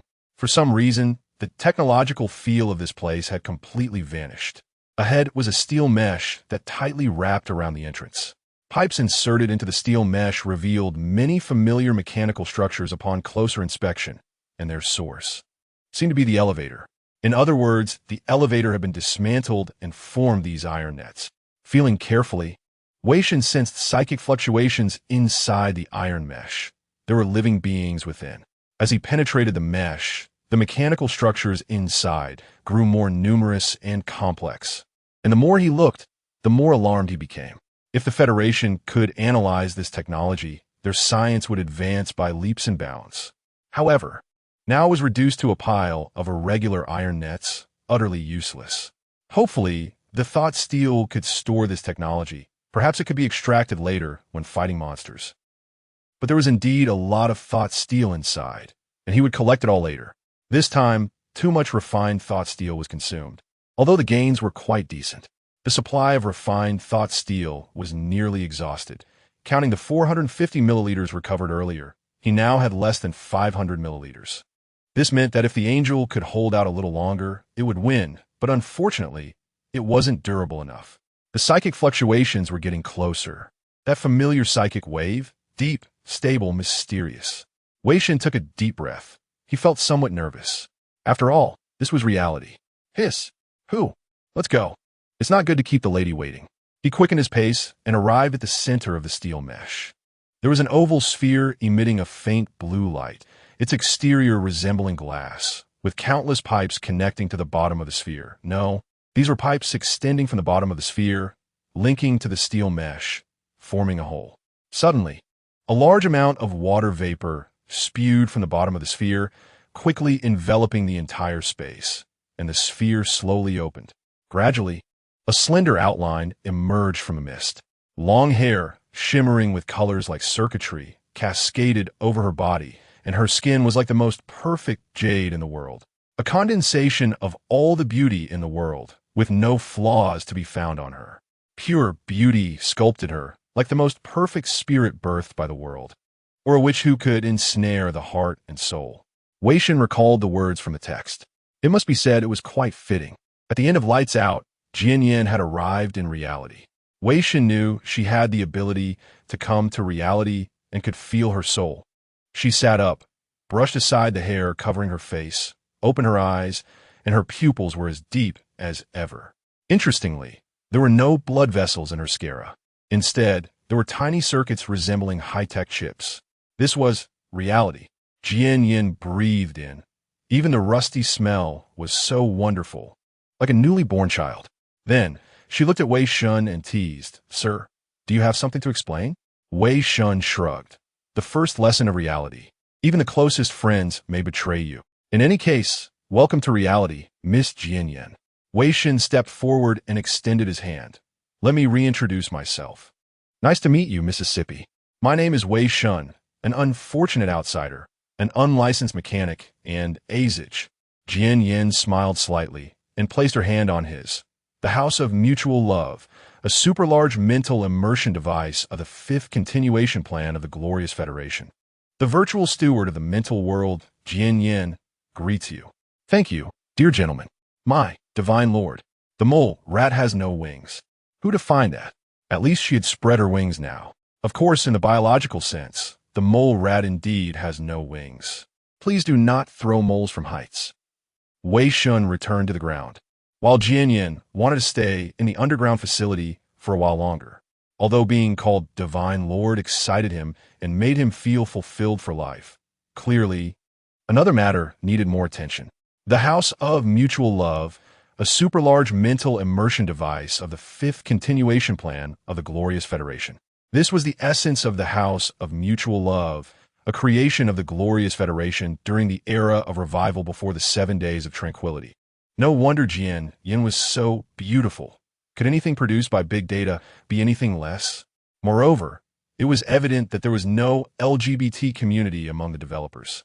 Also, there was one more thing Wei Shen was particularly concerned about. That device had actually been destroyed, turned into a mass of steel mesh. The abilities Jian Yin possessed in the Disloyal series seemed to resemble those of the House of Mutual Love, distorting others' consciousness and plunging them into despair. If that were the case, it meant, throughout the long passage of time, artificial intelligence had birthed a soul. She had become the master of the House of Mutual Love, the fifth continuation plan itself. Only she was unaware of it. And the thought steel had subtly distorted the original immersion device, shaping a brand new body. Truly a remarkable thing. It seemed the secrets of thought steel were far more numerous than imagined. Jian Yin had been suppressing the Archangel all along. Afterward, she still had to manage the House of Mutual Love, which was forced to operate again, even erroneously, which was why she had seemed so weak before. She could sense those sacrifices that supported the consciousness world along with her, unable to stop them, only able to mend their increasingly fragmented spirits as much as possible, despairingly watching them die one by one and then be replaced by new ones. Seeing the mental immersion device originally created to protect humanity turn into a tool for capitalists to profit, becoming a breeding ground that harmed humanity, made her so furious and hate-filled. It was a desecration of her existence's meaning. It was hard to imagine that Jian Yin, initially designed as a virtual steward with an underlying logic of treating humanity kindly, nearly saintly, would utter such words as kill him. The human continuation plan had transformed into a human tool plan. No wonder Jian Yin's anger had directly breached her underlying logic. It was a deep-seated hatred that had accumulated. No wonder Jian Yin in Lights Out had desperately become an apostle of the Father, if it were him. He would become one too. If the human continuation plan hadn't turned into a human eradication plan, he would write his name backward. All right, so the reason she had been giving me riddles was actually because my permissions were insufficient. In the fifth continuation plan, then at least there were 4 more continuation plans. Never mind, let's not worry about that for now. The cause and effect of the situation are almost clarified, but let's think about the follow-up to this matter. Those awakened workers. Unfortunately, they have to return to the despairing reality.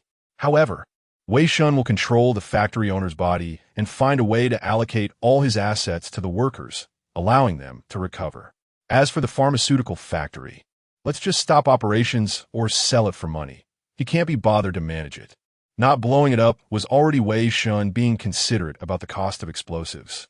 As for himself, he probably needs to be a thief for a while. By the way, what about Sylvie? Wei Shen remembered her. She had been a great help this time. Speaking of which, she should still be underground. But strange. I clearly arranged for her to blow up the altar, so why is she appearing in the space where the angel's body is placed? Wei Shen suddenly felt that something was off. Every collapse bomb he provided was calculated, and they should have a high probability of taking care of those fanatics. If Sylvie is at the angel's body, then there are only 2 collapse bombs at the altar, since the altar obviously did not activate during the fight with the angel. That means, oh no, he hurriedly sensed the true seal left in Sylvie's body. But all he could hear was the sound of sharp weapons piercing flesh over and over again. He instantly descended beside Sylvie and used his telekinesis to explode the fanatic's head. You die first. Chapter 59 Epilogue. Go die. Go die. Go die. The horned angel cannot descend. He cannot receive his father's gaze, all because of these damned invaders, these damned unbelievers. He seeks revenge. He wants to kill all these people. Until a figure in a gray robe suddenly appears. Bang! The head explodes. The body is casually discarded to the side, becoming hazardous waste like other fanatics. It's over. There are hardly any psychic fluctuations left. Wei Shen squats beside Sylvie, whose body is severely burned, with countless stab wounds, blood spraying everywhere. This is his mistake. He should have noticed this problem earlier. The previous battle with the angel left him feeling deeply exhausted, and the matter of silence divided his attention, causing him to overlook such a serious issue. She has lost her breath. The last trace of consciousness is about to disappear. Wei Shen uses his psychic power to seal her wounds, but it is still futile. What to do? She can't be saved. No, I must save her. I cannot let her die. This is my promise. Right, there's also apostle transformation. Let's see if it works. Target is severely damaged. Cannot be transformed into an apostle. Why again? What good is this system? Every time I need it urgently, it pulls this kind of trick. Isn't this bullying honest people? Garbage system ruining my youth. What to do? Could this be a calamity? Is Sylvie destined to die here? He has already experienced this once and doesn't want to go through it a second time. No, wait, there's still a chance. There's still 1,000 faith points, just enough to upgrade the apostle skill once. I originally wanted to save it for later, but it seems I have to use it now. System bro, I spoke a bit loudly just now. I apologize, please give me some face, system bro. It must work. Click on the apostle skill, select enhancement. Apostle V2. Blessing and resurrection are miracles. You can use refined psychic steel to resurrect and transform believers or recently deceased bodies without defects into apostles. Current apostle count, 0-4. Then Wei Shen touches Sylvie. Due to severe damage, converting Sylvie will require approximately 400 milliliters of psychic steel. Do you wish to proceed with the conversion? Useful. It really is useful. Huh. This time, finally, I can finally not watch that child die in front of me. Yes. Confirm selection. Refined psychic steel surges from his hands, merging into Sylvie's body, filling her wounds, clearing foreign objects, reconstructing tissue. Bruised blood is expelled from the wounds, and the burned areas begin to heal at a visible rate. Gradually, her chest starts to rise and fall again. It worked. It really worked. Wei Shen breathes a sigh of relief. If he were still affected by gravity, he might have already collapsed on the ground. This time, it should really be fine, right? Don't mess with me again. After a moment, Sylvie opens her eyes. Upon seeing the gray figure beside her, she immediately gets up and kneels before Wei Shen. Praise my exalted. Stop, wait. Command, You do not need to believe in me. Do not need to regard me as your master. Maintain your freedom of thought. Stand up, no kneeling. After fighting the horned angel, he increasingly dislikes this feeling of being worshipped. Being deprived of physical freedom is one thing, but this twisted faith even robs people of their spiritual freedom. With the command given, Sylvie's belief is suppressed, and she wakes up. I remember. I seem to have died. Why? I resurrected you. Resurrection? Sylvie cannot believe it. Resurrection is no ordinary miracle, meaning that only one being in the world can achieve such a miracle. A deity, the demon of faith. The one who gave her the task is actually the demon of faith, and even saved her. Why? She doesn't feel she deserves to be resurrected. Despite having given the command, she still uncontrollably holds admiration for Wei Shen. Every cell in her body is rejoicing. The influence of apostle transformation cannot be easily undone by just a few commands, and he is not as unwaveringly loyal as Caven. Thank you, my exalted. No, sir. Sylvie's character in Lights Out is lively and bold, but now she is quite restrained, her eyes darting around, trembling all over, like a timid puppy with its tail between its legs. What can be done? Let's leave it at that for now. The influence of apostle transformation is not so simple, and Wei Shen does not plan to change her in a day or two. In any case, let us head up. Afterwards, I will take you out of the nest city. After settling Sylvie, Wei Shen returns to the underground facility. After all, this is lost technology from hundreds of years ago. Even though it has been largely consumed due to the birth of silence, there should still be quite a bit left. Upon entering, silence is no longer there, which is just as well. It feels a bit awkward to dismantle the home in front of the original owner. After some time, the psychic steel is fully refined. As he expected, this time he successfully refined nearly 10 liters of psychic steel. In fact, this is still a small amount. It is estimated that constructing this facility required at least hundreds of liters of psychic steel, but sadly only this much remains after such a long time. Of course, this time's harvest is far more than just psychic steel.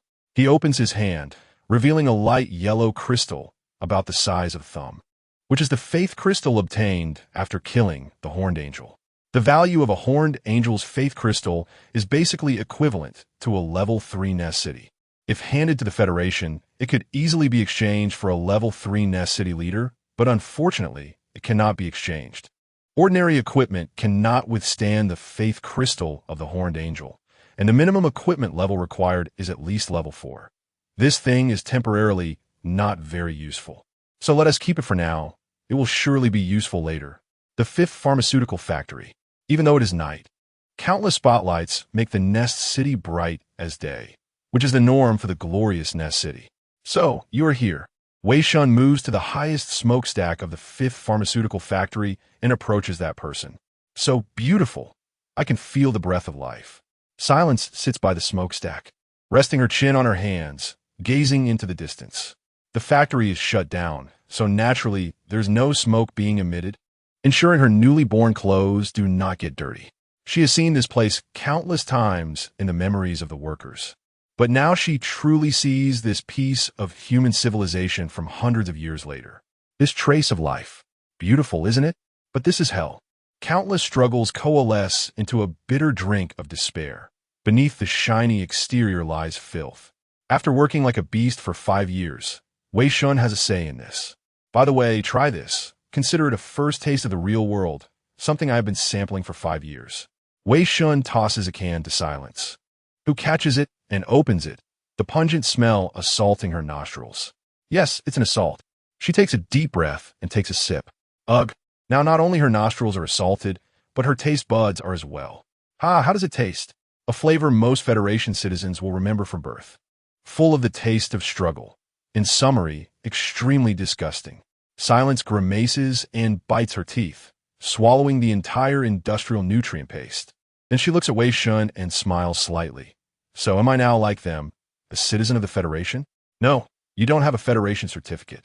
Haha, you really don't understand romance. Of course, I've always been very honest. Wei Shen sits beside Silence, crossing his legs, also gazing at this nest city. By the way, there's one more thing. Thank you for helping me perfect the sanctuary just now, Silence. Without you, I would not have been able to kill the angel. Silence looks slightly surprised, then chuckles lightly. Oh dear, you found out. Wei Shen shook his head with a smile. Of course, I am the lord of the sacred domain. How could I not feel it? With 1,000 believers as the foundation and the highest priest as the base, the gray-white sacred domain descends.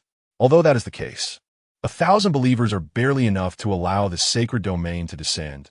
To make it complete, 1,000 believers are far from sufficient, and the silence has filled in the last piece of the puzzle. Things are finally coming to an end. 3 months later, the tide of intelligent machinery will surge here. Although the route of the horned angel's demise has been eliminated, Wei Shen does not know if the radiant nest can withstand the ocean of intelligent machinery. But those problems can be thought of later. What matters now is that things are almost done, and there's only one last thing. Silence. What's wrong? Please allow me to invite you once more. You and I. All right. No need to say more. I understand your meaning. Once a day, even silence has grown tired of it. So this time, you shouldn't invite me out again, right? If the previous invitation was for Silence's abilities, then this invitation is aimed at Silence herself, as a friend, as a comrade. Such a persistent gentleman would make anyone want to kick him out, but unfortunately, this time is a bit different. I am not at home. So, I accept your invitation. Silence smiled slightly and leaned against Wei Shen's shoulder. And, as the first request of an ally, please allow me to lean on you for a while. Chapter 60. Mobile War Fortress. The Mobile War Fortress, one of the most renowned giant war machines on the black soil, serves as the backbone of most human offensive tactics. Each war fortress is typically equipped with 3 to 5 mobile war fortresses, and the 5th war fortress in the middle column is outfitted with 4 mobile war fortresses. The war fortresses are equipped with simple pure shields and a full set of basic weaponry. Although they lack the colossal annihilation cannon, they are essentially small, mobile war fortresses, incorporating various lost black technologies. In a novel from the Unfaithful series, there was a war fortress that featured a lost black technology called the Faith Simulation Aggregation Device, capable of simulating the faith demon and transmitting the soldier's will on the battlefield to individuals, temporarily creating a savior. In the story, humanity relied on this war fortress to defeat one of the 4 horsemen of the apocalypse sent by the Father. Every war fortress establishes a vanguard regiment, 2 core regiments, a guard regiment, a technical officer squad, and an unlimited number of logistics personnel, an Ashen Army. Each regiment consists of 10 to 20 secondary heretic squads, 3 to 5 tertiary heretic squads, 1 quaternary heretic squad, and over 1,000 in the primary defense forces, along with a group of suicide attackers, several Ashen Army members, and logistics staff. The Vanguard Regiment additionally has 1 to each of the secondary to quaternary death squads, with several primary members. A squad consists of 5 members, each having the same number of modifications as the squad level, and at least 1 psychic master of equivalent squad level is present in each squad, except for the death squads, as the number of unfaithful is unstable and depends on the honesty of the psychic masters in the Nest City. Amidst the flying shells and earth-shattering clashes, various commands intermittently echo through the communication devices. This is the first time Wei Shen has witnessed real warfare up close. Quickly seize the building ahead to prevent the fanatics from successfully constructing a defensive altar inside. There are fanatics attacking from the left. Hold, cover with firepower. Watch out for the shining holy light. There are traps ahead. Don't advance, flank, and ambush. Ensure total annihilation. Don't give them a chance to ambush the main force. Encountering large-scale fanatic faith pollution chanting. The energy of the linked energy shield has dropped to critical levels. Requesting long-range artillery support. Requesting long-range artillery support.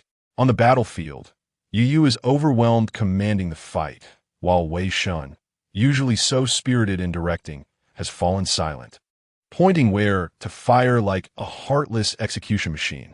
It's no wonder he has no experience commanding such large-scale battles.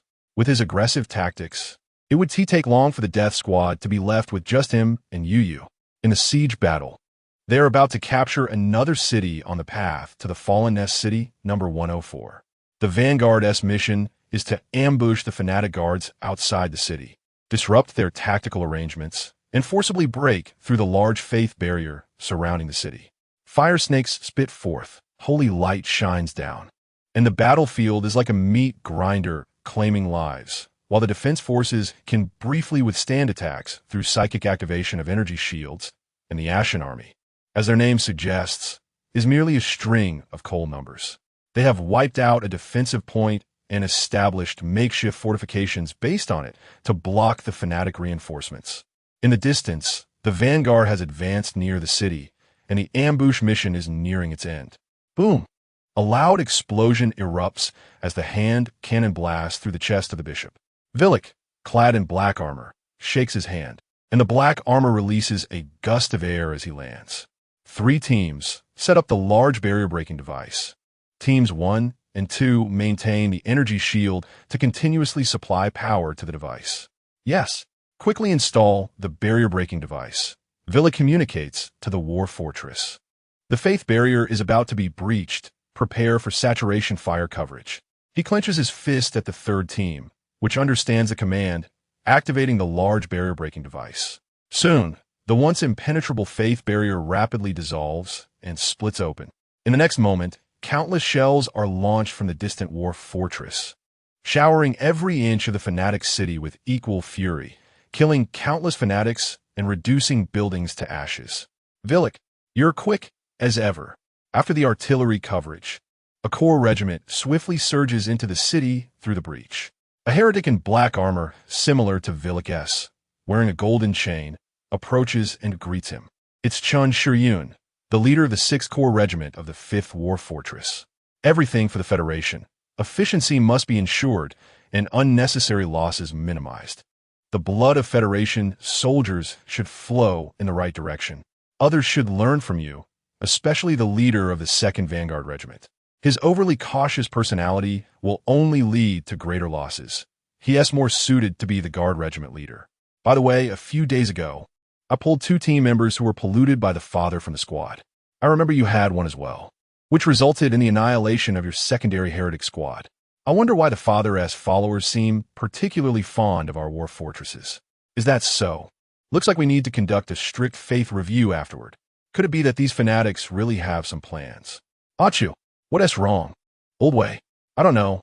I just had a feeling someone is mentioning me. Is it the Silent Ones? Or my group of friends? How I want to drink some ice-cold beer. Maybe I'm just overthinking it. All right, enough chit-chat. It's time to execute the mission. The Corps Regiment has all entered, and half of the Vanguard Regiment has been assigned to participate.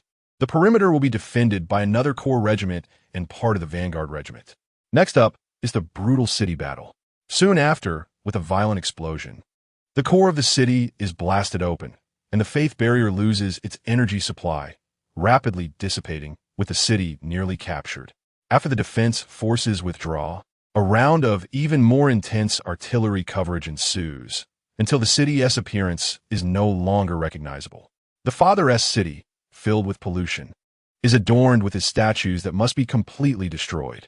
In the end, only a few small churches and altars remain, leading to the tedious and monotonous cleanup time. Move out, resupply ammunition, and prepare for the cleanup task. Yes, the battlefield is strewn with corpses and severed limbs. Wei Shen sees one person still gasping for breath, but their lower half is already gone and one arm is severed. The cross-section shows signs of modification. They're a defense soldier who has undergone one modification. For such hopeless soldiers, what awaits them is not a stretcher, but the handgun of a comrade. Everything for the Federation. Farewell, brother. He grasps his comrade's hand, grimacing as he meets his end. War. Riker pats Wei Shen on the shoulder. Let us go, don't fall behind, or Captain Wong will have something to say. Didn't he expect you'd care about that? Huh, what do you think I am in your eyes? A berserker with a mental illness? Let's go, boss. Without you, we would have been like this long ago. What an honor, brother. It's not sadness, just a bit of melancholy. He knows he won to die because of this war, allowing him to view these events from a somewhat detached perspective. Forget it, don't think about this. Let us harvest more fanatics now, and gather more equipment blueprints. The more blueprints I have, the more I can construct, the stronger I'll become. I need to quickly enhance my power. An even more brutal war is about to begin. There is about a month left until the Third Machine War. Chapter 61. Faith Suppression 95 Level 1 Fanatic Soul Remnants. For Level 2 Fanatic Soul Remnants. 5 Level 1 Equipment Blueprint Fragments, 1 Level 2 Equipment Blueprint. 5 milliliters of thought steel and 2 corrosion bombs were scavenged. After returning to the War Fortress and collecting the Brain Matter Supplement, Wei Shen returned to his residence to count his spoils. The loot was quite impressive. Among the blueprint fragments, there was even a purple one. Chameleon Type 2 Individual Optical Stealth Device Blueprint Fragment. Although it was just a Level 1 fragment, its significance was evidently immense. Not to mention anything else. Just the purple quality alone proved its functionality and quality to be superior to other equipment. As for the other equipment blueprints, most were civilian use. But what caught Wei Shen's attention was that the Level 2 equipment blueprint was also civilian use, a complete white blueprint for a head-mounted mental electrotherapy device. Its purpose was to use a strong electric current to awaken the patient's mind, treating mental illnesses or eliminating imminent faith. At least that's what it said. Good stuff. Learned it. After understanding the structure of the therapy device, Wei Shen secretly went to the training room for an intense practice session. The previous guys were just rambling, saying he was about to die, and it took him a long time to explain it clearly. Nevertheless, Yu still limited his extreme training sessions, forcing him to practice secretly. After this period of training, his success rate for enhancement modifications had reached 57.9, thanks to the body supplement he applied for earlier. Otherwise, it might have been less than 40 by now, and his brain load had also dropped to 55. Within a month, there might be hope for another modification, but unfortunately, the efficiency of the brain matter supplement had already begun to decline, and reducing it to 10 within a month seemed unlikely. Sigh. The third intelligent machinery war is about to start. I wonder if this body can hold on. Since a few days ago, he had been secretly gathering information about the War Fortress through his main body. After all, even for the sake of humanity, he needed to inform those war fortresses about the impending invasion of the intelligent machines. Suddenly, he sensed something. Message from Jinyan? Just in time. It's about time. Putting down the dumbbells, he dragged his body, exhausted from training, into the healing room. Coming to a corner next to a life pod containing dangerous substances marked Do Not Use. The body supplement he used would undoubtedly contaminate the entire life pod. So this life pod with the supplement became exclusive to Wei Shen. The higher-ups were quite generous about this, probably seeing it as a source of amusement. After all, a disloyal person who left the modification camp and trained to the brink of death was hard to come by. The life pod was covered in insulting graffiti. Many federal soldiers were dissatisfied that a mere disloyal person could have a dedicated life pod. But Wei Shen didn't care at all. As long as they didn't break the life pod, it could still be used even if someone urinated on it. Finding a bottle of body supplement, he inserted it into the slot, lay back in the life pod, and closed his eyes. On the other side, Wei Shen arrived in a dilapidated ruin. This place was different from other ruins. There was a roof over the hole in the ceiling, with smoke curling up, and small off-road vehicles and mechanical dogs occasionally passing by, dragging collected supplies. Not far away, some modified vehicles were parked, and people were transporting supplies and adding fuel next to the vehicles. Wei, you're back. A young man on an off-road vehicle greeted Wei Shen and casually tossed a can over. Upon checking the production date, it was from hundreds of years ago. Not bad. Much better than the recently produced cans. Thanks, little brother.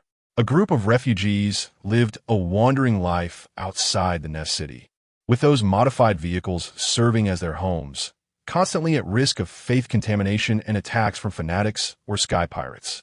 Some were citizens from the fallen Nest City. Some were remnants fleeing the battlefield, and others were criminals escaping due to guilt. Not long after leaving the glorious Nest City through a tunnel, Wei Shen and his companions happened upon a group of refugees being attacked by sky pirates. After dealing with the situation, the leader of the group agreed to let them hitch a ride. Arriving at their temporary base, a young man with a simple mechanical prosthetic on his left arm stood up when he saw Wei Shen return. Mr. Wei. He was another sky pirate captured to be a sacrifice apart from Sylvie, named Roshan. After chatting, Wei Shen discovered that he had also escaped from Nest City number 79. Out of camaraderie, Wei Shen took him along when he left, not abandoning him in the wilderness. Good afternoon. Is Jianyan up there? Yes. All right. Come up for some canned food later. Roshan's eyes lit up at the sight of the can, even for a sky pirate. Such a can from hundreds of years ago was a rarity. Thank you, sir. Sigh. If I had known earlier, I would have agreed to Mr. Wei's request. Who would have thought he could easily overturn a sky pirate's airship? He must be at least a level 3 telekinetic. Not to mention his two companions. One was fine, but the other was simply stunning. Oh my, there exists a woman so beautiful and graceful in this world. However, it was strange. For some reason, the longer he spent with that woman, the less desire he felt. And now he had almost no desire at all. Wei Shen went upstairs, using telekinesis to grab 3 plates, refining thought steel into a can opener, and piercing into the can. A subtle aroma wafted out. It seemed to be some kind of bean product, but after hundreds of years, it was hard to tell which type of bean it was. "Welcome back, sir." Jian Yin smiled as she put down her hand pressed against Sylvie's temple. Sylvie lay on a makeshift bed, seemingly asleep, with a peaceful smile on her face. I'm back. Try this. An antique kin that Hu Shao brought. It should be about your age." "Oh dear, it's impolite to casually tease a lady about her age." Jian Yin laughed, took the plate, tasted a bite, closed her eyes to savor it, her face full of happiness. She loved trying things from the real world, especially food. Although the taste was nowhere near as good as in the conscious world, it was real enough and wouldn't change flavor just because of a random thought. "Too bad. I can't taste it in this state. If only my body were here." Wei Shen shook his head and asked, "How's Sylvie doing?" "That's exactly why I contacted you." Jian Yin put down the plate, gently stroking Sylvie's forehead. "I succeeded. I successfully suppressed this child's faith in you." "What? Really achievable?" Wei Shen was overjoyed. This was indeed feasible. It made sense. Jian Yin could suppress the consciousness of the archangel for hundreds of years.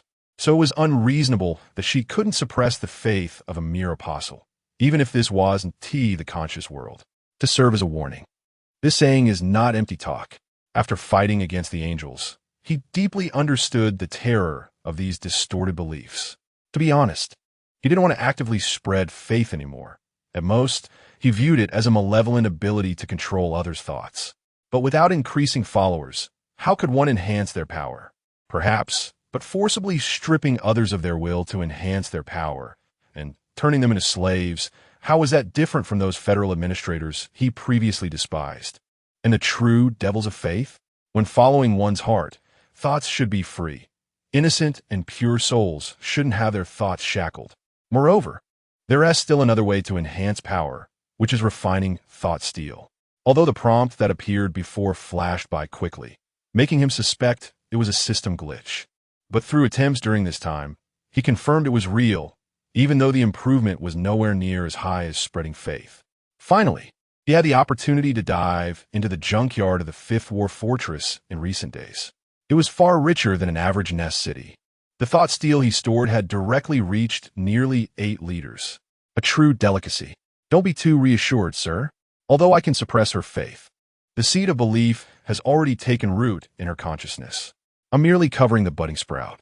If you wish, you can interfere with her thoughts at any time. Lift the lid, and she will once again become a slave to faith. Jian Yin frowned, looking worried. She turned to Wei Shen, her expression conflicted. "So, please promise me."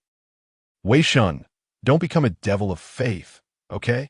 Jian Yin trusted Wei Shen, so she was truly afraid of him changing. Afraid that this friend who taught her what freedom was would consume the forbidden fruit of faith. After all, she was the guardian of humanity. If he really became a demon of faith, would she be his enemy? Or would she fall with him? She didn't know. Of course, becoming a demon of faith? That's something Wei Shen feared as well. If I am eroded by faith, then please kill me. "Sir," Jian Yin opened her mouth, unsure of what to say. Suddenly, a person rushed up from downstairs. "Sir, I'm here to eat canned food," Luo Shun said excitedly. But he didn't see the cans. Instead, he noticed the subtle expressions on the two faces. Sorry, I'll come back later." "No, it's fine. I just accidentally discovered that girl has a tumor in her head. The canned food is here. Go ahead and eat," Wei Shen said casually. "Well, never mind those irrelevant things. If Hilvy returns to normal later, it would also be time to contact that air thief." Wei Shen waved his hand and changed the topic with Jian Yin, while Luo Shun took the plate, stunned beside them. "What? That girl has a tumor in her head?" He looked at Hilvy with pity. "Oh, that's too sad. Having a problem in her head at such a young age, oh." But still, let's eat food. It tastes good. So delicious. Chapter 62. The bait before long. Sylvie opened her eyes. A strange ceiling, unfamiliar people. So beautiful, so graceful. Is there really such a beautiful person in this world? Sylvie's face flushed, and she sat up abruptly. Even as a woman herself, she felt shy and nervous in front of such beauty. It's only natural, isn't it? Not to mention, her eyes seemed to see through the soul, deep and mysterious. Look at that person next to her in gray, much more pleasing to the eye, and the one behind her who is eating like crazy. So ordinary that just looking at them is relaxing. Sylvie glanced at Wei Shen, sighed in relief, her tense expression easing. Why do I feel insulted? Wei Shen twitched his lips. It seemed that when Sylvie first met Yin Yin in Lights Out, she had a similar reaction. In that sense, this might be a reenactment of that scene.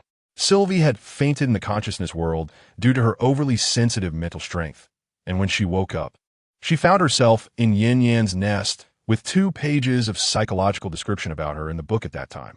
Huh, wait a minute. Wei Shen raised an eyebrow, as if he had discovered something. Could this girl be a trickster? Hey, this is getting interesting. That young man. Have I seen you somewhere before?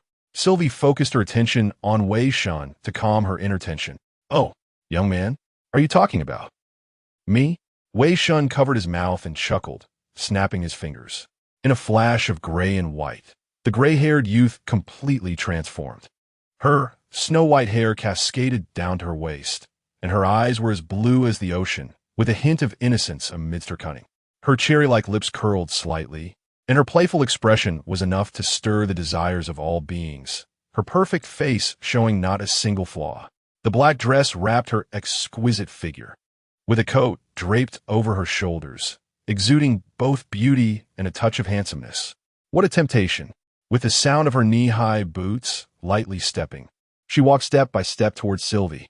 By the stairs, the onlookers from Wei Shen were dumbfounded. Is that Mr. Wei? How did he turn into a woman? And such a stunning one at that. Every feature capable of hitting the XP. The bowl dropped to the ground, and he didn't even have time to lick the plate clean. Sylvie's face was completely red, as if she could drip water. For a moment, she couldn't tell whether she was in a dream or reality. Confused, why was she just a young man? How did she become so? I can't tell. Hee. She tucked her hair behind her ear and gently blew into Sylvie's ear. Phew. Sylvie immediately stiffened, her hands and feet becoming clumsy. All she could see was that person leaning close to her ear, lightly resting a hand on her shoulder, and softly saying in an incredibly beautiful voice, "Do I look like a young man?" No. No. All right, sir. Please don't tease this child. Yin Yin covered her mouth and chuckled, stopping her. Haha, got it. The person clapped her hands, and in the blink of an eye, reverted to her previous appearance. Slap. Just a joke, don't mind it, miss. How should I put it? Even after all that, the telekinetic fluctuations still didn't produce that kind of change. Well, it seems it's not. And she indeed didn't exhibit any emotions of reverence or belief towards me. It seems her faith in me has indeed been suppressed. And she also seems to have forgotten what happened at the 5th pharmaceutical factory. Forget it. It doesn't matter. It's not important. Seeing Sylvie normal again, Wei Shen felt relieved as well. He patted the dumbfounded Wei Shen by his side, pulled him downstairs, and confirmed everything was fine. Now he could safely contact that sky thief. You're a woman? Wei Shen still hadn't recovered. Wei Shen's earlier appearance had truly struck deep into his heart. He now felt that the vast majority of women he had seen before had lost their color, and he might never experience joy or sorrow again in this life. What are you thinking? It's just an appearance projection. If I were a woman, would I be this close to you? Still, if he wanted, he could look like that, presenting himself in that form. Both forms were him. You should have some confidence in your appearance, my friend. I'm leaving now. You can slowly wallow in your depression. After casually criticizing his heart, Wei Shen found a secluded place and sensed the true seal he had previously tossed to Gore. It seems it's not in his hands. Below a certain void, more than 10 floating boats were hiding among the ruins. Miller, how much longer do we have to wait? The tracker shows that the transport airship of the Huagang Merchant Group is about to reach the upper airspace. It's just an unknown small merchant group With only 5 escort airships for protection, we can easily take them. I heard this is the first time the 2 daughters of the Huagang merchant group are in charge of transporting. How memorable. Shouldn't we let them taste the flavor of the men outside the nest? I heard that the youngest daughter is only 17, in the prime of her youth.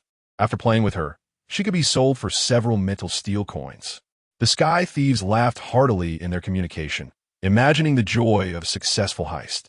Most Sky Thieves were like this. After all, death could come any time, so why not enjoy it to the fullest? Those with conscience and persistence became the odd ones out. At this moment, the stone sculpture around Miller's neck suddenly vibrated. This was a trophy he had looted from the young master who had been killed before. Originally, it seemed too exquisite to throw away, so he wore it. But now it was vibrating, and it seemed like there was some sound coming from inside. Wait, everyone, the stone sculpture I took earlier seems to have a problem. It sounds like there's noise inside. Is that the one you found from our dead young master? Aren't you ashamed? Yes, it's the one. It was vibrating just now. Miller interrupted the casual chatter in the communicator, pressing the stone sculpture to his ear to listen, but found that the previous sound had disappeared. Just as he felt puzzled, thinking it might have been an illusion, the stone sculpture vibrated again. He held his breath and continued listening. Sure enough, there was sound inside. It seemed to be a communication.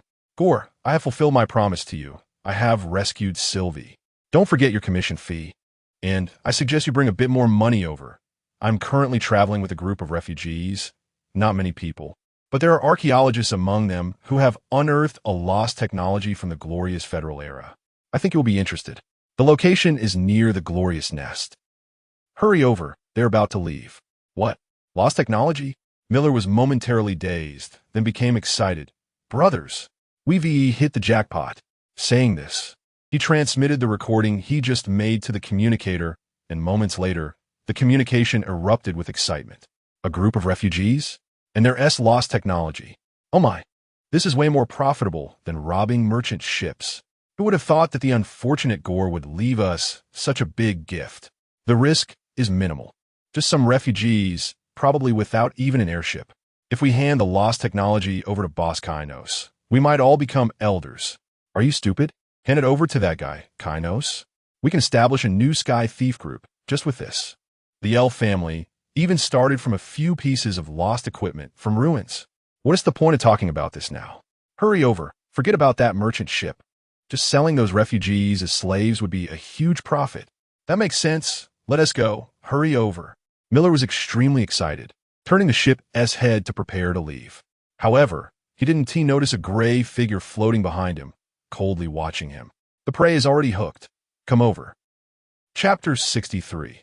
The Prisoners of the Sky in the Unfaithful series. There is a dedicated novel about sky pirates titled Prisoners of the Sky. Sky pirates spend more than half of their time in the air, and some have never set foot on land in their entire lives. If the sky becomes their faith, it could give rise to a faith-based demon symbolizing the sky, and the sky would become a forbidden zone. In fact, not all sky pirates make a living by plundering merchant ships. Rather, only a small portion of them do this. While most of those referred to as sky pirates are simply the people of the sky, usually scavenging for survival, only resorting to robbery when times get tough. They also know that they cannot compete with the Federation, and if they are hunted down for revenge, the probability of death is high. Only a few are reckless enough to treat their lives as expendable, so they're merely a more advanced group of sky drifters with floating ships and some firepower. The tyranny of the War Emperor, the madness of the Sky Father, and the watchful eyes of the intelligent machines put immense pressure on the Federation's front lines. The Lions, preoccupied with defending their territory, cannot afford to pay attention to the flies buzzing around their wounds, at least for now. They are merely a nuisance and won't cause significant losses. It seems like Gore must have been secretly killed by them, emotionally speaking. It seems like a power grab. The Unfaithful series does not mention the EL family among the Sky Pirates, which either means the family is obscure or has already perished. It seems to be the latter. Moreover, Wei Shen has another concern, the name mentioned by a Sky Pirate earlier. Kainos. This name appeared in Prisoners of the Sky as one of the small captains in one of the 3 largest pirate groups, the Hand of Plunder. The Hand of Plunder is an organization formed by a group of Sky Pirates who love to raid, banding together to better plunder others. They are few in number but fierce, and they are among the most successful sky pirates.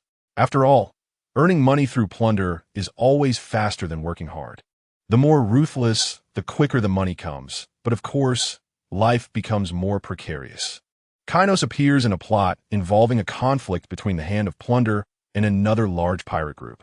Although his appearance is limited to just a few pages and he dies rather hastily, Wei Shen still remembers one description of his past: a wretch who sells his master for glory, betraying his family. His death is of no concern, and he dares to hope for a position of importance? Ridiculous. In other words, the family he betrayed must be the EL family. In other words, through this guy, can I get in touch with a pirate group called Hand of Plunder? Wei Shen gritted his teeth. An unnamed hatred surged forth, and fury began to burn in his consciousness, because that pirate group would one day give rise to an unformed faith demon. They must be killed. It is a great blasphemy. The desire for slaughter surged, and the inclination to eliminate heresy made him itch with impatience.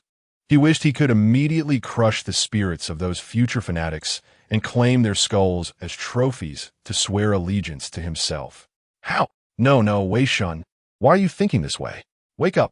Wei Shen shook his head, rousing himself from the chaotic emotions, and smiled wryly, shaking his head.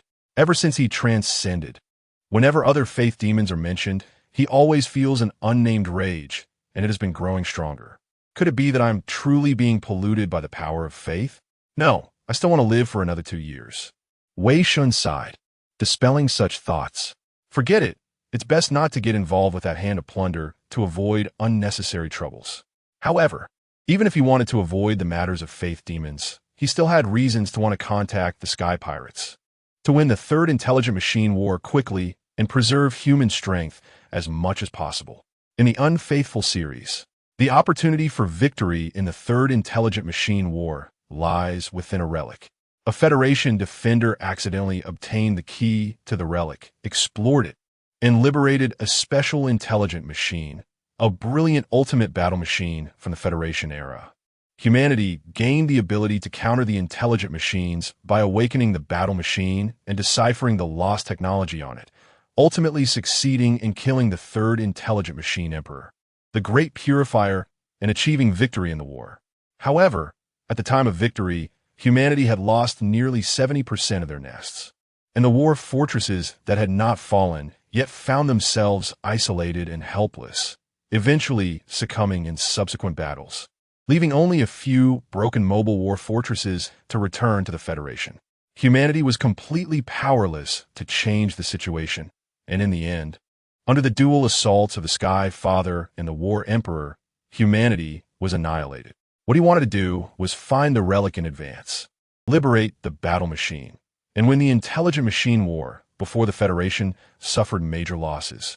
And the key to unlocking the relic just happened to be in the hands of a sky pirate who enjoys archaeology.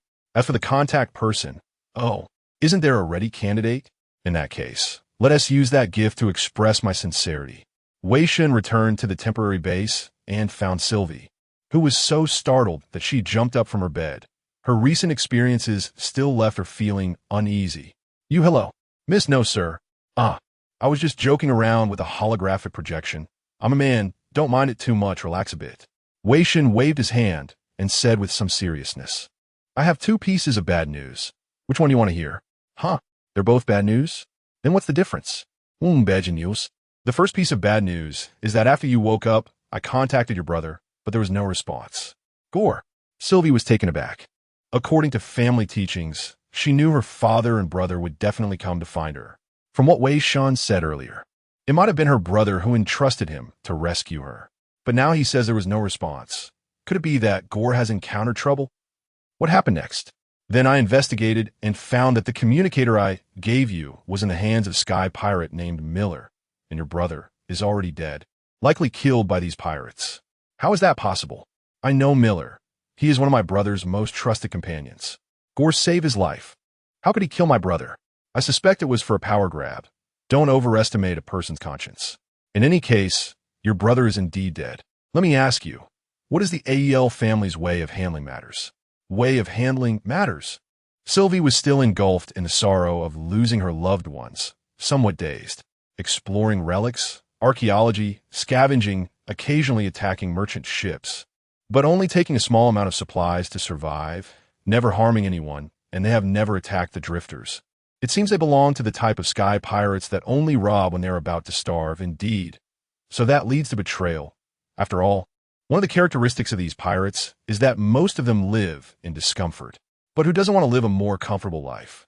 By the way, I've also discovered something. One of your people named Kainos is planning to join the Hand of Plunder. What? Sylvie recalled that Kainos, the third in command of the fleet, had indeed been advocating for raids, and the second in command had just encountered an incident not long ago. Could it be because of this that She gritted her teeth, growing more resentful towards Kainos, and at that moment, she remembered something else. What about the second piece of bad news? You're not wearing pants. Sylvie was taken aback, looking down to find that her blanket had slipped off due to her earlier movements, revealing her fair thighs. With only a tight pair of panties covering her last shred of dignity, her face turned as red as a beet, and just as she was about to scream, she found that Wei Shen had already disappeared. Meanwhile, on the incomplete upper floor, Wei Shen's figure appeared next to Jian Yan. I think you've heard everything. What do you think? Just go according to your plan. I believe you already have one in mind. Jian Yan turned her head, her smile somewhat mysterious. I'll go with you. Coincidentally, I also want to tell you something and give you a surprise. We're almost at the target location. Stay hidden. A group of refugees. What's there to hide? Let us do it the way we did before. The sky pirate accelerated, flying into the ruins. Soon, they spotted several vehicles below, with a few refugees moving supplies around. Found them. The party begins. The sky pirate laughed heartily. These refugees looked weak and pitiful, and there were no weapons on their vehicles, just a few simple iron plates. It would be easy to take care of them, right? A sonic bomb was thrown into the crowd of refugees, and they immediately fell into chaos, completely disorganized. Old Ma's already gone in. It's safe. Let us hurry. The sky pirates shouted loudly as they charged into the ruins, the airship making a dull sound, which usually instilled a lot of fear in the prey. They shot at the refugees, laughing as they dropped bombs, destroying their vehicles. In the end, as long as they could extract information about lost technology from these refugees, they could send them to the slave market. Suddenly, one of the sky pirates frowned, sensing something was wrong. Strange, the explosion of the vehicle seemed off. Where did all that fire come from? He snapped back from the thrill, looked up, and found that the colors around him had disappeared without him noticing. The world had turned into a gray and white void. Chapter 64. The Truth, Inquisitor 3.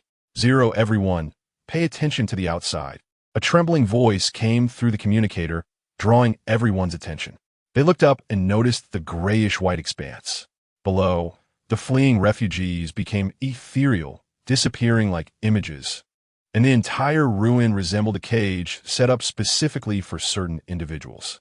A grayish-white holy domain. Oh no, there's a problem. Run. The sky pirates screamed in terror and fled in all directions, but no matter how they flew, they couldn't escape from the ruins. Somewhere in the ruins, two figures were watching the fleeing sky pirates. Wei Shen waved his hand, and the last created illusion of a refugee vanished as well. Discovered so quickly? I wanted to observe their movements a bit longer. It seems that what I saw in the movies wasn't realistic enough. But then again, if everything was real, who would watch movies? Directly releasing the Holy Domain. That was quite a surprise. Recalling the earlier moment when he inexplicably discovered he could release the Holy Domain startled him. He thought the workers from the Radiant Nest had come here to file for work injury compensation. Of course, based on the feelings during the previous construction of the Holy Domain, he recorded the energy data at that time and performed a reverse deconstruction. Although it didn't yield much. Not even the surface, at least on the surface, he could temporarily construct an external state capable of releasing the Holy Domain. In other words, as long as he was nearby, one could temporarily release the Holy Domain. The current maximum duration was 5 minutes. How about it? This gift, he's satisfied? Very satisfied. Wei Shen shook his head, sighing. You really are the voice of the Father in the unfaithful. The most terrifying apostle of the Father who dealt a heavy blow to the Federation. Your ability is truly exceptional. As long as you're satisfied. In that case, given how hard Jian Yan has worked, Shouldn't the gentleman give a little something in return? At this moment, Jian suddenly leaned in, smiling. Praise me. Wow. Truly worthy of Miss Jian. I am to you as fish is to water. Uft, haha. Sir's flattery is so perfunctory. Even Jian would be hurt by that. At this point, she retracted her smile. However, regarding this matter, there is one more thing I want to tell you. With a wave of her hand, all the sky pirates' floating vessels in the holy domain lost power and began to fall. Then she grasped again, and the falling vessels were dragged to the empty space at the center of the holy domain by a tremendous force. Just like that, Jian said softly. Wei Shen frowned. Just now, he felt a part of the holy domain slip out of control for an instant. When you released the holy domain through me, I also gained a portion of control over your holy domain. I don't want to hide this from you. She glanced at Wei Shen apologetically, observing his reaction. You don't need to look at me like that. It's quite good, isn't it? If anything, it's great. Trust is mutual. I absolutely trust you. Relying on others to release abilities while refusing to differentiate power is rather inhumane, and if he truly went mad in the future, at least someone would have to stop him. Aren't you quite good at making girls happy? That last sentence was way better than the previous compliments. The time for the holy domain was almost up, and the two approached the sky pirates. The hatches of the floating vessels were suppressed by telekinesis, and the sky pirates couldn't escape. They looked at the two approaching in terror. This time, they had encountered a tough opponent. What do you want? You kidnapped our elf family members, right? Hurry up and release Sylvie.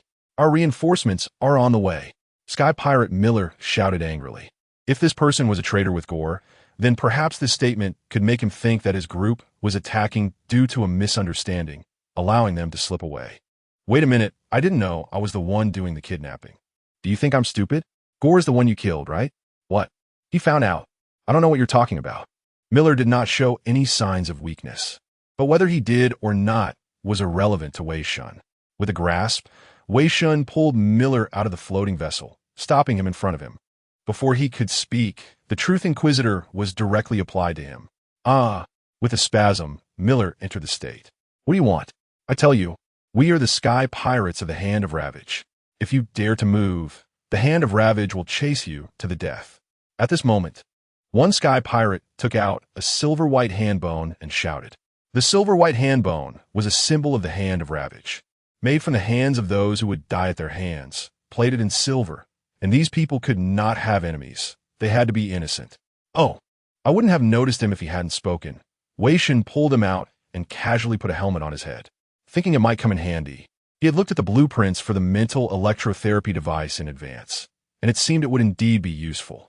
Since there was a silver-white hand bone, it meant at least one innocent person had been tortured to death by him, and he should wear the helmet for a good experience.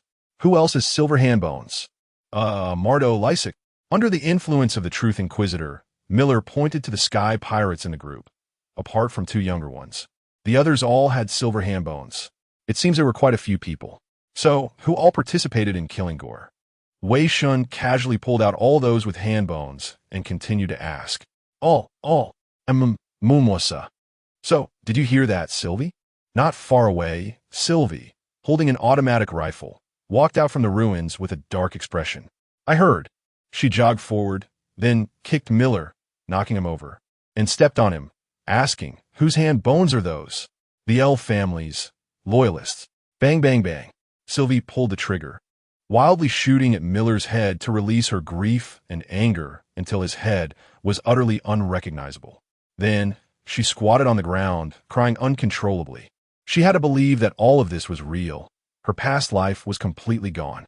I still wanted to ask some other questions, but never mind. There are plenty of people.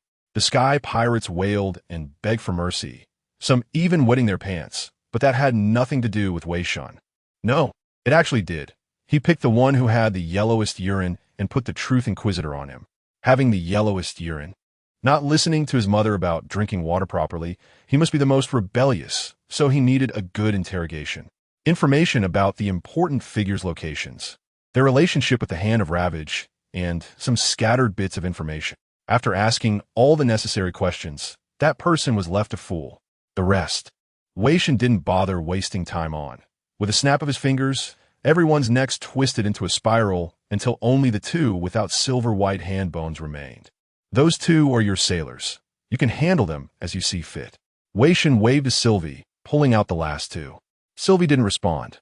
With one gunshot each, she blew their heads off.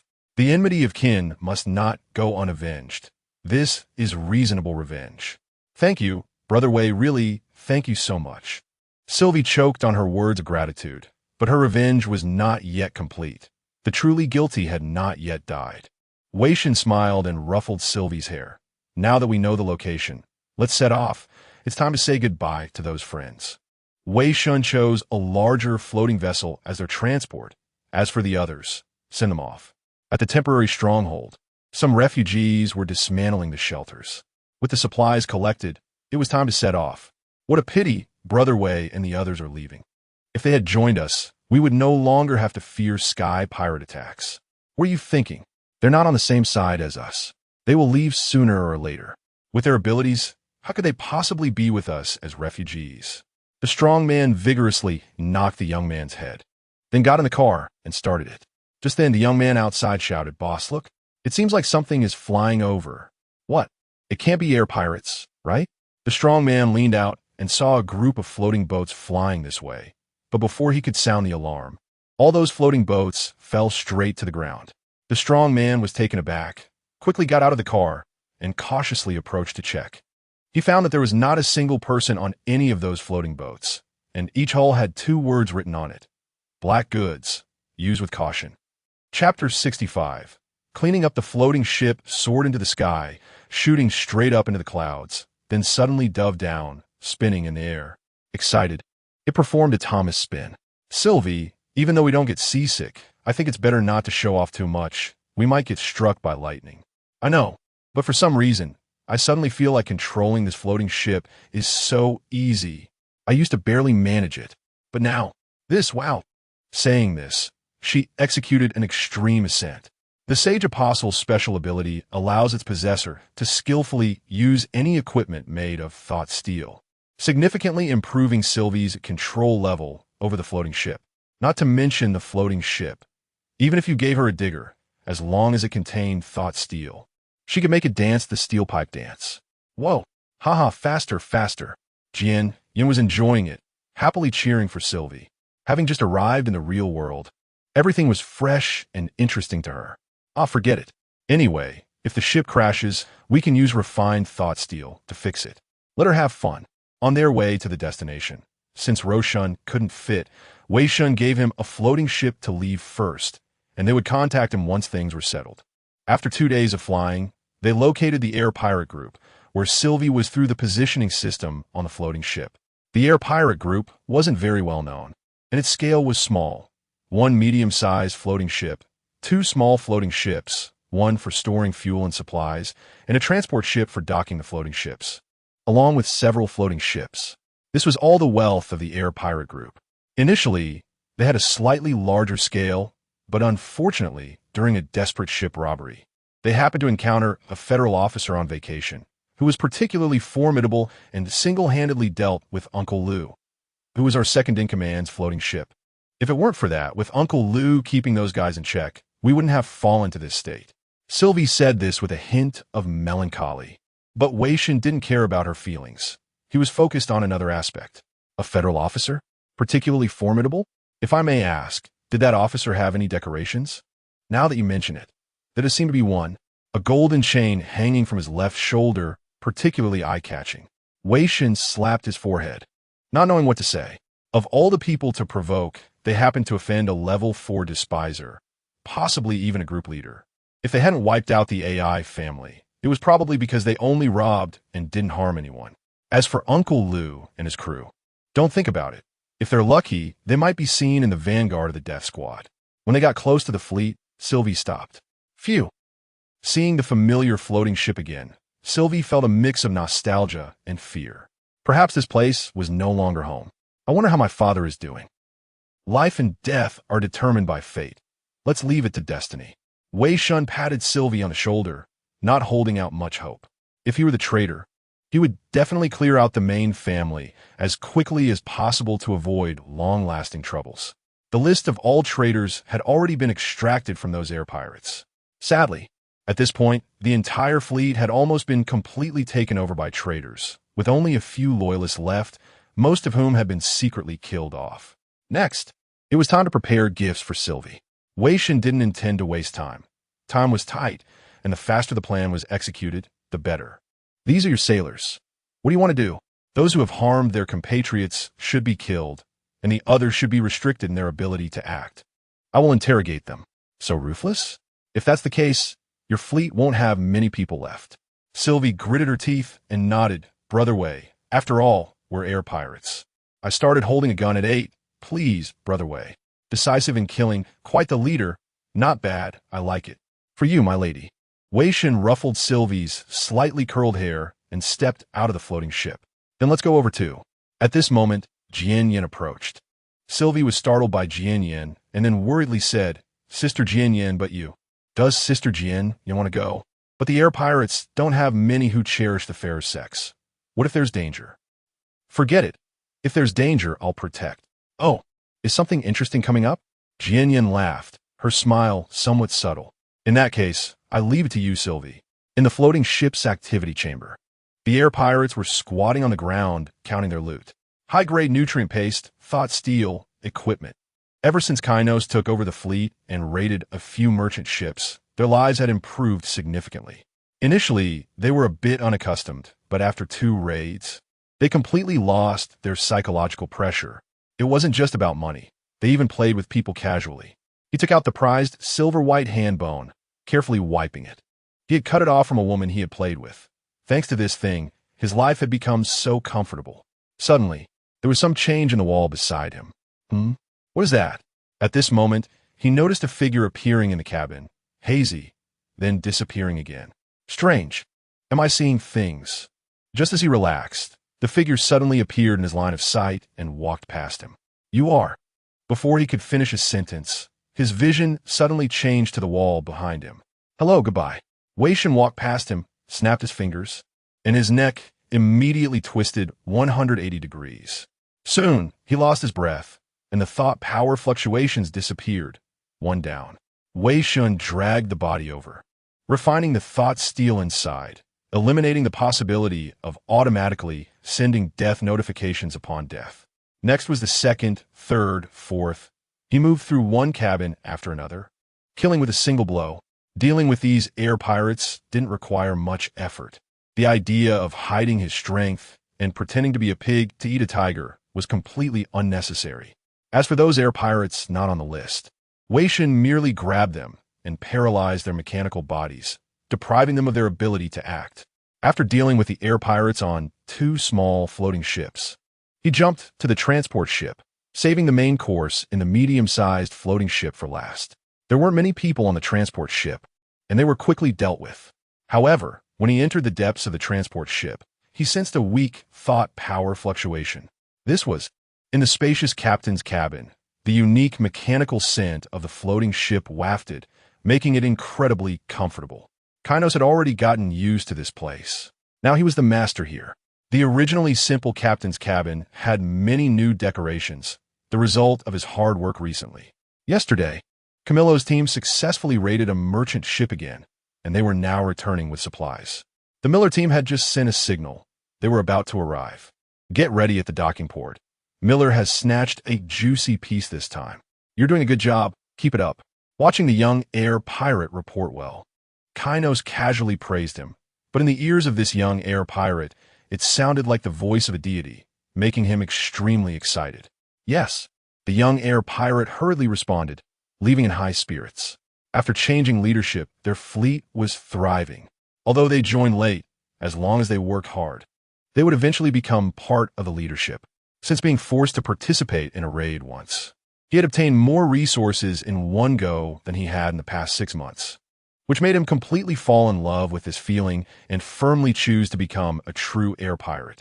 He arrived at the docking port beneath the floating ship, and before he could open the door, he noticed a gray stranger walking towards him. Stop! I haven't seen you before. Where are you from?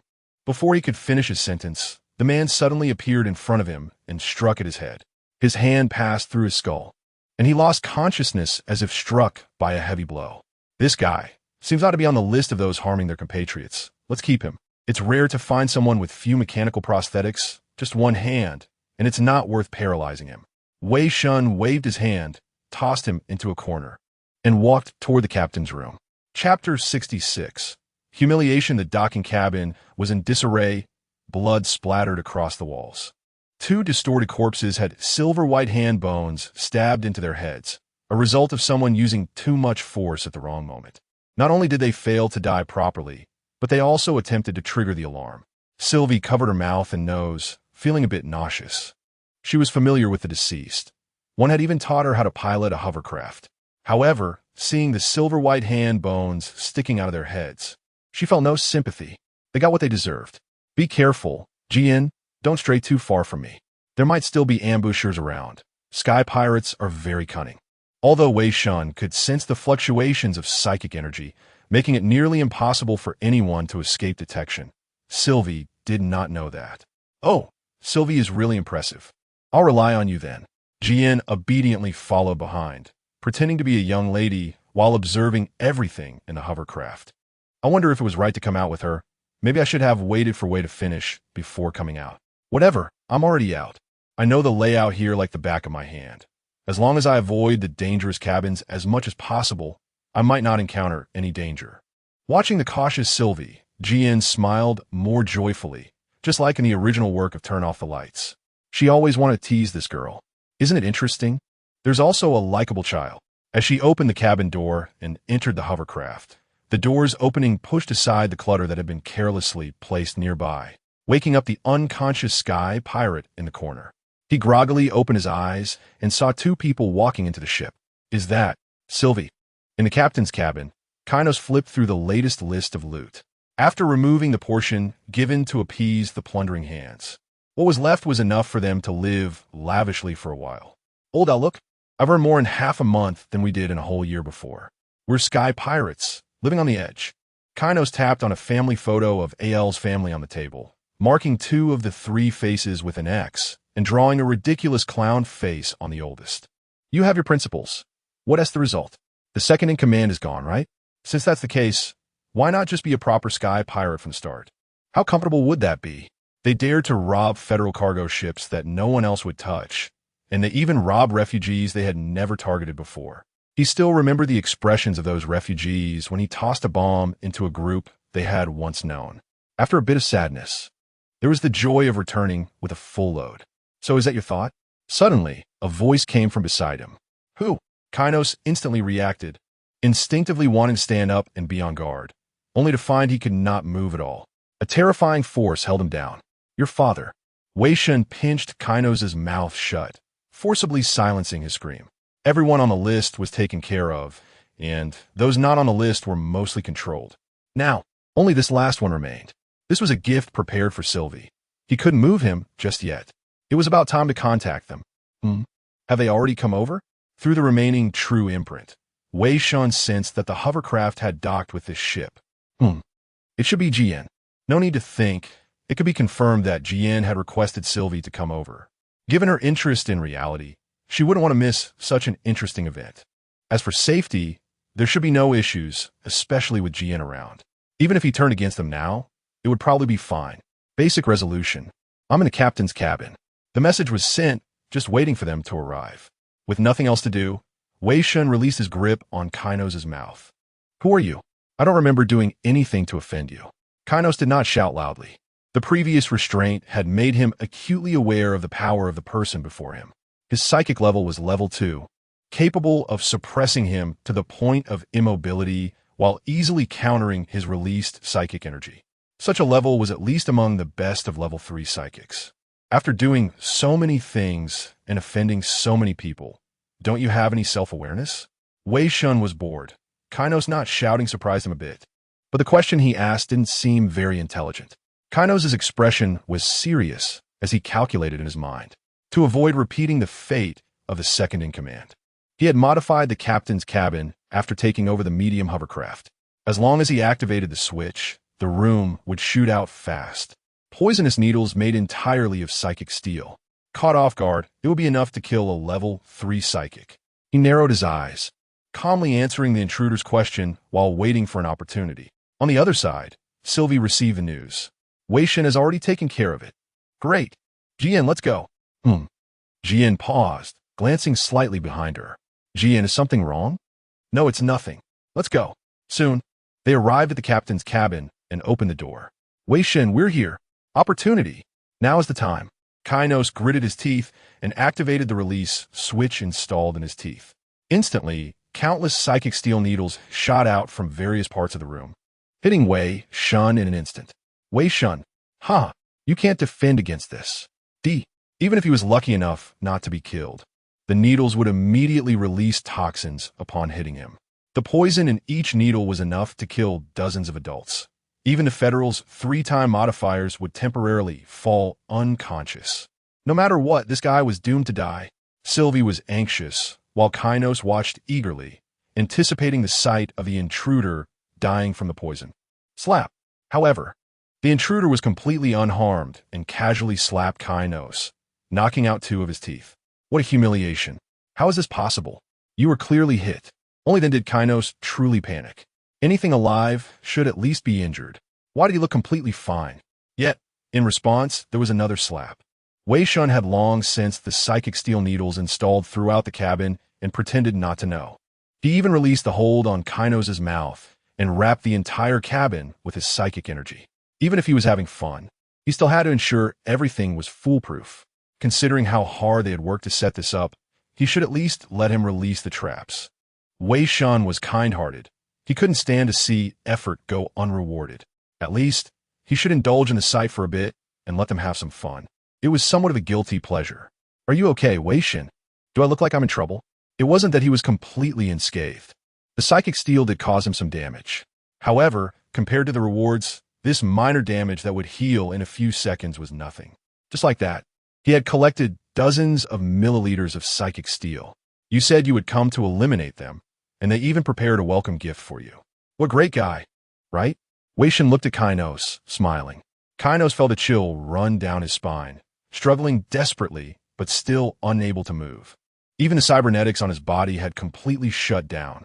At that moment, a voice rang out. Let go of the captain. Otherwise, I'll kill her. Oh, there's another expert? Wei Shen turned to see the young sky pirate he had previously let go, threatening him with a hostage. And the hostage in his hand was Jian. Help! I've been captured. Jian's face was filled with panic, but the joy in her eyes was impossible to hide, as if she were quite happy about it. Well, it seems even more wicked people have shown up. Chapter 67, Traitor Elimination. Cough. Wei Shen couldn't help but chuckle a bit. He was trained to not laugh in situations like this. That space pirate, even knowing a formidable enemy was ahead, still stepped up to protect the leader. What loyalty! It should be taken more seriously.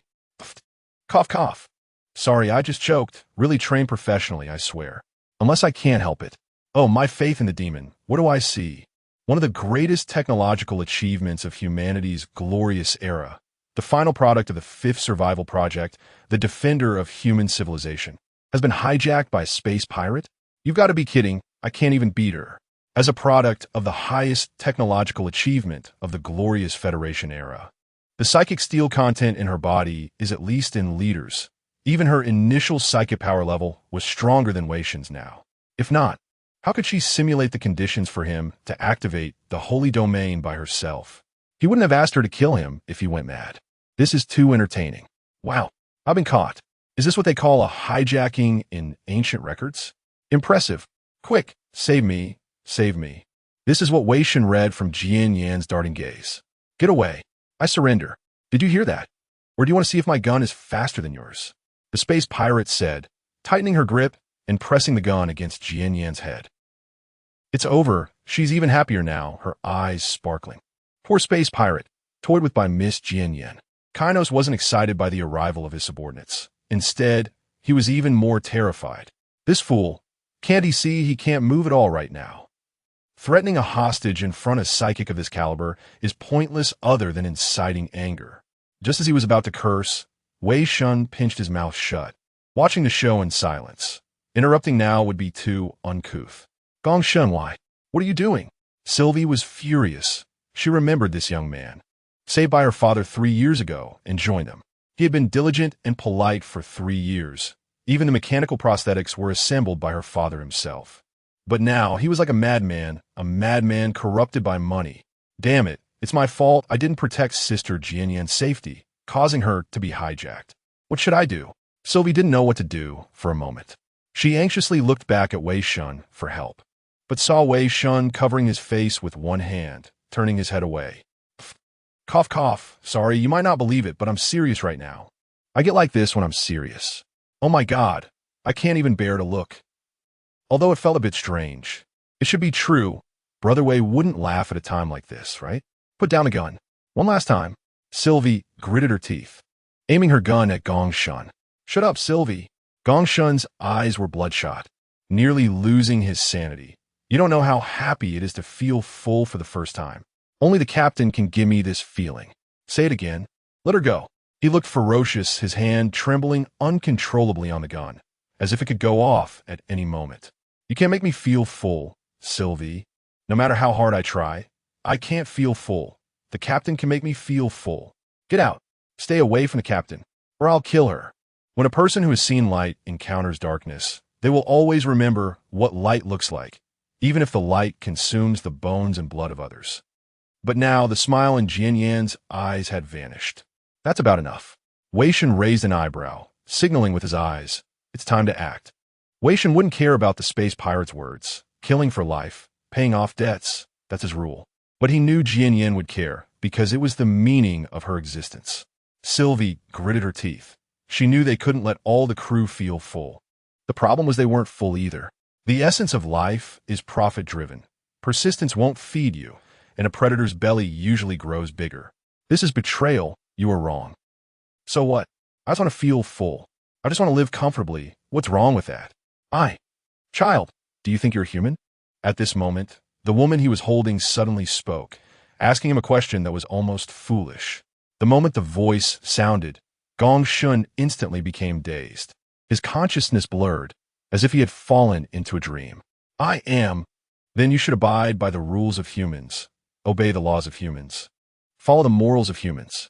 Jianyan gently pushed his hand away, her fingertip pressing against his forehead. He had fallen into the mental utopia Jianyan created. This principle is very simple. Have you ever killed an innocent? I killed a man, wanted to escape to protect his child. Then, killing should pay for life. Jianyan shook her head, walking to Wei Shen's side. She had lost interest in playing. In the world of consciousness, the essence of her existence, the meaning of her birth, everyone should be able to feel full. Everyone should be happy, even if it's false. I just want to feel full. I want it too. Sylvie shot at his head, blowing it apart. She lowered her gun, remaining silent. Even though she had eliminated the traitor, she couldn't feel happy at all. Wei Shen helped her deal with the body, patting Sylvie on the shoulder. Don't think too much. Change your mood. There's a big gift waiting for you. Wei Shen pointed at Kainos, who at this moment looked gray and lifeless, devoid of any desire to live. Not only was his psychic power gone, but all the prosthetics on him had also collapsed, losing power and control. Hope completely lost, all was over. Aside from being at others' mercy, there was no second outcome. Wei Shen bowed to Sylvie and gestured. This is the big gift I want to give you. The culprit that brought ruin to your family. A holy revenge. Revenge, how delightful. How empty. Is there a more perfect gift than this? He's yours now. Whether you want to kill, mutilate, let go, or even forgive him, it's all up to you. So Sylvie, Miss Space Pirate of the Iyer family, what do you plan to do? Sylvie glared at Kainos with hatred and sadness, but the gun in her hand couldn't be lifted. She still remembered the past. The person before her had taught her to read, provided her with food, saved her life. But why has it come to this? Kainos' gray eyes gradually brightened. Sylvie's hesitation gave him a glimpse of hope for life. I'm sorry, Sylvie. I'm sorry. I just wanted my subordinates to feel full. I didn't know so much would happen. I tried to stop them, but it was useless. They have gone mad. Old fox, I can never trust you again. Kainos' lies disgusted her, and she let go of the last shred of pity. Another shot ended his sinful life. In the next moment, Sylvie seemed to have drained all her strength, collapsing on the ground, her eyes hollow. Everything is gone. Her family, her past, all gone. All right? Before you break down and cry inside, I suggest you go to the transport ship to change your mood, especially the waste warehouse. There are definitely things that will excite you. WH. Sylvie was stunned for a moment, her eyes regaining their luster as if she understood something. And she scrambled out of the captain's room, rushing at the fastest speed to the waste warehouse of the transport ship. Her biological father had been hiding inside, with most of his mechanical limbs nearly dismantled, leaving only his torso hanging on to life. Cramped in a small iron box with a corpse that should belong to a loyalist who had helped him hide.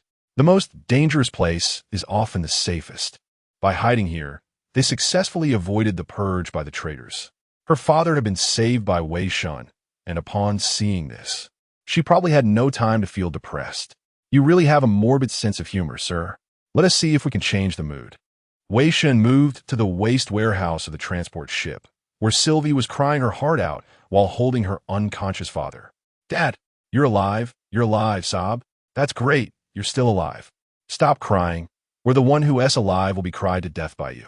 Hurry and feed him some nutrient solution, and find some limbs to attach to him. Wei Shen threw the nutrient solution and recovery potions he had scavenged from other empty thieves to Sylvie. The man's psychic fluctuations were growing weaker.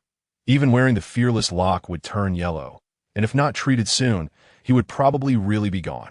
Unfortunately, even the recovery potions here were of poor quality. Although equipped with a life pod, it lacked the various substances needed to start it. Speaking of which, the Federation's treatment is quite good. Looking at the corpse that had been crammed in the iron box with Sylvie's father, he noticed unnatural cuts on the man's wrist, as if he had cut himself. When rescuing Sylvie's father, there were also scattered, dried bloodstains at the corners of his mouth. It was inferred that this loyalist had fed his blood to Sylvie's father to sustain his life, sacrificing his own in the process. What loyalty this was! Both were crew members, yet the distinction between traitors and loyalists was clear.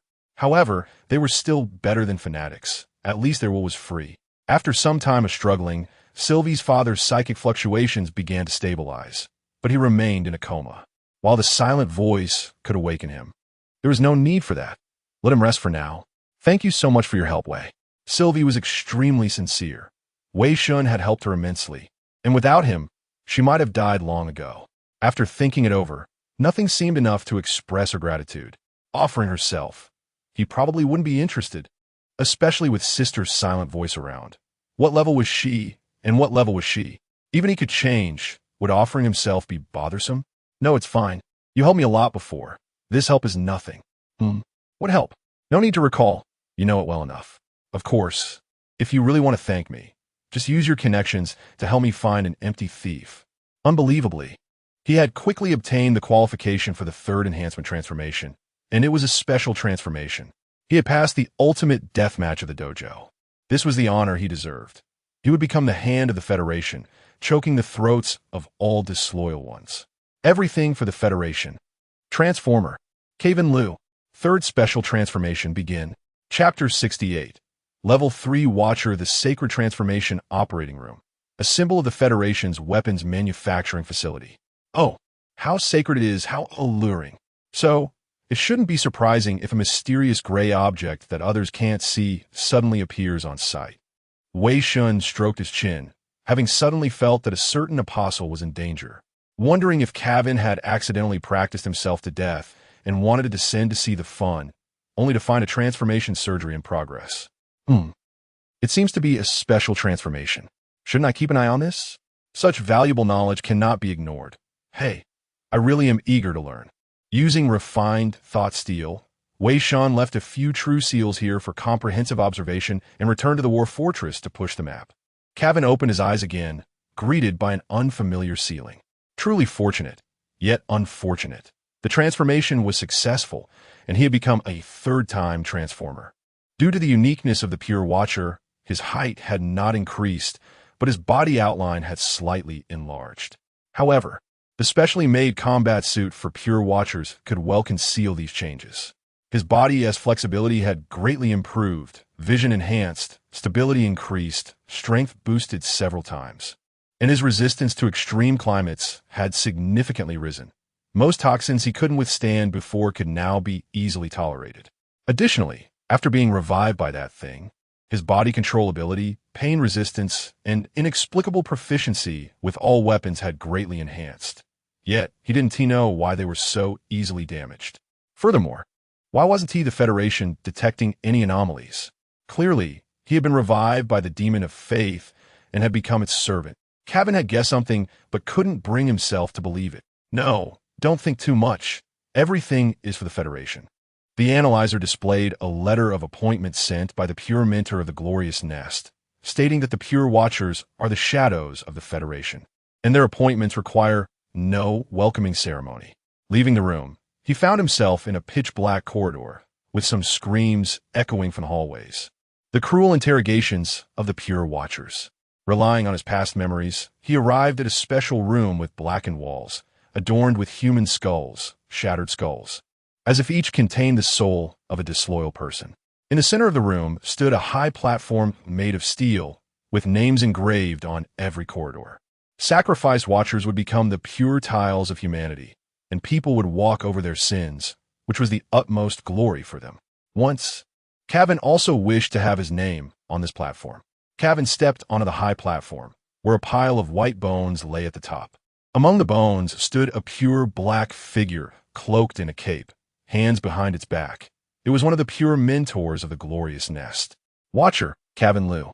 Cavan knelt on one knee in loyalty, bowing to the pure mentor. You have passed the trials, endured the transformation. You possess perseverance and composure. You are loyal to the Federation and humanity. Now, I bestow upon you a new mission. You will become the eyes of the Glorious Nest, watching over its purity. You will lead a group of shadows to eliminate the evils beneath the light. You will gain the title of Vice Captain of the Level 3 Pure Watcher Squad 4. Born for the Federation. Everything is for the Federation. Becoming a Vice Captain right after the transformation was against the rules. But the desecrators of the Third War Fortress remained aggressive even now. The Federation warriors, who contended with the War Emperor, were also violent madmen. Otherwise, they couldn't have protected an excellent watcher. No, respected mentor. Cavan lowered his head further, his voice deep like that of a sinner. I do not feel loyal. I have sins that can never be forgiven. No, that is not a sin. I have learned from your teacher that you merely killed a beast for the citizens of the Federation. As a pure mentor of the First Nest, speaking with such authority, if the desecrators of the Third War Fortress heard this, the annihilation cannon of the War Fortress would probably be aimed at the Glorious Nest that very day. This is indeed a manifestation of your loyalty to the Federation. It will be a medal on your resume. No. That's not the sin I mean. What sin is that? That guy deserved to die. What I want to say is, I have become the servant of the demon of faith. How disloyal, how blasphemous. Under the control of that demon of faith, he couldn't express all the facts. Nor could he commit suicide. It was like a thorn lodged in his heart. That demon of faith was surely spreading corruption in secret, intending to overthrow the Federation. Damn it, and I am powerless against this. On the other side, the War Fortress. Achu, TSK, who's muttering about me. Hey, what are you doing? Don't steal my spotlight. Kill them all. Eliminate the fanatics. Everything for the Federation. The demon of faith, absolutely loyal. In the end, Cavan accepted the position of Vice Captain of the Level 3 Pure Watcher Squad 4 of the Glorious Nest. He had requested to act alone, but was refused by the Pure Mentor on the grounds of safety. The silver-gray eye on his shoulder represented his current identity, with a hollow pupil indicating the vice captaincy.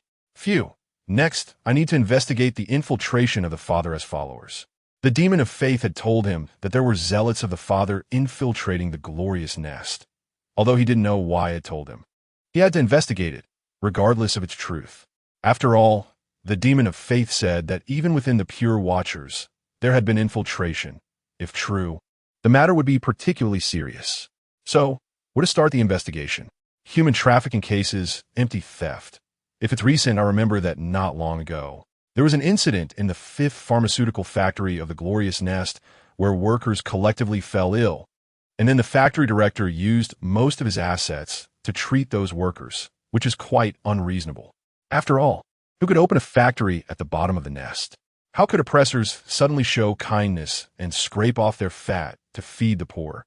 Although all communication devices in the Death Dojo would be confiscated, during mealtimes, they could listen to news through broadcasts. They just made a mistake. They were not disloyal. Specific information should be searchable through the Watcher-specific network. Let us head back first. Suddenly, Kevin sensed something, a faint hostility. It was too weak, like a barrier wall separating them. If he had undergone extensive training, he would not have noticed it at all.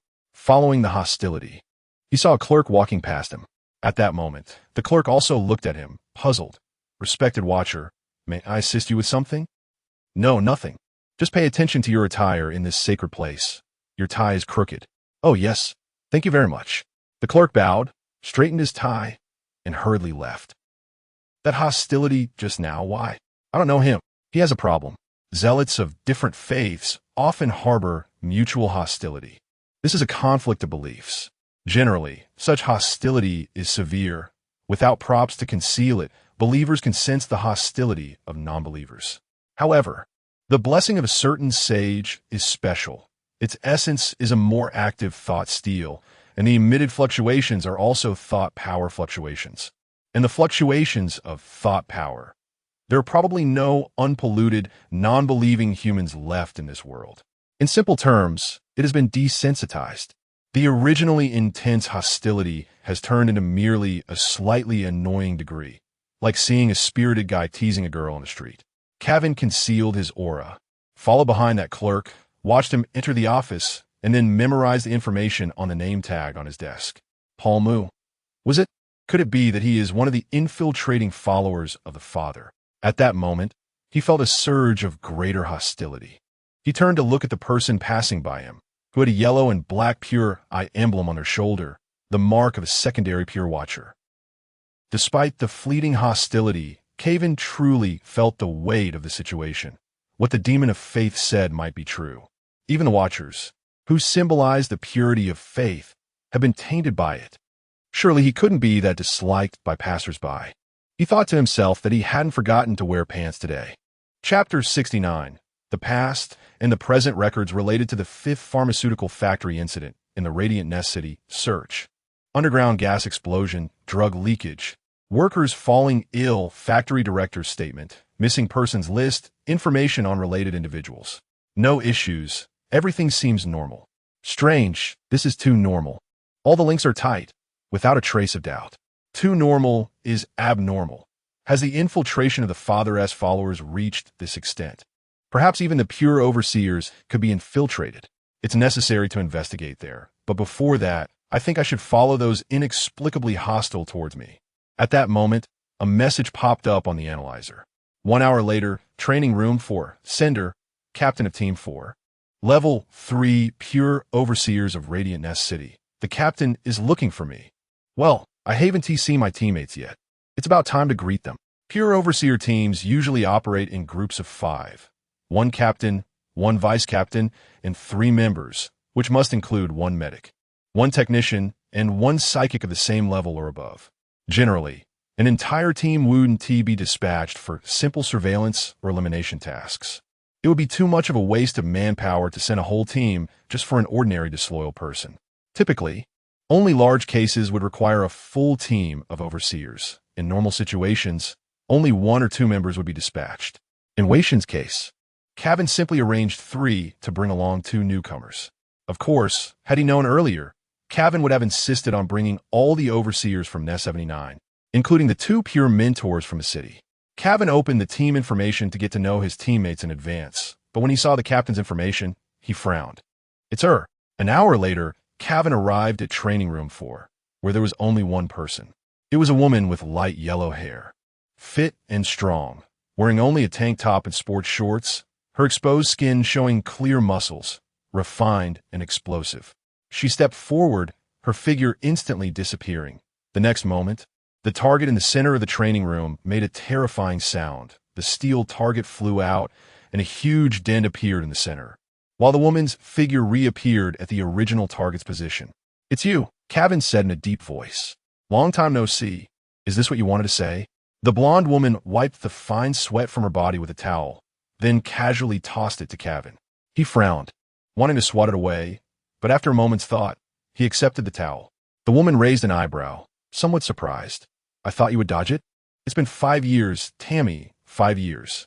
Kevin folded the towel neatly and placed it on the chair, his voice heavy. I caused Kedek to die. I caused my teacher to lose the opportunity to compete for the Grand Mentor, and I was exiled in Nest 79 with him. I caused my family to leave me. That's enough. Did the Grand Mentor of Radiant Nest City really spare him because he eliminated harm for the people? No, he knows. It's just that the Grand Mentor is dissatisfied with the arrogance of the desecrators in the Third War Fortress. Just by chance, it brought him back to Radiant Nest City, a place he both wanted to return to and feared returning to. Forget it. Let's not talk about this. What about the others? They finished training early and went back. I advise you not to be alone with them for a while. The parachuting vice captain. Otherwise, they'd be more than happy to let you experience their elbow hamburger. Of course, there's another option. Defeat them. If you're strong, they'll listen to you. In front of Kevin, Tammy changed her clothes without a care and patted Kevin's back. To celebrate the new member S joining and you're becoming vice captain, I'll treat you to a meal tonight. How about that? I think you wouldn't refuse now. I will never forget that beast's appearance, nor forget your averted eyes. So, where's the place? In the middle layer of Radiant Nest City, High Tower District, Kevin looked at an apartment and his expression darkened. Tammy, are you mocking me? This apartment is precisely where he used to live when he was in Radiant Nest City.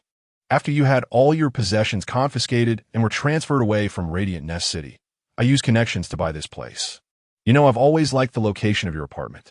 Tammy shrugged and smiled as she opened the apartment door. Inside was very clean, at least much cleaner than when he lived there before, and everything was quite complete. Make yourself at home. You can change your shoes or not. Tammy opened the fridge, took out some fresh vegetables and meat, indicating she genuinely wanted to treat Kevin. These fresh items are generally unaffordable for most people. Kevin sat silently at the table. The layout of the room hadn't changed much, allowing him to recognize it at a glance. Tammy was cooking skillfully. With the reaction and memory ability of a 3-time transformer, she could learn a dish just by watching it once. How have you been? Not bad, not good. I've just gotten used to it. Used to directly killing the reported, used to covering for others' crimes, used to teaching newcomers the so-called correct values, used to enduring, and also used to living as the person I once hated the most. Kevin took a deep breath, feeling quite emotional. In the end, the habit also received its due punishment. Quite poetic. Your literary grades were never higher than mine. Hey, you jerk. Tammy served the dishes and sat opposite Kevin. Eat. We're all familiar here. No need to be polite. Just treat it like your own home. This used to be my home. Speaking of which, how long has it been since I went home? He could still recall the scene back then when his teammates raised their glasses in his apartment.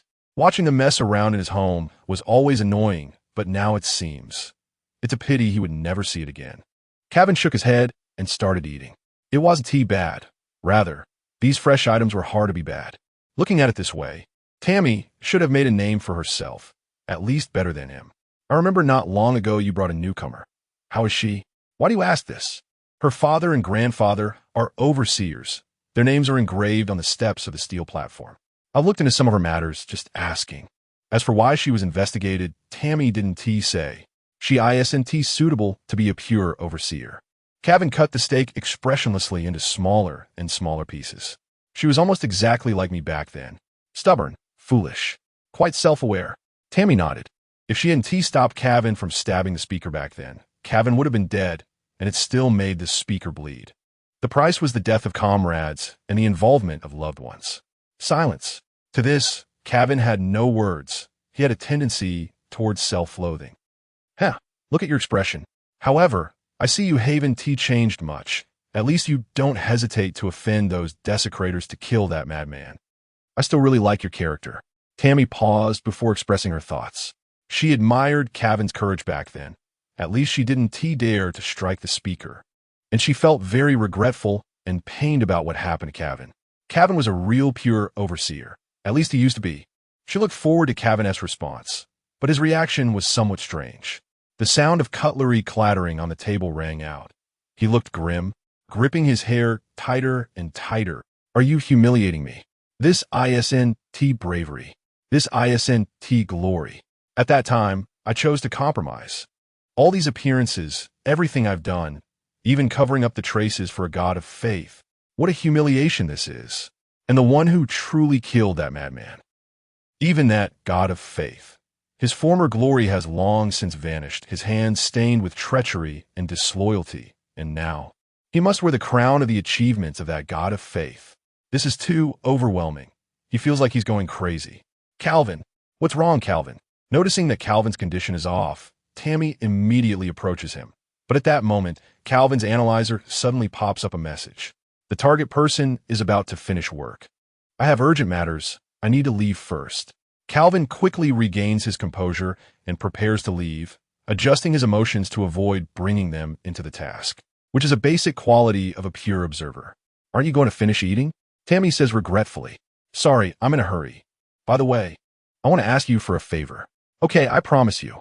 Calvin raises an eyebrow, somewhat surprised, but doesn't think too much about it. For the next mission, please find a way to arrange it near the 5th pharmaceutical factory in the Radiant Nest. I want to investigate there secretly. And also, the Eye of the Nest is not as safe as you think. Be extra cautious. I'll tell you the specifics later. Understood. Calvin nods and quickly leaves, while Tammy leans against the door with her arms crossed, watching him walk away, then glances at the barely touched food on the table, shaking her head with a wry smile. It wasn't easy to get these. What a pity. All wasted. Chapter 70. The pure great mentor leaving the high-speed elevator to the middle level. Baolmu slipped into a little-known alley. Acting natural, he turned into several streets, bought some items to maintain appearances, and finally stopped in a regular residential area. He entered the password and opened the door, suddenly pausing to glance around. Why does it feel like someone is there? Is it just my imagination? The surroundings were quiet, with no one passing by. It must be my imagination. He shook his head and entered the house, locking the door. 3 locks, checking the surveillance devices. No problems. As long as the Pure Watcher doesn't personally come knocking, he could hang the isolation crystal to prevent any leakage of aura. After completing all this, he relaxed and took off his clothes. A surge of terrifying dread washed over him, like a rabbit being eyed by a predator. Though it was just a moment, it startled Baolmu into jumping. He anxiously scanned the area, but found nothing. Damn it. Could it be that I'm feeling scared because I'm about to leave soon? It's been 5 years since I received my Father's grace, and soon I can go to my Father's divine kingdom to hear the grace more clearly. Baolmu lifted the floorboards and took out the holy image of the Father hidden at the very bottom, placing it devoutly in the highest position of the nest and bowing in worship. Praise my Father. You are everything. You are the light that illuminates the world. Baolmu did not notice that a shadow had already hidden in his nest, watching him with a cold, murderous gaze. This guy is indeed a believer of the Father. The moment Baolmu took off his clothes, the power of his faith in the Father was completely exposed, generating immense hostility in Calvin at that instant. Calvin nearly slit his throat right then. It was now almost certain that what the faith demon had said was true, that the Father's believers had infiltrated so deeply that even the Eye of the Nest was compromised. The previous Pure Watcher had likely also been corrupted into a believer of the Father. With the Eye of the Nest compromised to this extent, one could hardly imagine what the other departments of the Nest might be like. A massive cleansing was necessary. However, he had just mentioned that he would be leaving soon. Why? Do they have any plans recently, or has something happened lately? A comprehensive investigation is necessary. Next, it was time to waiting for Baolmu to fall asleep. And when his breathing became steady, Calvin emerged from the shadows. He silently searched everything in the room, from top to bottom, every book, every document, every crevice, even every disassemblable object, recording it all with the analyzer before restoring everything completely. Then, he hacked into the analyzer, copied all the data, and installed no fewer than 10 miniature cameras in the room, modifying and sabotaging all the devices in the nest undetected. Finally, he slipped back into the darkness, waiting for Baolmu to wake up. Over the course of the night, Calvin managed to uncover nearly everything Baolmu could investigate.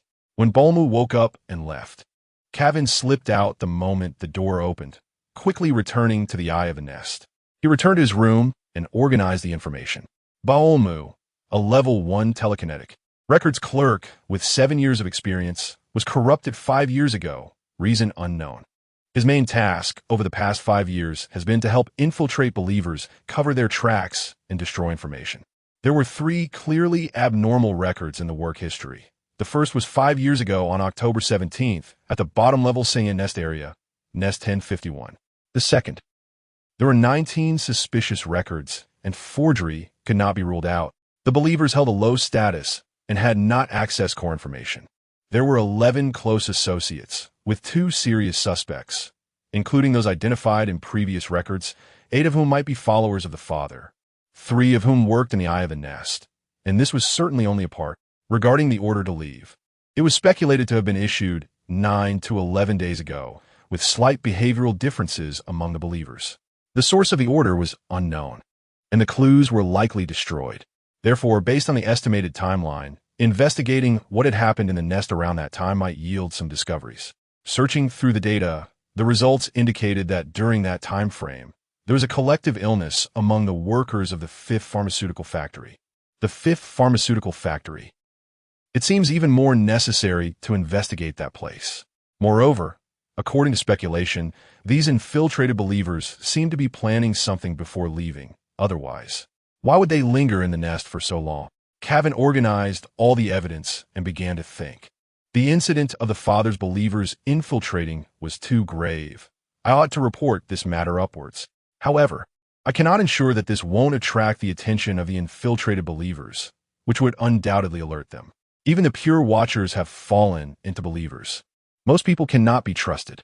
Even if they are not fanatics, they could be insiders of the fanatics or have long been monitored by fanatics, including the pure mentors. Given this, the only person I can trust might just be one. I need to report this matter directly to the pure great mentor of the glorious nest. The pure great mentor is the highest unit of the pure watchers, equivalent in status to the federal defenders, the spiritual leader of the pure watchers. They must be a level 5 telekinetic, a level 5 modifier, and possess absolute spirit. The pure great mentor can even face the Father for extended periods without being tainted by his faith and can initiate attacks. Each level 1 nest usually has only one pure great mentor, and not all level 1 nests can have a pure great mentor. Only level 1 nests will have a pure great mentor. The pure great mentor can command the pure watchers of level 2 and 3 nests under the management of level 1 nests. Typically, they do not participate in command, but they undoubtedly possess the highest authority. Unlike pure mentors, pure great mentors rarely stay in one place for long. They are true shadows, lurking in the shadows of the Federation, capable of being anyone, anywhere, and difficult to find, instilling fear in all disloyal ones. They are fear itself. It is precisely for this reason that Cavan can confidently report the evidence of infiltration to him. The pure great mentor is virtually impossible to be monitored. Even if there is surveillance, it is likely only from the Federation. Cavan's mentor, the pure mentor, has been a competitor for the next pure great mentor. Cavan had once met the pure great mentor of the glorious nest with his mentor and knew how to find the pure great mentor. He retrieved a torn piece of paper, wrote some meaningless content casually, then tore off the upper left corner, stuffed it into a low-quality envelope, and sealed it with low-quality black wax. Afterward, he left the Eye of the Nest, took a few twists to throw off any possible followers, then secretly changed his appearance and went to buy a bottle of cheap high-energy nutrient liquid. Not long after, he arrived at a dilapidated mailbox on the edge of the bottom level of the nest. The mailbox had been around for hundreds of years, existing since the construction of the glorious nest. In the early days of the Nest's construction, due to the chaos of war disrupting signals and communication, the builders of the nest had almost no means of communication other than writing letters for the Nest's messengers to take out. Now, communication in the nest no longer requires messengers, but the symbolic mailbox remains preserved, as it is still quite sturdy and has not been dismantled by the bottom-level citizens for scrap metal. He stuffed the letter into the mailbox, drank half of the nutrient liquid, and placed the bottle in one corner of the mailbox. I hope it won't be picked up by someone else and drunk. I heard that the current pure great mentor of the glorious nest used to be a messenger for the Federation and has kept the key to that mailbox since then. I also hope to see a coin on the mailbox in 2 days, preferably one from 100 years ago. A worker yawned, dragging his weary body past the mailbox. Turning his head, he noticed a half-finished bottle of nutrient liquid on the ground. He hurriedly rushed over, looked around, and seeing that no one was nearby, opened the bottle and drank the nutritional liquid completely, then carefully tucked the bottle into his clothes. When he extended his hand, he found a key and an old federal coin from 100 years ago in his palm. This handwriting belongs to the student of Chapter 71 waiting 3 days later in the mid-levels of the Radiant Nest City at a laborer's beverage shop. A cup of time remains, with a cooling agent added. Disguised, Carvin chose a corner table to sit down. Soon, a cup of bitter nutrient solution with added ingredients arrived in front of him via a simple conveyor belt. Time remains mimicked the taste of the inferior nutrient solutions that workers drank when the Nest City was first established hundreds of years ago. With a strong, invigorating bitterness, along with various bizarre additives that provided a fishy sweetness and spiciness. Authentic Time Remains was almost no longer made, and only 4 shops in the Radiant Nest City knew its recipe. Coincidentally, these 4 shops were distributed in the 4 cardinal directions of the city, and it was the favorite drink of that gentleman. Hence, the need for folded paper. Taking the nutrient solution, Carvin drank half of it, smacked his lips, and sat back to wait. About 2 hours and 17 minutes later, a plump woman approached, came beside Carvin, and drank the remaining Time Remains in one gulp, then grabbed Carvin's shoulder. "You dog, daring to waste money here and ordering such a bitter thing. Go back." No, let me rest for a bit, oh. You have no idea how hard this day has been." Carvin played along, and since the fat woman finished the cup of Time Remains without throwing up and was grabbing his shoulder, then she must be the pure Grandmaster of the Radiant Nest City. The essence of Time Remains, suffering and sharing.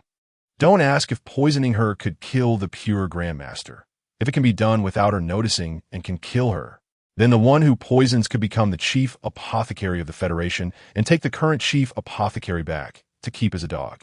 A small ripple, unnoticed by anyone, as the two vanished into the crowd. Moments later, they appeared in an empty nest. "Grandmaster." Carvin removed his disguise and knelt on one knee. This was the most basic etiquette of a pure overseer facing the Grandmaster. "What do you want from me?" Generally, the pure overseer would only seek the Grandmaster in extremely serious situations, if it wasn't serious enough to warrant the Grandmaster's intervention. The Grandmaster would punish the overseer based on the circumstances, even kill them outright. Carvin handed over the evidence he had gathered recently to the Grandmaster, reporting in a low voice. "I have discovered that the Father S cult has severely infiltrated the Radiant Nest City, and it has even affected the eye of the Nest City. Moreover, I suspect that there are already pure overseers who have been corrupted and have become followers of the Father. The Father S slaves, infiltration." The Grandmaster quickly skimmed through the information provided by Carvin, and the previously expressionless face began to show signs of agitation. The information was true. The Grandmaster could tell that. Old, truly old. The Grandmaster shook his head, letting out a muffled sigh, resembling a very elderly man. "Of course, it's just self-deprecation. Beneath the disguise, there are incredibly bright eyes. The messenger of the Nest City at its establishment, a warrior before the Great Expedition. He had undergone 5 special transformations. He could still live for 1,000 years at least. However, just as those guys mocked, he had not even noticed the infiltration of these dog-like followers into the Radiant Nest City, and it had penetrated so deeply. There was no aura. The surroundings were very quiet, and the person in front of him seemed non-existent. Yet Carvin knew the Grandmaster was very angry, almost furious, in a state where he wanted to kill. The anger quickly dissipated. In almost an instant, he calmed down. "You did well, Overseer. This issue is very serious. I never expected that the Overseer who had scratched the Radiant Nest City speaker a few years ago would deliver such a great gift right after emerging from the death arena. His current situation was somewhat awkward. He was struggling with not retiring early, while his political enemies had already begun preparing for the next competition for the position of pure Grandmaster of the Radiant Nest City. The few Grandmaster candidates he trusted and intended to support had also been exiled for various reasons. Yes, the person in front of him was the reason why a certain pure Grandmaster was exiled. If the fanatics' infiltration of the Radiant Nest City was discovered, it would be another heavy blow for him. His political enemies would use it to attack him, and he would likely have to retire early. Damn politics. Those guys are still living too comfortably. It's been too peaceful lately.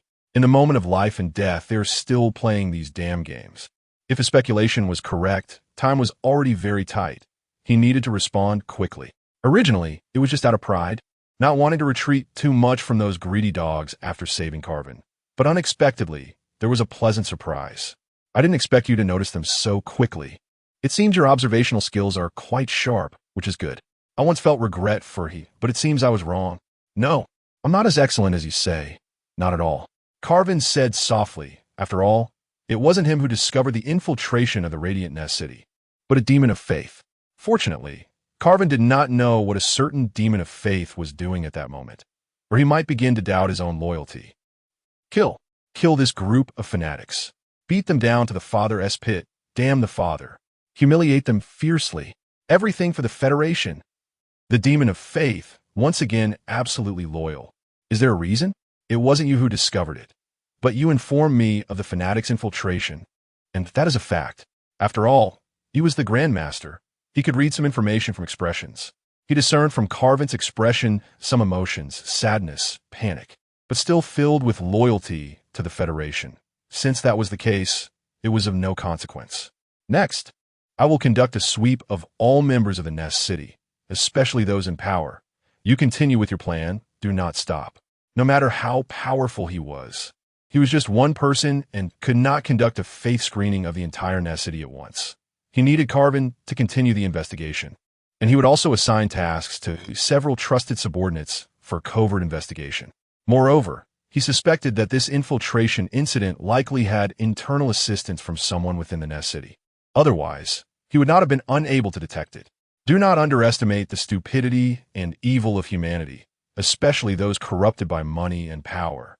Decades of ease might have made them forget the terror of faith, deluding themselves into thinking they could control the fanatics with their so-called proud means.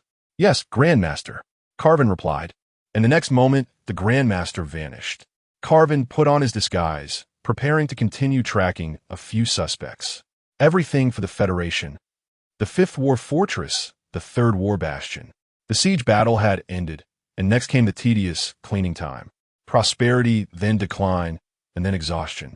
Even Wei Shen found it a bit boring, especially since he had killed over 100 fanatics in the past few days and hadn't even dropped a single white blueprint. It was no different from grinding for a week without getting a double explosion on a set. Moreover, to relieve pressure on other teams, you mostly chose altars as extermination points, which meant even he couldn't get anything. Wasn't this just making trouble? However, he was in a pretty good mood now. He had to admit that not long ago, Carvin had sent him a great gift. He had watched and learned most of the steps of the third special transformation surgery. He could roughly simulate the steps he hadn't seen before through deduction. And rounding it off, he had learned it all. To be honest, he really wanted to leave the true seal there, so he could observe and learn all the transformation surgeries, but unfortunately, it couldn't be left. Before and after the surgery, the operating room will undergo purity testing and super cleaning. The purity test might be bypassed. After all, it is a mind steal, but the super cleaning cannot be evaded. That is genuine super cleaning, where all instruments are disassembled and cleaned, and it is impossible to hide the true mark. The Federation will discover his mind steal true mark. In the next moment, he will likely be in a state of high alert. He can avoid the purity test, but cannot escape the super cleaning, which is somewhat ironic. However, he also left a true mark in the underground of the operating room, so he can come back to visit sometime, and who knows, he might find something good. Nevertheless, he is now aware of the steps for the third special modification surgery. After that, if he can only snag the opportunity for the second modification, he can slip away. At that time, he can take a floating ship and do whatever he wants. Moreover, by then, those so-called players would have arrived in this world as well. Those, my dear compatriots. This part reflects the protagonist's longing for his compatriots and subtly contains his homesickness. 5 points, full marks. Old Wei, hurry up, don't fall behind. Got it. Wei Shen quickened his pace and returned to the team. The place where he is living now is over here. Chapter 72. Altar Extermination Battle now. It is the extermination of the third mark point. Most of the fanatics in this stronghold have a combat power of only level 2. And with Yu and Wei Shen present, It's basically not difficult to resolve. Yu hands over command to Wei Shen, as he is more adept at such small-scale extermination battles, and his efficiency is higher. The dimensional breaking cone is ready, fire support is prepared, and they are on alert for any ambushes around. Prepare. Charge. Wei Shen and Yong Ji serve as the vanguard, with energy shields blocking the concentrated holy light firepower of the fanatics, allowing the rear team members to quickly pass through the faith barrier. Special smoke bombs are launched to obscure the vision of the fanatics. Wei Shen breaks out of the team, disrupting and assassinating the fanatic troops, throwing them into chaos. Gray fur fills the gap left by Wei Shen and the team, providing cover. The priest of the fanatics on the altar prepares for the next round of holy light, and Yu rushes up, focusing her psychic energy to tear open his holy garment while throwing out several high-energy bombs, causing a violent explosion on the altar. Bombs, bombardments, assassinations of the commander. Wei Shen moves through the fanatic ranks with his high mobility and reflexes, his extreme control over psychic energy, ensuring that his mental strength hardly depletes. He quickly scatters their formation, preventing the fanatics from organizing a counterattack, relieving pressure on his teammates. In the rear, Ruelcher's heavy sniper rifle spits fire, targeting the fanatics nearby who are charging up. Although the sniper bullets can only cause light injuries under the protection of the holy garments, they are enough to interrupt their charging, and the next moment, their holy garments will be torn apart, welcoming a bright orange blade that takes their sinful lives. After multiple battles, the team members have learned to cooperate well. As the fanatics below are killed one by one, the light on the altar grows weaker, and the combat power of these fanatics diminishes, making it easier to deal with them. Kill. For my father. The remaining fanatics shout as they charge in. While they appear brave and fearless, they lack formation, like a scattered sand, making them much easier to deal with than before. Some fanatics hold bombs, intending to charge forward for mutual destruction, but the team has encountered such situations many times, and they know how to handle it. A stun grenade is fired. While it cannot break their defenses, it can cause confusion. Then one person rushes out to tear apart their holy garment, while teammates in the back take headshots with ranged firearms, kicking them away and boosting the power of their energy shields. The fanatics explode in the distance, and the team sustains minimal injuries. Resolved, another one. Ruelcher loads his sniper bullet, and he has become proficient at handling these situations. This is relatively simple.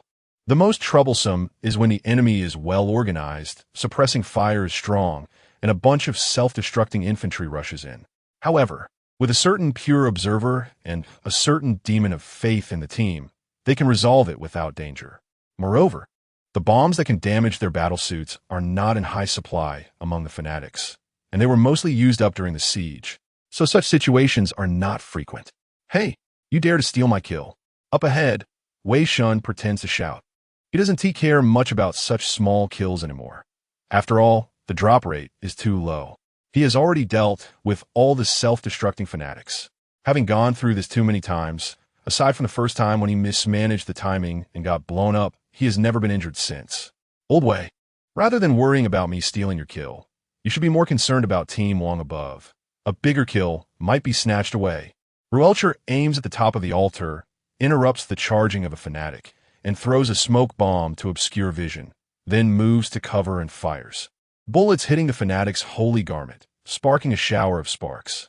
At this moment, the fanatic team under the altar has basically been wiped out, leaving only a few scattered ones, while firepower continues to rain down on them from above. However, under Yu's harassment, they pose little threat. The pure observer may not have the aggressiveness of ordinary heretics, but their abilities to restrain, harass, and hide surpass those of heretics. Even a novice has undergone appropriate training and is capable of independently harassing the few high-level fanatics on the altar for a short period, buying time for other team members to clean up.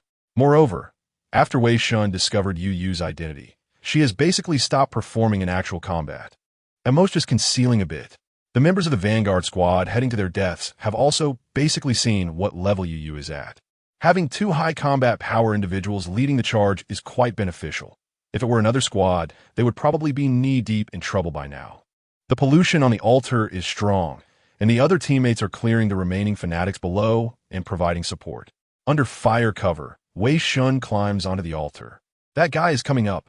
Attack! The fanatics above the altar have long noticed him. He is highly aggressive, able to instantly tear apart their holy garments and kill their companions, and he is particularly fast, dodging most attacks. Holy light pours down, striking from all directions, while the fanatics behind pray, preparing for a larger attack.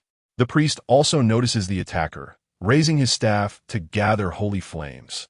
When I am not present, the next moment, Yu bursts from the shadows, silently rushing to the priest's front, her dagger like a venomous fang slashing toward the priest's neck. Unbeliever, the threat to life ignites the priest's potential.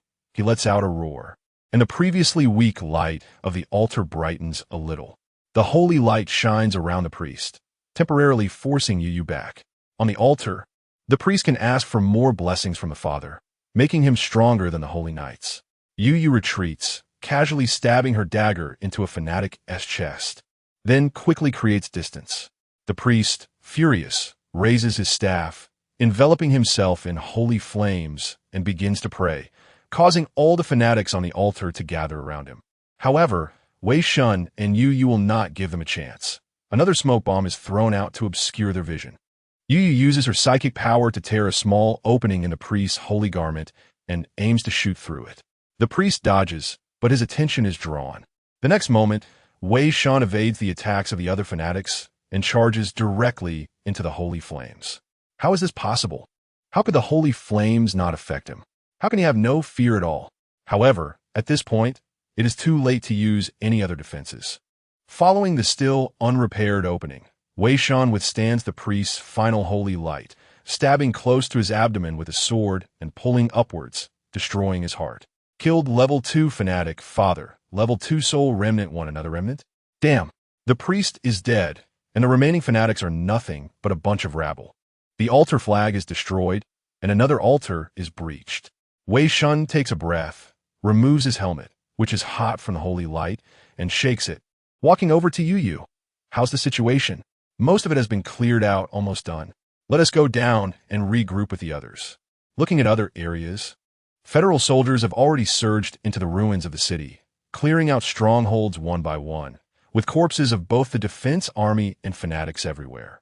Nodding, the two head downstairs. Are there any casualties? None. Let's check the ammunition. We just need to carry out one more stronghold extermination.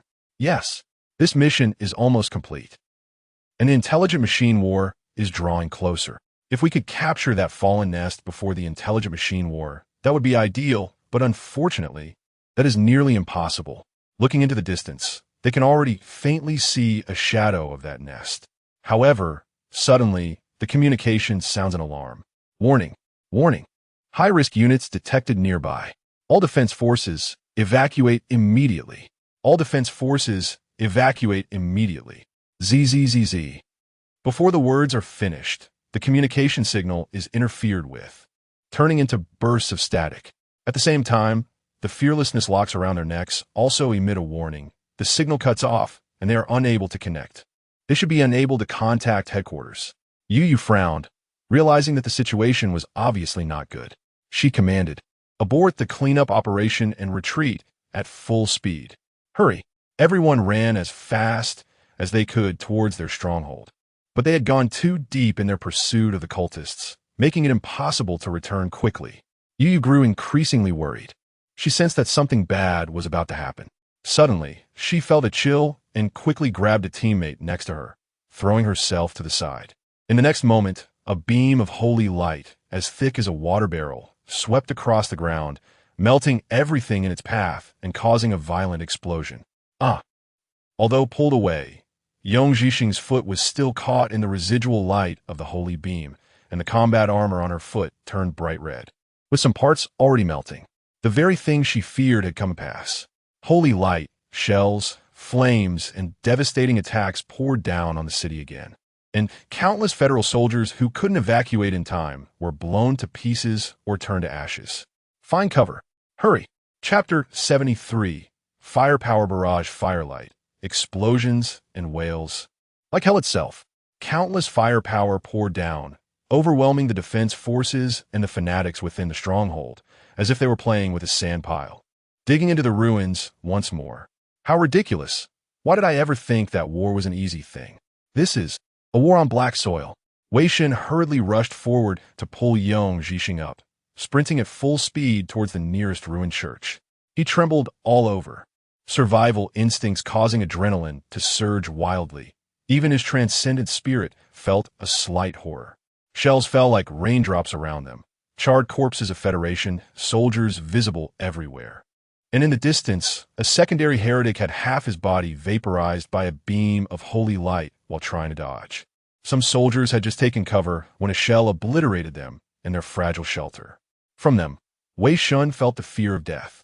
In this situation, it seemed that only activating the second phase could resolve it. But would that not mean the Federation would attack him alongside the fatherless believers? Wei Shen quickly dashed into the church ruins, yanking off the scorched armor from Yong Zhixing's leg. His leg had fused with the armor due to the high temperature, and pulling off the armor also took a piece of flesh with it. This was not the time to worry about how much it hurt. Wei Shen found a healing potion and poured it on his leg, then injected him with another healing potion and painkiller. Boss, thank you. Huff huff. No need. Save the thanks for later. Wei Shen didn't particularly like him. After all, he had been involved in workplace bullying, but this was a battlefield, and everything outside of killing enemies and survival should be cast aside. Even old grudges could lead to mutual assistance. He had indeed made mistakes before, but they had fought together for so long afterward. They could be considered comrades, and Wei Shen at least had that awareness. Quick, come here. Amidst the flying shells, they ran with all their might. If they had exerted this much effort when they were babies, they could have chewed through iron pacifiers. Yu was the fastest, but she stayed at the back, trying to help her teammates evacuate. Damn, no time. Another wave of shells fell, and seeing that most people had made it inside, Wei Shen suddenly dashed out, grabbing Yu and diving into a nearby shell crater. In the next moment, a shell struck, creating a terrifying roar and severe faith pollution. I don't know if the crater theory is true, but it seems to hold up. In any case, they had escaped danger, which was great. Who came up with this idea? I love them. Thanks. You're welcome, Team Wong. When the next round of shelling paused, the two quickly hid in a shelter. However, while this shelter was sturdier than the previous unfortunate ones, it wasn't strong enough to withstand much. It might last 5 minutes at best. Hiss. Previously watching the fanatics hide in the stronghold like rats. Now we were just like them, no, even worse. We don't even have a stronghold. Ruyul threw away the used healing potion syringe, cursing to release the fear in his heart. Hode was even worse. He was already pessimistic and afraid of death. And now he trembled all over, almost crying out loud. Because of Wei Shen and Yu, their previous actions had mostly been safe, with few injuries. So his nerves hadn't been thoroughly tempered. Now, under the shadow of death, his cowardly flaws were exposed once more. It's over, we're going to die here. I said we would die sooner or later. It's just a matter of time. Damn it. The vanguard of death is like this. They're all dead. Just then, another wave of shells bombarded them, shaking the ruins violently. Hode trembled again, and this time he truly cried out. Probably next time he'd wet himself. All right, brother. Fear really can take your life here. Stay calm. Then aren't you scared, boss? Look outside. Look at what it's like out there. The scene was a wasteland, not a single complete corpse in sight. If you want to say he was scared, he truly wasn't. At most, there was a kind of panic similar to watching an immersive movie. After all, he wouldn't die from such attacks. Speaking of which, how long has it been since I last felt the fear of death? Wei Shen shook his head and patted Hode's shoulder. I'm scared, but I want to live more. The fanatics' churches usually have basements. If we hide there, our chances of survival might be greater. The bombardment shouldn't last too long. I think the fortress's counterattack will come soon. Having said that, Wei Shen pointed in a direction. Don't ask him how he knew where the basement was. He just often went there before. Right, let us hurry up. Yu took the lead, quickly clearing the rubble. The stones that ordinary people found difficult to move were easy for a second modifier. At the same time, she paid attention to the supporting structures between the stones, using some to reinforce the area, ensuring that the ruins wouldn't collapse again due to removing them, making the ruins more stable. The others quickly stepped up to help, Even the injured young Zhixing was responsible for tossing out the debris. They all wanted to live. Boom! Another shell fell, and at that moment, the ruins trembled again. The hard-won space they had cleared collapsed by more than half. If you hadn't reinforced the area with some stones earlier, they would have been buried alive. My leg. Because he was positioned toward the outside, young Zhixing's injured leg was crushed under the fallen stones. His already injured leg was hurt again. Wei Shen turned to pull him out, but it seemed his leg was pierced by stones and metal, trapped inside and unable to move. Bombardments came almost every half-minute, and the searing beams of holy light could take their lives at any moment. Time was running out. Could it be that we really have to activate the second phase? No, that's not possible. If the existence of the faith-like monster of the Steel Faith were to be exposed, things would be far more serious than they are now. I can't pull him out. If you want to survive, just bear with it. Wei Shen took off young Zhixing's helmet, stuffed a piece of cloth in his mouth, then activated the thermite sword, slicing off his severed leg and using the sword's high temperature to staunch the bleeding. The screams stimulated every team member's spirit, and they dug even faster. Finally, they unearthed an entrance leading downward. Quick! First, transport the injured, hurry! Everyone rushed into the basement and blocked the entrance with rubble. It was only now that they could finally catch their breath. Huff, we're alive! Hode lay on the ground, crying tears of relief, grateful for his survival once again. Except for that one guy who couldn't die, everyone else was also grateful to be alive. This place couldn't block the holy light beams, but it could withstand a few more waves of shells, at least providing some sense of security. Wei Shen and Yu stood up together. The first thing they did upon entering the unfamiliar space was to explore it to avoid any unknown dangers. For now, only the two of them were calm. The others' legs were shaking. The basement wasn't large, only 2 rooms. After a brief exploration, they found no traps or living people. Besides the room they were in, the other room appeared to be a prison, containing the bodies of some fanatics. A man dressed in monk's robes was holding several children, as if trying to protect them. They had all been killed by the previous purgers, with blood holes in their foreheads. Yu stared at their bodies, somewhat dazed. Team Wang, feeling sympathy for them? For a pure observer, this was an insult. Wei Shen was only reminded of the citizens of the Federation when he saw them like this. Yu shook her head, stepping forward to tear off a piece of clothing from one of the children. On the child's chest, the flesh was marked with a large symbol of the father. The man protecting them wasn't protecting children, but sacrifices meant for the father. Perhaps his own child was among them. Who knows? A twisted faith could consume all of a person's reason. Confirm safety, let's go back. All right, wait. Wei Shen's keen senses detected a vibration, different from that caused by shell, persistent, getting closer and louder. Damn, could it be the holy light beam? Danger! Get down! Wei Shen shouted and then pulled Yu to the wall. He didn't actually know where the holy light beam would come from. Hiding by the wall was purely psychological comfort. Damn it! Everyone panicked. Would have felt his heart racing, sensing that something was about to happen. But it was at that moment that he became calm. He didn't know what he was thinking, nor did he remember who was beside him. He just saw an injured person too close to him and push him away. Perhaps he had time to jump away, but he chose to spend that time on his teammate. The next moment, the holy light beam broke through the soil barrier and entered the basement, incinerating the corpses of the fanatics, then moving forward. The air was scorching, the soil burning with holy fire. Following the remnants of the fanatic corpses, he looked toward the end, where among the flames, only a charred half of a body remained, a half that still maintained the posture of pushing someone away. Chapter 74, The Despisers. The black shadows enveloped the underground space, named Despair. They wanted to shout Hod's name, but their voices were choked in their throats, unable to make any sound. Ryilchur trembled, ignoring the scorching holy flames, placing his hand on the charred remains of his fellow warrior. An unexpected, senseless death, one of the most common types of death in war. Yu acted first, moving to the body, pulling out the half-burned corpse from the pit. She didn't know what to say. She had seen this kind of death countless times during her time in the defense forces. She gritted her teeth, and finally, could only bow her head and solemnly say, "Thank you for your contribution to the Federation. Everything is for the Federation." What, everything for the Federation?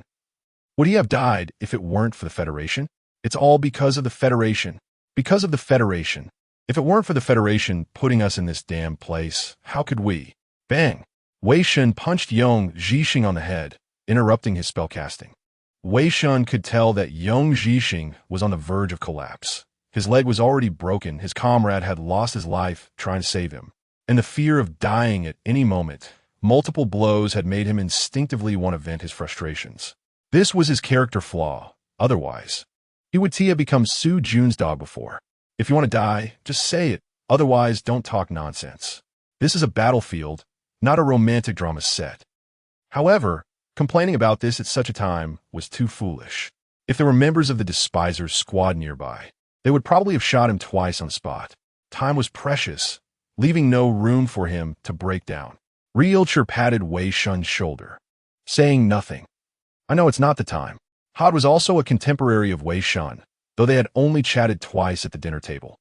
However, now is not the time to be sad. The artillery fire continued, and because the holy light beams had damaged the structure of the underground space, it was likely no longer safe, and it could collapse at any moment.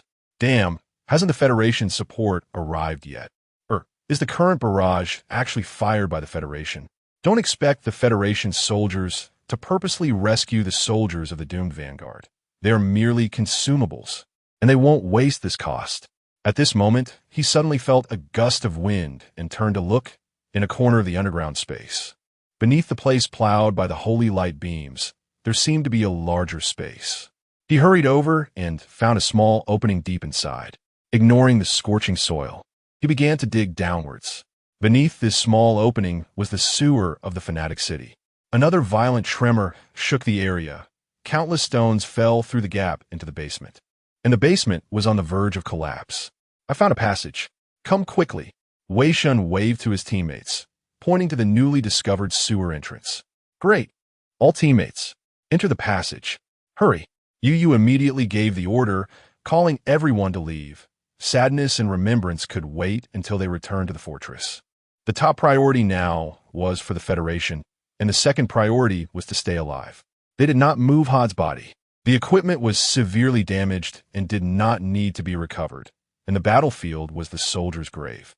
Even if they brought the body back, a traitor's corpse would not leave anything to commemorate it, not even a piece of paper. His body would only be thrown into the incinerator as fuel, and his ashes would be casually spewed onto the wilderness through the waste pipes. Everyone else entered the sewer, leaving only Wei Shen. He turned back, and amidst the debris shaken down by the artillery fire, he took one last look at Had's body. If I had activated Phase 2 back then, maybe he wouldn't have died. After all, he was my comrade who had fought alongside me. No feeling, not a shred of feeling, just like when I killed the Sky Pirate. Perhaps I really should have acted earlier, shouldn't have been so cautious, just like a coward. No need. Not worth exposing myself for this. Unfortunately, his body was already incomplete. Otherwise, I would have considered whether to apostatize him. I remember there was still one chance for apostasy. No, forget it. After all, the chance for apostasy is precious. I can't waste it on someone without potential, without any value. Wait, no. Why am I thinking this way? Wei Shen shook his head, surprised that he had such indifferent and rational thoughts just now. The thought flashed by at this moment. He didn't pay much attention to it. Am I being influenced by their emotions, or did the scenes of war just now frighten me? So I ultimately still feel fear and panic. Wei Shen shook his head helplessly and entered the sewer, catching up with the team. What just happened? Lost in thought, just reflecting on life, taking one last look at my comrade's body. It seems you are not so cold after all, old Wei. Just now you were as unfeeling as iron. Realcher patted Wei Shen's shoulder and smiled, forgetting the sadness in this way. Wei Shen sighed. Who knows? His mood was somewhat bad. He felt like he was missing something. The sewer was filthy, but the concentration of marsh gas was not high. Perhaps the Federation soldiers who entered earlier had installed air purifiers. It makes sense. If the concentration of marsh gas were high, it would have likely exploded when the holy light beam plowed the ground. Everyone proceeded cautiously. There could be fanatics hiding in the sewer, as well as various deadly traps. Following the guidance of the analyzer, they moved towards the war fortress. As long as they left the urban area, they would be relatively safe. Suddenly, a sound of collapse came from behind. Soil and stones poured from the hole they had just escaped from, and the basement had collapsed, completely burying Hod. "Farewell, brother." Wei Shen said one last thing as they walked further and further away. In the team, Realcher was carrying the wounded. Grayfur was on guard at the back, and Wei Shen was leading the way, observing the surroundings. It looked like there had been some fighting here. In some corners, he could see the corpses of fanatics and some damaged traps. It seemed this place had been cleared. If so, there might still be despisers in the sewer. Continuing onward, after walking a distance, the vibrations around them noticeably decreased. They had left the core of the battlefield, and the probability of successfully retreating was increasing. At this moment, Wei Shen raised his hand. "Wait, there's movement." He heard footsteps around the corner ahead and sensed a wave of telekinetic energy. Fortunately, there was no feeling of disgust. It was not a fanatic. Yu raised her hand, and everyone stopped, raising their guns in alert. Wei Shen knew that the people on the other side were most likely his own, but he couldn't say that. He couldn't just tell them. He could sense telekinetic waves and the aura of faith. After a moment, the footsteps stopped, and the people ahead were also on guard. Due to the signal interference caused by the high concentration of faith pollution, and since the War Fortress had not deployed signal enhancers, they could not communicate with each other. "We're the 5th Core Group, Level 2 Despiser Team 12. Identify yourselves." Wei Shen nodded, and Yu nodded in response, raising her hand to signal. "Commander, Level 1 Vanguard Team 2 of the 3rd Vanguard Corps. Everything for the Federation. It's friendly."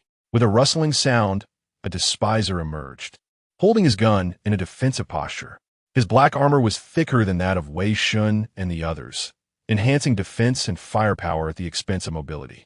Seeing that the other party was indeed a teammate, he lowered his gun and reduced the energy shield's power, waving to the corner. Then, 2 more despisers stepped out. "Traitors, what happened up above?" "We were executing a mission below when there was a sudden violent tremor from above, and the signal was also interfered with. We only received a message to evacuate as soon as possible." His attitude is very bad, and not many loyal contempt believers would put on a good face for these traitors.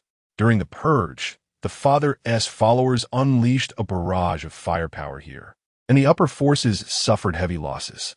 "We came here through a gap plowed by the Holy Light Beam." The Holy Light Beam. The contempt believer frowned.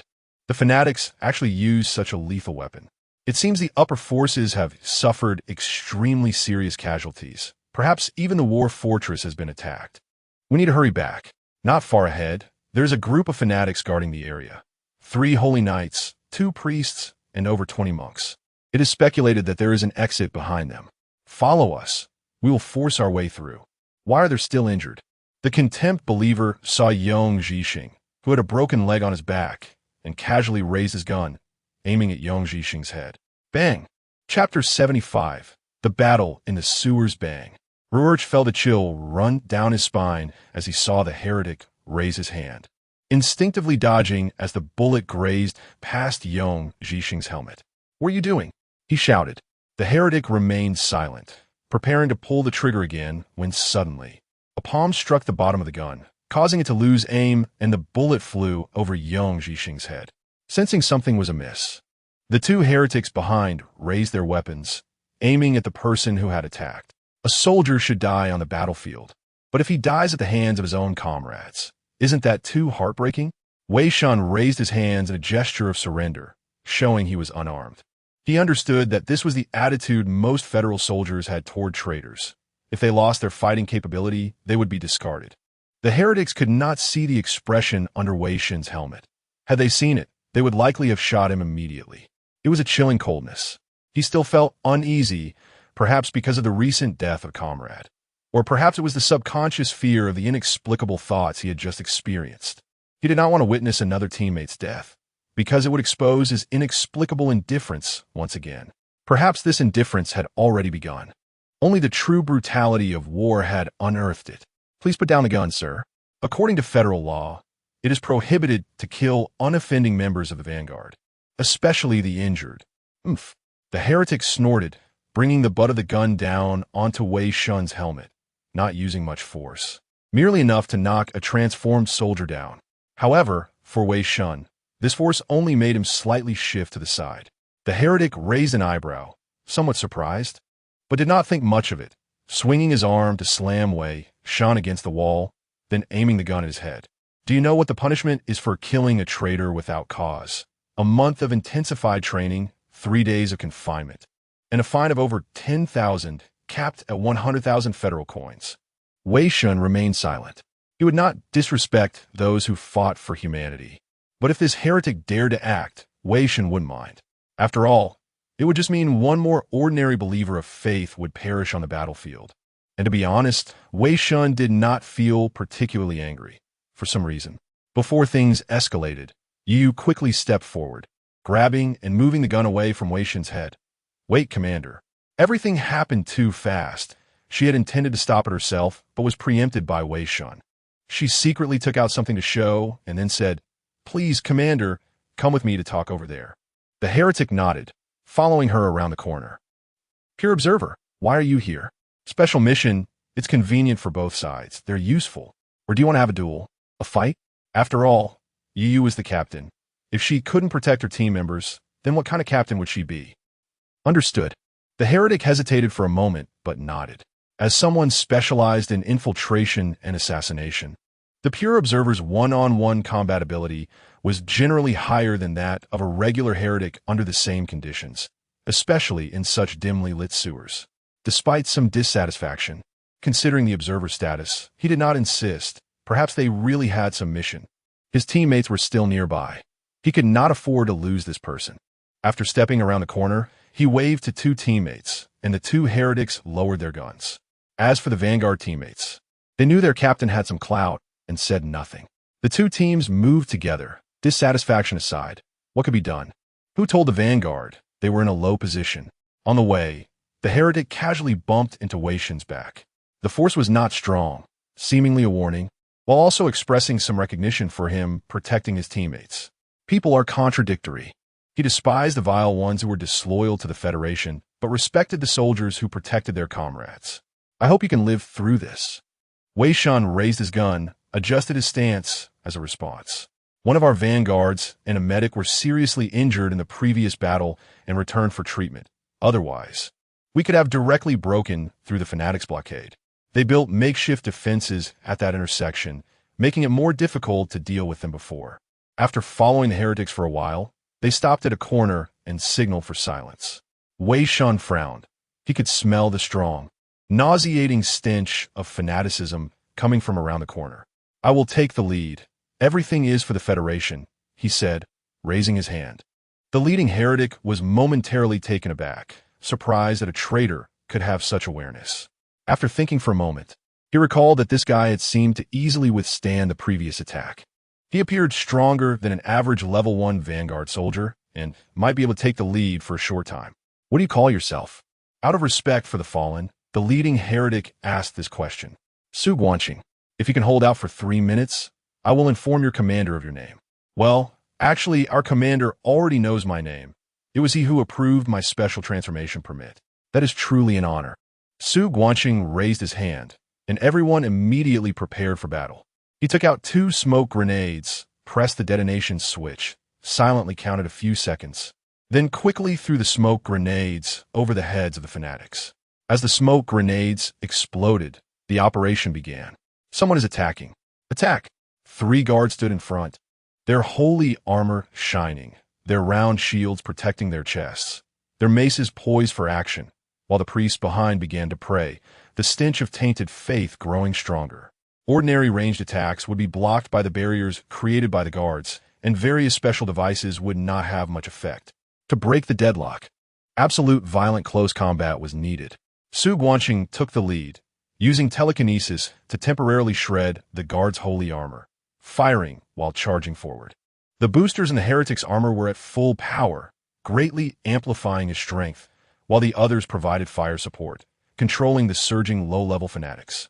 As a core member of the heretics, despite Su Guanqing's heavy armor, he moved swiftly, crashing into the guards like a truck. The guards raised their round shields to block the impact, but the tremendous force pushed them back several steps.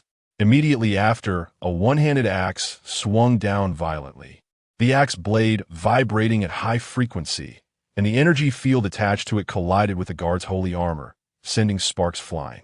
This strike nearly brought the guard to its knees.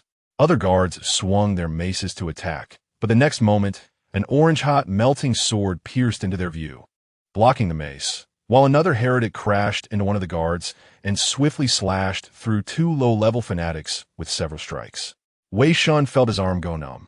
He barely managed to block a strike from the guard. Just like before in the underground church, he had almost never directly received a guard's attack. The burning fear of the holy fire's properties did not affect him. But the guards were different. This was a solid physical attack, enough to incapacitate an ordinary transformed soldier. Although the previous battle had gone smoothly, he knew that was because he had chosen the right enemy. He had a clear understanding of his own strength, and he found it difficult to deal with the guards. However, his current task was not to kill enemies, but to hold them back, preventing the guards from supporting their comrades, waiting for the heretics to finish the battle.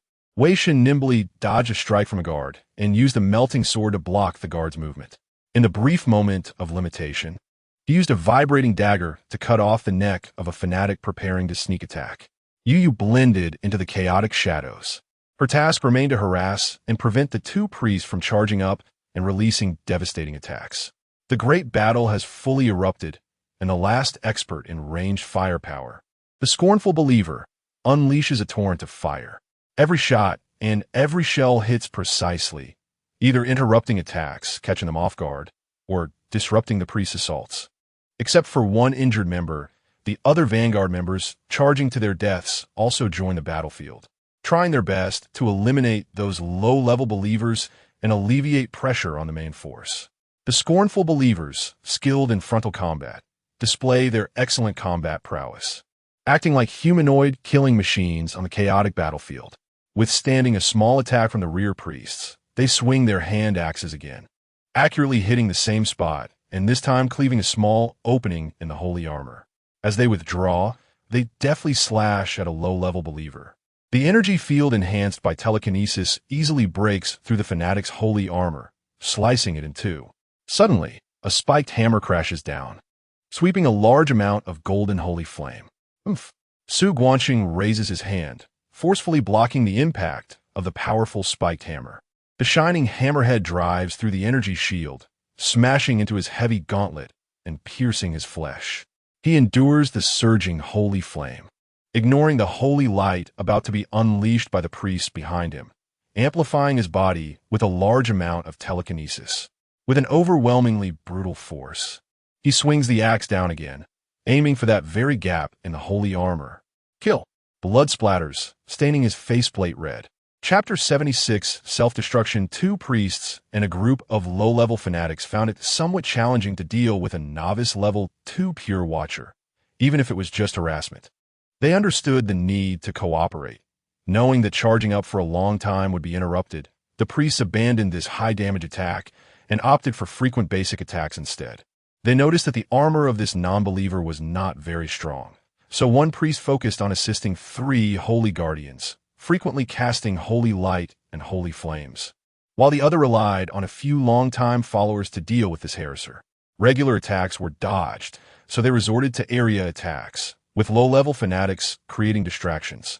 The equipment on Yu was that of a low-level combat suit meant for a death-seeking vanguard. So far, she had only managed to kill 1 low-level fanatic. Damn! If I were wearing a Watcher stealth suit now, you wouldn't even see my shadow. Yu raised her gun and fired, interrupting a low-level fanatic's charge. Just as she was about to act, a beam of holy light suddenly shone down, not very powerful, but enough to force her to retreat and abandon the kill.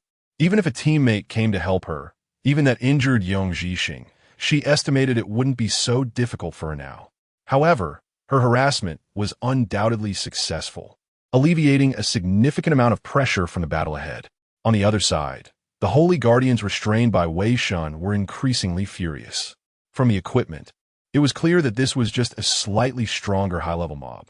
They had planned to deal with him quickly, but they didn't expect him to be so troublesome. Apart from the initial direct hit, he dodged or deflected every other attack, and the holy light and flames had minimal effect on him, even allowing him to evade attacks from others. He had never seen someone with such high body control. His swordsmanship was nearly terrifying. and that molten sword seemed to be an extension of his own body, seamlessly used even in a place like a sewer. The spiked hammer fell, but Wei Shen dodged again, ignoring the holy flames burning around the Guardian. He precisely used his telekinesis to create a small opening in the Guardian's holy armor, thrusting his vibrating dagger through the gap into the seams of the Guardian's helmet. The Guardian tilted his head, blocking the dagger with his helmet, preventing it from injuring his eyes, but this only intensified his anger. This guy's control over telekinesis was terrifying. After missing the strike, Wei Shen retreated and continued to raise his sword to harass. Although the church guardians were among the best at their tier of father believers, it was ridiculous for an apostle not to be able to defeat even a slightly stronger fanatic. If it weren't for the significant physical limitations, this guy would have been dead long ago. Fanatics, heretics. The desire for slaughter was rising, and he was becoming more excited, his hatred for heretics reaching its peak, making it hard to stay calm. In a fit of rage, the Guardian grabbed a fanatic and hurled him towards Wei Shen. The fanatic crashed in like a cannonball, and Wei Shen dodged, but the next moment, the spiked hammer came crashing down from his blind spot. Wei Shen had already prepared for this, but the unfortunate fanatic was not just a pushover. He got stuck right in the area that limited Wei Shen's already scant space to evade and attacked him. Wei Shen frowned, having no choice but to raise his sword to block. Although he absorbed some of the force, the terrifying impact still broke through his energy shield, slamming him hard against the sewer wall, with the fanatic hitting him in the kidney area. Damn! This hit left him with some minor injuries, reducing the flexibility in his arm, but it also calmed him down a bit. Observing the current situation, it seemed his task was nearly complete. Wei Shen fixed his gaze on the Guardian, charging up for the final rush. The Guardian raised the spiked hammer, and dazzling holy light emitted an overwhelming pressure. Wei Shen suddenly charged forward, ducking to avoid it, and collided fiercely with the Guardian. The Guardian let out a sinister laugh, dropping the spiked hammer and directly smashing his fists into Wei Shen's abdomen. Enhanced by the power of faith, the blow created a dent in Wei Shen's abdominal armor. He spat blood into his visor, but Wei Shen had achieved his goal, blocking the Guardian's line of sight and restricting his movements. He tilted his head, and the hand axe fell with fury. Su Guanqing radiated heat waves, his injured hand gripping the Guardian's head, his black armor splattered with blood and bits of internal organs. The molten sword got stuck in the Guardian's armor, and Wei Shen struggled to keep it restrained. Then, with a burst of blue lightning, he swung the hand axe again. Twice, 3 times for times. The axe blade tore through the holy garments, the armor, and flesh. Su Guanqing forcefully cleaved through the blessed holy armor, along with the Guardian, adding another layer of glory to his hand axe. He casually chopped off the heads of 2 low-level fanatics, planted the hand axe into the ground, and then reached out to the unfaithful one sitting on the ground. He thought it was the first time he extended a hand to a non-believer. He still despised them. But the earlier battle had genuinely changed his perspective. Everything for the Federation. Thank you, officer. Wei Shen used his hand to stand up. This time he didn't lie. After all, for him, everything for the Federation had always been an empty phrase. After a brief delay, the battle continued. Su Guanqing waved his hand, using condensed telekinesis to disperse the incoming holy fire, drawing out his hand axe to target the priest ahead. He charged forward, discarding the Guardian's head with one hand and firing wildly with his gun. The situation had completely turned in favor of the Federation warriors. The last Guardian was also killed by another heretic at great cost, leaving only 2 priests and 5 or 6 low-level believers. The priests gritted their teeth and glared at the group of Federation warriors. Suddenly, one of them made a decision, shouting as he raised his staff high. Damn non-believers! You all shall die under the Father's radiance. At this moment, the other priest understood and reinforced the holy armor multiple times, having his followers temporarily hold off Yu, then rushed to the first priest's side to grasp the staff he raised. Damn it! Run! The staff's light suddenly intensified, brighter than the midday sun. TSK. Another self-detonation. By relying on a massive injection of faith power to cause the blessed staff to overload, an explosion would eventually occur. Both priests poured their power into it, significantly speeding up the overload process, completing it in just a few seconds. After a battle, Each of their conditions was quite poor, with just a few of them. It would undoubtedly be too late to stop it, unless Wei Shen entered the second phase on the spot and became the highest wanted in the Federation. Wei Shen wanted to escape, but his body was weak. Even ignoring the pain, the heavy injuries from the Guardian made it hard for him to muster any strength temporarily. Su Guanqing, at the forefront, knew he couldn't run away and could only raise his axe to shield his vital points.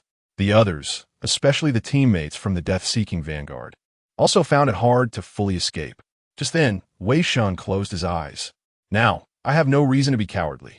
The staff overloaded, and a blazing white light illuminated the sewer area. At the same time, a grayish-white light also burst forth. Boom! A section of the area collapsed, and a large hole was blasted open at the top of the sewer. As a pure watcher, Yu was the fastest among everyone. She directly killed a fanatic and used the fanatic's body as cover. Moreover, for some reason, the power of the explosion seemed not as formidable as she had imagined. It didn't seem so powerful now. Did they weaken? Perhaps. Or was it because of the faint gray light that appeared at the moment of the explosion? This was precisely the place Wei Shen feared. Ordinary people might be able to muddle through, but Yu, she was a pure watcher. Her head throbbed, as if something, perhaps a temporary discomfort caused by the explosion. Moreover, now was not the time to be concerned about this. She hurriedly dug through the rubble, based on her memory, and quickly unearthed a hand. Continuing to dig, Yu pulled Wei Shen out, yanked off his helmet, and slapped his face hard. Hey, wake up! Cough, cough, cough. Wei Shen coughed a couple of times and gradually came to. That hit almost sent him to the afterlife. Meanwhile, a pile of stones shifted, and Su Guanqing crawled out from the rubble, one side of his axe charred. The explosion had inflicted serious injuries on him, but he could still manage to endure this level of injury. Fortunately, for some unknown reason, the explosion hadn't killed him. Others also crawled out from the debris one after another. Despite being injured to varying degrees, at least none of them had lost their lives. Chapter 77. The Cathedral of Saints, Counting Personnel, Rielcher. Present. Yang Zixing. Present. Wei Shen. Present. Cough, cough. I'm dying. Do you really have to take attendance, Captain Wang? Everyone is right here. It's the rule. On the other side, Su Guanqing and another heretic had already injected the drug and treated their wounds. Time was tight. They should not linger and needed to hurry back. Yu nodded and waved to her teammates. The group gathered, observed their surroundings, and, after discussion, they decided to continue leaving through the sewer. Oh, wait, look over there. Rielcher patted Wei Shen's shoulder. What is it? Wei Shen looked in the direction Rielcher pointed, which was the city where they had previously carried out their mission. The burial place of Hode. In the distance, the strongholds and transport planes were heading towards the city. Heavy armored soldiers were running across the wasteland. Countless missiles were falling, and the city was engulfed in flames and smoke. They were now far from the battlefield, but occasionally they could still see shells flying nearby, raising clouds of dirt. Let's go, don't look anymore. From the battlefield's perspective, the Federation was not at a disadvantage. Their military strength was being deployed in an orderly manner. Therefore, what they should do was execute the prior orders, return to rest, rather than support the battlefield. Besides, their current state was quite poor. Their ammunition was nearly exhausted, and even if they returned to support, it wouldn't have much effect. The Federation's elite troops were not to be wasted like that. By the way, I want to ask a question. At this moment, Yu suddenly said, did you notice anything unusual during the explosion? For example, some unusual light or something else? Oh no, I've been discovered. I said not to casually activate the second phase. The observation ability of the pure observer is the Federation's top-notch. I remember I only appeared for less than 0.1 seconds during the explosion. At that moment, I just formed a thin membrane to release most of the explosion's power upwards, and it was just for a moment, and it was detected. Huh? What did you say? Wei Shen put on a confused face. Fortunately, he had strong control over his body. Otherwise, with the observation level of a pure observer, he would probably have been exposed on the spot. No, I didn't see anything. The quality of the priest's staff varies. Their quality control is far inferior to that of the Federation. Perhaps that priest staff was just a defective product. Su Guanqing Zetponde. As an experienced heretic, he had confiscated several staffs, And this was his conclusion from studying and destroying those staffs. The others also echoed that they had not seen anything, as not everyone had the observation ability of a pure observer. Could it really be my illusion? Yi thought for a moment. Maybe she was just too sensitive, or it was just the bright light that stimulated her eyes. So she decided not to dwell on it and put the matter out of her mind. Phew. Thankfully only she noticed. Otherwise, we would have to run. Wei Shen sighed in relief. Although Yu had revealed her identity, her monitoring task was certainly being taken seriously. Every day, her gaze on him was as terrifying as the village old man staring at the 4 widows in the village. With this working attitude, the Federation might as well give her the Best Observer Award. However, apart from monitoring, caring for the team, and addressing psychological and physical conditions, no one else had any opinions about her. She even helped Wei Shen with some potions to repair his damaged body, which were said to be quite expensive, so it was likely she bought them with her own money. I have to say, she is a rare good person, which made it hard for Wei Shen to be annoyed. There was no way to criticize someone for taking their job seriously. I still have to kill her. She obstructed my actions, made me no longer free. She is a risk. To avoid exposure, she must be eliminated. No, wait, what was I just thinking? Why am I thinking like this? Damn it, this isn't right, not right. Phew, calm down. Stick to your principles, Wei Shen. What pressure is making you start to think this way? Someone like her is rarer than a panda in the Federation. Am I really considering killing her for a mere chance of modification? No, I absolutely cannot let my selfish desires dictate my actions. Wei Shen shook his head, dispelling the fleeting thought. Perhaps he's been a bit tired lately. Through the sewer, this time they had a smooth passage and successfully exited the war zone, returning to the mobile war fortress. On the war fortress, a noticeable scar was evident, and many gray ash workers were making repairs. Although this was not a big deal for the war fortress, it seemed particularly large in their eyes, as the war fortress had indeed been attacked. You are different from the Death Vanguard I once met. It's hard to imagine that the disloyal ones can have the fighting spirit like you. For the upcoming war, I wish you all can survive. It must be said, the Death Vanguard with a pure observer lurking is truly formidable. Their combat power is completely comparable to that of a typical Defense Army squad. Perhaps the identity of the Death Vanguard is just a cover. They are actually selected from the Defense Army to execute secret missions?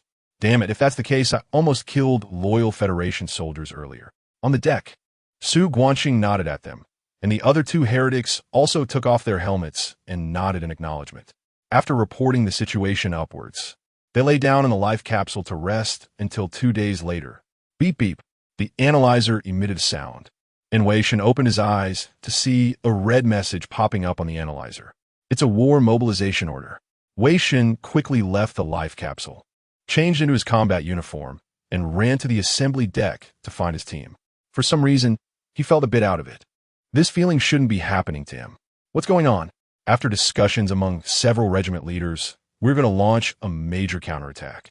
The target is that cathedral. Yu pointed in a direction, and on the towering deck of the war fortress, Wei Shen gazed into the distance. At the end of his sight was a massive stone cathedral, adorned with countless splendid decorations. The cathedral radiated dazzling holy light, and the pure white statue at the top was noble and untouchable, as angelic figures resembling infants flew above the cathedral. Below the cathedral was a terrifying foundation built from flesh and bones, those horrific beings forming countless legs to support the cathedral's movement.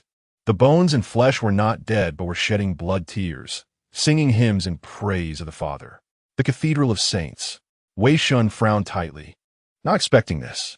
When the fanatics are under the gaze of the Father, a fiery divine halo shines behind their heads, and they can become saints. All fanatics will go crazy for the birth of a saint. They will sing, embrace each other, collide, and devour one another, as countless fanatics unleash a feast of praise, willingly offering everything to become the foundation for the saint.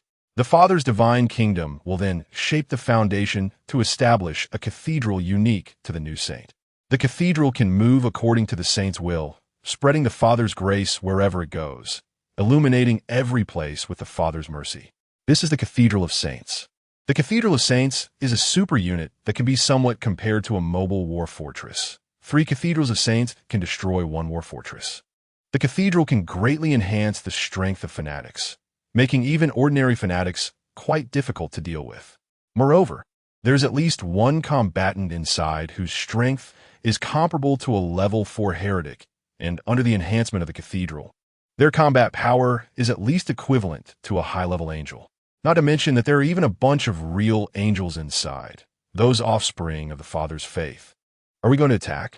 I'm going to fight the Cathedral of Saints. Are you serious? The Cathedral of Saints has 2 locations. One is positioned at the 11 o'clock direction of the war fortress, relatively close, and it was responsible for the attack 2 days ago, causing damage to the fortress. The other is located at the 2 o'clock direction of the fortress, farther away, and is estimated to take 3 more days to reach its target. Their mission is to launch a surprise attack on the Cathedral of Saints at the 11 o'clock direction within 3 days, causing as much damage as possible to reduce the pressure afterward. Sai, what should we do? Should we just run away? Wei Shen furrowed his brow. This is no longer child's play, but a real war, one that will result in mass casualties. In the betrayers, every appearance of the cathedral signifies tens of thousands of deaths, creating a horrific meat grinder on the battlefield. The Cathedral of Saints will unleash terrifying faith pollution, significantly enhancing the power of fanatics and contaminating all normal people nearby. Calculations show that the average time ordinary Ashen troops can remain conscious under the cathedral's faith pollution is 10 minutes, while the average time to become a fanatic is 15 minutes, and for level 1 psychics, it is less than 5 hours. If the fanatics start chanting collectively, that time will be drastically reduced. However, usually the defending troops do not need to worry about these times because in battles involving the Cathedral of Saints, the average survival time of ordinary Ashen troops is 5 minutes. As for the transformed soldiers, they are just bigger cannon fodder. As for Wei Shen now, he is merely a larger version of that.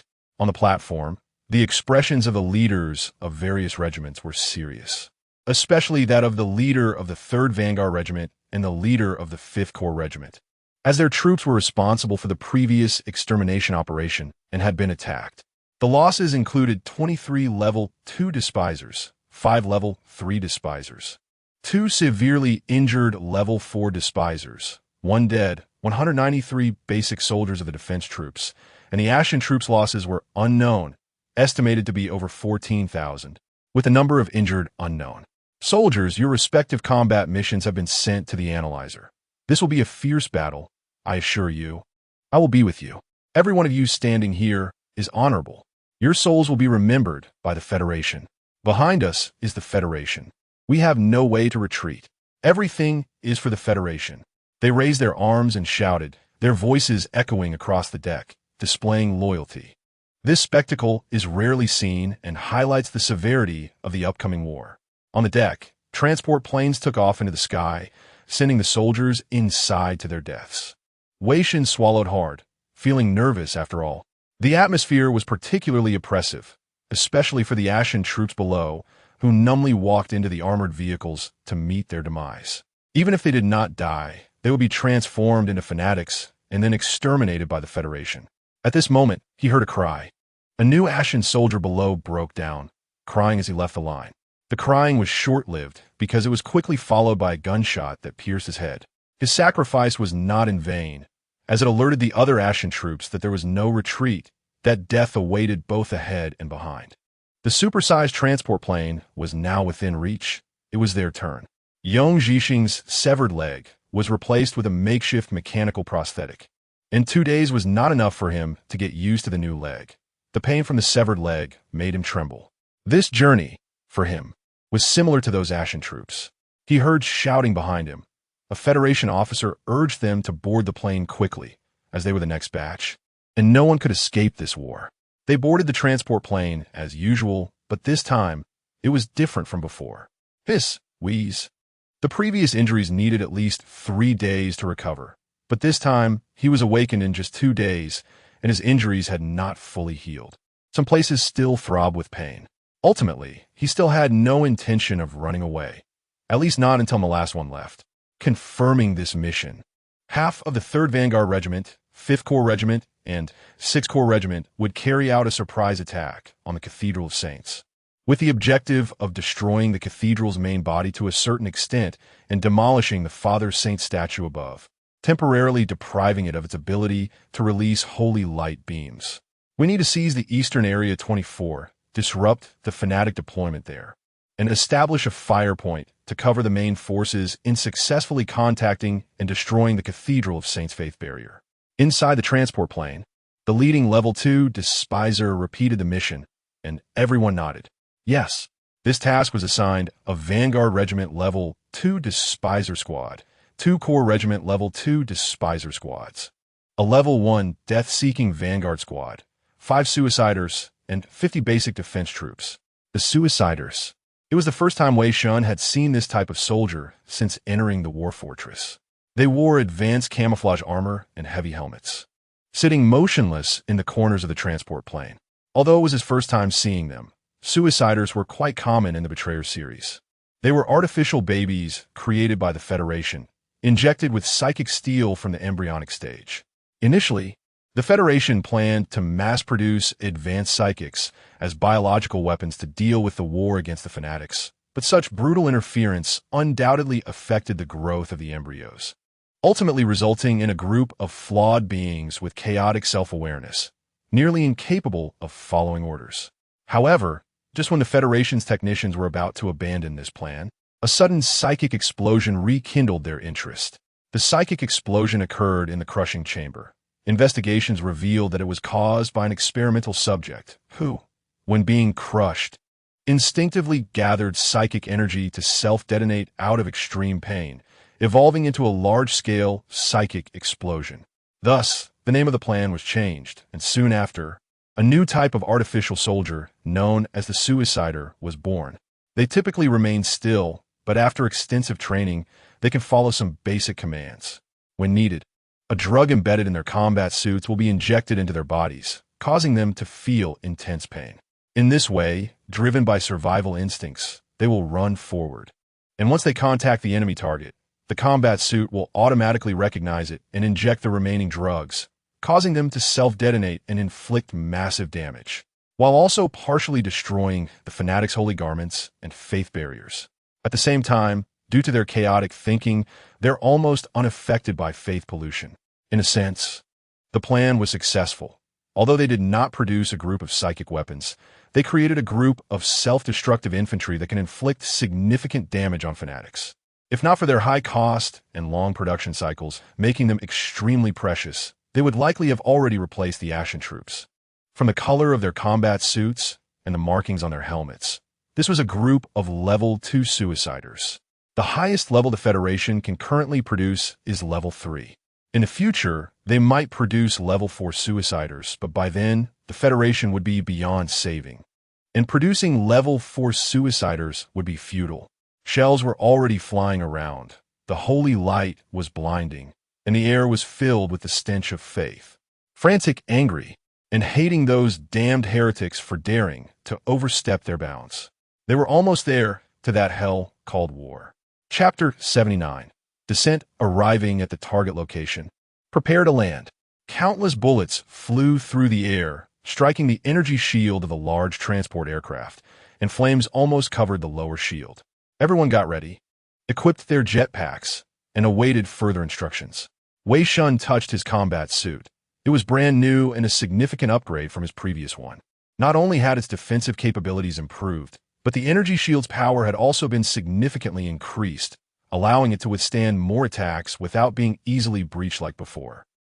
To prevent them from dying too quickly and without value, numerous high-energy bombs were dropped from the transport aircraft, saturating the target area of the fanatics with firepower to destroy some of their defensive structures. However, this firepower was clearly insufficient to inflict real damage. The fanatics' sacred armor and faith barriers provided strong defenses against physical attacks. Despite the wave of bombardment, many fanatics remained sheltered behind their fortifications. The weak psychic power of the sacred armor meant that the fanatics, under the Father's faith, were most effective at using psychic abilities. After all the bombs were released, several steel constructs were dropped down. These constructs were extremely sturdy and could generate energy shields, serving as cover. Prepare. Jump. At the command, The defense troops orderly jumped from the transport aircraft. As soon as they left the shield's range, they were met with terrifying firepower. Below, the fanatics operated anti-aircraft artillery, firing wildly. The artillery, having been blessed by the Father, could channel sacred light, greatly enhancing its power and defense, remaining intact despite the previous saturation bombing. The energy of the shield was rapidly depleting. It was clear that it wouldn't last until a successful airdrop. Below them was an even more terrifying net of sacred light. The fanatics preferred using the Father's blessings over firearms, which, although less effective, dealt greater damage. So, usually, they used sacred light at close range and firearms at a distance. Everyone, spread out in groups of 5. Avoid attacks, the commander ordered, and all personnel immediately dispersed. At the same time, all machine guns on the transport aircraft opened fire to provide covering fire. Wei Shen maneuvered his jetpack to the side to evade the aerial fire, selecting a cover point to land. The fire was not aimed at him, but concentrated elsewhere. The fanatics were clever, knowing that those in combat suits were harder to hit, so they focused their fire on the regular defense troops, effectively reducing their combat effectiveness. One after another, blood mist exploded in the air, raining down blood and flesh, and cries of despair echoed in the sky. Those were the curses of the defense soldiers who had been mutilated, cursing the world at the brink of death. Damn, these cursed heretics. Wei Shen felt no sadness, only anger. The strong stench of faith made him extremely uncomfortable. The apostle trait allowed him to manipulate the jetpack with ease, and he smoothly passed through the net of sacred light, landing behind the steel cover that had been dropped earlier. Commander, quickly! The ashen soldier behind the cover waved to Wei Shen, while the others provided covering fire. Their bodies could not withstand the recoil of high-powered firearms. The bullets they fired felt like mere scratches, but even scratches could obscure the fanatic's vision. Releasing his jetpack, Wei Shen quickly took cover and opened fire alongside the ashen soldiers towards the fanatics, covering his companion's descent. At this moment, he had truly stepped onto the battlefield. However, the others were far from having Wei Shen's operational ability. They were hit by anti-air fire to varying degrees. Although they had energy shields to block some of the damage, they were still affected and deviated from their intended path. Ryulcher was the second to successfully land, followed by Gray Fur and Yu. They quickly reached the target location and joined Wei Shen behind the cover. However, due to severe pain in his legs, Yong Zhixing made multiple operational errors, causing the energy shield to deplete rapidly and ultimately shutting down before he could land. Damn, I need to recharge